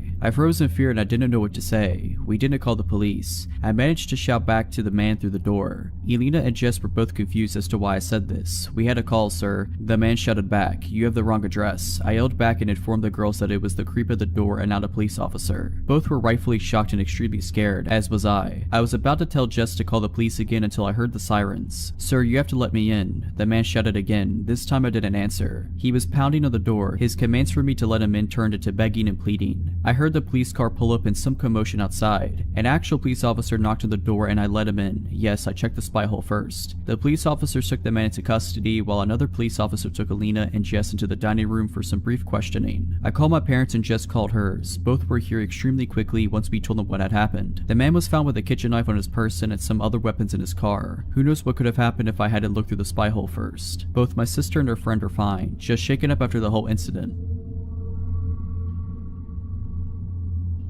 Back when I was 17 or 19, I worked at a small local bakery. There were less than 15 employees spread across all the night and day shifts, so we only had a few people working during the day. One of these people was Dave, the delivery driver. Dave immediately gave me an off vibe. He was in his mid-50s and way too friendly to a teenage girl, but the boss told me straight up that yes, he could be annoying, but no one worked harder than he did, so just ignore his antics. When I signed the paperwork, they never asked me to submit to a background check. In hindsight, that should have been red flag number 2. Over the course of the year or so that I worked with Dave, I tried very hard to ignore him. He was rarely outright creepy, but he was always just a bit too friendly. He would stick around long after his shift was over to talk to me and the other pastry chef on shift. He always wanted to lick the bowl after I made Rice Krispie treats. He would always stand in front of the racks of equipment or ingredients, just enough that sometimes my hand would brush him while reaching for something. He always stood just a little too close. He was constantly asking me about my life, what I liked, what I did for fun, if I had a boyfriend. Almost daily, he would would tell me how a nice girl like me should have a boyfriend, how maybe a boyfriend would be good for me. I let this slide because sometimes older people can say things that were meant differently in their time. Then it was concert invites. Every other week he had tickets to one concert or another. Once he figured out my genre of music, it was almost exclusively tickets to bands I desperately wanted to see. But I also knew I should not go anywhere with him. I don't like to associate with coworkers outside of work anyway, and I had seen way too many red flags about Dave to trust him for even a second. My birthday came. He brought me a t-shirt. It was 2 sizes too small. He told me to try it on. I said no. He told me to try it on after work and text him a photo. He gave me his number. He asked for mine. I said no. He asked for the other pastry chef for my number. She had my back and refused as well. He also brought me 2 tickets to a band I'd been wanting to see. VIP section, 21+-year-old only. He said he could get me in, but I had to go with him and him alone. I refused. He told me he could get me booze. I declined. For months and months this continued. I brought it up to one of my bosses, but they laughed it off as classic Dave. When he wanted a hug on his birthday and hugged me without my consent. That's Dave for you. Offering to get me booze or pot? Ah, Dave, you scamp.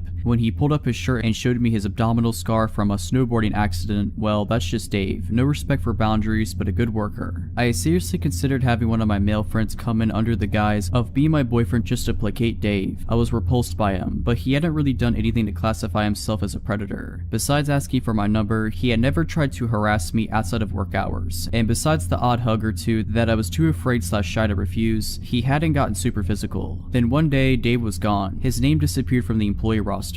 My boss asked to see me in the office. She informed me that Dave was no longer employed at their business. Dave had been fired. Dave was fired because Dave was a convicted offender. Davey here had 2 counts of assault and 1 count of kidnapping a minor from the mid-90s, about the time I was born actually. They had never background checked him, and when they contacted a friend at the police department, they found out that Dave had been lying on lots of paperwork, hiding the fact that he was a convicted felon and not notifying anyone when he moved. Once they brought this information to the police department's attention, they had a few more charges to add. They found out because apparently he had been stalking and harassing one of the clients he delivered to, showing up at her home when he should not have known where she lived. After his termination, Dave showed up to work one day. He had a weapon, but I never found out what he had. They told him to leave or the police would be called. He ended up leaving in handcuffs. I am so thankful I wasn't there that day. Another little tidbit, the police officer my bosses knew had been in the PD for a while and knew one of the officers who had arrested Dave in the 90s. That abdominal scar was from a run-in with the cops and he got injured trying to climb over a fence. That was a few years ago, but sometimes I still think about how badly things could have gotten had I gone to even one of those concerts with him.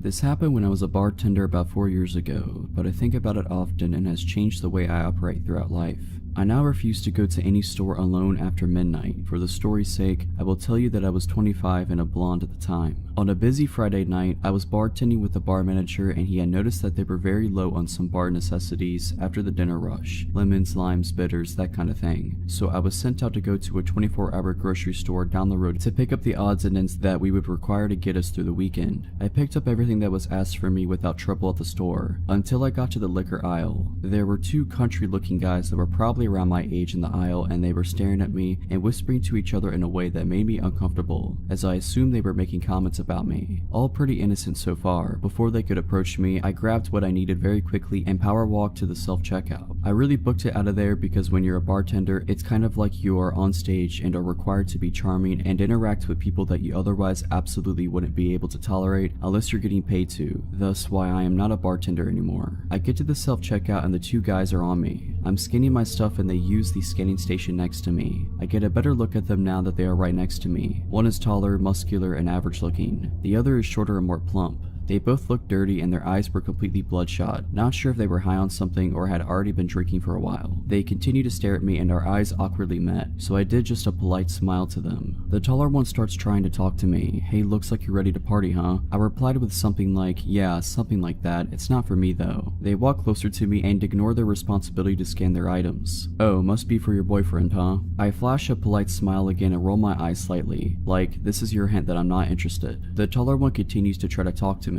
You could come hang out with us tonight. We could show you a real good time if you know what I mean. I reply with, no thanks, I'm good. I have plans already. Well, the tall one starts to get upset that his moves aren't working like he hoped and starts using a more threatening tone and moves very close to me, like 2 inches away, but I ignore him, staying focused on the scanner. I don't think he had showered in a few days by the smell of him. He gets a little louder and says, I see how it is. You probably only screw doctors and rich men like that. You think you're too good for us. We can show you that you aren't. We can teach you a lesson. Now, I'm not sure in what context he meant, but it definitely wasn't good. Still not looking at him, I turn away so my body is blocking his view of my purse, which I set on the scanner to grab my 4-inch pocket knife out and slide it up my jacket sleeve in case I need to protect myself, acting like I am searching for my wallet. I do this, however, in view of the self-scan worker standing at her podium and look at her with wide eyes, trying to communicate that I do not feel safe and I might need help. I turn back to the machine and slide my credit card to pay, while the creepy and hostile guys are practically standing on top of me. The machine malfunctions and starts beeping. The lady worker comes over immediately, and the guys standing next to me change their expressions from "I am planning to torture you for a couple of days and toss your body in a creek" to "just your friendly good old country boys making polite conversation over here." They actually try to act like I knew them and we were friends so the worker wouldn't be alerted to their ill intentions. They tried joking with the worker saying I was stealing something, and that's why the machine went off. The worker was definitely not buying it. She was a 6+ foot tall woman with some muscle on her, by the way. I wouldn't mess with her on my best day. Anyways, she presses a few buttons on the screen, shooting the guys a very unimpressed look when they were trying to act charming, and cancels the order completely. She turns to me and says, "I am sorry for the inconvenience, ma'am. This machine seems to not be working correctly. Why don't you gather your things and I will bring you up at an actual register." She puts her hand on my back and gives me a wide-eyed look, like I gave her a minute earlier, letting me know that she sees I am in danger. I pick up my things to follow her to a register that is near the security office. The guys linger around the self-scan, still glaring at me, and eventually complete their purchase, but stand at the exit assuming they are waiting for me. I felt like I would be walking to my death if I made my exit in that moment. The worker keeps a close eye on the guys and scans my items. As she's scanning, she tells me that there wasn't really anything wrong with the machine I was using. It just misread my credit card. She said, "I had a bad feeling about those guys from the moment they walked in, and I then saw them getting aggressive towards you. I already rang security to be ready to walk out to the parking lot and make sure you left safely when you were ready to leave. Then I saw you take that knife out and put it up your sleeve, getting ready to protect yourself. As much as I'd like to see you show them they picked the wrong chick to mess with, I'm glad I was able to pull you aside and make sure you are safe. I see them waiting by the door for you. I'll just keep pressing buttons on the screen and act like I'm having trouble with your order until they give up and go outside. Our security officer and I are both still going to escort you to your vehicle when you leave." I thought to myself, this woman seriously deserves a raise. I thanked her over and over again and told her what they said to me, and I was getting afraid because I don't know what these guys are capable of. As I'm talking to her, my bar manager calls me to see what's taking so long. I explained what was happening and he was obviously very concerned and ready to come up there himself. By the time I hang up, the guys had given up and walked out to the parking lot. The worker said to give it another few minutes because she had a feeling they may still be in the parking lot waiting for me to walk out and see which vehicle was mine so they could follow me. My instant thought was, no way, they have to be gone by now. I was wrong. The worker and security guard escort me out, and as it was after midnight, you can imagine how empty the parking lot was. Towards the back of the lot, there sat an old big pickup truck running with the lights on pointed towards the store. It was a huge parking lot, and it wouldn't have made sense for them to initially park like that, so I'm assuming they moved the truck to sit that way so they had a full view of when I exited the store to go to my vehicle. It was like being stalked by very hungry lions. When I unlocked my car and they saw that me, the worker, and the guard were looking directly at them and that I wasn't getting in my car until we watched them leave, they then peeled out of the parking lot. I mean, they seriously did a burnout to establish that they were pissed and trying to intimidate us or something. I thanked the worker and the guard over and over again, as I am certain they had just saved my life, or at least saved me from having to live with whatever those guys were planning on doing to me. I did write a long letter to the store manager and to their corporate location describing how their employees protected me and how grateful I was. I really hope that earned her a promotion, bonus, or raise. She didn't know me at all and was ready to protect me, which really isn't her job, but she did it anyways. Needless to say, I do not go late night shopping by myself anymore. Never will again. This is my brother's girlfriend's story. She doesn't have a Reddit account, but I told her about this subreddit and she wanted to share her story because it's creepy but also a good lesson to learn from. I go to a school in a big city that is one of the least safe cities in the US. I chose this school for nursing and definitely not for the location. I live in a row house off the campus with 4 other girls. Cheaper and nicer than dorms, or so we thought. I guess you get what you pay for. We're all sophomores in college. As you would guess, we go out and drink, come back to do things we don't remember. We had just started our rent in August. 3 floors, plus a basement which was padlocked by the owners. Understandable, we would definitely have parties down there to avoid immediate cleanup. The house was great, amazing location to the school and work. I am a CNA who works odd hours, important for later. It was not expensive, and in good good condition. I had never lived with that many people before, just one roommate, so before we definitely knew if one of us had misplaced or changed something. I started to notice my snacks were either half gone or completely gone. I was getting annoyed, but a house with many people, it's too much work to go and figure out who ate what, so I ignored it. Slowly, we started making comments about someone eating our food, but passive-aggressively. We all just let it go because none of us want a whole house fight. I work until about 11 in the NICU. I get home at about 11:30 mostly on weeknights. I started to notice pants left out or snack wrappers around. I thought it was odd cause none of my roommates had done that before, but just thought, oh, they probably drank a bottle of wine then went to bed and forgot all about this. Again, my roommates started making comments. This time we started to ask because it was getting annoying that all of our food would disappear and things being left out. I knew it was one of them, but no one wants to admit that they ate someone else's snacks in college. We chalked it up to the girl who always smokes and eats her weight in food. She swore it wasn't her. This went on for about 2 months. It got more obvious that someone was clearly taking everyone's food. It definitely had to be the girl that always smokes. I see her eat her whole snack pantry in a night. Come to find out it was not her. One night at work, I was about to get off, but a situation happened and I ended up leaving about 12:30. I took the bus home. I got home and was about to collapse. I wanted to go to bed ASAP. I walked in the front door and the stairs are directly in front of you. You can also see down the side into the kitchen. I walked in and saw someone in the kitchen but was way too tired to say hi. I thought it could end in like a 30-minute conversation about nothing, so I went straight upstairs. When I got to the second floor, I noticed all of my roommates' doors were closed, which always means they're either all in their room for the night or asleep. I got a weird feeling, just something that made it click. I texted our house group chat asking if anyone was in the kitchen. I felt stupid for even asking. 2 responded no, and they said the other 2 had been asleep.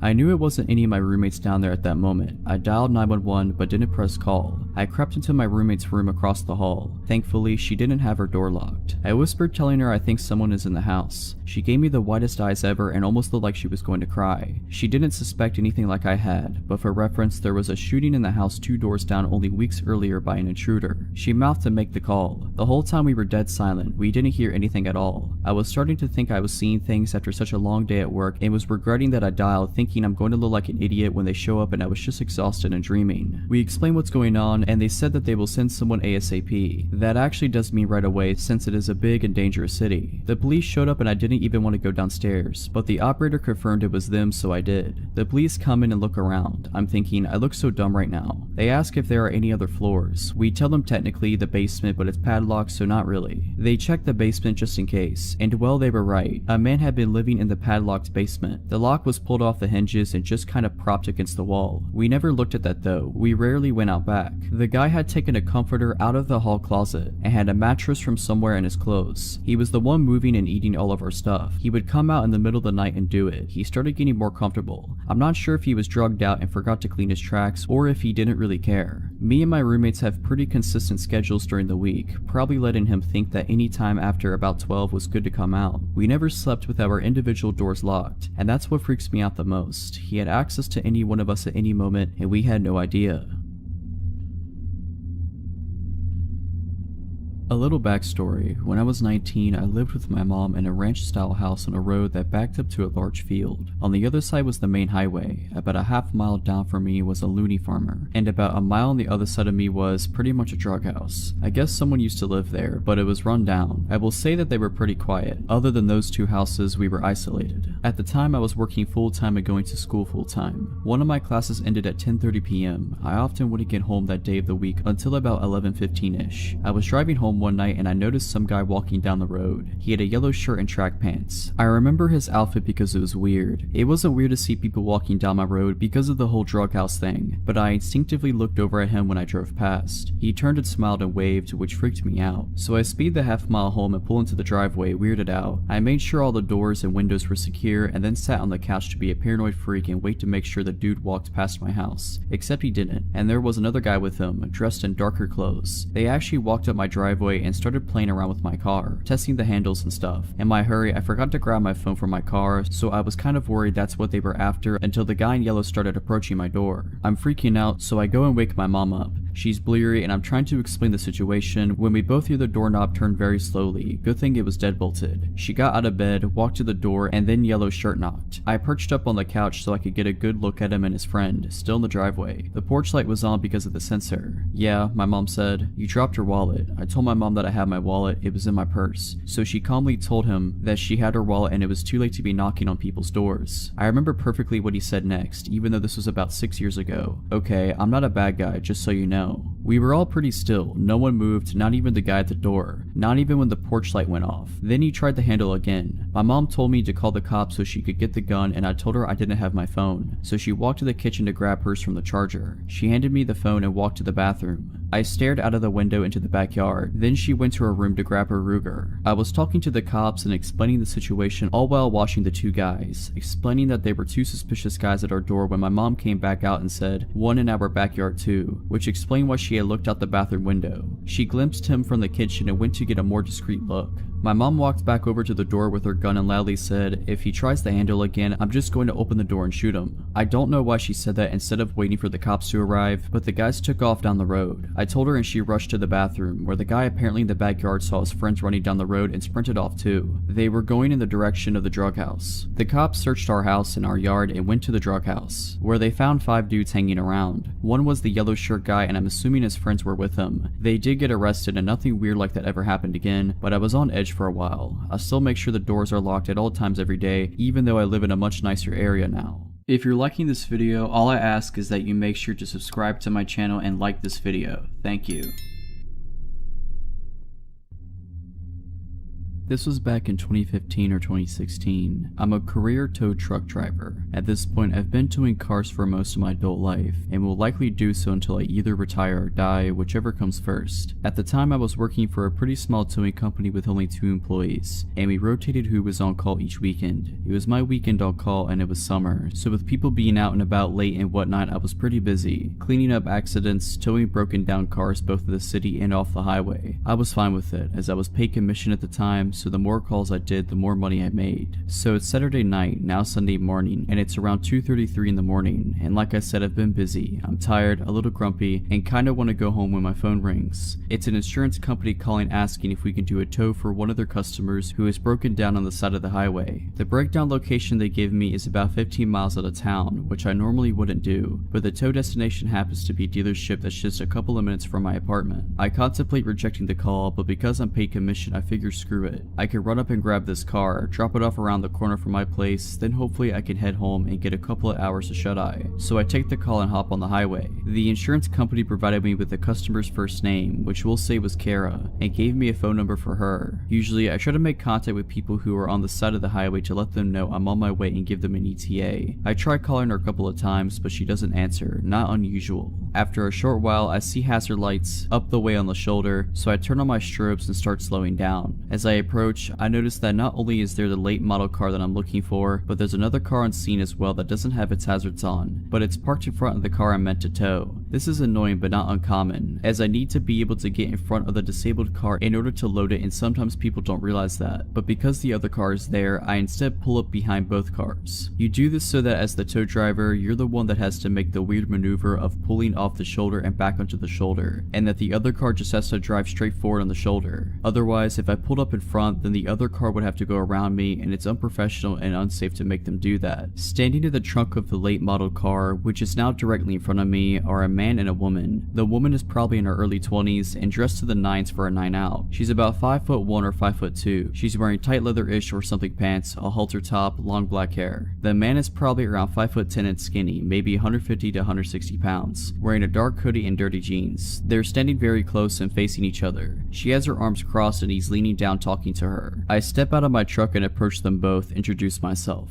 They separate a few feet and I look to the woman and say, "Are you Kara?" She nods. I say I'm here for her insurance company and I ask what's going on with the car. Immediately, the man pipes up and says, "Yeah, it's just having some fuel issues. It's an easy fix. Can you just drop it off at this commuter parking lot? I'm gonna fix it for her there." I'm rather annoyed at this because the commuter lot in question is further up the highway and I'm already 15 miles out of town. Like I said before, I only took this call because it was supposed to be coming back toward my apartment and I really wanted to go home. Not only that, but in order to change the original tow destination, I would have to call the insurance company back, wait on hold for who knows how long for a representative, and then let them know the change and try to get them to pay me extra for the deadhead miles back home after unloading, and I really didn't want to do any of this. And thirdly, this is a late model car. I'm no mechanic, but it's new enough that whatever's wrong with it is likely covered under warranty, so the dealership is really the best place for it to go anyways. I explain explain all of this to the guy, but he's really not having it. He gets stern with me, saying something like, "Look man, you just need to take the car where I tell you to take it." We go back and forth on this for maybe 60 seconds and he's just getting madder. Well, you know what man, you're not the name insured, Kara is. The easy way to settle this is to ask what she wants me to do with the car, and whatever she says is what I'll do. Fingers crossed she'll want to take it to the dealership so I can get home sooner. I turn to look at Kara to ask her that question and I don't see her right away. She's no longer standing where she just was a minute ago, which was slightly off to my right. I continue to not see her until I've turned almost all the way around, because she's standing directly behind me, and by directly I mean within an inch of my back, arms still crossed. I look down at her and she locks eyes with me. Her eyes are as wide as plates, almost owl-like, and immediately it feels like she's staring into my soul. She didn't say a word and she didn't have to. I took a step back and did what felt like a double take. I looked at him, then at her, then at him again, and then back at her, and it slowly started to dawn on me that maybe something isn't right. I asked her, "Do you know this guy?" And she ever so slightly shook her head no. Without a word, the guy starts to move for Kara, and I move to stay in between them. He tries to push me out of his way by shoving me in the chest, but because I believe he underestimated my weight, only pushed me hard enough to make me take a single step back. Immediately, I took that step forward towards him and body check him hard as I could, hard enough to completely knock him over basically onto his back. Because we rotated during the back and forth push bit, Kara is now in front of me to my right, somewhat between me and the guy who's trying to scramble to his feet. I reached out and snatched the poor girl up by her waist, spun her towards my truck and yelled for her to get into the driver's side, and she does so. I turn back to the guy who is standing up again at this point and he's breathing hard. He gets right up in my face but doesn't do anything, just breathes at me. I stare him right in his face and tell him, "You need to go." I'm shaken now and I'm absolutely terrified. I don't know if he has a weapon, I don't know if he's gonna try to fight me, and I don't know what I would do if he did. After probably around 15 seconds or so, which felt like eons, he kinda huffs a bit, smiles one of the creepiest smiles I've ever seen, and starts to back off. Sucking his teeth and rubbing his hands together, he slowly walks backwards a few steps, then makes his way to the front car, gets in and drives off. I stayed motionless, watching him until I could no longer see his taillights. I got Kara's car loaded up on the tow truck, and as we made our way to the dealership, she told me through tears that her car had shut off while she was driving, and she pulled onto the shoulder and called her parents because she was on their insurance. Her parents made the call to the insurance company, who eventually dispatched me to her location. While she was waiting, a bit after she made the call, the guy pulled up in front of her and walked up to her passenger side window to try to talk to her, asking if she needed help, etc. And she told him she was fine, that a tow truck was coming, and that she didn't need help. He persisted and she tried to tell him off and eventually tried to roll up on the window. Apparently he stuck his arm in the window and got the door unlocked and opened the door. In fear, she jumped out of the car, leaving her phone inside, and ran to the back of her car and stayed put there because it was in the line of sight of traffic. Apparently he was pretty lewd with her, and whenever she tried to go back to the car, he would prevent her from getting in. Several minutes later I showed up. Who knows what would have happened had the timing been any different. Her parents were waiting at the dealership when we arrived, and she told them what had just happened. Her parents gave me a $20 tip, which was all the cash they had on them at the time, and Kara gave me a very tight and clearly heartfelt hug before I left. I never saw her again. To set the tone, I always hated the town I lived in. I moved there alone when I was 18 for college and quickly regretted it. It was a decent sized town but full of not decent people. Nearly every gas station was robbed frequently, there were shootings in broad daylight, robberies, you name it. Well, for the first 3 years I lived with roommates on a side of town that wasn't awful, but it was sketchy. So when I was making decent enough money, I moved out on my own. The house was tiny, maybe 500 square feet if that, super old and poorly built. It was just me living there, so I didn't mind how small it was, but what originally sold me was that it was in the middle of nowhere. It was surrounded by a bunch of fields and some wooded areas with only a few houses nearby. Considering I hated being in the town due to the continuous paranoia of getting mugged or shot, I loved the idea of living out there, so at the beginning of July I moved in. Everything seemed super swell minus not being able to get good internet. A month goes by and everything is still swell to me, and I decided to get a dog to keep me company. He also loved the place and spent long amounts of time lounging about the yard and trying to convince the nearest neighbor to walk over and pet him. Important later. Roughly 2 months into living there, I started to notice things at a place. Something to note is that an old roommate of mine was using my spare room as a storage place until he got moved himself, so he had a key but was never there. He kind of just popped in every other week to grab something and usually let me know beforehand. But I'd come home to my kitchen chair being pulled away from my table or a bowl in the sink, things like that. There were such small things I wrote off as my roommate swinging by or just stuff I was forgetting. But then my dog developed this crazy crazy bad separation anxiety. Up until now, he didn't even care when I left. He just lay on the couch and chewed his toys. He never barked, never did anything weird. However, all of a sudden he began acting really awful every time I tried to leave. He'd literally cram his body through the door as I was closing it, screaming and barking, and wouldn't stop until I came back in the house. He didn't want me to leave him there alone, at all. I couldn't afford a kennel for him yet, so I decided one day that I'd put a movie in while I was out, thinking maybe the sound of people talking might keep him calmed down. I only had to finish one task up at work and knew I'd be home early, so I put in a copy of Hamlet. I know, boring, but I chose it because the copy I have is 5 hours long. I knew it would be playing when I came back. Flash forward 3 hours, long before Hamlet should have been over, but when I walked in the door, not only was the movie not playing, but the TV and the Xbox were completely off. I immediately called my roommate and asked if he had been over, and he wasn't even in town. I explained the TV situation to him and he shrugged it off as the TV powering off when it idles for a while. Even though this is true, there are several reasons I know this isn't the case. 1, it wasn't idling. A 5-hour movie was supposed to be playing. 2, even if it had shut off, my Xbox wouldn't have. I have left it on by accident for weeks. I was gone out of town or whatever, and it was still on when I came home. Always. But it was completely powered down this time. The weird thing is none of my stuff was missing and the door was locked when I entered. I eventually convinced myself that it was something weird with the Xbox or whatever and shrugged it off. That is until my dog started acting even weirder. Remember earlier I mentioned he used to play with a neighbor? Well, all of a sudden, if she even walked by the house while he was out, he'd start yelping and running at me away from her. This was incredibly weird to me and made me incredibly cautious of her. I put some cheap alarms on my doors, the kind that go off when the door is opened, and slept with my pistol handy. The second night the alarms were on my doors, I was woken up by the one on the back door going off. I flew out of my bed with my pistol, trying to convince myself that I was about to shoot some intruder, but once I got to the door it was shut and there was nobody there. The alarm had been knocked all the way across the room. The door would have had to open for it to be chucked like that. It couldn't have fallen off and landed there. Something else weird, the door was locked, but not the way I had locked it. I always locked the knob and the deadbolt, but upon checking my lock after this, only the doorknob was locked. The police wouldn't do much as I had no witnesses, no lead, and they didn't have much to go on. Needless to say, I changed the locks. I didn't have any noticeable problems inside after that, but later found out that the close neighbor that my dog hated had previously lived in the house I was renting, and the locks had never been changed. I have no way to prove my theory, but it's pretty obvious she had a key and was coming and going as she pleased. Why though, I can't figure out. Nothing of mine ever went missing. The most unsettling part for me though, is that she had tried to come in at night until the alarm scared her off. How many times has she been in my house that night while I was asleep, and why? Not sure. Luckily though, I don't live there anymore and never plan to move back there.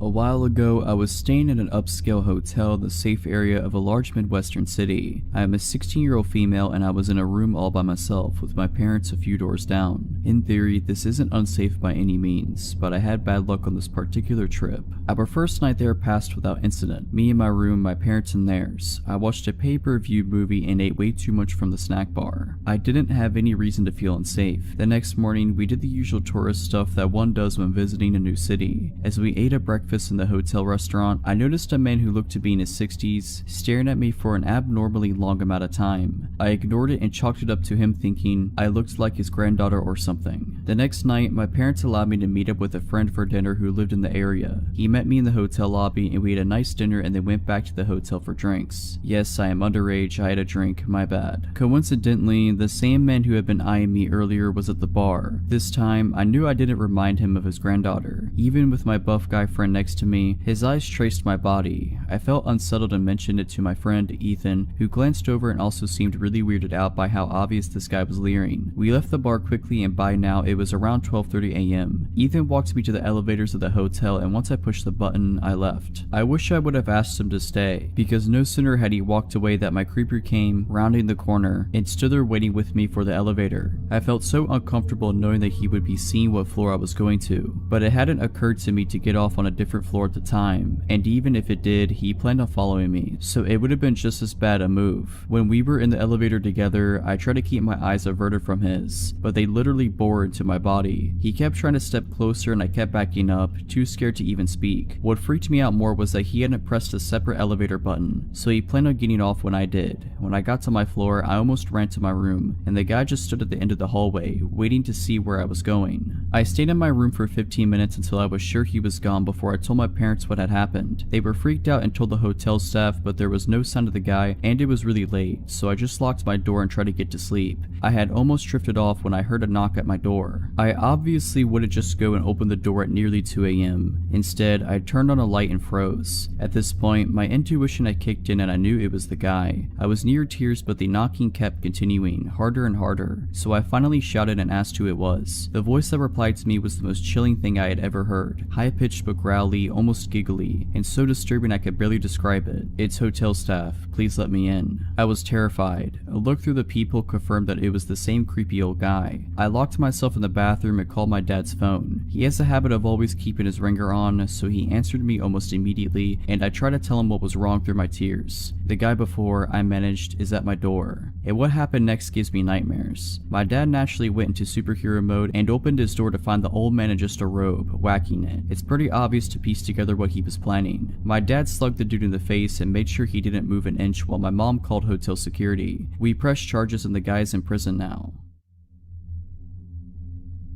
Some backstory before I begin. These events started when I was in 2nd or 3rd grade, 2002 to 2003-ish, and ended during the fall of 2015. I'm a 21-year-old female living in Canada. The RCMP are involved in this story, which stands for Royal Canadian Mounted Police. When I was in elementary school, I was friends with a girl named Jessica. We had a group of 5 or 6 girls that we always played with. Jessica's parents were divorced, and I often went over to her dad's house after school because they had a trampoline and a slide. Her dad was a totally normal dude. His name was Richard and he held a job as a pilot, which is definitely a job that requires mental stability. Jessica came over to my house as well, and her dad would always come pick her up after the play date, so he was familiar with where I lived. And I think 2nd or 3rd grade, Jessica moved away to live with her mom. I didn't fully understand what was going on as a child, and I still don't know what happened, but something had gone wrong with her father. We didn't hear much from Jessica, but around her birthday the following year, Richard invited our group of girls over for a surprise birthday party. We arrived at the party and we were waiting for Jessica so we could surprise her, but Jessica never showed up. We were just hanging out with her dad for a while. As a child, this didn't seem as weird as it does to me now. When our parents picked us up, we obviously told them what happened, and we didn't hang out with Jessica or Richard again. After that, some of the girls started receiving presents from Richard at their homes. I never received them, but my mother told me about it years later. The presents usually consisted of cheap jewelry and notes. I have no idea what the notes said, but I'm not sure if I want to. After this, Richard goes away. My mom later told me he was in a mental institution. Years go by, I completely forget about the whole situation. Then, in the winter of 2013, I was out of town for a cheer competition. I was scrolling through Facebook one night when all of a sudden a new group chat popped up with 5 girls from my elementary school. I had not kept in touch with any of them, so this was weird. The chat was about how they had received messages from Richard on Facebook. I checked the other folder of my Facebook messages and sure enough, I had some too. I had a variety of messages that did not make a lot of sense, including some strange poems. Many of the messages were descriptions of dreams he had about me, though some of them were nonsense. Others were understandable enough to come across as violently threatening. I don't feel comfortable sharing some of the more explicit messages, but here are a couple of the shorter and less scary messages. "Hi little girl from not long ago, pristine of pristineness, I want you, I want you, I want you. We're gonna have planets to go to someday provided you don't melt them first. I'm so proud of you, stay happy, and I haven't found a way to keep you all off my mind." I clicked on Richard's Facebook profile and his whole profile was dedicated to his 5 girls. He didn't have any friends added, so clearly nobody had seen it. Unfortunately, we didn't have very good security settings on Facebook. He had saved dozens of photos of us, and then reposted them with nonsensical and inappropriate captions. The captions ranged from essays about his love for us, to a one-sentence caption that simply said, "She is so ugly." Here are some of the shorter photo captions. "Emily, hopefully and not too soon I'm gonna find out your address, and I'm gonna show up as a man that knocks on your front doorstep and bite your bottom lip off before you can say a word. Kiara, because of my initial euphoria, turns into sucking depression when I realize that there is nothing I can do about anything beside you because you're inside me and I can't get you out of my mind. I love you so much. Melissa, can I paint your picture? I want to lift you around to see how heavy you are and we'll go for a drive on Hollywood Drive with the windows rolled down so we can get a crystal clear view." We were all freshly 18 at the time and didn't know what to do, so our moms contacted the RCMP. They told us not to block Richard on Facebook, but not to reply as the messages could be use as evidence. He continued to send us messages every single day, and we shared the screenshots with each other in the group chat and sent them off to the RCMP. He had several different Facebook accounts that were all variations of his name, along with one randomly named Esteban. One of the girls got in touch with Jessica to find out if she still had contact with her father. She only saw him on supervised visits every once in a while. She was very embarrassed and apologized a lot. She was a super sweet girl, and obviously none of us were upset at her in any way. Eventually, Richard was charged with 5 counts of criminal harassment. He pled guilty and went to jail for around 5 months. When he got out, there was still a no contact order in place, meaning that he could not contact any of us girls or come within a certain radius of our homes. He was not allowed to use the internet either. I'm not sure how all of this works, but this is what the constable handling the case told me. However, not surprisingly, he started contacting us on Facebook again. He went back to jail for breaching his probation. It was the summer of 2015 and he got out again. I started receiving more messages. I immediately wrote on the group chat to see if the other girls had gotten anything. They hadn't. It was just me. I immediately contacted the police. It seems they had forgotten to include my name on the no contact order. He knew not to contact the other girls, but thought it was still safe for him to contact me. This time things got worse. I had just started working at a new job, and being the idiot that I am, I had my workplace public on my Facebook profile. One day I came into work and there was a package waiting for me. I was obviously confused because I would never order something to be delivered to my work. I opened it up with my managers and there was weed inside along with a disc with encryption software on it. He had mailed me weed to my work. I knew immediately that this was him, and awkwardly explained the situation to my managers who thought it was hilarious. The security in my office tower was alerted and given a photo of him. They began walking me to my bus stop after my shifts. It was scary knowing that he knew where I worked. At this point, I hadn't seen Richard in years, but it was clear that he was mentally unwell. I had absolutely no idea what he was capable of or what his motives were. The RCMP did not seem to take this case very seriously, and they moved very slowly, passing the case around to various officers. Meanwhile, I was terrified. I could hardly walk down my street at night without freaking out. Every time somebody knocked on my door while I was home alone, I would drop whatever I was doing and hide under the kitchen counters. I had not moved since I was a child, so it was very possible that he remembered where I lived. The packages kept coming. I received more weed in several different forms, including cookies, what appeared to be cocaine, and a key to his apartment along with some miscellaneous items. I opened all the packages at the police station. One of the packages included a USB stick with a bunch of audio recordings on them, but I decided it was better for me not to listen to them. The return of the packages was to a random PO box in another city that did not belong to Richard, and no fingerprints were found on the packages. During all of this, the Facebook messages remained constant. Luckily, in one of the messages he informed me that he had sent me drugs and the key along with his home address. This confirmed that the packages were from him. He was charged again. I received a subpoena in the mail to appear as a witness in court. However, he once again pled guilty and I never got to go to court. I was actually a bit disappointed as I thought seeing him in person would provide me with some sort of closure. He is still locked up somewhere as I am writing this, but I still get scared walking at night or when somebody knocks on the door. The police provided me zero information on where he was being held or when he would be released. I feel like I am just waiting for the day that he will contact me again. I just hope that he never does.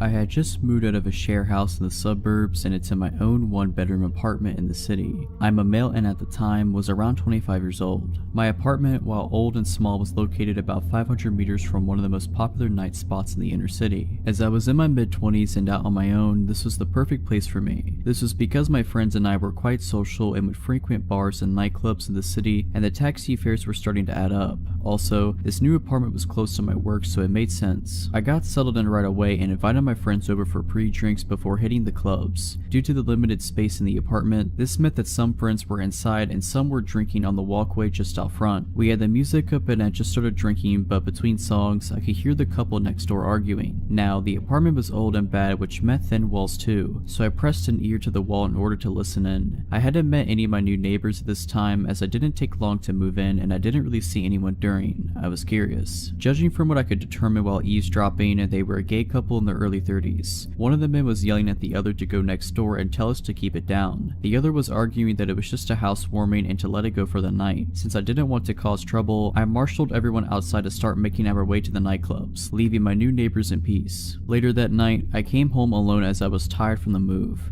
I decided to let my friends carry on partying without me. I arrived at my door and proceeded to fumble around for my keys when I looked up to see a man standing in the walkway in front of the next apartment smoking a cigarette. He was tall and thin with brown oily hair. I noticed that he also had a cut lip and a faded but still visible black eye. I said, "Sorry about the noise earlier," correctly assuming he was my neighbor. He replied, "Nah, you're alright man, I'm Chris by the way." I shook his hand. I noticed his knuckles were red and a little bit scratched up, so I knew something was off. I apologized for the noise and said, "I hope I didn't cause any trouble for you." He withdrew his hand and with a soft but cracking voice said, "Nah, that's okay. Rick just gets a bit cranky sometimes. I'm used to it." With that, I finished off the conversation and told Chris that I'd see him later. It was about 2 a.m. at this point and I just wanted to sleep but couldn't help worrying about the potential domestic abuse going on next door. I decided to just keep an eye on it for now as I didn't have all the info. For all I knew, he could have gotten into a fight with someone else. As the weeks passed, I noticed that my new neighbors got drunk regularly and would argue almost every time. I could tell that Rick was the dominant one as his voice was a lot deeper and Chris seemed to be afraid of him during their shouting matches. This is why I kept my distance and never really socialized with them. I would even overhear them arguing about me and that Rick thought that Chris liked me, etc. I would just tune all of this out with headphones and video games, not to mention an active social life and full-time work to keep me occupied. I did find myself avoiding having guests over because of the neighbors. I would opt to meet people out as their arguments could be quite upsetting. This was working out fine enough for a while until Christmas Eve that same year. I was arriving home after coming from last-minute Christmas shopping. I was getting ready for a night of present wrapping as I was to visit my family the following day for Christmas. As I arrived home, I noticed 2 police cars outside and Anna, an Asian woman who lived a few apartments up from Chris, was screaming. I asked her what was happening and all she said was, "It's just so sad," while sobbing. I could see 3 officers trying to restrain somebody and there was blood on their uniforms. I came just a little bit closer to see Chris's oily brown hair in the center of the affray. His face was bleeding from his jaw where he had apparently been slashed by something sharp. They got him to his feet and I could see that his cheek had been cut so deep that the skin was flapping open as he struggled and resisted with the police. I recoiled in shock and went to comfort Anna, who was crying uncontrollably at this point. Suddenly, Rick's voice boomed out from nowhere. "You see what you've done, you loser." This frightened me and my instinct was to get myself and Anna to safety. Even though the cops were here, they had their hands full with Chris and I certainly didn't want to get involved in such an ugly fight where knives were involved. Anna refused to come with me and said that she would be fine. I looked around to see where Rick was as he kept yelling at Chris the whole time. The 3 cops struggled to restrain him. I could hear Chris whimpering apologetically in between. I couldn't see where Rick was, so I decided just to go to my apartment and lock the door. As I turned to go, I froze in horror as Rick's voice boomed, "Where are you going?" A deep chill went down my spine as my brain struggled to reconcile the fact that these words were coming out of Chris's mouth. I felt panic grip me as I realized that all this time Rick and Chris were the same person. All the fighting, laughing, drinking, and carry on that I couldn't help overhearing over the last couple of months had come from one solitary person, a lonely guy in his small 1-bedroom apartment. For some reason that made me feel sick. I learned later from Anna that this wasn't the first time the police had to come take Chris away. Anna explained that he spends a couple of months at the local psychiatric hospital each time. His father owns the apartment, so it's here waiting for him when he gets out. I moved out a few months later, and while it is a sad situation for Chris, I really do feel him.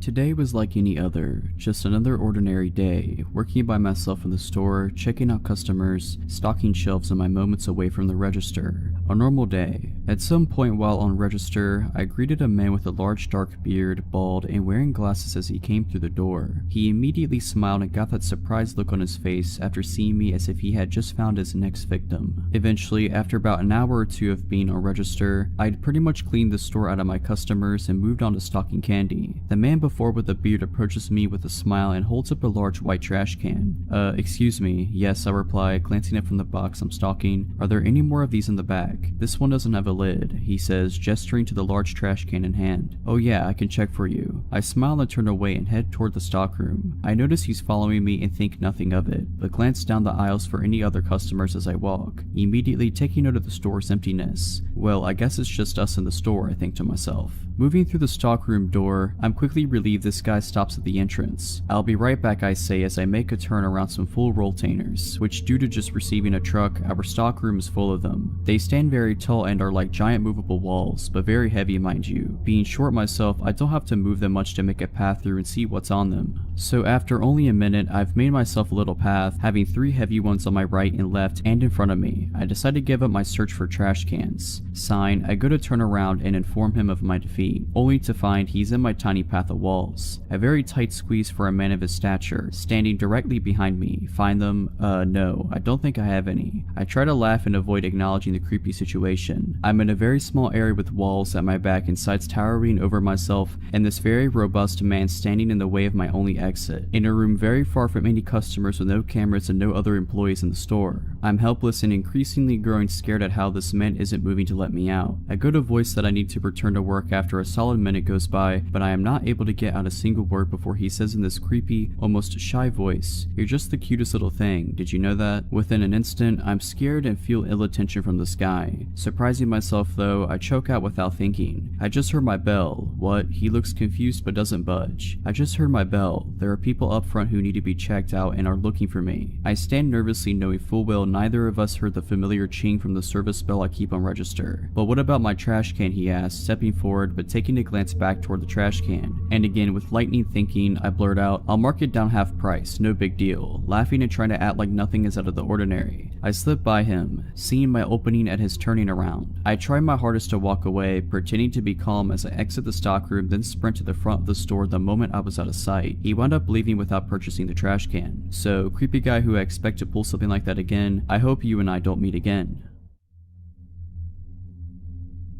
My fiance and I threw a dinner party one time to celebrate his mom completing chemo. I hired a caterer. We were expecting 25 friends and family, so it was more than the kitchenette of our single-story ranch house could handle. We'd also only just moved in, so didn't have a lot of cooking staples. The caterer said he'd bring everything 75% done, but he needed to finish off some dishes in our kitchen. I told him that was fine as long as he was finished by 5, because the kitchen is centrally located and we'd prefer everyone be finished before the guests arrive due to the intimate nature of the occasion. He said that would be fine. He arrives as scheduled at 12 p.m. We gave him until 5 and the guests aren't even arriving until 6, so it's plenty of time. He smelled bad. It was more than a sweat smell though. It smelled like a sun-baked diaper, and that made me uneasy because he was going to be preparing food for sick prior and young kids. I just made sure he washed his hands and then left him to his own devices, worrying I was being presumptuous. Throughout the entire process, he keeps pulling me aside to ask me questions and have me taste things. I was super busy because my husband had to work during the day and pick up the surprise guest right after, so setting up the deck, decorating, putting together the slideshow equipment, coordinating the surprise guest, we flew in her sister and I had to make sure she got an Uber at the airport and her hotel had worked out, etc., and just a million other little details. So every 10 minutes being asked things like, "Do you prefer this with paprika or without? With this fine, whatever you think. Tasted to be sure," was getting old. When he was still there at 5:45, after 2 gentle reminders, I flat out told him I needed him completely out by 6 no matter what. He apologized and said there had been a delay because our oven wouldn't stay up to temperature. I never had a problem with our oven, but I figured he's the professional, maybe it was a subtle problem. A little before 6 rolls around, a few of our friends start trickling in. I decide to tell him whatever's done is done and whatever isn't he should just put in the fridge, but he's nowhere to be found. I go out on the deck to ask my friends if they'd seen him and he's out there, alcoholic beverage in hand, out of his chef whites and now in a t-shirt and jeans, mingling with my friends. I walked out just in time for him to introduce himself to my cousin-in-law as a good friend of mine. Nope, too weird for me. I met him in person for the first time barely 6 hours ago. I told him he needed to leave, now. So he goes inside and gets his bag and makes a beeline for my bedroom. I'm taken aback. I say, "Excuse me, where are you going?" And he says, "To change." So first of all, we have a guest bathroom clearly visible. Second, why can't he wear a t-shirt and jeans home? I tell him I'm not comfortable with him going to my room, but he insisted to only be a second and goes in and shuts and locks the door. I couldn't even get a word out before he went in and I felt helpless. I was going outside to ask one of my friends to help me usher him out, but at that point my fiance got there with my aunt-in-law. I had to explain the situation to him, nearly in tears at this point, and he was like, "What? He went in the bedroom? Why?" So he pounded on the door, and the caterer came out, still in a t-shirt and jeans, and my fiance said, "You shouldn't be in there, you need to leave." And the caterer said, "Excuse me, but this is not your house. It is not up to you to decide." And my 6'4", 260-pound fiance tells him, yes, actually, it is his house, and puts a hand on his back and guides him to the door. The caterer says, "I thought she lived here," referencing me, and he says, "Yes, my fiance lives here with me. me, and the caterer goes nuts. He turns to me and screams, "You lied to me." I have no clue what he's talking about. He starts yelling about how I led him on and calling me more names. I don't know who he thought the man in the pictures with me around the house was. So my fiance says, "Oh no, you won't talk that way in my house. Find the door." And the caterer goes in the kitchen and starts throwing the trays of food out of the refrigerator and onto the floor. At that point, my fiance realized two of his brothers, both currently offensive linemen at the college level, had come in and were on the deck. He signaled to them and they came inside, and he basically said, "This guy's harassing my fiance." They helped my fiance out. The party then went on as planned, but I insisted we just order pizza and throw out all the food he made. My fiance and friends kept saying, "Isn't that a bit much?" but I was insistent. We went out late drinking with his brothers and got home around 3:30 a.m. and passed out in our room. At around 5 a.m., I was woken up to the sound of the door opening. I figure either we forgot to lock the door in our drunken stupor and it blew open, or one of his family forgot their keys or something in the house and didn't want to wake us. His parents and his local brother have a key, but his parents never ever let themselves in when they know we're home. And his brother had even more than we did and was definitely not awake and driving around at 5 a.m. It wasn't nearly windy enough for the door to have blown open. It had been tranquil all night. So I wake up my fiance and whisper, "Someone just came in the house." And he said the same thing. Probably my brother left his wallet or something. I figure I'm being paranoid and try to put it to rest when I hear a loud crash sound. With that, my fiance was up and on his feet in one movement. He told me to lock myself in the closet and call 911 while he went and looked around. As I was pulling out my phone, we hear in that distinct accent, "Hello," and I realize it's just this insane caterer. I'm not worried about this caterer physically overpowering my fiance, or me for that matter, so I charge right out there. The caterer is shirtless and clearly on something. He's taking the pictures that are of just me off the wall and holding several in his arms already. He lunges toward me when he sees me. My fiance gets between me and him and I call 911. My fiance tells him cops have been called and it is in his best interest to get off the property. The caterer says, "No, I have to make sure your fiance is okay." And I say, "What? Why wouldn't I be okay?" And my fiance rightfully says not to engage with him and feed into it. My fiance stays between me and him while I climb out a window. He watches as the caterer throws photos of us on the floor. My fiance didn't want to subdue or touch him in any way, so the caterer couldn't make any assault claims. He's begun to destroy our kitchen at this point, and when the cops come in, he has a butcher knife. My fiance considered going for the gun safe when he first got the knife, since we live in a stand your ground state, but he decided the situation was hectic enough without introducing a firearm. The caterer doesn't obey the police's orders to drop his weapon, and he says he isn't leaving without me, so they tase him. It's lucky for him he only got tased and he didn't antagonize my husband into squashing him. As he's let out in cuffs, he's shouting how he and I are in love. He continues on this tirade the entire time police are reading him his rights. The police ask us to do an inventory of the house and see if anything's missing or damaged besides what we witnessed him do. We go around and there's nothing, but then I remember he was in our room yesterday and he went through the room. All of my underwear from the dirty laundry hamper were gone. We were so freaked out in the aftermath that we replaced all of our kitchenware, toothbrushes, sent our sheets to be professionally cleaned, and had a cleaning crew do a deep clean on the whole house. So glad we decided not to serve the food to our guest and my fiance's medically fragile mother. He sent me a letter from prison that thankfully my husband intercepted, because I was still recovering from the whole thing. We gave it to the police, who helped us get issued a no contact order. He was sentenced to 3 years in prison. If you're liking this video, all I ask is that you make sure to subscribe to my channel and like this video. Thank you.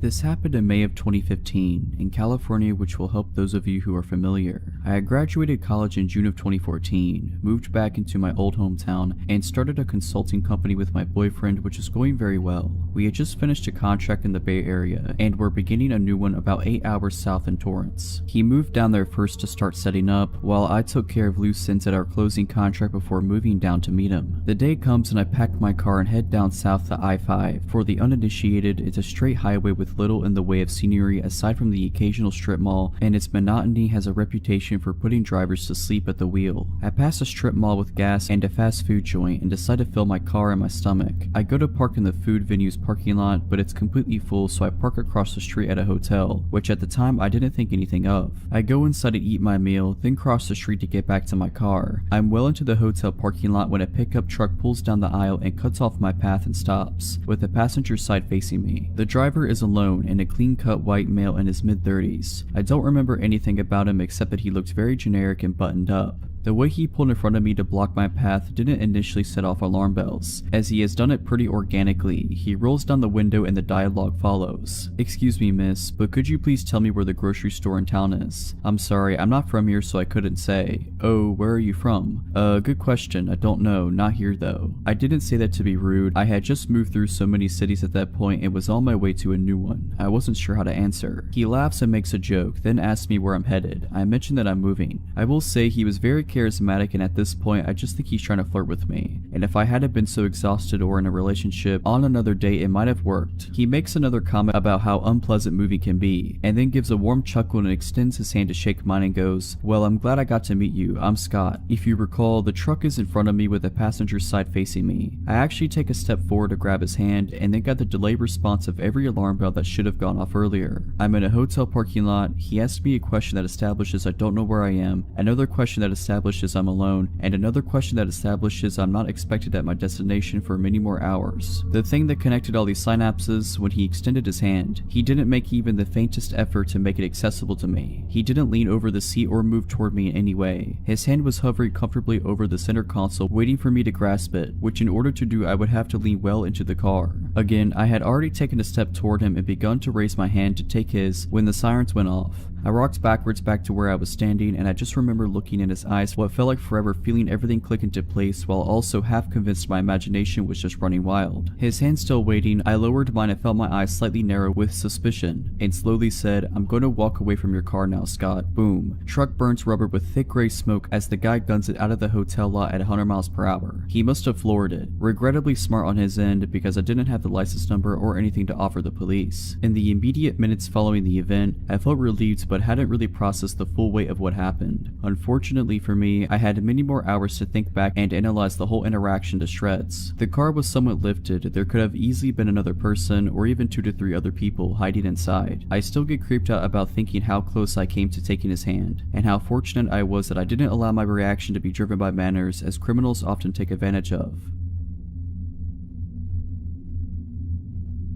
This happened when I was in high school long ago. My mom just recently found the paperwork about it when she cleaned out her office upon retiring from the police department. I remember being upset and scared when it happened, but reading the details as an adult, it sounded even worse than I remembered. I was a 17-year-old female working at a flower and gift shop. It's nighttime. A man comes in, short, overweight, balding, and 40 years old. He tells me about how he needs an apology gift for his girlfriend, so I offer a bouquet. Obviously, it's a flower shop. He says she doesn't like flowers because they die. This is the first weird thing, as he came into a flower shop. Then he goes into detail about how he hit her, and asks me if I think it was the right thing to do so. This was long ago, so I don't remember exactly what I said, but it was something along the lines of, "Not if you want her to continue being your girlfriend." He then tells me what a great job I'm doing and asks me when I get off work. I dodge answering and he leaves. Nothing for 6 months. Then right before Valentine's Day, he walks in the door 1 minute before close. It was dark, and from the outside it looked like I was working alone, as my coworker, about a 40-year-old female, was in the bathroom. Instinctively, it felt like a predator had just entered the room. You know when something isn't right, and everything felt not right. I then noticed he has a tarnished revolver tucked into the front of his windbreaker, which is halfway unzipped. It was obvious he wanted it seen. I quickly scribbled a note to my coworker that said he has a gun, and handed it to her when she came out of the bathroom. She calmly walked to the phone and looked at me, wordlessly asking if she could call the cops. I shook my head no, as I felt like it would escalate the situation. God forbid he heard the police coming and took us hostage or something. I was just going to try and act as calm and normal as I could, and hopefully not tip the situation into something more dangerous. He spends 15 minutes wandering around what was a fairly small shop.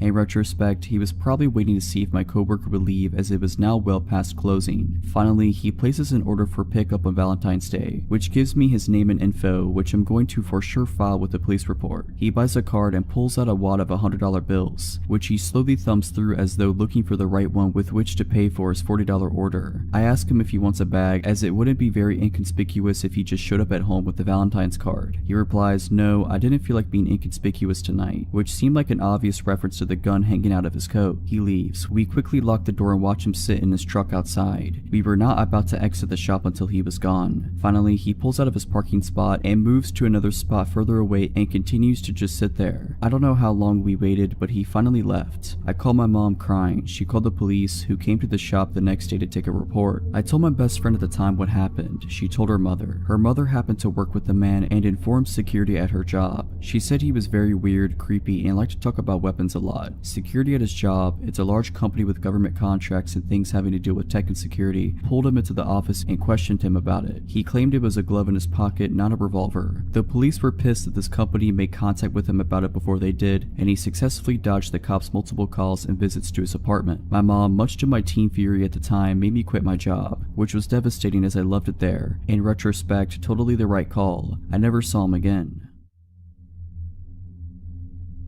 In my late teens and early 20s, I was friends with a girl named Lucy. She was a very lonely kind of girl whose parents were, well, honestly, not really great parents. Her mother was verbally abusive and her father really couldn't care less about anything. Because of the lack of love in her life, Lucy searched through dating sites for love and comfort from strange men, and she was not afraid of meeting them face to face even if they'd been chatting for only a few days. My friendship with Lucy was a strange one. I found her quite annoying sometimes, but I also felt awful for her because of her loneliness and lack of friends and love in her life. Sometimes I really didn't want to hang out with her, and some days I would accept her offer to hang out. When it was just her and I together, she was normal and okay to be around, but also very appreciative of having someone giving her attention. We had a small group of friends and she would try to get all of us together as often as possible, and honestly, the whole group together was really quite fun. When we were all together, Lucy was very hyper and you could just tell that she was happy to be around people who didn't insult her as her mother does. Suddenly, Lucy tells us she has a boyfriend. We were all surprised because we knew she met a lot of guys online, but we had never heard her say she was dating someone. A few days later, she sets up a day for our friend group to meet Trevor. None of us were looking forward to it because we thought he was going to be like all the others, a temporary boy toy. When we met him, we all felt awkward. He barely spoke a word, he wouldn't look directly at any of us at all. Lucy would try to be funny, but he would just give her dirty looks. Needless to say, we thought he was a weird one and could tell he didn't care much for her. As the days went on, Lucy kept telling me how much Trevor did not like me. She kept saying he thinks I am using Lucy for her money. Not sure how he thought that since I paid for everything for Lucy. To keep this piece of the story short, I think he was trying to find reasons to convince her to get rid of me. I got a terrible vibe from Trevor. He dressed like he didn't care about life, he never smiled, he didn't shake our hands when first meeting us, he stank of weed and really had an overall uncomfortable feeling about him. After months of Trevor trying to convince Lucy that I'm a terrible friend and she should not hang out with me anymore, she started to do as he said. She would start to hide me from him. If she and I were together and he would call her on her phone, she would lie and say I wasn't there. If she was with a group of friends, he would have her swear I wasn't there. When he was going to be joining the group on an outing or just hanging out at her place, she would tell me I couldn't come. Lucy will do whatever a boyfriend says just to keep pleasing him so she doesn't lose them. Now here's where it gets scary. Lucy calls me one day and says she wants me to come hang out at her place. I agreed. She came to pick me up and we went to her house and watched TV for a bit. We then decided since the day is nice outside, we would take her two dogs for a walk to a nearby pocket park and would later return to the house to have lunch together. While at this park, she receives a phone call. Now let me say that Lucy is not a private person whatsoever and has never ever walked away to answer a phone call until this day. She walked far enough away that she knew I would not be able to hear anything she said. This was suspicious to me, but not enough to question it. The call ends and she begins walking towards me with a look on her face as if she is trying not to smile. She tells me, "So I need to bring you home now." I was slightly confused as we had only been together for about an hour, when we usually spend the entire day together, and she would never want me to go home. She would even frequently beg me to sleep over to avoid being alone. So anyway, I said okay and we walked to drop off her dogs at home and we got into her car and off we went. About 10 minutes into the car ride, I realized she isn't going in the direction of my house, so I questioned it. "Where are we going?" She smirked but didn't respond. I asked again, laughing uncomfortably, "Seriously, where are we going?" She continued to smirk but didn't want to answer me. I started to realize she was heading in the direction of where her boyfriend lived. I asked one last time with anger in my voice, "Where are you taking me?" Her only response was bone-chilling to me. "Trevor wants to talk to you." I wasn't having any of this. I insisted and demanded she let me out of the car, but with her evil smirk and same response, she said it again, "It's okay, he just wants to talk to you." I was furious at this point because this creepy guy who looks like he wants to kill someone, who also despised me, wanted to talk to me. Why can't he talk to me on the phone? Why do I need to go to his sketchy apartment? She absolutely refused to let me out of the car. She had the doors locked, as if I wasn't able to unlock my passenger door. I waited until she reached a red light. I grabbed her wallet from the back seat and took out her bus pass and bolted out of the car. I had no idea where I was or where the nearest bus stop was, but I was not about to let her crazy boyfriend do whatever he wanted to me. She yelled for me to get back into the car, but of course I ignored her. She sped off furiously. I immediately blocked her number on my phone. I removed her as my friend on social media and immediately warned the group of friends not to talk to her because she has gone nuts. I have not spoken to her since that very day, and she also lost the other 5 friends of the group as well. I've recently moved into a new apartment 3 weeks and I'm starting to share it with my sister. The only reason we know properly is a single mom who lives in the apartment next to us. Ever since we moved in, she's been giving us advice and helping us out with things, etc. We don't know any of the other neighbors properly yet. Today I was out with my friends, and after that I went to get my sister so we could go out for some food. We got home around 10 p.m. My sister and I got into our PJs and were sitting around watching TV when our buzzer rang. I jumped up to answer it and it turned out to be our neighbor, a single mom. I asked her what was up and she said that our dad is asking for us downstairs. Straight away my stomach dropped. I immediately asked her if she's sure he said that he was our dad. The reason I asked this was just to make sure that is what she actually said, but she replied that yeah, he said he was our dad and he was asking for us. The neighbor then asked me if she could let him up to our flat, but I told her no. I wanted to shout out to my sister, but I didn't want to worry her right away, so I asked the neighbor to not let him come up yet, and I heard her repeat this to him. I couldn't hear anything for a few minutes and I started to get really worried. At this point, my sister comes up to me and asks who it is. I called out to my neighbor a few times, but she didn't answer. It must have only been about a minute, but it honestly felt like ages when she didn't reply. I was about to tell my sister to call 911 because I was starting to panic and I didn't know what was happening out there. But then she came back on and told me that he was gone. She then came up to our flat and explained what went down. She said that she was walking back to her flat after finishing work and she saw a man by the buzzers. At first, she assumed that he was just someone who lived there, but when he noticed her walking up, he asked us by name and asked us if she could let him up to our flat. She asked him who he was, and he told her that he was our dad. Obviously, she buzzed us and told us first, since our neighbor doesn't know us that well, so she doesn't know what our dad looks like. She said that because we were young and on our own, and she didn't want to buzz an strange man up to our flat. She said that her mom instincts kicked in when she heard me being hesitant to let him up to the flat. She said that apparently after he heard me say that he got really pushy with her and started trying to move her out the way. He kept on saying to her, "It's okay, I'm their dad, let me in, I'm not gonna do anything." She started arguing with him and told him that if I don't feel comfortable letting him in, there's no way he's getting in. He then got into the car and rode away. Now this is the reason why I hesitated. We haven't spoke to our dad since I was 16. We even considered getting a restraining order from him at one point. He's not even our biological father, but we were legally adopted by him when I was 9. He was very abusive. It got to the point where me, sister, and my mom had to leave him in the middle of the night. He was always really controlling, and after we left, he would secretly follow us around and leave threatening voicemails on the phone. I found out that he has a criminal record, as well as I believe he was convicted of manslaughter in the 80s. I have no idea of the backstory behind that, and I honestly don't really want to know. Like I said, we haven't from him since I was 16, which was 3 years ago, and as soon as she said the word dad, I almost had a panic attack. I asked her to describe him, and she said that because it was dark out, she couldn't really see him. We ended up staying with her because me and my sister are really shaken up. This happened a long time ago when I was around 15 or so. I'm 25 now. Back then I was really into singing and dancing with my friends, and I was introduced to K-pop as a result. This was way before K-pop became noticeably mainstream, so whenever events relating to it came up we got very excited. There was a global audition for one of the big companies in my town and my 3 friends and I decided to go. I was the only non-Asian girl in our friend group. I'm only mentioning it because this pertains to the story later. The K-pop fandom back then was pretty much the same as now. People of various ethnicities were into the idol music genre. We all knew the likelihood of getting into the industry was super low, and for me even more so, as I wasn't of Asian descent. But I knew that going in. That wasn't the point of us going though. We just loved being in proximity of something important to the genre we enjoyed. Just kids having fun. By the way, I looked pretty young for my age then, and wearing pigtails this day didn't help with that either. So we get dropped off and meet up at the audition place, a community center of some sort. We kind of dilly-dally around a bit until we have to line lineup for our respective auditions, i.e. singing, dancing, etc. I was going to go sing, so I was mentally preparing myself in the crowded space outside of the audition rooms. That's when out of the corner of my eye I see a tall, older, maybe 40 years old, white man beginning to approach me. I remember thinking,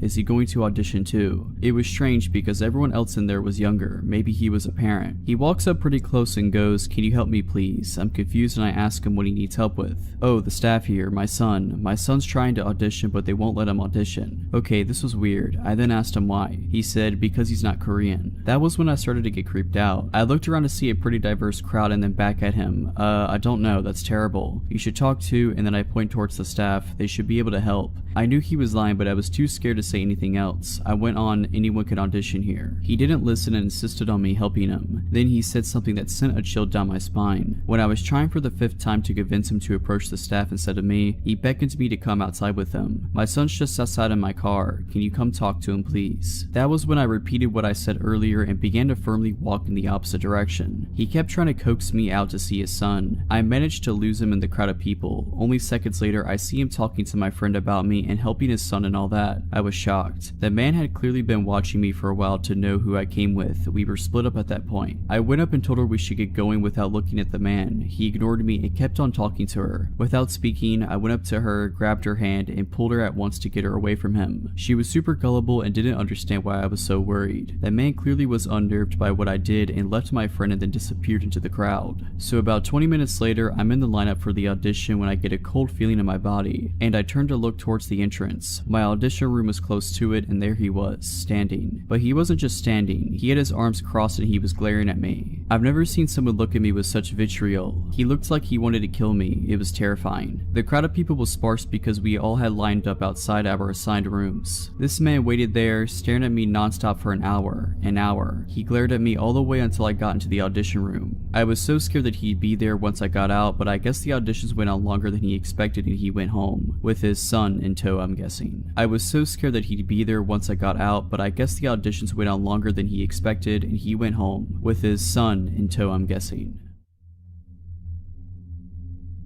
I've worked a few odd jobs in my life. My first job was a summer job at 16 during summer break at a dairy farm. I absolutely hated it there and made it harder for me to find the motivation to even try finding work again when the time came. I don't really remember how I was first referred to the job, but the following summer, I ended up working as an office assistant for a self-employed photographer. My parents knew her because she used to be a member of their church, and my sister attended her 4-H program when she had it. By that time, her health had begun to take a hit as she claimed it was a mixture of things from chronic Lyme to fibromyalgia. I had also been warned by my parents that she was a little off. She was very religious and claimed to have had real encounters with demons, even participated in a few exorcisms. I'm an atheist and a skeptic, so I never took her story seriously. Aside from the weird things she would tell me, she was mostly harmless and working for her was not hard. The job basically required me to do a lot of data entry, as well as help prep her photos with some minor touching up and the addition of her company watermark before uploading them to a site where her customers could browse them and then pick which ones they wanted to order. She primarily photographed horse events, dressage, stadium, and cross-country jumping, etc. And for the first several months, my job stayed in her living room, which is basically my office space at the time. Eventually, I was talked into tagging along at shows where she trained me as a photographer, and soon I was shooting at the events along with her. It was boring work, I won't lie. I'm not a horse person, but things didn't get weird until a year later when I learned the hard way it was not her that I needed to worry about. She had 2 sons, one who was out of state, the other one was in the Navy. The latter of the two, a guy called Nate, I had only heard small things about. When he finally returned home and I met him for the first time while working in her living room, he seemed like a nice guy, a little odd but not concerning. He was obsessed with movies, and being a bit of a movie buff myself, whenever he would venture to the living room to strike up a conversation, it would always be about whatever movies we were into or were excited to see. I should point out here that I was 18 by this point and he was in his mid-30s. At some point he got it in his head that I was interested in him, though he never said anything directly to me. I had to find out about it from my parents. My mom worked as the secretary at her church and Nate knew it. I can only guess my boss had told him. One afternoon, Nate showed up at my mom's desk and started gushing about me. He talked about how much fun I was, how he loved talking to me, how he was planning to take me to the movies and take me to this church, and all these other plans he had for me. My mom was beyond uncomfortable, as was the pastor who happened to overhear it, and when I got home that night, she told me what had happened and suggested I make sure not to lead him on. I was completely baffled because I hadn't done anything. We never even discussed the possibility of doing anything together. I made an effort to acknowledge him less when he was around around and keep the conversation short while stressing I had work to do. Eventually, he got his own place and moved out of his parents' house, so I figured the problem had solved itself.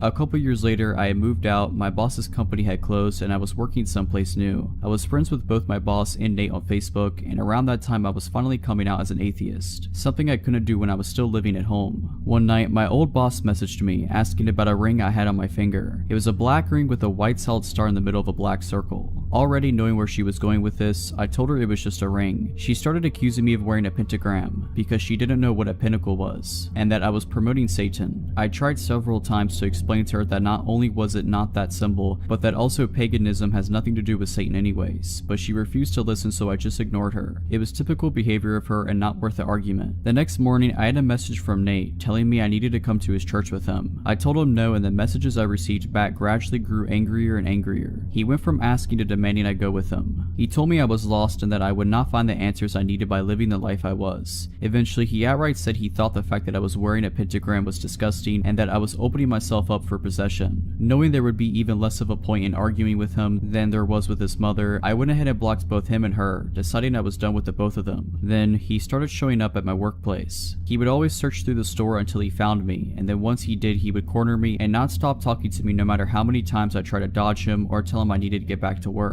Eventually, the managers caught on and started intercepting him whenever he showed up. I wasn't making enough to pay the rent with that job, so I had to take up a second one. Within a week of working my second job, which was in a different town, he showed up there too. This time I told the managers outright who he was, and after that, every time he showed up, I was allowed to hide in the back room behind a locked door while they sped his order along and got him out. One of those many encounters, while I was hiding in the back, one of the managers was back there with me, inputting employee time punches into the computer when the both of us heard Nate shout in our directing, "I know you remember me." That was the last straw for them, and they told him his business was no longer welcome there. He started showing up at my other job as well for a while, which was a relief. Fast forward to a few years later, I was getting used to not having to look over my shoulder every shift or checking the parking lot for his truck. Then one day he reappeared. He was browsing a section I was walking past when he spotted me and got this deer in the headlights look. I made a beeline to the break room because just seeing him made me scared. After that, he started showing up regularly. I would always find ways to dodge and avoid him, but he would still eventually spot me and know I was still there. I was debating whether or not to tell the managers because at this point it had been a while since he had done anything, and saying something just because I was nervous didn't feel right. Call me a coward or an idiot, but that was my thought process. What happened next made me regret not speaking up.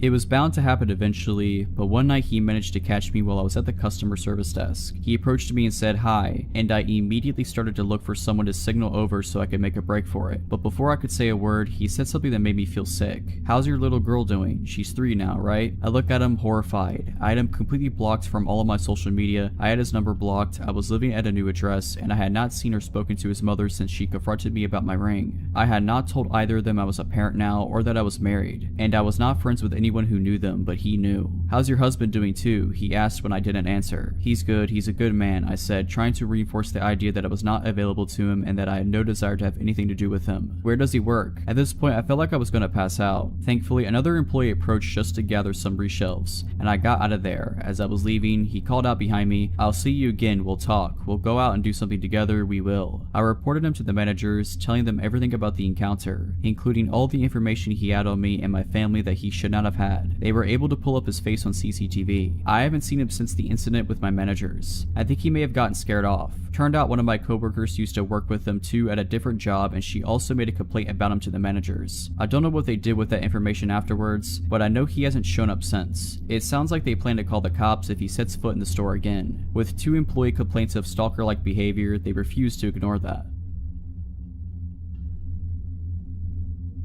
When I was about 7 years old, my father bought a few hundred acres in southern Mississippi about 1.5 hours west of Mobile, Alabama. He built a small cabin on top of a hill that was in the middle of a large field surrounded by woods. This house was about 5 miles from a paved road. To get to our land, it took nearly 10 minutes of driving down dirt roads from the main highway, which was south of the house. About a quarter mile north from the house, he built a small lake, more like a pond. It was about as long as a football field but wider. To get to the lake from the house, you could take Route A, A, which was a hard-packed dirt road that was lined with dogwood trees. It was beautiful in the spring. Route B was about 100 yards east of Dogwood Lane, and we named it Vampire Trail because it was always so gloomy. The trees blocked out the sun on the brightest days, and it had a slight decline as you walked toward the lake. I say walked because this trail was not for vehicles. Thick woods filled the area outside and in between both trails. One morning during the fall, my parents and my little sister had gone to get ice cream and do some shopping. This trip would take them at least an hour or two. I was 10 years old, so I decided to go fishing while listening to Bama play Ole Miss. The game was the usual Bama win, so I thought I could ease the boredom of a blowout by fishing in the well-stocked lake, so I carried my pole, small radio, and my small ice chest. I had an Airedale Terrier named Bull that never left my side, and it was on this day I realized how awesome he really was. Onto the lake we went. Picture a large oval, roughly the size of a football field, but larger with an L-shaped pier in the southeast corner. Vampire Lane opened up to a more severe decline to the shore and then the small pier. Across the lake on the west side there was a narrow tree line that separated the shore from Dogwood Lane. The north side of the lake was the dam and the south end in thick and swampy woods. Fortunately for me, I realized later. About 5 minutes after I threw out my line and 2 Bama touchdowns later, I got that feeling. It's a feeling I have come to recognize well, and it may have saved my life this day. The feeling of being watched by something dangerous. Bull must have felt it too, because a few seconds later I could hear him growling low and staring across the lake to the west, to the tree line that separated Dogwood Lane from the lake. I turned my head in that direction and almost immediately my eyes lit on what I thought to be half of a silhouette of a large man behind a tree. It was too far to make out details, but close enough to be sure of what I was seeing. Almost 5 minutes went by, and right before I scolded myself for an overactive imagination, the half silhouette moved behind a tree slowly. Bull stood and growled louder, and I told him quietly to stop, and I turned my head north towards the dam while keeping my eyes and attention rooted to that tree. Over the next 10 minutes, which felt like hours, I watched while this figure moved slowly from tree to tree, always north and always facing me. The saying, "scared stiff," was something I found to be true. For some reason I thought it was important that whoever or whatever it was did not know I was aware. I finally realized that the figure's path was bringing it closer to the dam, which would make its path to be shorter and easier. My paralysis broke and I casually put down the fishing pole and started walking towards Vampire Lane. As an adult, I was in the army for 11 years as an MP, but not turning to look over my shoulder during that walk was the hardest thing I have ever done. In my mind's eye, whatever it was screaming across the dam towards me. When I hit the tree line, I broke into a run. As I was running, Bull dashed ahead of me and my anger turned into admiration as he stopped some 20 yards ahead and faced north until I passed him. He continued this action the entire run home. My dog was watching my back, just epic. Although I can grasp the awesomeness of this now, at the time I was so scared that I was literally sick. Even at such a young age, I knew that a large man watching and trying to creep up on a 10-year-old boy was up to no good. When I reached the cabin, I immediately locked the door and got one of my dad's shotguns as well as his .38 revolver. I sat at the large front window, my eyes glued to both trail openings in the woods between them. My family returned shortly after, and for some reason I did not mention what happened. I never felt safe there again. When me and my friends or my little sister wanted to go anywhere other than the area around the cabin, I made sure my parents were with us. What scares me the most though is the fact that our closest neighbors were about 2 miles northwest of us, with thick woods in between as the crow flies. Who or what was watching me from the woods that day, guess I may never know. I sometimes wish I could go back then, as a grown man with military training as I am now. Bull lived a full life and was put to sleep peacefully as a very old but great dog. The best dog I have ever known.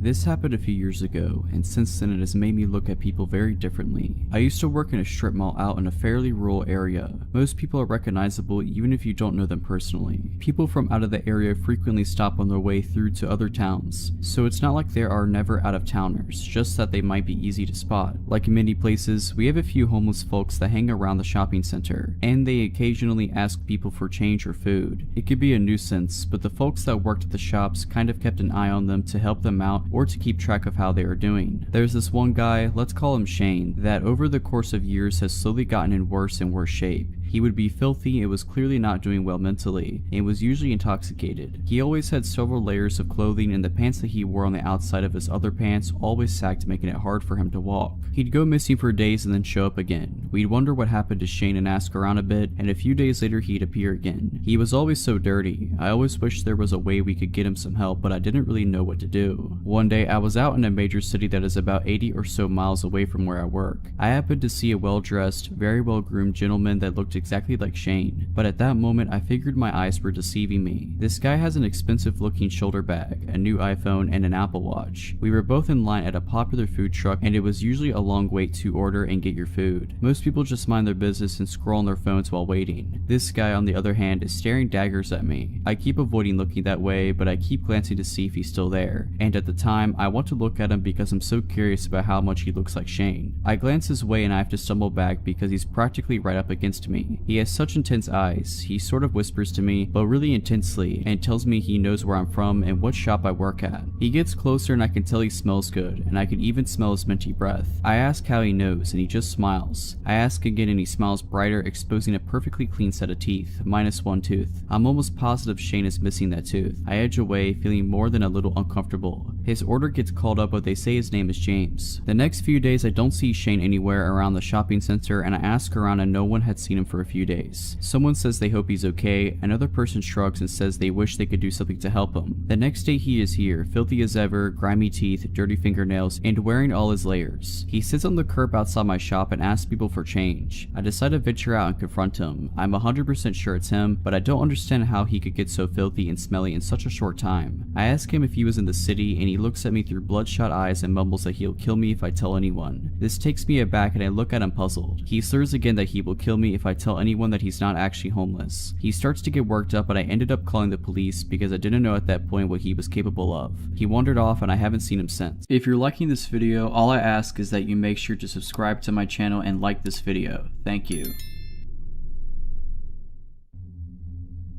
This story takes place late around 1:30 a.m. when I get the call. A very drunk friend of mine, Claire, is begging me to come pick her up and give her a ride home soon. The bar is closing soon and she's too drunk to drive home. The bar she is at isn't too far from my house, about a 10 to 15 minute drive, but the issue is that she lives like 35 to 45 minutes on the other side of town. Claire has been extremely nice to me in the past, and I did owe her a solid, so at about 10 to 2, I grab my keys and my concealed carry and leave the house. I get to the bar at around 2:05, and she's sitting outside on a bench by the doorman. I pull into the parking lot, which is pretty empty since the bar is closed, and I assumed the cars remaining were the workers who had yet to leave. I get out of the car and start walking to Claire, who is kinda slumped over. I was hoping she wasn't passed out drunk, and when I got to her, the doorman asked me if I was her ride. I told her yes, showed my ID for proof, and what he said next was of some concern. He kinda pulls me in and says, "Hey, I was supposed to leave when we closed, but I have a strong feeling your friend was roofied. She's been on the porch drinking all night and some guy kept hovering around her. I assumed it was a boyfriend or whatever, but she never turned to talk to the guy. She was either drinking or chatting with other girls around her. Well, anyways, she chugged her last drink, came up to me and told me you would be coming to pick her up, and she asked me if she could sit by me, and she told me she felt very dizzy and sick. I told her sure, hoping she just drank too much, and she passed out right after she sat down. After that, I couldn't see the guy anymore, but I didn't want to take any chances. So visibly concerned, I thank the guy profusely, and he even helps me carry Claire to my car. Midway to carrying her, she's kind of coming to, like someone just waking up after her surgery. That really groggy, not knowing where they are, talking of nonsense kind of talking. I don't remember exactly what she was talking about, but I'm sure if I wasn't on high alert about her possibly being drugged, it was some funny stuff. So we get her buckled in, I thank the guy again, and he just says he hopes she gets home safe. So now, hoping my friend is only stupid drunk and not drugged, I start driving to her house. The whole time I'm trying to keep an eye on her and an eye on the road. She's now snoring asleep, which puts me at ease a bit, but about halfway to her house, my fuel light comes on. Cursing the fuel economy of a sports car, I pull into the next gas station. It's one of those small gas stations that doesn't have 24-hour store, so I'm on extra high alert while I start to pump gas. The gas station is about a block from the freeway, and right at the corner of the intersection. The street itself is pretty dark, with lonely lampposts shining very pitiful lights at large intervals. I get that really dead feeling like this place is just abandoned. To give an idea of positioning, because this is important, the gas station is at the corner of the intersection. The storefront would be facing south, and we were right in front of it where the pumps were. The east would be where there are air pumps for tires and parking spaces, and the north would be a diesel fuel pump right behind the store, accessible from the street behind the gas station. I drive a Corvette, so the filler is on the rear end of the car, and I'm leaning against the rear looking around. To my left, I hear this weird metallic scraping sound, so I turn and see this guy about 15 to 20 feet from me come around the corner dragging a long metal pipe on the ground. I immediately sense that I'm in a possibly dangerous situation now. The guy looks almost possessed, but he's not looking at me, rather like he's trying to look into my car. I'm on the defensive, but hope I can get him to leave, so I call out, "Hey, everything alright?" Without looking at me, he answers back, "You took my girlfriend from me. I'm here to take her back." Now he turns to look at me and he's got blood in his eyes. Before he begins to take a step though, I start yelling, hoping it'll get him to back off. "Back off, please turn around." He takes a step towards me, clearly unimpressed. So almost automatically, I pull my handgun from my inside the waistband holster and draw a bead on him. "Back off, you don't have to die," I start yelling louder. Anyway, in a panic, the guy throws the pipe at me. It whizzes by and I dive behind my car for cover. I have no idea if he has a gun himself or what, but I was going to put some kind of cover between me and him. And by the time I kneel up and aim over the rear of my car, he's booked it. I hear a car door slam and tires screech, and he launches off the curb on the east side of the lot and is tearing down the road, swaying all over the place. In my own panicked hurry, I pull the pump out of the car, screw the cap on, and tear out of there myself. Claire, however, is still passed out in the car, and now I'm afraid because I'm convinced she'd been drugged and we were followed by that guy. Me being more concerned about her earlier and keeping on the road, I must have not noticed being followed. The whole way back to her house, I'm wary of any car that's behind me. I'm also driving very aggressively, and when I get to Claire's neighborhood, I circle a separate block that's not hers 4 times to make sure no one followed me. When I was satisfied thinking I wasn't being followed anymore, I pulled up to her house and try to shake her awake. She's doing that groggy waking up stuff from before, but now she's able to get up.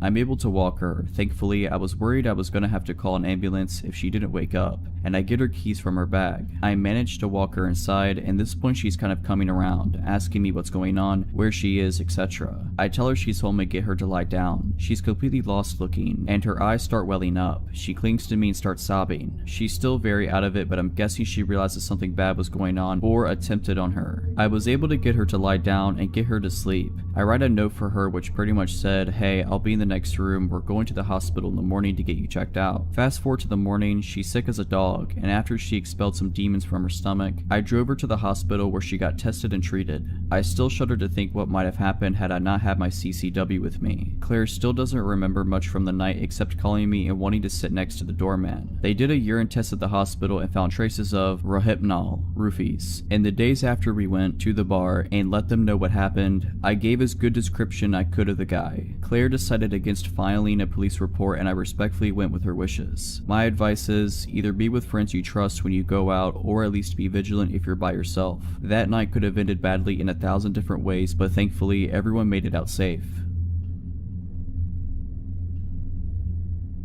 I don't really know where to begin, but I suppose it started before I was born. My birth set in motion a series of actions that led to the threat on my life beyond my control. So pre my existence, my mother, Jane, dated an older guy named James when she was in her mid-teens. He adored her but wasn't of the same religion as her, so she ended up marrying a gentleman from her congregation instead, leaving James' brother put out. A year after being married, Jane gave birth to me and decided that she was unhappy with my father, Dave, and contacted James with the intent to go back to him. So Jane packed a bag one night, took me and left. As soon as she arrived at James, she was bombarded with messages from Dave telling her that he would take full custody of me if she didn't return. So with a heavy heart, she chose me over James, and therein lies my problem. She went back to my father, and after another year of failed attempts, they divorced and my mother moved south to be with family, completely forgetting about James. My childhood was fairly normal for the next 13 years. A few house moves, a new stepdad, and a few siblings. Mother's second marriage falls through and she's single again. The year is 2010 and she has just discovered Facebook. Being newly single and having sudden contact with all of her old school friends, she quickly strikes up a few romances out of nostalgia. Nothing sticks though until she finds him. James has a Facebook account, not very active, no profile picture, but my mom is sure it is him and immediately falls in love again. He comes down south and meets his kids and stays for my 16th birthday party. Looks wise, he is easily in his 50s with shaved gray hair and glasses. My mom leaves him a third time and he finally flips and the crazy comes out to play. He starts turning up at the house uninvited. He is told to leave every time. The visits become less frequent and we think maybe he's got the message. But then hand-delivered letters start arriving for my mom, and it's the contents of these letters that cause me alarm. In them he details how if she had never met my father, they could have been happy together, and he had a plan to get her back that was ruined by the untimely arrival of me. So he did what any crazy man would do and started plotting to get me out of the picture. Back in 1995, she had a near miss of a car accident, with baby me in the car when and a car clipped her at a junction. She didn't get the car's details but put it down to chance. In the letters, James tells her that the incident 15 years ago was him and that he won't miss this time. He informs her that he still believes that there is a chance for them, but only with me out the picture. I'm not a baby anymore, my father's well and truly out of the picture, but the crazy in James' brain won't let it go. The next letter tells her that he will burn the house down. If he can't have her, no one else will. The next letter informs my mother that he has told social services that she is a drunk and that they will come and take me away. Not hard to prove that false, so we don't panic. The next letter tells her that he will burn the house down. If he can't have her, no one else will. This one she takes to the police. Upon investigation, it is revealed that an ex of James, with the same first name as my mother, has a restraining order against him for stalking and attempted arson. We are put on high alert and the process for a restraining order is begun. A few nights later, my mom hears someone outside the house. Thinking it's him, she calls the police. They arrive within 5 minutes and search the street. No James, but his car is found behind the resident garages. He doesn't return to it that night. The next day, the police contact a woman's hostel in a neighboring county. They have a room spare, so we pack our bags and head there. And so the summer of my life was spent in hiding, no friends, no social media. Well, I wasn't supposed to have social media, but using proxy servers on the computer in the teens rec room, I was the only teen in the hostel at this point, was easy, and possibly very stupid. James began messaging me through Facebook, playing nice, telling me how much he loved my mom, and needed to know that she was okay. I ignored him and blocked his account. I had a number of fake accounts try to befriend me, and they were all blocked also. After 3 months, they find us a new house. We have a week to go back and pack up our old lives. So that's what we do, and now it's 8 years later, and I've moved several times since, including for university, and honestly haven't given much thought to the man who wanted to kill me so he could be with my mother. 2 years ago, I moved back up north not far from my birthplace. 2 weeks ago, I received an email on an old email account for a rental agreement. At first, I thought it was spam, but upon opening it, the name at the top read to James Smith, and the rental address was not too far from me, only a town away. That sick guy gave my email to the renters as his so that I would know he was nearby. I've heard nothing else, but I seriously hope that we don't ever meet again.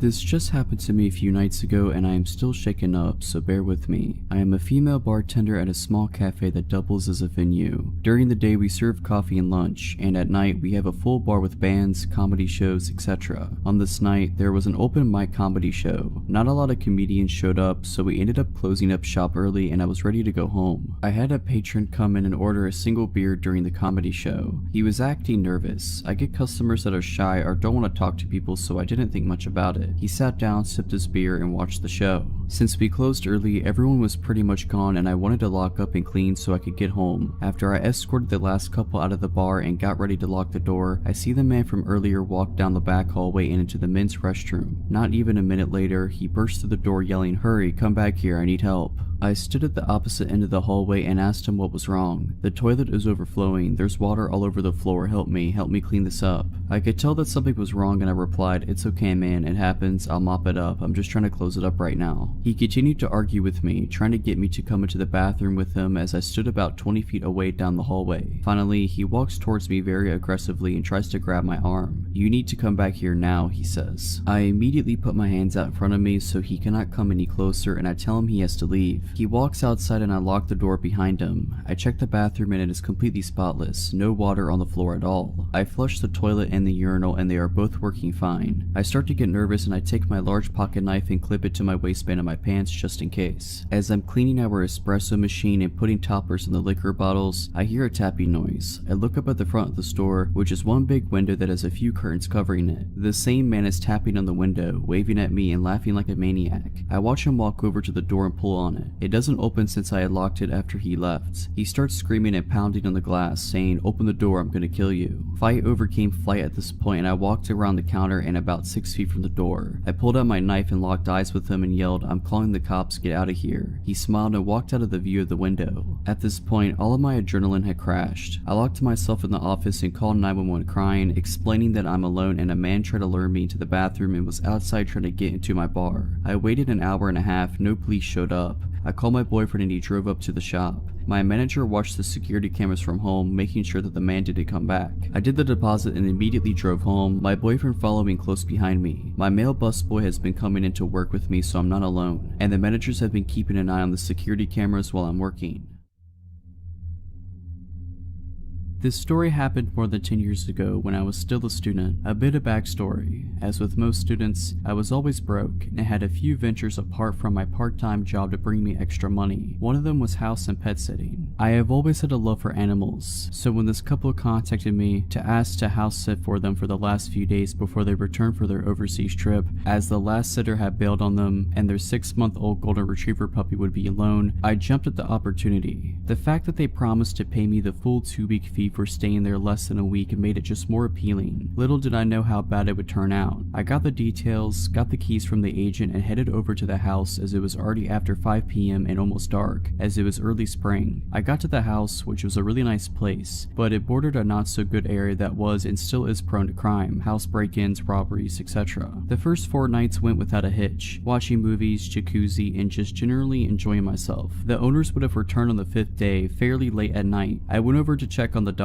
I got a call from them at about 10 p.m. saying their flight got delayed, so they're going to stay in a hotel and do the 3.5-hour drive back the following morning, and asked if I could sleep there again that night, which was fine. I was already there and had my overnight bag still in my car. I called my dad to let him know of the plans, as I was still staying with my parents, and he specifically asked what the address was. I normally did not give them details like that because I was old enough to look after myself. I still believe to this day that probably saved my life. I eventually got to bed about 1 a.m. and it felt like I had only slept 5 minutes when I was awoken to a window breaking, and I could hear movement and what sounded like footsteps running down the hallway. The first thing I did was grab my phone and just hit redial. Thanks to my old Motorola phone, redialing was as simple as pressing one button, as my dad was the last number that I had called, hoping that he wakes up from the call. I then dropped the phone in between the headboard and mattress in case my dad picks up that he can hear what is going on. I had barely done that when the first guy stormed through the bedroom door. I could see a silhouette and he had a knife in his hand. When he saw it, he raised it and came at me. Now, one thing to those that are unfamiliar with South Africa and the crime, robberies and house invasions usually are very brutal and violent. People get murdered or tortured if they are in the slightest retaliate or don't cooperate with the robbers. Out of instinct, I raised my legs back when he came at me, and when he came within reach, I kicked both legs out as hard as I can. When I kicked and made contact with the guy, he completely lifted off the ground and shot into the wall. Luckily, the knife shot out of his hand as well. Before he got the chance to get up, I was on top of him, driving my right knee into his face and in return, his head into the wall. I knew that my life depended on it, so I put in some extra force. The guy dropped like a sack of potatoes, but before I could get up, I heard the sound of a pistol cock and I froze. It felt like all the blood drained from my body and I just became numb. He stood like that with the pistol against my head for probably less than 10 seconds. I did not move, and he eventually said in very broken English to get on the bed, face down. I panicked, but thought if he wanted to shoot me that he'd already would have done so I did as he said. He threw a blanket over me, and I turned into a fetal position with my back against the wall, just so if they wanted to stab me that I had my legs and arms in front to protect my body. Now by that time, I had forgotten that I had called my dad, and the guy that I had need is still down. I heard a third guy come into the room, and I could hear what sounded like Portuguese to me. I could not understand what they said, but I recognized it, as we used to go to Mozambique on holiday a lot, and that is the main language spoken there. The one guy tried to get the guy that I put down off the ground, while the other started to ransack the house, shoving valuables into a big bag. It was about at this time that I heard tires screeching and a car approaching at what sounded like Mach 2. The car skittled to a halt right in front of the gate, and I heard someone scream. It was my dad. The 3 inside the house panicked and ran out the back door and tried to jump the fence. My dad opened fire, shooting in their general direction. I grabbed the house keys and pressed the gate remote, and my dad called the police while he came in. I met him at the front door, and we walked out to the car to wait there for the police. It took them over an hour to get there, some excuse of no vehicle available. By that time, I had calmed down and started to look for the dog. I could not find her anywhere. I grabbed a flashlight from my dad and started scanning the surrounding yard, and as I got to the corner, I could see her laying on the ground. I got to her and saw she was dead. Later autopsies revealed she was poisoned, and the police found pieces of meat laced with poison near the fence. Poisoning is pretty standard practice in my country for dealing with dogs at a house or area that is targeted for a break-in or robbery. I was fuming and so sad. The police was also pretty useless and had a I don't give a crap attitude, and barely took our statements. By that time, it was starting to get light, and I retrieved my bag, phone, and unlocked the house as good as I can without touching anything, and drove home behind my dad. Only when I got home I got the story from my dad's side. He said he answered my call only to hear the shouting and what sounded like fighting going on, and when I did not respond he flew out of the house and raced over. Luckily he asked me for the address the previous night, and he knows the area well to know exactly which house it is. Now, my dad got there pretty quickly, and he said he stayed on the line the whole time, only hanging up when he stopped at the gate. My parents' house is about 6 miles from there, through a residential area. It's normally about a 20-minute drive. The call duration was 7 minutes and 13 seconds. I met the detective there later that day, gave my statement, they took fingerprints, etc., and the owners got back about the same thing. The rest of the day was a blur, as I came down from the shock and adrenaline. Now, that is not where the story ends. About 7 or 8 months later, I got a call from the detective telling me they caught the guys. The one that I had need apparently was the leader of the group.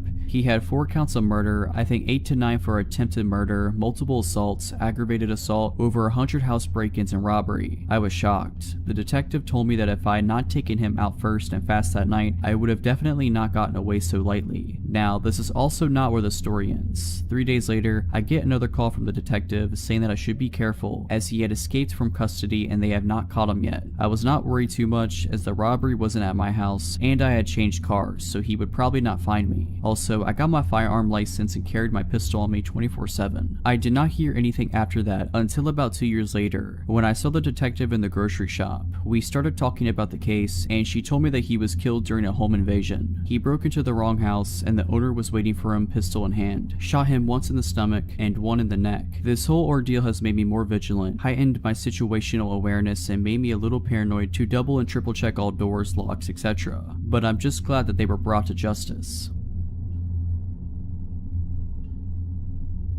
Back in the winter, I had returned home to New York City and was getting used to the usual schlep on the subway to get to and from work and around the city in general. I had just left a cancer fundraiser event around 7 p.m. and was only going a few stops over to where my house was on the N train. My little sister and I sat chatting quietly as the train began to move. A medium-built man with a gray pea coat and a beanie made contact with me and hurried over. He bent down close to my face, extending his arm out for a handshake and said, "Hello there, you are very beautiful. How you doing? What's your name?" I sort of just recoiled back, giving him a confused, "what are you doing in my personal space" kind of look, shaking my head in a clear disinterest to make his acquaintance. All of a sudden, it was like a switch flip and his previously sweet tone turned to an ugly rage. "You think you're better than everybody? Get out of here, clown." He screamed at the top of his lungs and I noticed everyone turning and staring in our direction. "Screw you anyway." He made a waving off gesture while I kind of just sat there staring at him wide-eyed, wondering what he was going to do next. His entire stance was very aggressive. He then stopped screaming and to my surprise made a direct pass to try the exact same thing on my sister who was right next to me. "Wow, you are beautiful too, can I shake your hand?" And he reached directly next to me to touch her. I extended my arm and said firmly, "Hey, leave my sister alone and back up out of our space." This guy smacks my hand out of the way. Now he's fully pushed my buttons. I stand up and realize I'm about eye level with him, so he must have been around 5'9", maybe 5'11" at most. "Don't touch my sister," I said, and I was officially heated. This part is a blur as I don't remember what he said when he pushed me and we began to scuffle, but I landed a very sweet uppercut on his jaw. This enraged him and he had me on my back within seconds, kicking me and screaming, "I will kill you." After what felt like an eternity, 2 good people of the subway had run up behind me and grabbed him off of me. I heard one guy say, "Leave her alone, dude," and when I looked up I saw several horrified passengers staring at us as we engaged in a full-on brawl. Adrenaline was pumping through my veins, so everything was bright and my vision was pinpoint and I felt numb. The conductor said something over the speakers about holding the train at the platform, and I stood there shaking as the guys threw him onto the platform and made a barrier between the platform and door as he attempted to get back into the car, clawing at the air and sputtering curses at me, staring me dead in the eye. The subway doors finally closed, locking him out. He pounded on the doors as though possessed by a demon, screaming so loud you could see every vein in his neck as he pounded on the glass. His eyes were so bloodshot they almost glowed red, and his voice was so loud it pierced through the entire car. "I will kill you." Then the subway car pulled away from the station. Someone pointed to the ground. He had dropped his cell phone in the altercation. It was unlocked. I found out everything I could about this crazed stranger. His name, his social media handle, saw all of his selfies, the fact that he had been trying very hard and was unsuccessful at getting laid. His text messages tests revealed he was a drug dealer of some sort. I suspected crack because of the prices, increments, and wording of the text, which would also kind of explain his violent outburst. I had seen my fair share of crazy in New York City, but it hadn't gotten this up close and personal in years. I was shook and emotional following the attack. I went to the police station with my aunt and uncle soon after to file a report. I gave them his full name and they said they had a lot of people in the system with the same name. I said, well, I have all the specific info I got off the phone. They said they couldn't use anything off the phone without a warrant. They ended up taking his cell phone from me and nothing ever really came of it, except for the huge bruise I had from getting a blunt kick to the thigh. An officer came by my house a few months later with some photos of extremely similar looking men, none of which I could confidently identify as my assailant. Haven't heard a single thing since I filed the report and I couldn't find the guy on social media again. I just hope the man is found and arrested. So, a little backstory. I was a dancer for 6 years. I have worked in many cities and clubs. At the time of the story, I wasn't a rookie. I was well versed in the industry. At the time this took place, I was like 20 or 21. It was also in Texas at one of the upscale clubs. I never imagined something like this would happen in this place, but apparently I was wrong. I started my shift at about 6 p.m. I like to get there early, meet with some of my regulars before the crowds come in. It was like 8:39 and this really good looking guy came in with some friends. They were all older, like 40 to 45. I grabbed some of my hustle friends and we went and sat with them. It wasn't hard to convince these guys into a VIP room with a bottle service. But this is where it kinda gets weird. The guy I was talking to wanted a separate room for just us. I thought maybe because his friends seemed rowdy and wanting to party hard, he wanted to have a more relaxed area. I wasn't complaining because this meant I wouldn't have to share my cut of the room, so stupid me saw dollar signs and went with it. We get some mixed drinks and shots. Now a lot of the guys that come into strip clubs really want to let loose and broad drugs as well. These guys had just about everything besides crack, meth, and heroin. I was definitely a party girl at the time too, so yes, I partook in some of these. So at this time, we were all hanging out in one room together. I took a little hit of coke off the back of my hand and continued drinking. After we were all hyped up and ready to party, my guy pulled me into the other room. This guy was like 6'4", obviously worked out a lot and was attractive. I, on the other hand, without my heels was 5'6" and was like 120. I sat down in his lap and I started talking to him and laying down my moves to get him to empty his wallet basically. We were having a really good conversation and my bouncers were really good about checking up on the girls in the rooms because they were pretty secluded on the second floor. After about 20 minutes of talking, something snapped and all of a sudden he literally put his hands around my neck, lifted me up and slammed me against the back of the couch. The couch backs were tall and padded, so it wouldn't have been heard on the other side plus with all the music. I was literally frozen in fear. After almost 3 years of dancing, I had never been in this situation. He started calling me names, spit in my face, and his grip on my neck would get tighter when he would feel me take a deep breath like I was going to scream. Luckily, there were also VIP rooms across the large overlook and a bouncer noticed me kicking and flailing. I faintly remember, like all the bouncers, running into the room. They had to pry me out of his hands. When I was finally back sitting on the couch, they had him on the floor outside the room and his buddies acted like they didn't even know him. My manager grabbed me and carried me like a baby to the dressing room, asked me if I needed any medical. I said no, I was just really shaken up. His buddies talked to my manager and basically gave me guilt money for that happening. Apparently he was going through a bad divorce and just snapped on me instead of his ex.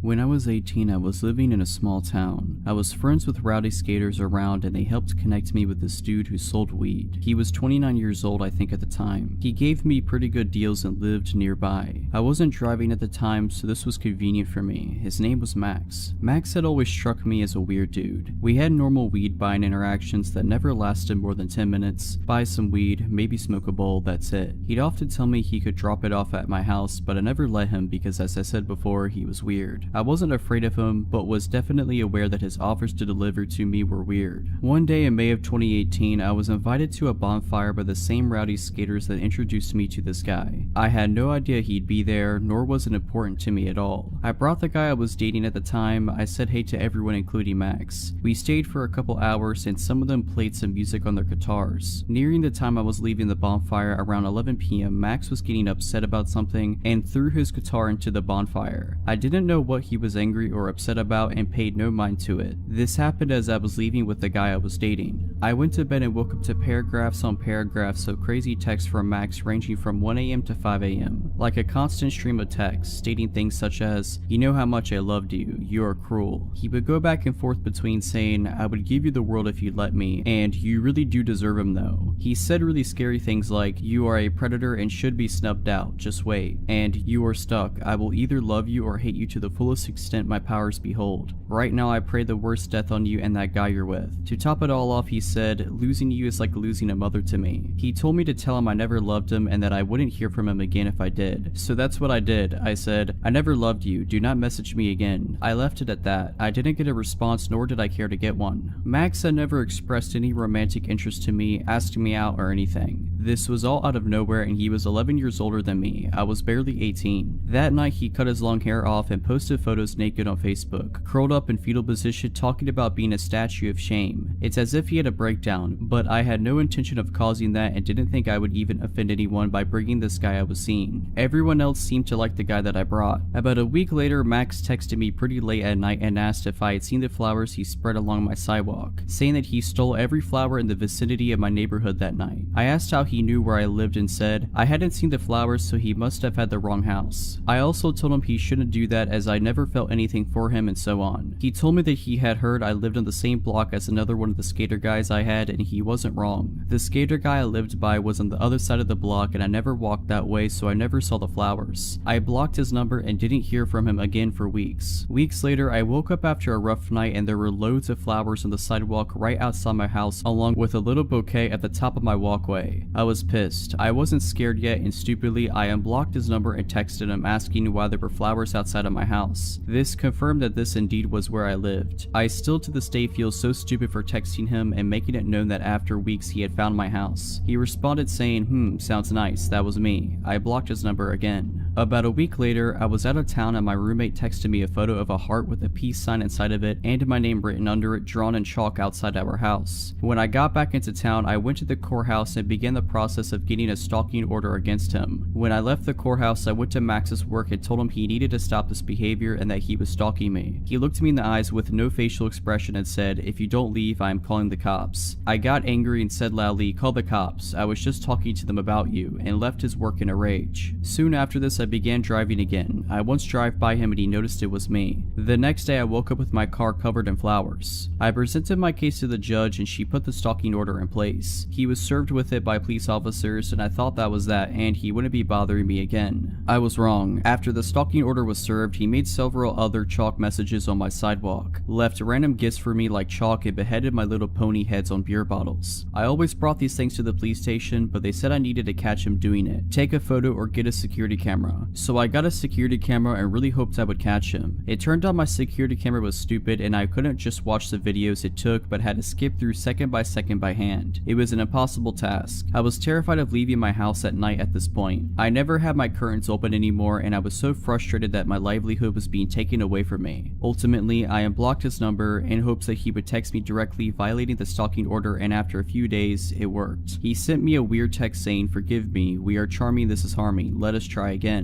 By now it's September of 2018 and he finally goes to jail. He is facing up to a year in jail and has to stay there until our court date. I finally start calming down. I am able to go outside at night, even if just to get into my car. I let myself have my curtains open sometimes. I am starting to feel alive again. Right when I start feeling secure in my small town life again, someone posted bail and he was released after only 3 months in jail, and I went back to living in fear. We still had court dates coming up and I was optimistic that he would serve more time for ruining my life for so long. His lawyer kept pushing the court date back to gather evidence, and after about 6 months of pushing it back, the state decided he wouldn't do anything more and closed the case basically. I had moved out of town 3+ hours away at this point, so he didn't actually have an option to continue this behavior. Living in this new place, I feel safe. I can walk at night and I don't have to have my curtains closed all the time. It's been over a year since they decided to close the case. About a month ago, he began responding to my friends' Instagram stories. Friends that live here in this new town, telling them how fond he is of me, etc. I have always had him blocked, but my Instagram isn't private, so he must have found them that way. I have since changed my account to private and he hasn't messaged any more friends of mine. I refuse to be fearful now, the way I was then. He will never find where I live or where I work now. However, my life is forever changed after this experience. I will always be more aware of people and their weird energy. He ruined my life for a year and I truly wish he had gotten that time in jail. He deserves it.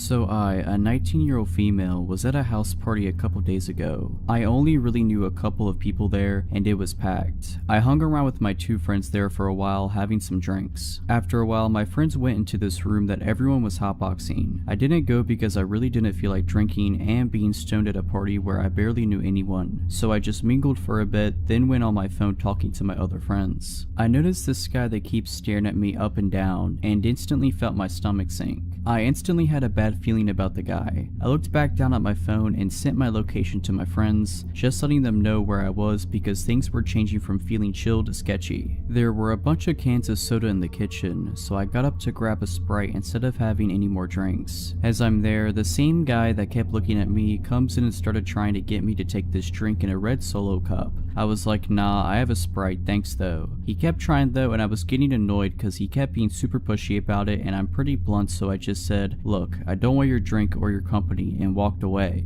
I thought that'd be the end of it, and pushed it to the back of my mind as one of my friends came out from the hotbox room stoned and happy. We hung out some more, and my friend wanted a cigarette, so I went out on the balcony with her. As we're there, she put her cigarettes on the ledge, and as she's talking gibberishly, her arm pushed her cigarettes off and they fell down into the yard. I was gonna go downstairs and outside with her to get them, but she told me she had to grab something from her car anyways and that she'd be right back. I decided just to wait there for her. I'm on my phone and hear the door open, and I expected it to be her. As I'm about to say that was quick, I spin around and now I'm face to face with that guy from earlier. He just grabbed my face and kissed me, and I pushed at his chest and said, dude, did you not hear what I said? He proceeded to say something in Spanish. I can't speak Spanish, but I could tell it was Spanish. I told him to screw off and went to push past him to go back inside, and he proceeded to push me up against the wall outside and try to kiss on my neck. That's when I pushed him away as hard as I could, but he then let go of my wrist and grabbed my throat hard while maintaining eye contact and smirking at me the whole time. Just when he used his other hand and grabbed my butt, my friend came back from getting her cigarettes, poked her head out, saw what was happening, and she tried to intervene, but he pushed her with his other hand. I heard her say, oh nah. She grabbed the closest guy to the door from inside and brought him out. Random heroic guy from inside then grabbed the crazy throat grabber, putting him in some type of hold, and started screaming at him. He got kicked out, pretty sure someone punched him in the face too. Everyone was super apologetic and said they didn't even know that guy and weren't sure who he even was. I wasn't about to call the cops or anything because I didn't want to get the party busted, but I went to the bathroom and immediately broke down crying. Called my friends. My friends here weren't sober enough to drive, and they came to get me. I have a couple finger mark bruises on my neck still, and I'd hate to think of what would have happened had my friend been distracted by something and not came outside when she did. All I know is I'm not going to a party where I barely know anyone anymore. That was scary.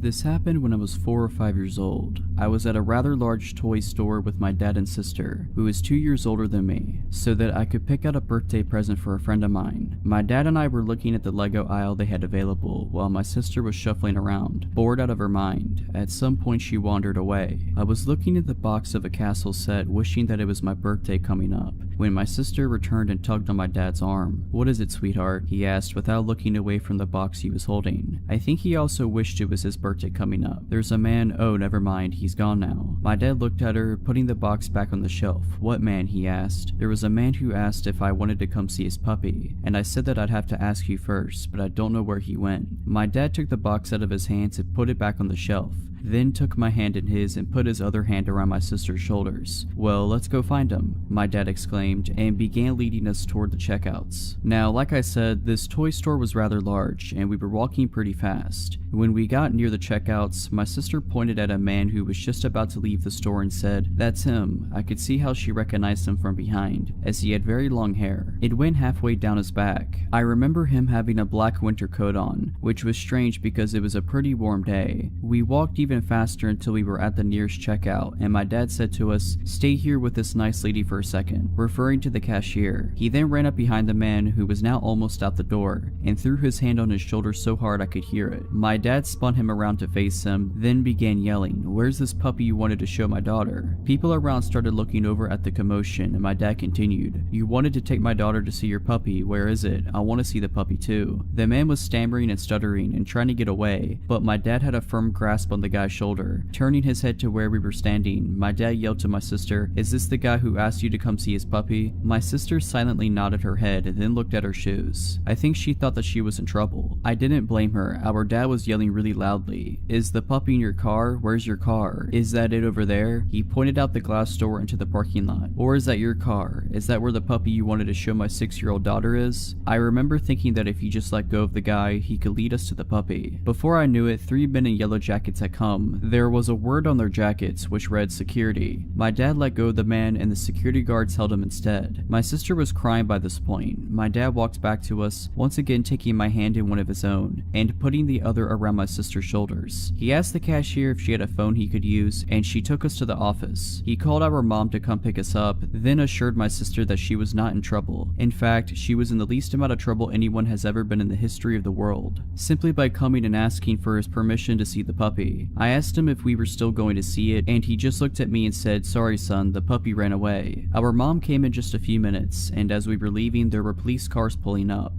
"Are they gonna help find the puppy?" my sister asked my mom, but she said no, they're here for something else. After a while, I remembered this incident and recently asked my dad about it. Apparently when the cops searched his car, they found rope, duct tape, a knife, pliers, and a hacksaw. My dad and sister testified at his trial and the guy got 20 years. If you're liking this video, all I ask is that you make sure to subscribe to my channel and like this video. Thank you.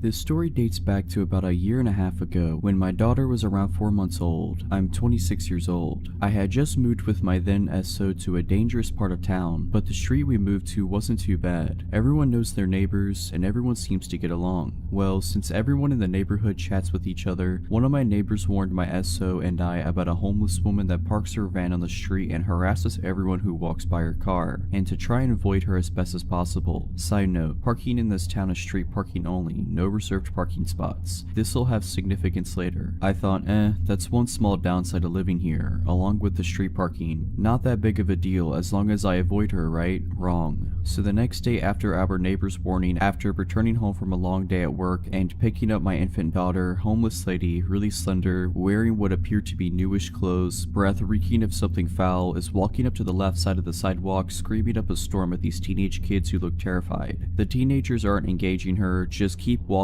and looking at each other with uncertainty. I stay on the right side of the sidewalk, even though I knew I'd have to cross the small street to the left where my apartment was located. My daughter wakes up from her nap in my arms and begins to coo. Homeless lady spots me crossing the street with my purse, work bag, my baby, her baby bag, and decided it's a good idea to come up and chat me up about her conspiracy theories as I'm walking up to my apartment. Fine, no big deal. At least she's not bothering the kids anymore. Then as I'm fumbling to get my keys to open the gate that leads to my complex, she asked for money. I told her the truth, I'm sorry but I don't carry cash on me, all the while trying to hold onto my baby, find my keys, hold my bags. Her response, "Stuck up lady." And then she continues muttering under her breath, which I must repeat was bad, and starts harassing more kids down the block. A couple months go by and she continuously comes up to harass me, as if she doesn't recall who I am every single day. Every day I politely apologize and say I need to get home, or I don't have any money still, or I simply don't have time to chat right now. Every answer I gave her was met with an insult both directly and under her breath.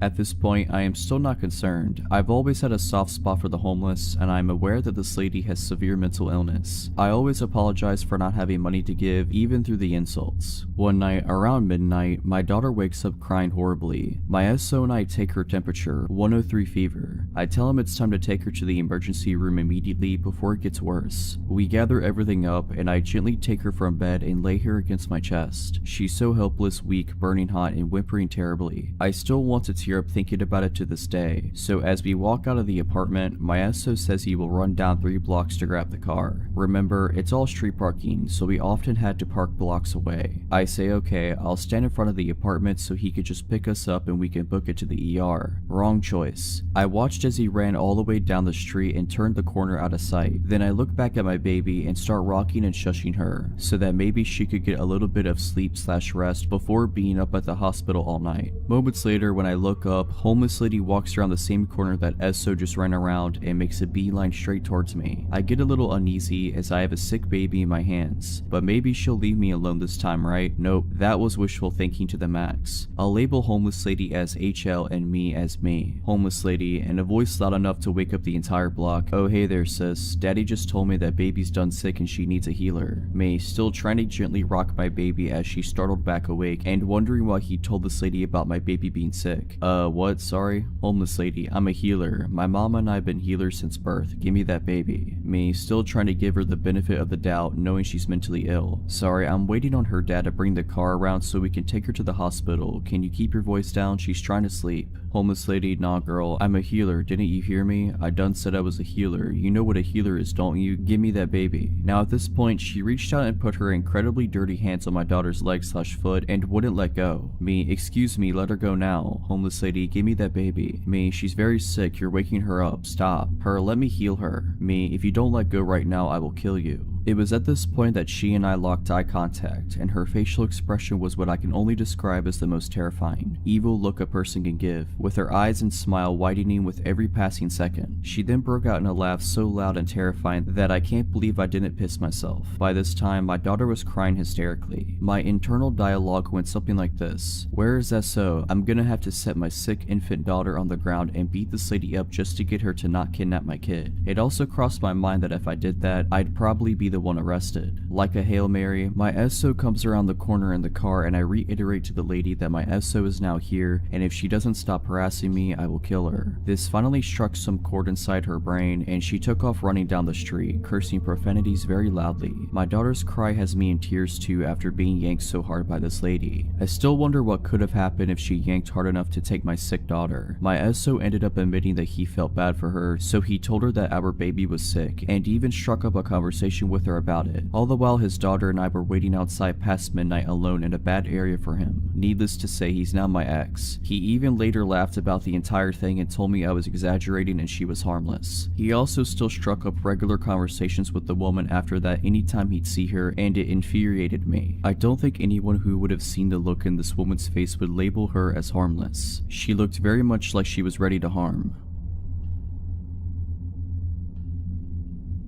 From 2006 to 2011, I worked in the electronics department at the local Walmart in the small city I lived in. Through those 5 years I had worked there, I had plenty of creepy encounters with strange customers, especially considering the state hospital was directly across the road. This story isn't just a regular old creepy encounter, but something that would lead me to being stalked for nearly a year. It all started in 2010 on a night I was working second shift. I was doing my end of shift ritual when a woman in her late 40s interrupted me. She was with a little girl no more than 3 or 4 years old. Excuse me, I need help with my cell phone. She spoke softly and proceeded to tell me her problem. I need to turn my phone into a straight talk phone. The girl earlier said you could do it. I said sure, let me see what I can do. She handed me a 6-year-old phone from Verizon and I knew as soon as I saw it I wouldn't be able to do what she wanted. I explained that she would have to buy a new phone from Straight Talk and transfer her old number. Basic stuff really. Now, I always took my job seriously and held myself to the highest standard of customer service. I did nothing to actually piss off this lady, but sure as it is, she was pissed. Why would I buy a new phone? I already have one. She starts screaming at the top of her lungs. Her claims of me upselling her and being a corporate goon. I finally managed to defuse the situation, and as she left the apartment, she gives me the classic, "You'll never get a job in this town again." As I'm getting ready to leave my shift, my manager stops me and tells me I got a complaint at customer service from a lady claiming I swore at her granddaughter. Apparently I told her to screw off. I explained what happened and he just laughed it off. My managers knew it was very unlike me to say anything like that to a customer. I wish the story ended there. For the next several weeks I would get complaints about things I'd never done, sometimes even on my days off. I would come into questions from management nearly every day. It was complaints ranging from me being rude to a customer all the way to me doing drugs in the parking lot on break. All these complaints were coming from 2 women. As it turned out, it was the cell phone lady and her adult daughter. It turns out they have even been scoping out my work schedule and started coming in nearly every day. They would walk through electronics to make sure they saw me, and later that night I would have a complaint. This happened for months. It happened so much management deemed her, my name, favorite customer. To be honest, honest, I didn't care much. I even thought it was pretty funny. I never got in trouble and everyone knew these ladies and just blew it off. I started caring when she took it to a new level. She started to follow me around. I would see her when I was around town. She made it clear she knew where I lived and would regularly walk by my house. I would see her standing out front just looking at my place. I began getting complaints to the city about my property, grass too tall, the old shed in my yard, my fire pit, basically everything. She even found out my girlfriend's name and began complaining at her job. I knew it was her. She would make it so clear that she was following me. Sometimes she would stop in and ask me questions at work and act like the nicest customer. A few times she asked me things like, how's your girlfriend? Or my favorite, how can you afford that big house on your little Walmart wage? For about 7 months she stalked and slandered me. I started telling her I knew what she was doing and to stop. But she played it off. I couldn't report her. She never once threatened me. She was just making my life hard. By this time, everyone in my life knew about this woman. One night, I'm grabbing dinner with my friends from work and we're joking about it when someone says, what if you just counter-stalk her? At first, I thought it was a terrible idea, but this convinced me it would work and they would all help me. So we hatched a plan. It went as follows: find her job, find her name and address, make complaints in the same manner as her, find out all the rumors she told about me, make it clear that we know, show her that we have numbers. I found out her information easily enough. Turns out she didn't live anywhere near me. I was even friends with a few of her coworkers. They would keep me informed on crazy stuff she said about me and even told her to stop. We began doing exactly what she was doing to me. We did this for about 4 months. The more we dug into her life, the more I found out about how obsessed she was over getting me in trouble. She had claimed that I assaulted her. She urged others to report me and follow me. She told police I was a potential drug dealer. Eventually we won though. She started putting together that there were 6 of us digging into her life and asking questions about her. My last month at work I didn't get a single complaint. In fact, I never even saw her anymore. The day after I quit though, I heard she was in the store complaining about a new person after asking one of the managers why I quit. I'll honestly never understand why she was so bent on destroying me. I just told her to buy a $20 prepaid phone. I work about a mile from my house, in a pretty small town, 100,000 people-ish, spread out. I grew up in one of the largest cities in the States, so living here has been a bit of a culture shock. It's very easily accessible by walking, so I never drive. About half a year ago, I finished work around 1 AM. Nobody is really out past 8 PM here. A huge shock coming from a big city, so the park I walked through was utterly deserted. I live in one of the safest countries in the world, not America anymore, so it's easy to forget just how vulnerable I still am. I honestly didn't feel uncomfortable at any point in my walk until I rounded the corner past some basketball courts nearby my house. I was still about 2 minutes away from home, and this stretch of my walk was completely dark. The moon was massive that night. While I had welcomed its light at the beginning of my journey, in the absence of streetlights, it actually made things look pretty eerie. I had walked this path hundreds of times, but tonight something felt off. I'm not a fearful person in any sense of the word, but I was really on edge suddenly. Then I saw it, a van in the parking lot next to the courts, with its side door open. I picked up my pace and kept an eye on it. There are usually cars in that parking lot. I live in a tourist town and backpackers often stay in their vehicles to save money. I'd never seen one with its door hanging open like that in the middle of the night though. I was so focused on the van that I missed the man walking out from the trees near the courts, until he was a mere 30 feet behind me. He was walking fast, and there was little doubt that he was heading straight towards me. I was at a loss for what my next action should be. Screaming wouldn't do much. I was still too far away from any residences. I usually carry a glass water bottle with me for protection. We have very strict laws on weapons, but had left it at work that night. My phone was dead. Everything I knew better than to do, I'd done. I hesitated running on the off chance that he didn't mean to act sketchy. I also knew I couldn't outrun him. I saw a little dark blur darting across the library parking lot at the back of the courts. It didn't even register to me what it was. The whole situation was so surreal. The guy was behind me now, and judging by his footsteps, he hadn't veered course. I quickened my pace, felt out my keys in my purse, and slipped them in between my fingers. I heard a slight jingling noise and everything suddenly made sense. The blur was Apollo, the large black cat that often walked me home on the stretch after the park. Tonight, he was doing that weird cat run, where they get really low to the ground with their ears back. I had an impression that he was angry, but he was moving too fast for me to see his face properly as he rushed past me. I kept walking, but the heavy footsteps were retreating now. I didn't dare look back, and kept moving forward quickly. Apollo was suddenly by my side, still staying low to the ground and stopping every few feet to look behind him and hiss. Then he would do that weird cat run to catch up with me. He walked the whole way home with me, as he had done so many times, but I'd never seen him act like that. As we neared my gate, he visibly relaxed and flopped on his back. I coaxed him inside the gate before giving him some massive hugs and head bumps. I stopped walking home by myself at night and still saw my sweet little cat friend often. I never saw him behave that way again though. Apollo moved away 3 months ago. I still miss my little buddy and often think about how strange that night was. I wish I'd turn around to see him chase the guy off. I've heard so many stories about dogs protecting people, but rarely about cats.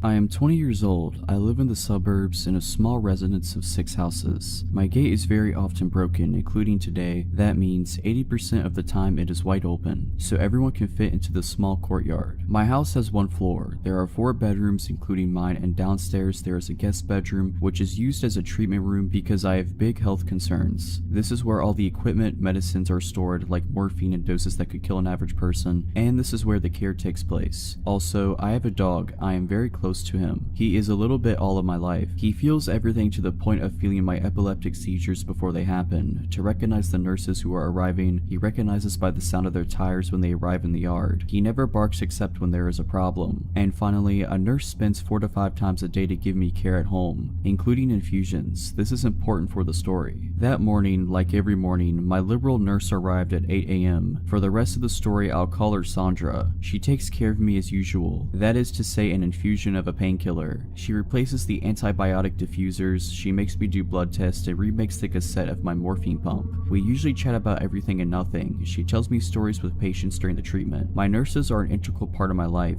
They have looked after me for 6 years now. She leaves after 40 minutes and says, "See you later. I'm sure I'll be a little late, don't worry." That day, I have a medical appointment in the morning, and I'm alone all day because my parents are working, except the nurse's passage every 4 hours. Once back from my meeting, I sit on the sofa with my dog while waiting for my nurse. After a while, I hear the tire noises. I get up because I think it's the nurse, but my dog started to growl behind the door. I look at the time, 11:50 a.m. I tell myself that it is a bit early, but sometimes instead of going after, my nurse exchanges me with the patient from before. I hear a knock. Surprised, I go to open it. Usually the nurses come in like that, and I see a young woman standing, whom I have never seen. She said to me, "Hello, are you? My name. I'm Camille, a 3rd-year nursing student. Your nurse will be a little late, so she told me to come and start preparing and she will arrive." I'm not wary at all. I'm used to students coming, but I'm just a little surprised that Sandra didn't warn me, because usually she warns me in the morning or sends me a message, and then she never leaves a student alone when it's the first time we see each other. I tell myself she must have forgotten to tell me. I bring her in and show her the way to the treatment room. I take out the things for treatment while she washes her hands. My dog is weird. He growls at her as soon as she approaches me and he turns around me. I was embarrassed, so I left him in the living room and closed the door to be quiet. I don't really care what she does, so I let her do it. I'm on my phone at the moment. She begins to put the IV on the infusion stand and takes a syringe. Normally, we rinse my central catheter with a syringe of serum already made. You just have to open the packaging, and there I see it's not a pre-made syringe, but a syringe that she has prepared. I look up and see that the ampules for my treatments are intact and have not been opened, yet I did hear the sound of the ampules breaking. I'm starting to think it's weird, and there she starts to approach me to inject the syringe when I get a message from my nurse. "I'll be there in 5 minutes. Can you start pulling out the material?" My blood has only run for 1 spin. I got up and said, "I'm just going to the toilet, I'll be right back." I ran and locked myself in the downstairs toilet. The whole time my dog was barking and growling. When I opened the door, he followed me straight up, so we were both in the toilet. So I sent a message to my nurse, "Camille, your student is here, don't worry." And then she replied, "Who?" I started crying in the toilet and was really scared. Camille came by and asked, "Is everything okay?" I think she could see I was staying a long time. I said, "Yes, it's going to happen." Then I heard my front door slam. 2 minutes later, I hear it reopen, but I hear my nurse. I came out of the toilet crying. She asked me what happened. I told her about it and showed the treatment room. So we called the police, they came and they examined, took samples, and the syringe and the rest of what Camille had prepared. The test results were received a few days after receiving the products in the syringe and the infusion. In the syringe was a paralyzer. She had put a dose that could have paralyzed a man of 120 kilograms. I'm 40 kilograms. And in the IV, it was medicine to lower the heart rate, but it was so concentrated it could have stopped anyone's heart. Today, we still don't know who Camille is, and luckily I have never heard from her again. In retrospect, I realized that my dog had sensed that this person didn't want me well, and I tell myself that I should have watched her because she was just a student, and that my treatments are not paracetamol, and I keep wondering what could have happened if I hadn't looked at my phone.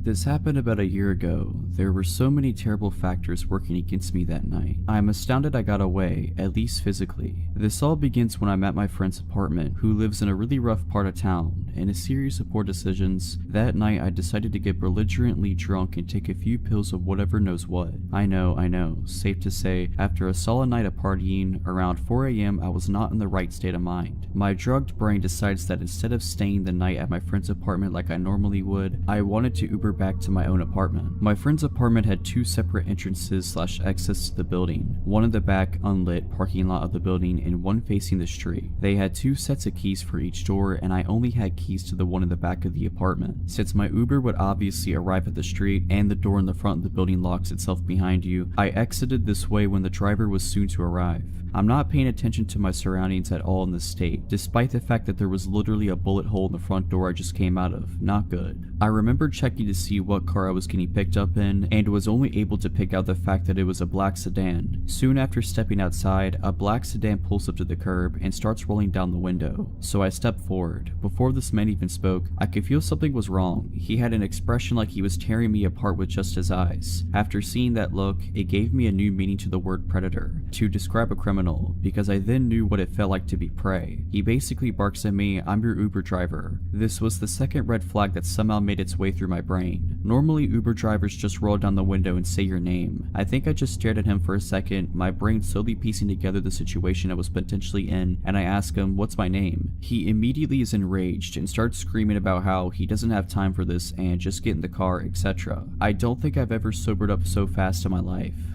I'm completely panicking. Obviously, this wasn't my Uber. Quickly checking the license plate, I immediately see it's not a match. Meanwhile, this guy is still screaming at me, and I have absolutely no idea what to do. If I bolt in either direction, this guy could easily outrun me or have a weapon. I'm also pretty sure at this point that if he's trying to nab a random girl off the street, he must have a weapon of some sort. I can't run back into the apartment door right behind me since it locks behind you, and I don't have the keys nor the time to unlock it. Running towards the back door would do nothing as well, as he's idling right by the mouth of the driveway towards the back parking lot, and again I would have to take the time to find the right keys and get in. If I screamed, I'm not exactly in the type of neighborhood where someone would try to be vigilant, and I could still hear the music radiating from my friend's 3rd floor apartment. I knew they wouldn't hear me. Also, it's 4 AM and absolutely no one is around. It was the absolute worst feeling I've ever felt in my life. Everything in me wanted to run, but I felt that if I did, it would be the end of me. But if I kept standing there, staring in shock at this screaming man, the result would be the same. From when he started screaming at me to this point, I'm guessing only 20 seconds has passed by. Just as he's looking like he's getting ready to get out of the car, another black sedan pulls up right behind him. Checking the license plate as quickly as I can, I realize it's my actual Uber and make a full sprint to the car. Really only like 6 steps, and throw myself in, screaming at my real Uber driver, "What's my name?" The poor dude looks terrified, but responds with my name quickly, to which I reply, "Get me out of here, that man is trying to kidnap me." If I was in this Uber driver's position, I think I would be too shocked to react as quickly as he did. But my dude flew out of there, offered to call the cops for me, which I declined and now regret, and then walked me to the front door of my apartment, ensuring I got inside safely. Truly an incredible human being. You can rest easy knowing he got the fattest tip my college student bank would allow for, although he deserved much, much more.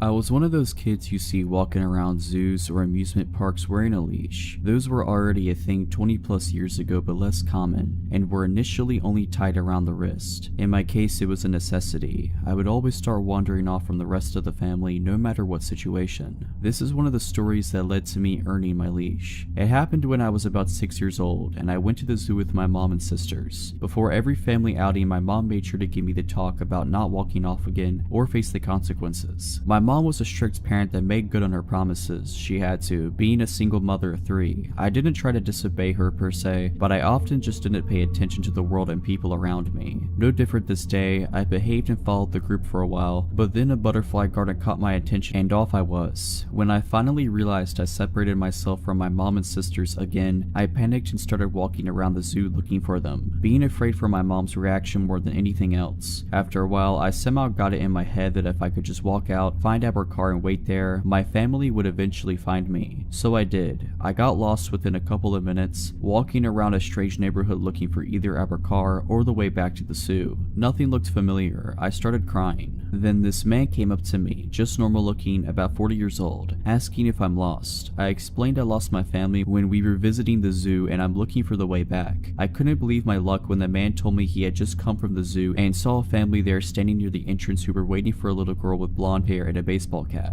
But it was still a few blocks away, so he proposed I walked with him to his car and we could drive the rest of the way back. Just the mention of his car finally made me hesitant. I told him I wasn't allowed to get in a car with strangers. My mom would be mad. He then said something like, "That was true, but I looked smart enough to know that if I could trust someone." Don't remember the exact words, but something like it. Also, he added, he spoke to my parents earlier when they were looking for me, so he's not a complete stranger. That didn't seem right. I asked him if he really talked to my dad, who had died a year before, and when he said he did, I broke down crying uncontrollably. I still didn't understand the situation I was in. I was just really confused about everything and scared of how angry my mom was going to be after all this. Finally, my crying caught the attention of the security guard of a parking building we were standing next to, asking if there was something he could help with. The guy stepped aside with the security guard and started explaining the situation, but made it vaguely sound like he was my father and we were looking for his wife. The security guard seemed to believe him, pointing us in the right direction towards the zoo. The man thanks the security guard and proceeds to take my hand to walk away. The security guard takes a last look at me and asks me, in a comforting, friendly adult to child kind of way, why I'm still crying. I tell him that my dad is dead. He looks really confused for a few seconds and then asks if the man is not my dad. I tell him again, no, my dad is dead. In a split second, his whole face and posture changes and he turns to look at the guy, who's trying to explain he never actually said he was my dad, that the security guard must have misunderstood and he was just helping me find my mom. The security guard said he appreciated the man's help, but he would take me out of his hands now, and the guy immediately took off. I don't think there was much else the security guard could have done. I explained the whole situation, and after making a phone call, he walked me to the entrance of the zoo, which was just around the corner from the parking building, and from there we were brought to the security's office where my mom and sisters were already waiting. I feel extremely lucky for the security guard being at the right place at the right time that day, and very grateful for the extra second of time he took that could have made all the difference.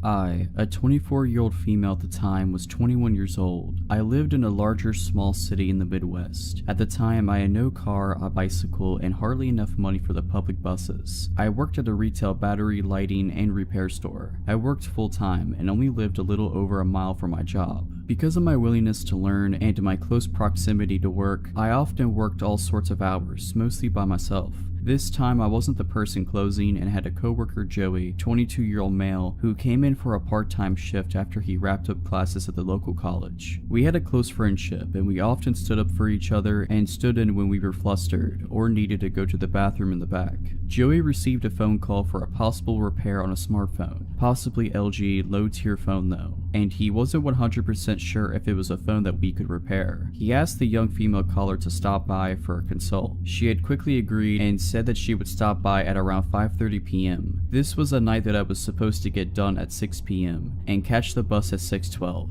It was a windy, drizzly, early fall night. I remember this because I had my bike with, and it became my anchor that night. A little before 6 p.m. this frantic, terrified, bawling 19 to 20-something-year-old woman came into our tiny shop. I was at the counter, switching out aging price tags and general store maintenance. I looked up at her, confused and willing to help. She looked me deep in the eyes, asking if Joey was here. At the time, he was using the tiny bathroom in the back, so I had to step in and help out any customers. I told her that he was currently busy and that I was willing to help her. She handed me her smashed cheap phone very timidly. My customer service skills couldn't prepare me for what she was going to say next. She quietly told me that her boyfriend, who was out in his red mini truck in the small front parking lot, had gotten angry and smashed her phone when she tried to call her sister that afternoon. I took the backing off of the phone and tried to research searched the model for any possible screen repair. No results found. I tried to hand her back the destroyed phone, and she pushed it back into my hands with a pleading look. Then the honking commenced. There was this light drizzle outside, so our front glass door was covered in beaded drops, and was slightly fogged over. I couldn't see who was honking out there. I told her again that I couldn't help, and for her to try our cell phone repair competitor down the road. The tears started to really flow down her cheeks, and I was freaked out at this point. She kept throwing glances behind her, and the honking would not stop.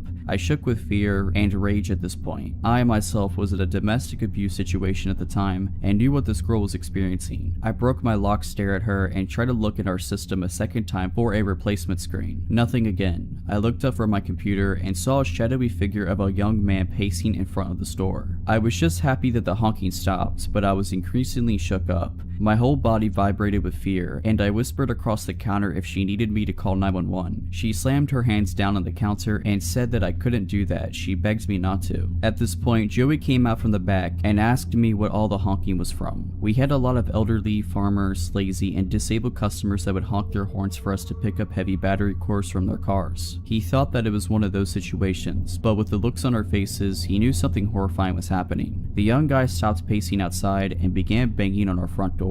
Joey took the girl's phone from my hands and said for me to go in the back and lock the back employee-only doors. I did what I was told and grabbed my bag, my bike, and my jacket. I looked at the clock in the back and it read 6:14. I spent 15 minutes with this girl, both of us feeling like trapped animals. Joey did bodybuilding during his free time and was a gentle, non-confronting, short but stocky guy. I was a short, obese, kind lady that would respond either of two ways, like a doormat or ready to stand my ground. I knew that I couldn't fight a customer and neither could Joey. Not because of physical reasons, we'd lose our jobs and we had no idea what to do. The young guy threw the door open and the wind kept the door open. He had this manic, hateful look about him. A total predator he was. He was slim but muscular, early to mid-20s, and was soaked by the rain. He took the broken phone off the counter and took the girl in tow. He hurled insults at us and I gave the girl a pitied look. He slammed the door back shut and both Joey and I stood in absolute silence. He snapped out of it and ran to the front door and locked it. I told Joey to call our manager from our store landline and stood around while he did.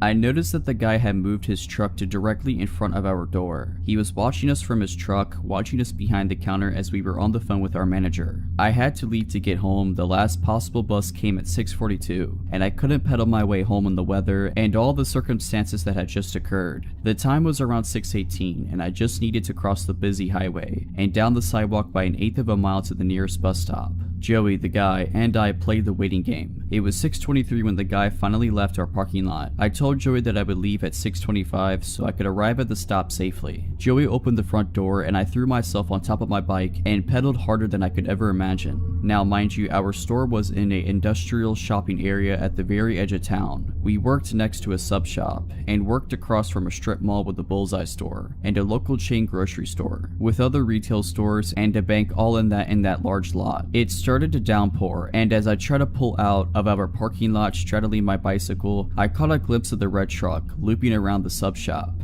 The highway had dual lanes each way, and I had to play real-life Frogger. If I wanted to make it my destination in one piece, there was a few cars that slowed for me as I hauled myself to the other side of the road. I jumped off on my bike and threw it on top of the curb. I promptly hopped back on and tried to pedal off. My front wheel was stuck in the grassy strip and my right foot had slipped off of the pedal. My shin struck the pedal and I had to act quickly. I grabbed the frame of my bike and jogged awkwardly to the bus stop.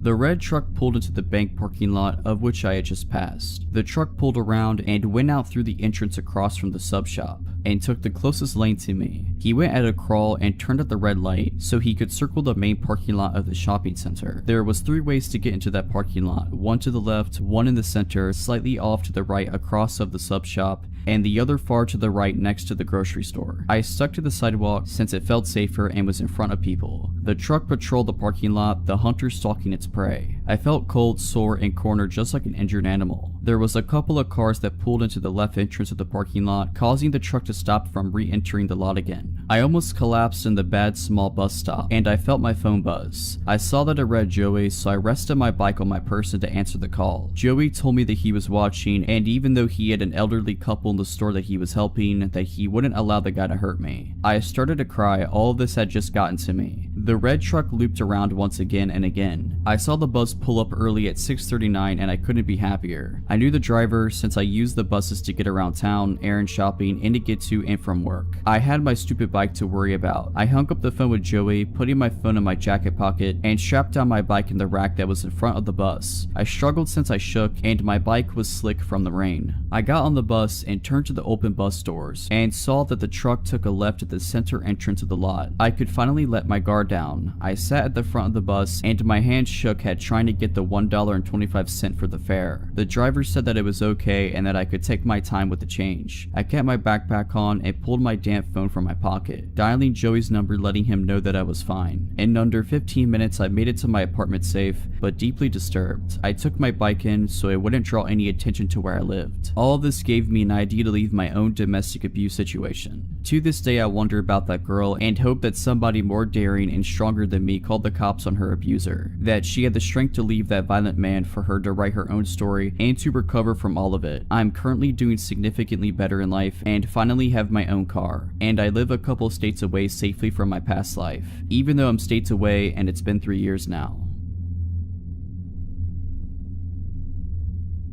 For a little background, I'm a 27-year-old female and I recently just moved into a nice apartment in a safe neighborhood with my 2 dogs, Charles and Wigwam. Charles is a Corgi/German Shepherd mix and is the most loving but overly obnoxious dog, while Wigwam is a Lhasa Apso who is quiet, sweet, and most definitely scared of his own shadow. I've only been in my new place for about a month, and after this experience, I highly doubt I'm gonna make it here for the duration of my year-long lease. The way these apartments are set up is that each floor has its own set of doors that lead to 4 apartments and a fire escape door that only opens from the inside. I'm on the back side of the building, which places my patio about 10-ish feet from the fire escape stairs. I take my dogs out 3 times a day, midnight being the latest I will go out by myself, and every time I leave my apartment, I put the bar lock on my patio door and lock my front door without fail. About a week ago, we had a snowstorm and I cracked my patio door because, well, I love cold weather and I'm an adult, and if I want to watch the snowfall, then I can do that. It was around 11 p.m. and I decided that since it was getting late, I should take the dogs out for the night, and since they both hate snow, this would be a quick trip.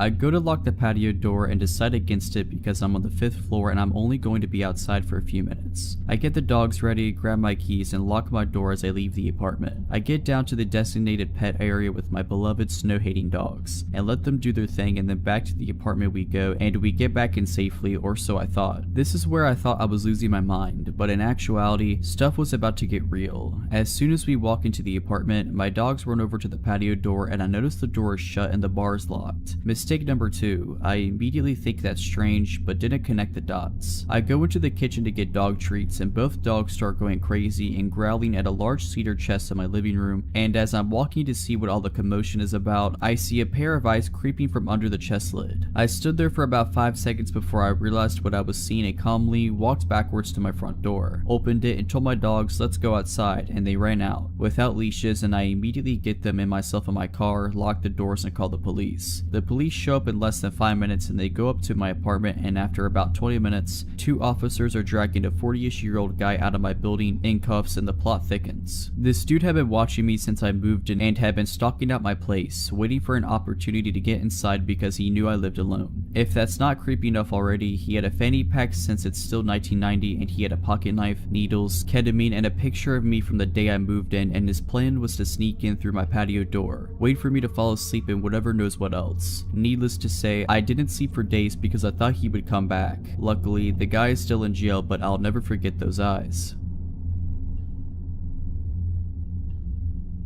When I was 11, almost 12, the woman living above me was a coke dealer. The night of my 12th birthday, she went missing. Not long after, her boyfriend came down to ask if he could use our phone. This was 2004, so having a cell phone was more of an exception than a rule, at least in my area. For a little context, I was home alone at the time while my mom was at work about a 5-minute walk away. My mom had let our neighbor and her boyfriend come in to use our phone several other times before, so I assumed nothing was wrong with it and let him in, bringing him into the living room, which is towards the front of our apartment, to use the phone in there. He picks up the receiver, dials a number, waits a few seconds, then hangs up on the phone. He does this a couple more times before the front door of the building opens. You can easily hear the front door open from where we were. It's a heavy door, the walls are thin, and the way our building is set up, it's a small, old single-family house converted into apartments. Me and my mom's apartment were the only ones on the first floor, and our upstairs neighbor's apartment was the only one above us. Irrelevant, but there was also a much smaller apartment below us. My neighbor's boyfriend looked at me, put his pointer finger to his lips like he was just trying to shush me, and told me not to tell anyone he was there before speed walking to my room at the other end of the apartment. I watched my bedroom door close right before there was a loud, hard, cop-like knock on the door. My jaw dropped as I opened the door to see a cop. He asked if my neighbor's boyfriend was there and, being scared, I stammered out, "Yeah, he just went into my room." The officer asked if he could come in, which I agreed to, and as he was coming in, he asked if I could let his partner in the back door and lead them into my room. We walked together to the back of the apartment and I let his partner in. The back door to the apartment was right next to my bedroom door, but we had to walk around the kitchen table to get there. There was just barely enough space between the two doors to fit a narrow, rectangular table against it without blocking the path to either door. After I let them into my room, I watched as they pulled my neighbor's boyfriend out of my bedroom closet. As they brought him out of my room and towards the back door, which just led to an enclosed fire escape, they told me to go wait in the living room while they brought him out the back door. I walked back to the living room and, after they closed the door, I couldn't hear what they were saying, but I could hear the distinct sound of metal clicking and quickly realized that he had just been handcuffed. Still scared, I waited for the police car to drive away before grabbing my keys, making sure the back door was locked, and locking the front door on my way out before running to my mom's work crying. Pretty sure I cut the 5-minute trip into about 2 minutes. And I've never been a fast runner. I was fueled entirely on adrenaline and fear at that point, and I just wanted my mom. When I told her what had happened, my mom was pissed that he had used me the way he had, hiding out in a child's bedroom closet of all places to try to keep the cops from finding him. She gave me a short but gentle lecture that night about not letting people in to use the phone, telling me that I was not to let people use up her phone even if I knew them unless she was home. I don't want to know what exactly he was wanted for, nor do I want to know what could have happened if the cops had not shown up. I don't know if he had known that the cops were on their way and had to come to my apartment specifically to hide from them, or if he was up to something else and knew that the cops were at the front door of the building. Alright, but that's it. I hope you enjoyed this video. If you did, make sure to subscribe to my channel, like this video, and comment something down below. But as always, Have a nice day.